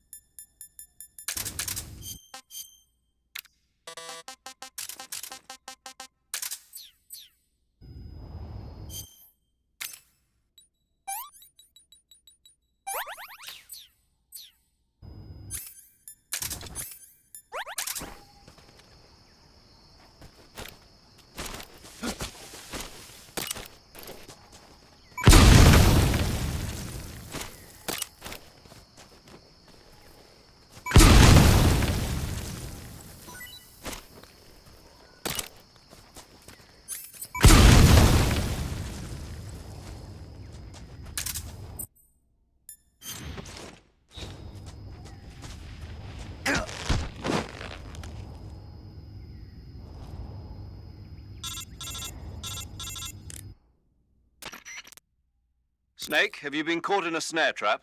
Yeah. If you don't get down from there soon, the enemy might spot you. I know that. Then why don't you get yourself down? How am I supposed to do that? It should be obvious. If you get caught in a snare trap, press the action button. That will allow you to cut the rope. Hurry and free yourself before the enemy comes around.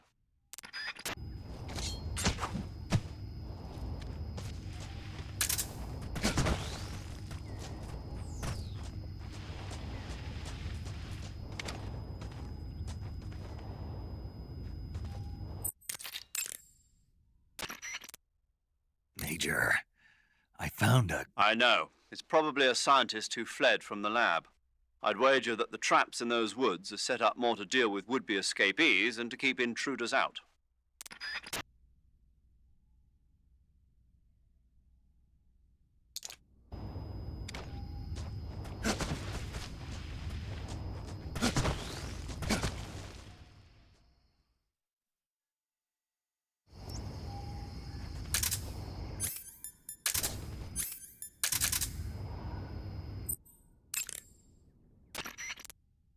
Sokolov is inside the lab. Look for a way in and use it to infiltrate the lab. Sokolov is in...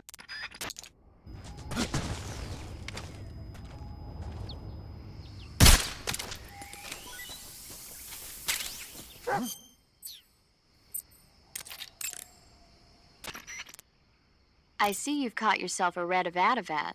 The red avatavat is a small bird native to southern China and Southeast Asia. This is its mating season, so the males ought to be a brilliant red color right now. I see. How do they taste? The what? The flavor. You're not going to eat such a cute little bird, are you? Yeah. Oh. Something bothering you? No. Okay then, so how about it? How should I know?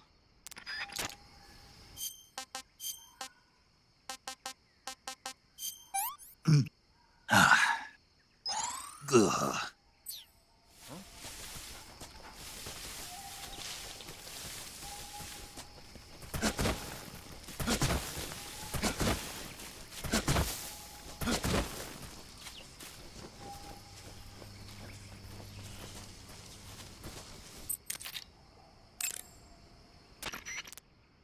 So there's a high wall around the perimeter of the lab. Climbing over it probably isn't an option. But there must be an entrance somewhere. Keep your eyes open.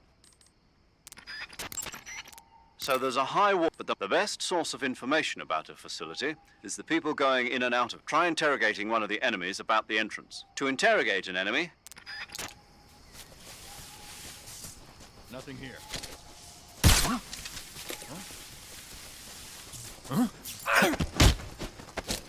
Speak.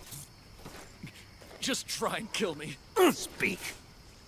Let me go! Freeze.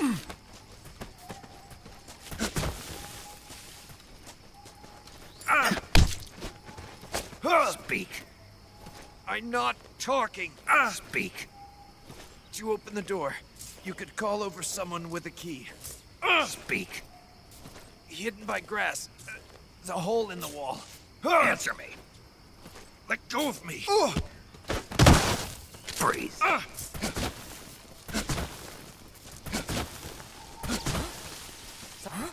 Who's that? Speak. Dogs will pick up your trail by smell. Speak. You lousy! Speak. Dog.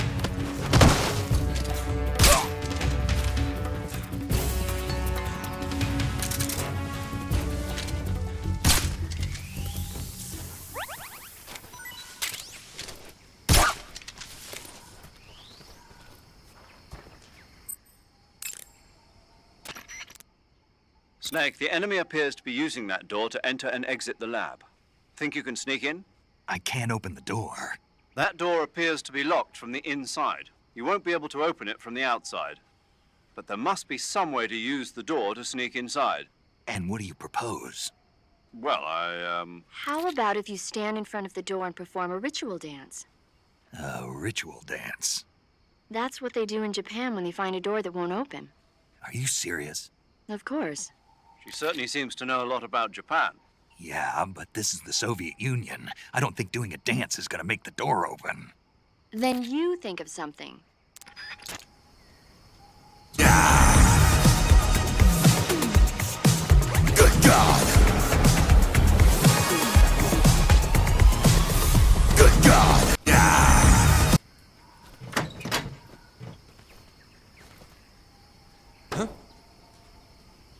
Okay, just a second.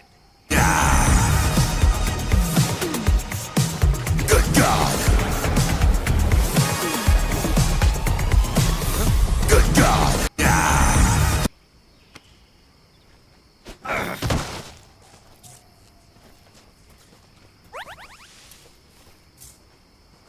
What's wrong?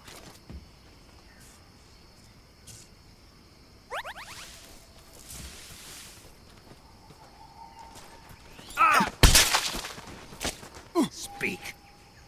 I'm not talking. Answer me. Let go of me.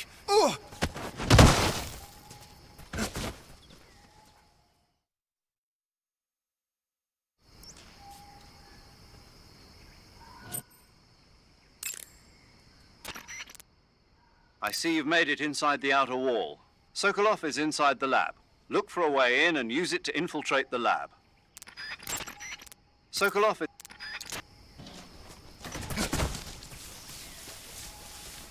Huh? Speak. To the northeast. Answer me. In the armory. Speak. There's some ammo. Freeze. Huh? Speak. From the balcony. You can get out. Answer me. Under the truck. Answer me. There's some ammo. Freeze.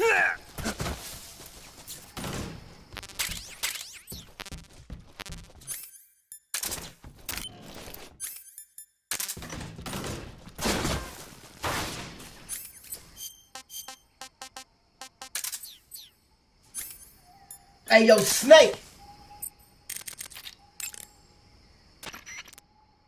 The water pattern was used a lot by the snow face paint.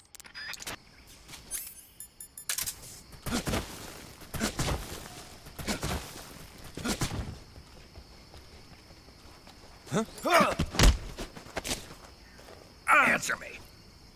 I'm not talking. Speak. Fire support request 147.82. Freeze.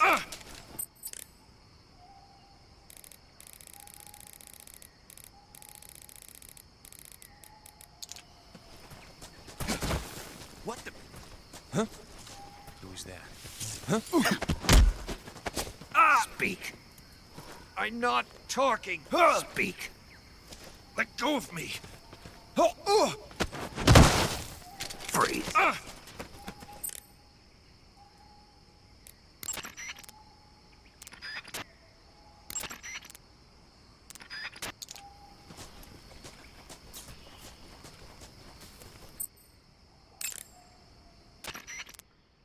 You're on a solo sneaking mission.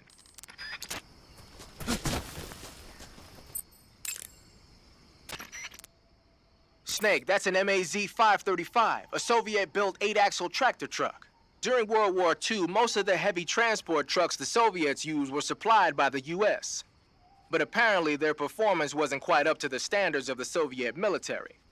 The problem only got worse after the war as the size of the Soviet strategical rocket forces grew larger. The Soviets realized they needed a heavy transport truck with excellent cross-country capability to haul their ballistic missiles. So in 1954, they started work on a new truck design over at the SKB MAZ Design Bureau in Minsk, Belarus. And what they came up with was the MAZ-535 you see there.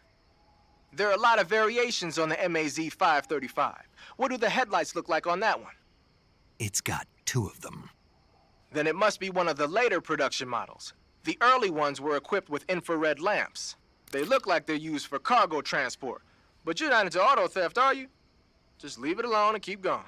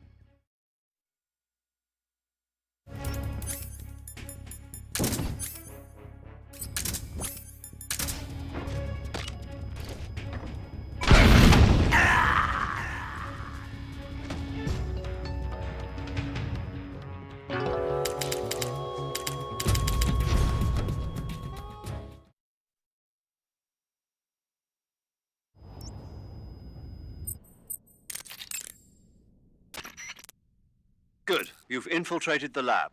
The security on the inside is very tight. You'll find it difficult to look for Sokolov unless you're disguised as a scientist. Use the clothes that Eva gave you to disguise yourself as a scientist. To disguise yourself as a scientist, go into the survival viewer. Just remember to remove your face paint. To remove your face paint... Snake, enemy soldiers who operate indoors aren't equipped with radios. To communicate with... Snake, enemy soldiers... I see you've found some fly agaric mushrooms. The fly agaric is a relative of the death cap mushroom that grows only in that region. You'll find it growing on the ground, but it's poisonous, so if you pick one up, don't eat it. If you do eat one, go into the survival viewer immediately and use Cure to take some antidote. The poisons found in the fly agaric include phallotoxins and amatoxins. It says here that when you eat it, the initial symptoms include nausea, stomach pain, and diarrhea. Finally, your liver and kidneys will break down into a sponge-like substance and you die. Sounds like a horrible way to die. Isn't it? Yeah. So how does it taste? Huh? How does it... Were you listening to me? The fly agaric is poisonous. I heard you, but if I did eat it, it might taste good, right? I give up.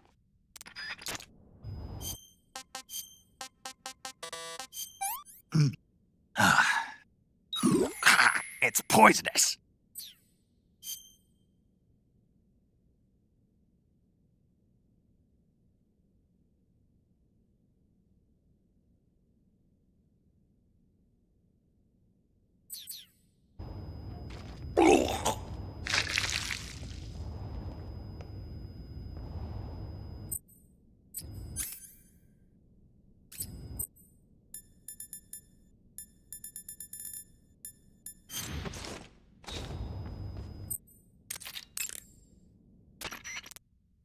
Some types of food... By the way, Snake. What? You know the Ocelot unit commander? Ocelot? Yeah, that's not his real name, is it? I wouldn't think so. Is it a code name? You mean like Snake? Yeah. Maybe. Why? Is that strange? No, I was just wondering why he's called Ocelot. Why's that? Well, I looked it up, and it turns out the ocelot is a wild cat whose habitat stretches from the southern U.S. down to northern Argentina. They live in a variety of different environments, from tropical rainforests to savannas. The biggest ones can grow up to 1 meter in length. They're normally solitary creatures, and their diet consists mainly of small animals and fish. During the day, they sleep up in the trees, but at night... Yeah, paramedic. Oh, right. So the ocelot is an animal that lives on the American continent. But then I wondered, why would a Soviet officer be using the name of an American wildcat? Good question. Maybe it's because he's fast and agile like an ocelot. Yeah, maybe you're right. But why'd you go to all the trouble of looking it up? Because I was curious. Was it helpful? Sure. Snake, I looked at your medical record. You've been exposed to an atomic blast? Yeah, the Bravo shot. It was a hydrogen bomb test conducted at Bikini Atoll on March 1st, 1954. I was at the American base on Kwajalein in the Marshall Islands when the ashes of death started falling from the sky. Any symptoms? None. At least, not yet. But a lot of the guys who were in it with me are now suffering from thyroid cancer and leukemia. Some of them are dead already. One of these days. Anyway, I'd better get back to the mission. Yeah. Looks like you're in a building. If people are living there, there's bound to be people food. People food? Soviet military rations. It beats eating raw snakes and mushrooms all the time, doesn't it? I'm getting to like raw snake and mushroom. You really are turning into an animal. To take a rest, when you get hurt...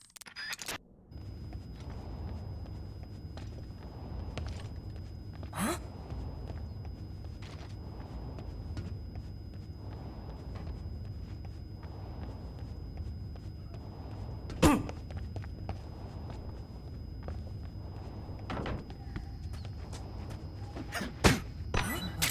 What's that?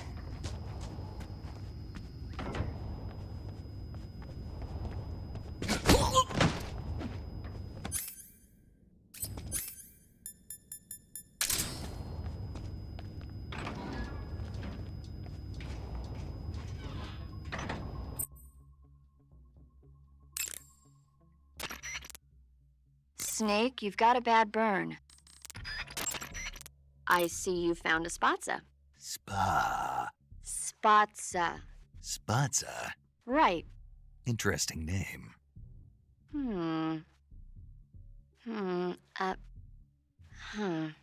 So, paramedic, What? what kind of mushroom is a spatza? You really want to know? I guess so. Okay, let's see. The spatza... Yeah. It's gray, Hmm. and it grows on the ground. Yeah, and? That's all. That's all? That's all the guide says. Okay, so I don't know that much about it. Why don't you eat one and see? It might be pretty tasty. Eat one and see. What do I look like, a lab rat? Shh. What? What did I say? What if the rats hear you? You'll hurt their feelings.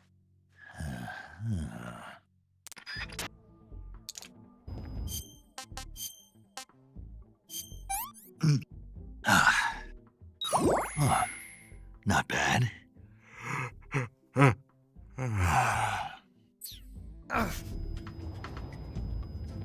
Intruder. He should be around here somewhere.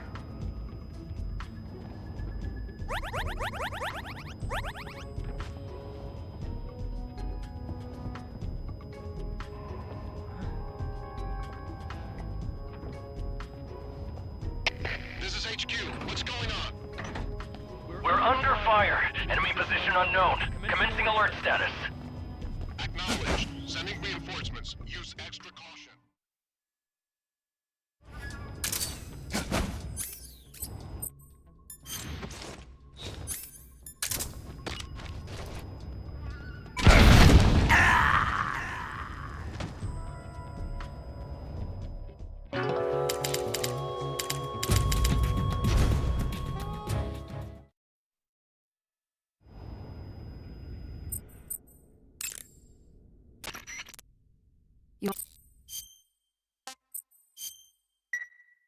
You're wounded. You better take it easy. Roger.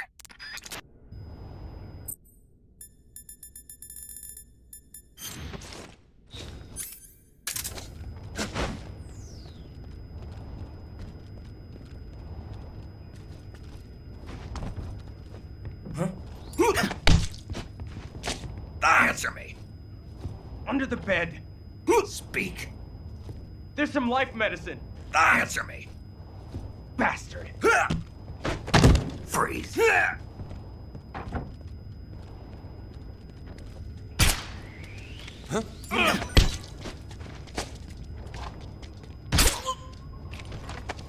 Speak. I'm not Answer me. Dogs can't stand crocodiles. Speak. I'm not talking. Freeze.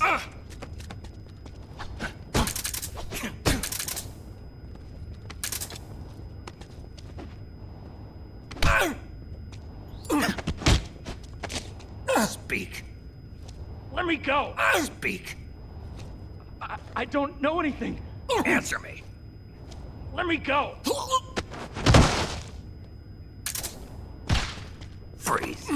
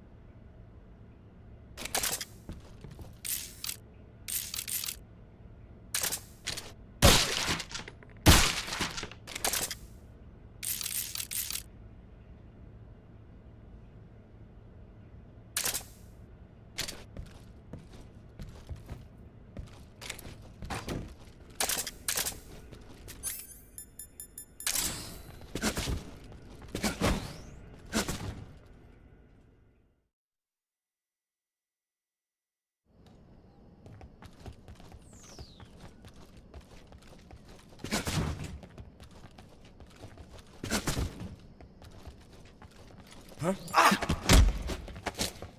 Answer me! Bastard! Answer me! When someone spots you, shoot the exclamation point. Speak! Bastard! Freeze!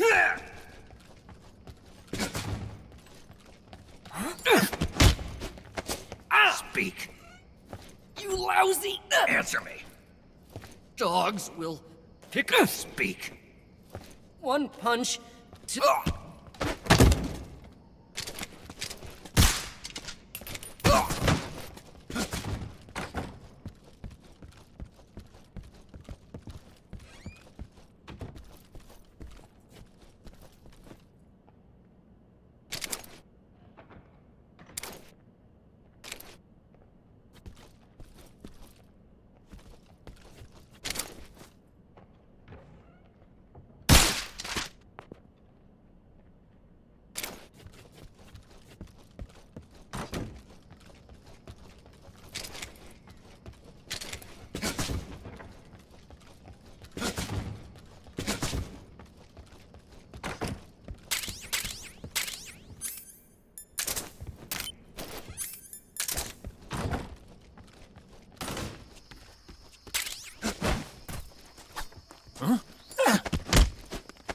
Answer me! Let me go! Speak! You imperialist pig! Speak! In this area, there's some face paint. Answer me! Let me go! Freeze!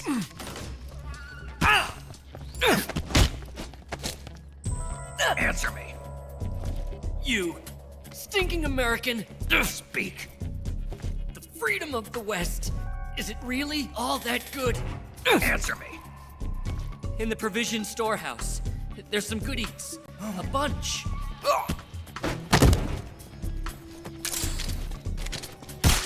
Freeze! Speak! The chief's room. It's underground. Speak! On the second floor. Answer me! There's some rations. Speak! You do have freedom? Freeze!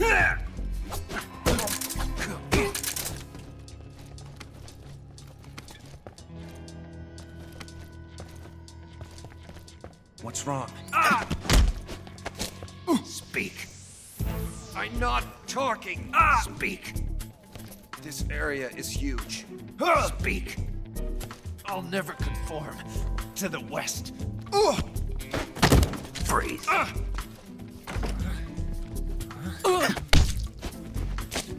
Speak! Speak! How about going to the toilet? Relaxing a bit? Speak! The lab. It has 2 floors above ground and 1 below.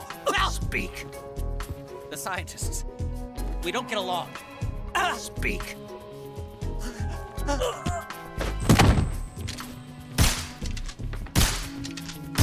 Freeze! Help me!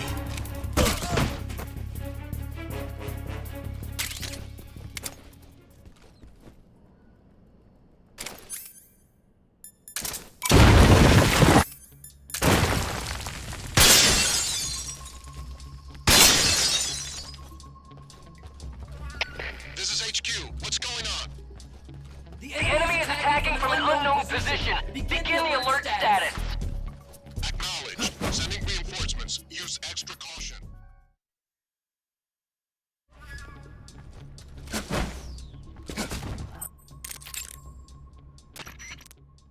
To disguise yourself as a scientist.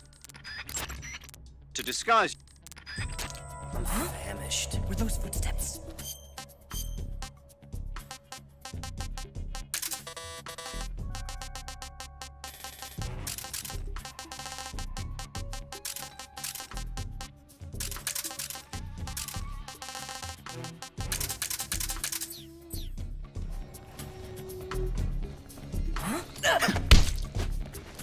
Speak! You lousy! Speak! Do it!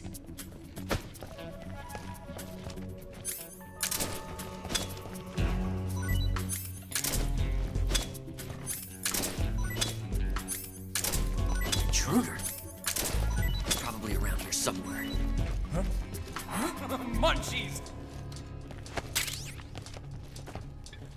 Huh? I found some food! What's wrong? Huh? I found some food! What's wrong? Huh? I found some food!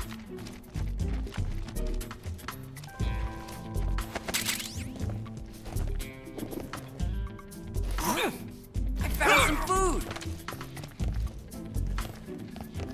Huh? I found some food!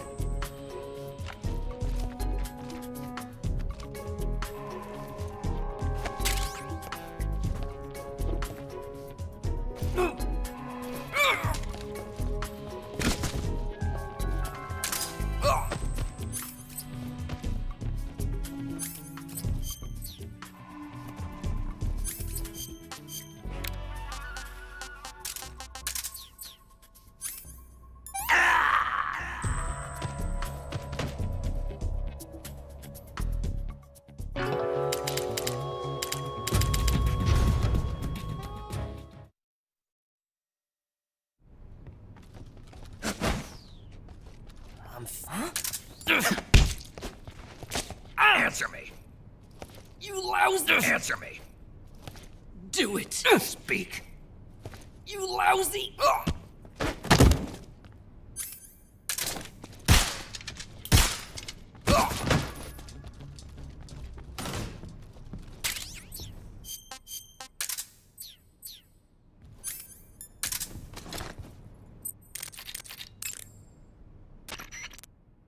Pattern clothing.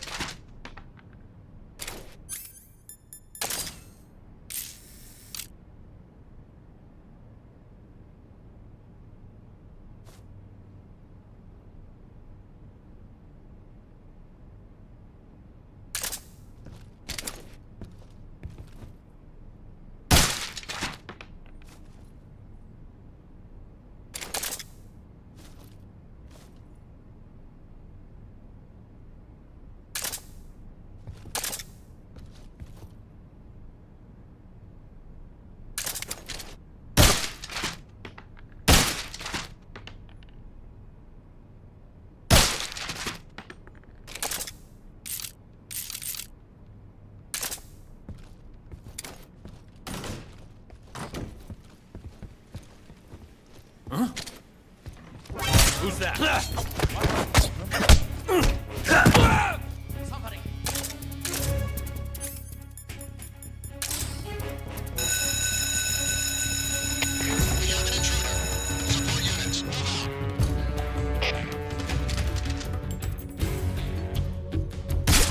What's wrong?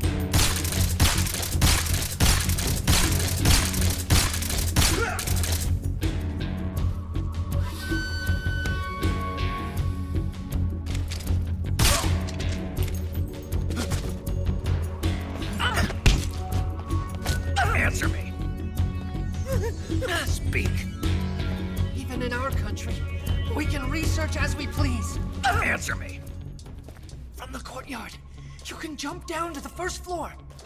Speak!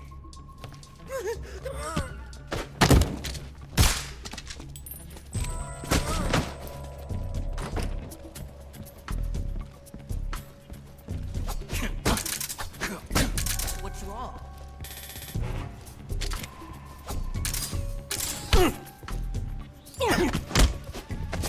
Speak! You imperialist pig! Answer me! In this area, there's a weapon. Speak! Fish rots quickly. Freeze! I'm famished.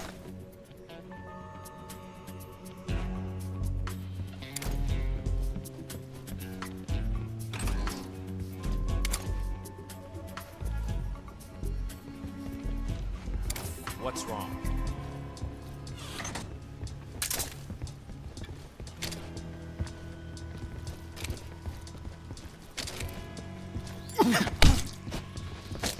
Speak!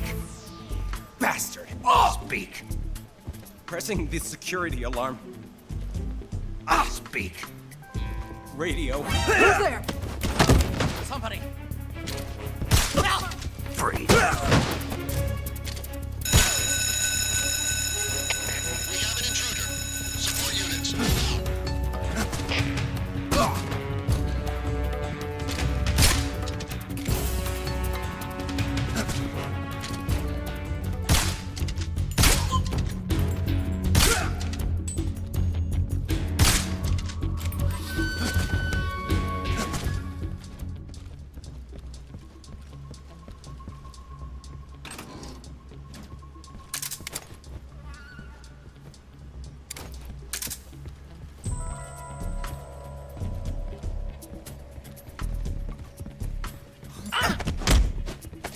Speak.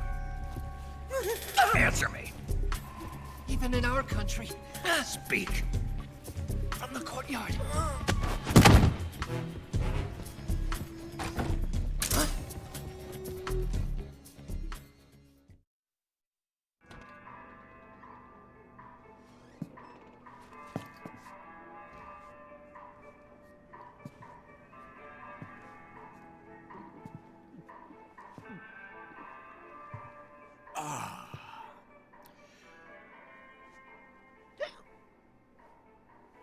If you're looking for Sokolov, he's not here anymore. Put that thing away. You'll spoil my drink. So, you're the intruder everyone's talking about. Typical capitalist dog. No manners.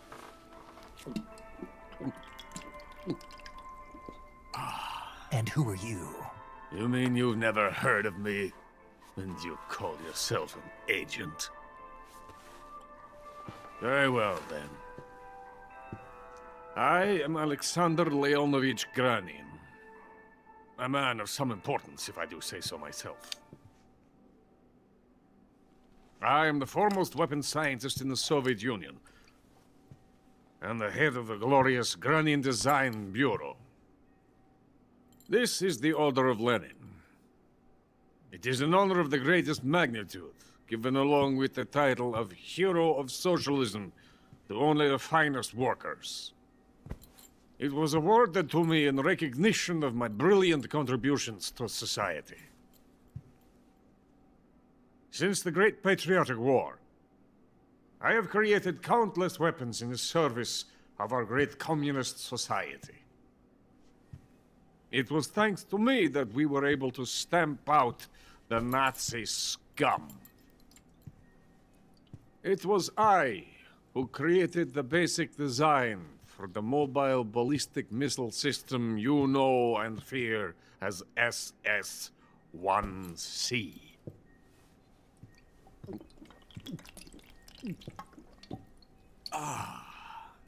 You're crocked, aren't you? I'm merely drowning my sorrow. Because of him, I've got nothing to do but sit here and drink this crap. Him? Sokolov. It's him you're looking for, isn't it? Because of him, I have been stripped of my authority. My research has come to nothing. Look. It is a revolutionary mobile nuclear missile system. A bipedal tank. A bipedal tank? Yes, a walking tank. A robot. Are you familiar with the theory of the missing link between apes and humans? Well, this technology will be the missing link between infantry and artillery. A kind of Metal Gear, if you will. And this magnificent Metal Gear will mark a revolutionary step forward in weapons development. Metal Gear? But I won't be used so easily. No crying myself to sleep. For you see, I'm going to send these documents to my friend in the United States. What? These bastards. Metal Gear. It can't be. And when they themselves become the targets of my creation, they will know my true greatness. Yes, Sokolov's pathetic Shagohod pales in comparison to my work. What are you going to do with a rocket engine on a tank? About Sokolov. A tank does not need a rocket. It needs something else. Look at these. Nice shoes. No. Legs. Legs that allow it to go anywhere. Just as when humans learn to walk upright. That is the real revolution in weaponry. Don't you agree? But the fool's in charge. Joe Sokolov. And where is Sokolov? My project has been terminated. The philosopher's legacy has been handed over to him. What the hell are you talking about?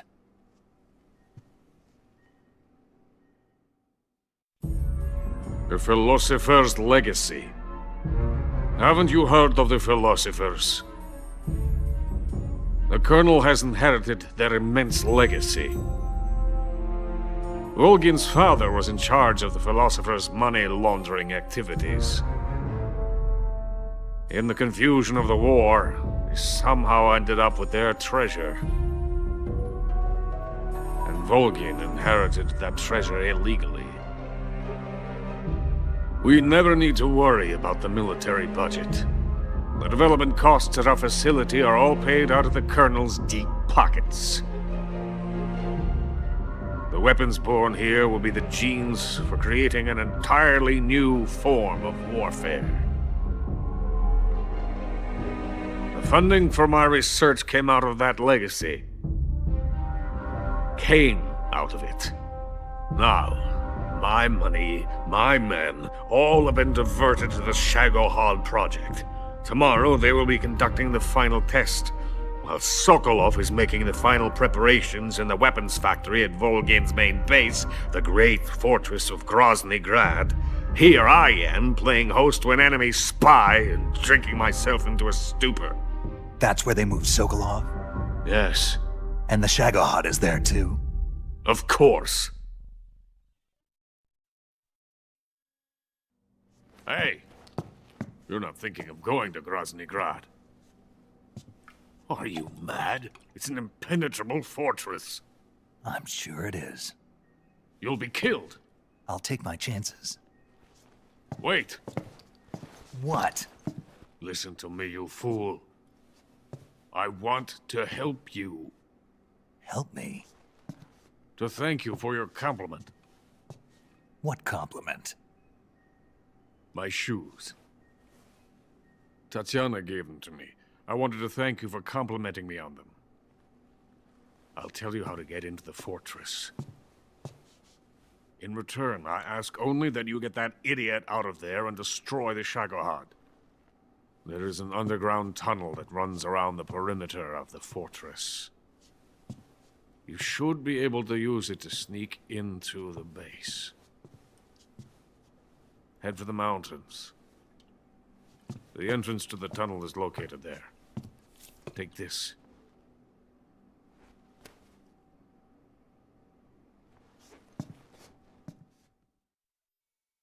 You passed through a warehouse on your way here, didn't you?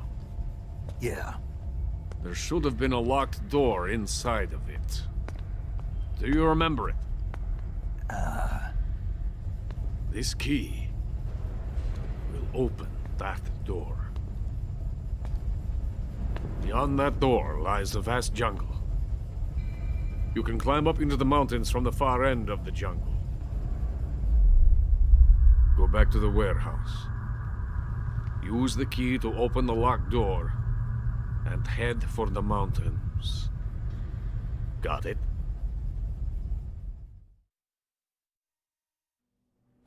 Why are you helping me? Unlike Sokolov, the thought of defecting has never once crossed my mind. I love my country. I love this land. I cannot even imagine living anywhere else. I wish to remain a hero of the great motherland. I cannot bear the thought of being hounded into a corner and left to waste away. It is already dawn. We must hurry. I will remain here and nurse my troubles for a little longer.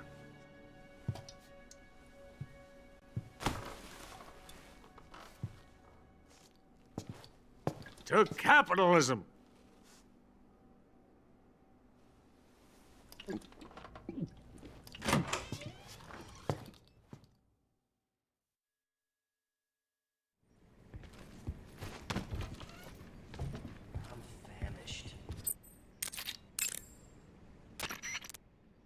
You want to save? Take care, Snake. I will. Oh, chat, what a journey tonight. George has just finished his 9-hour stream of Metal Gear Solid Delta full lore, the entire first half.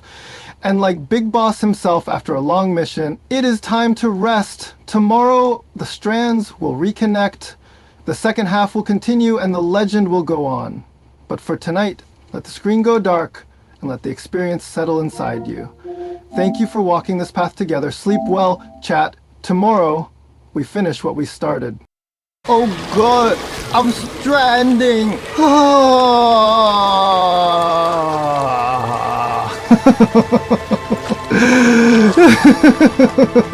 I am stranded! You are stranded. We are all homos! Homos!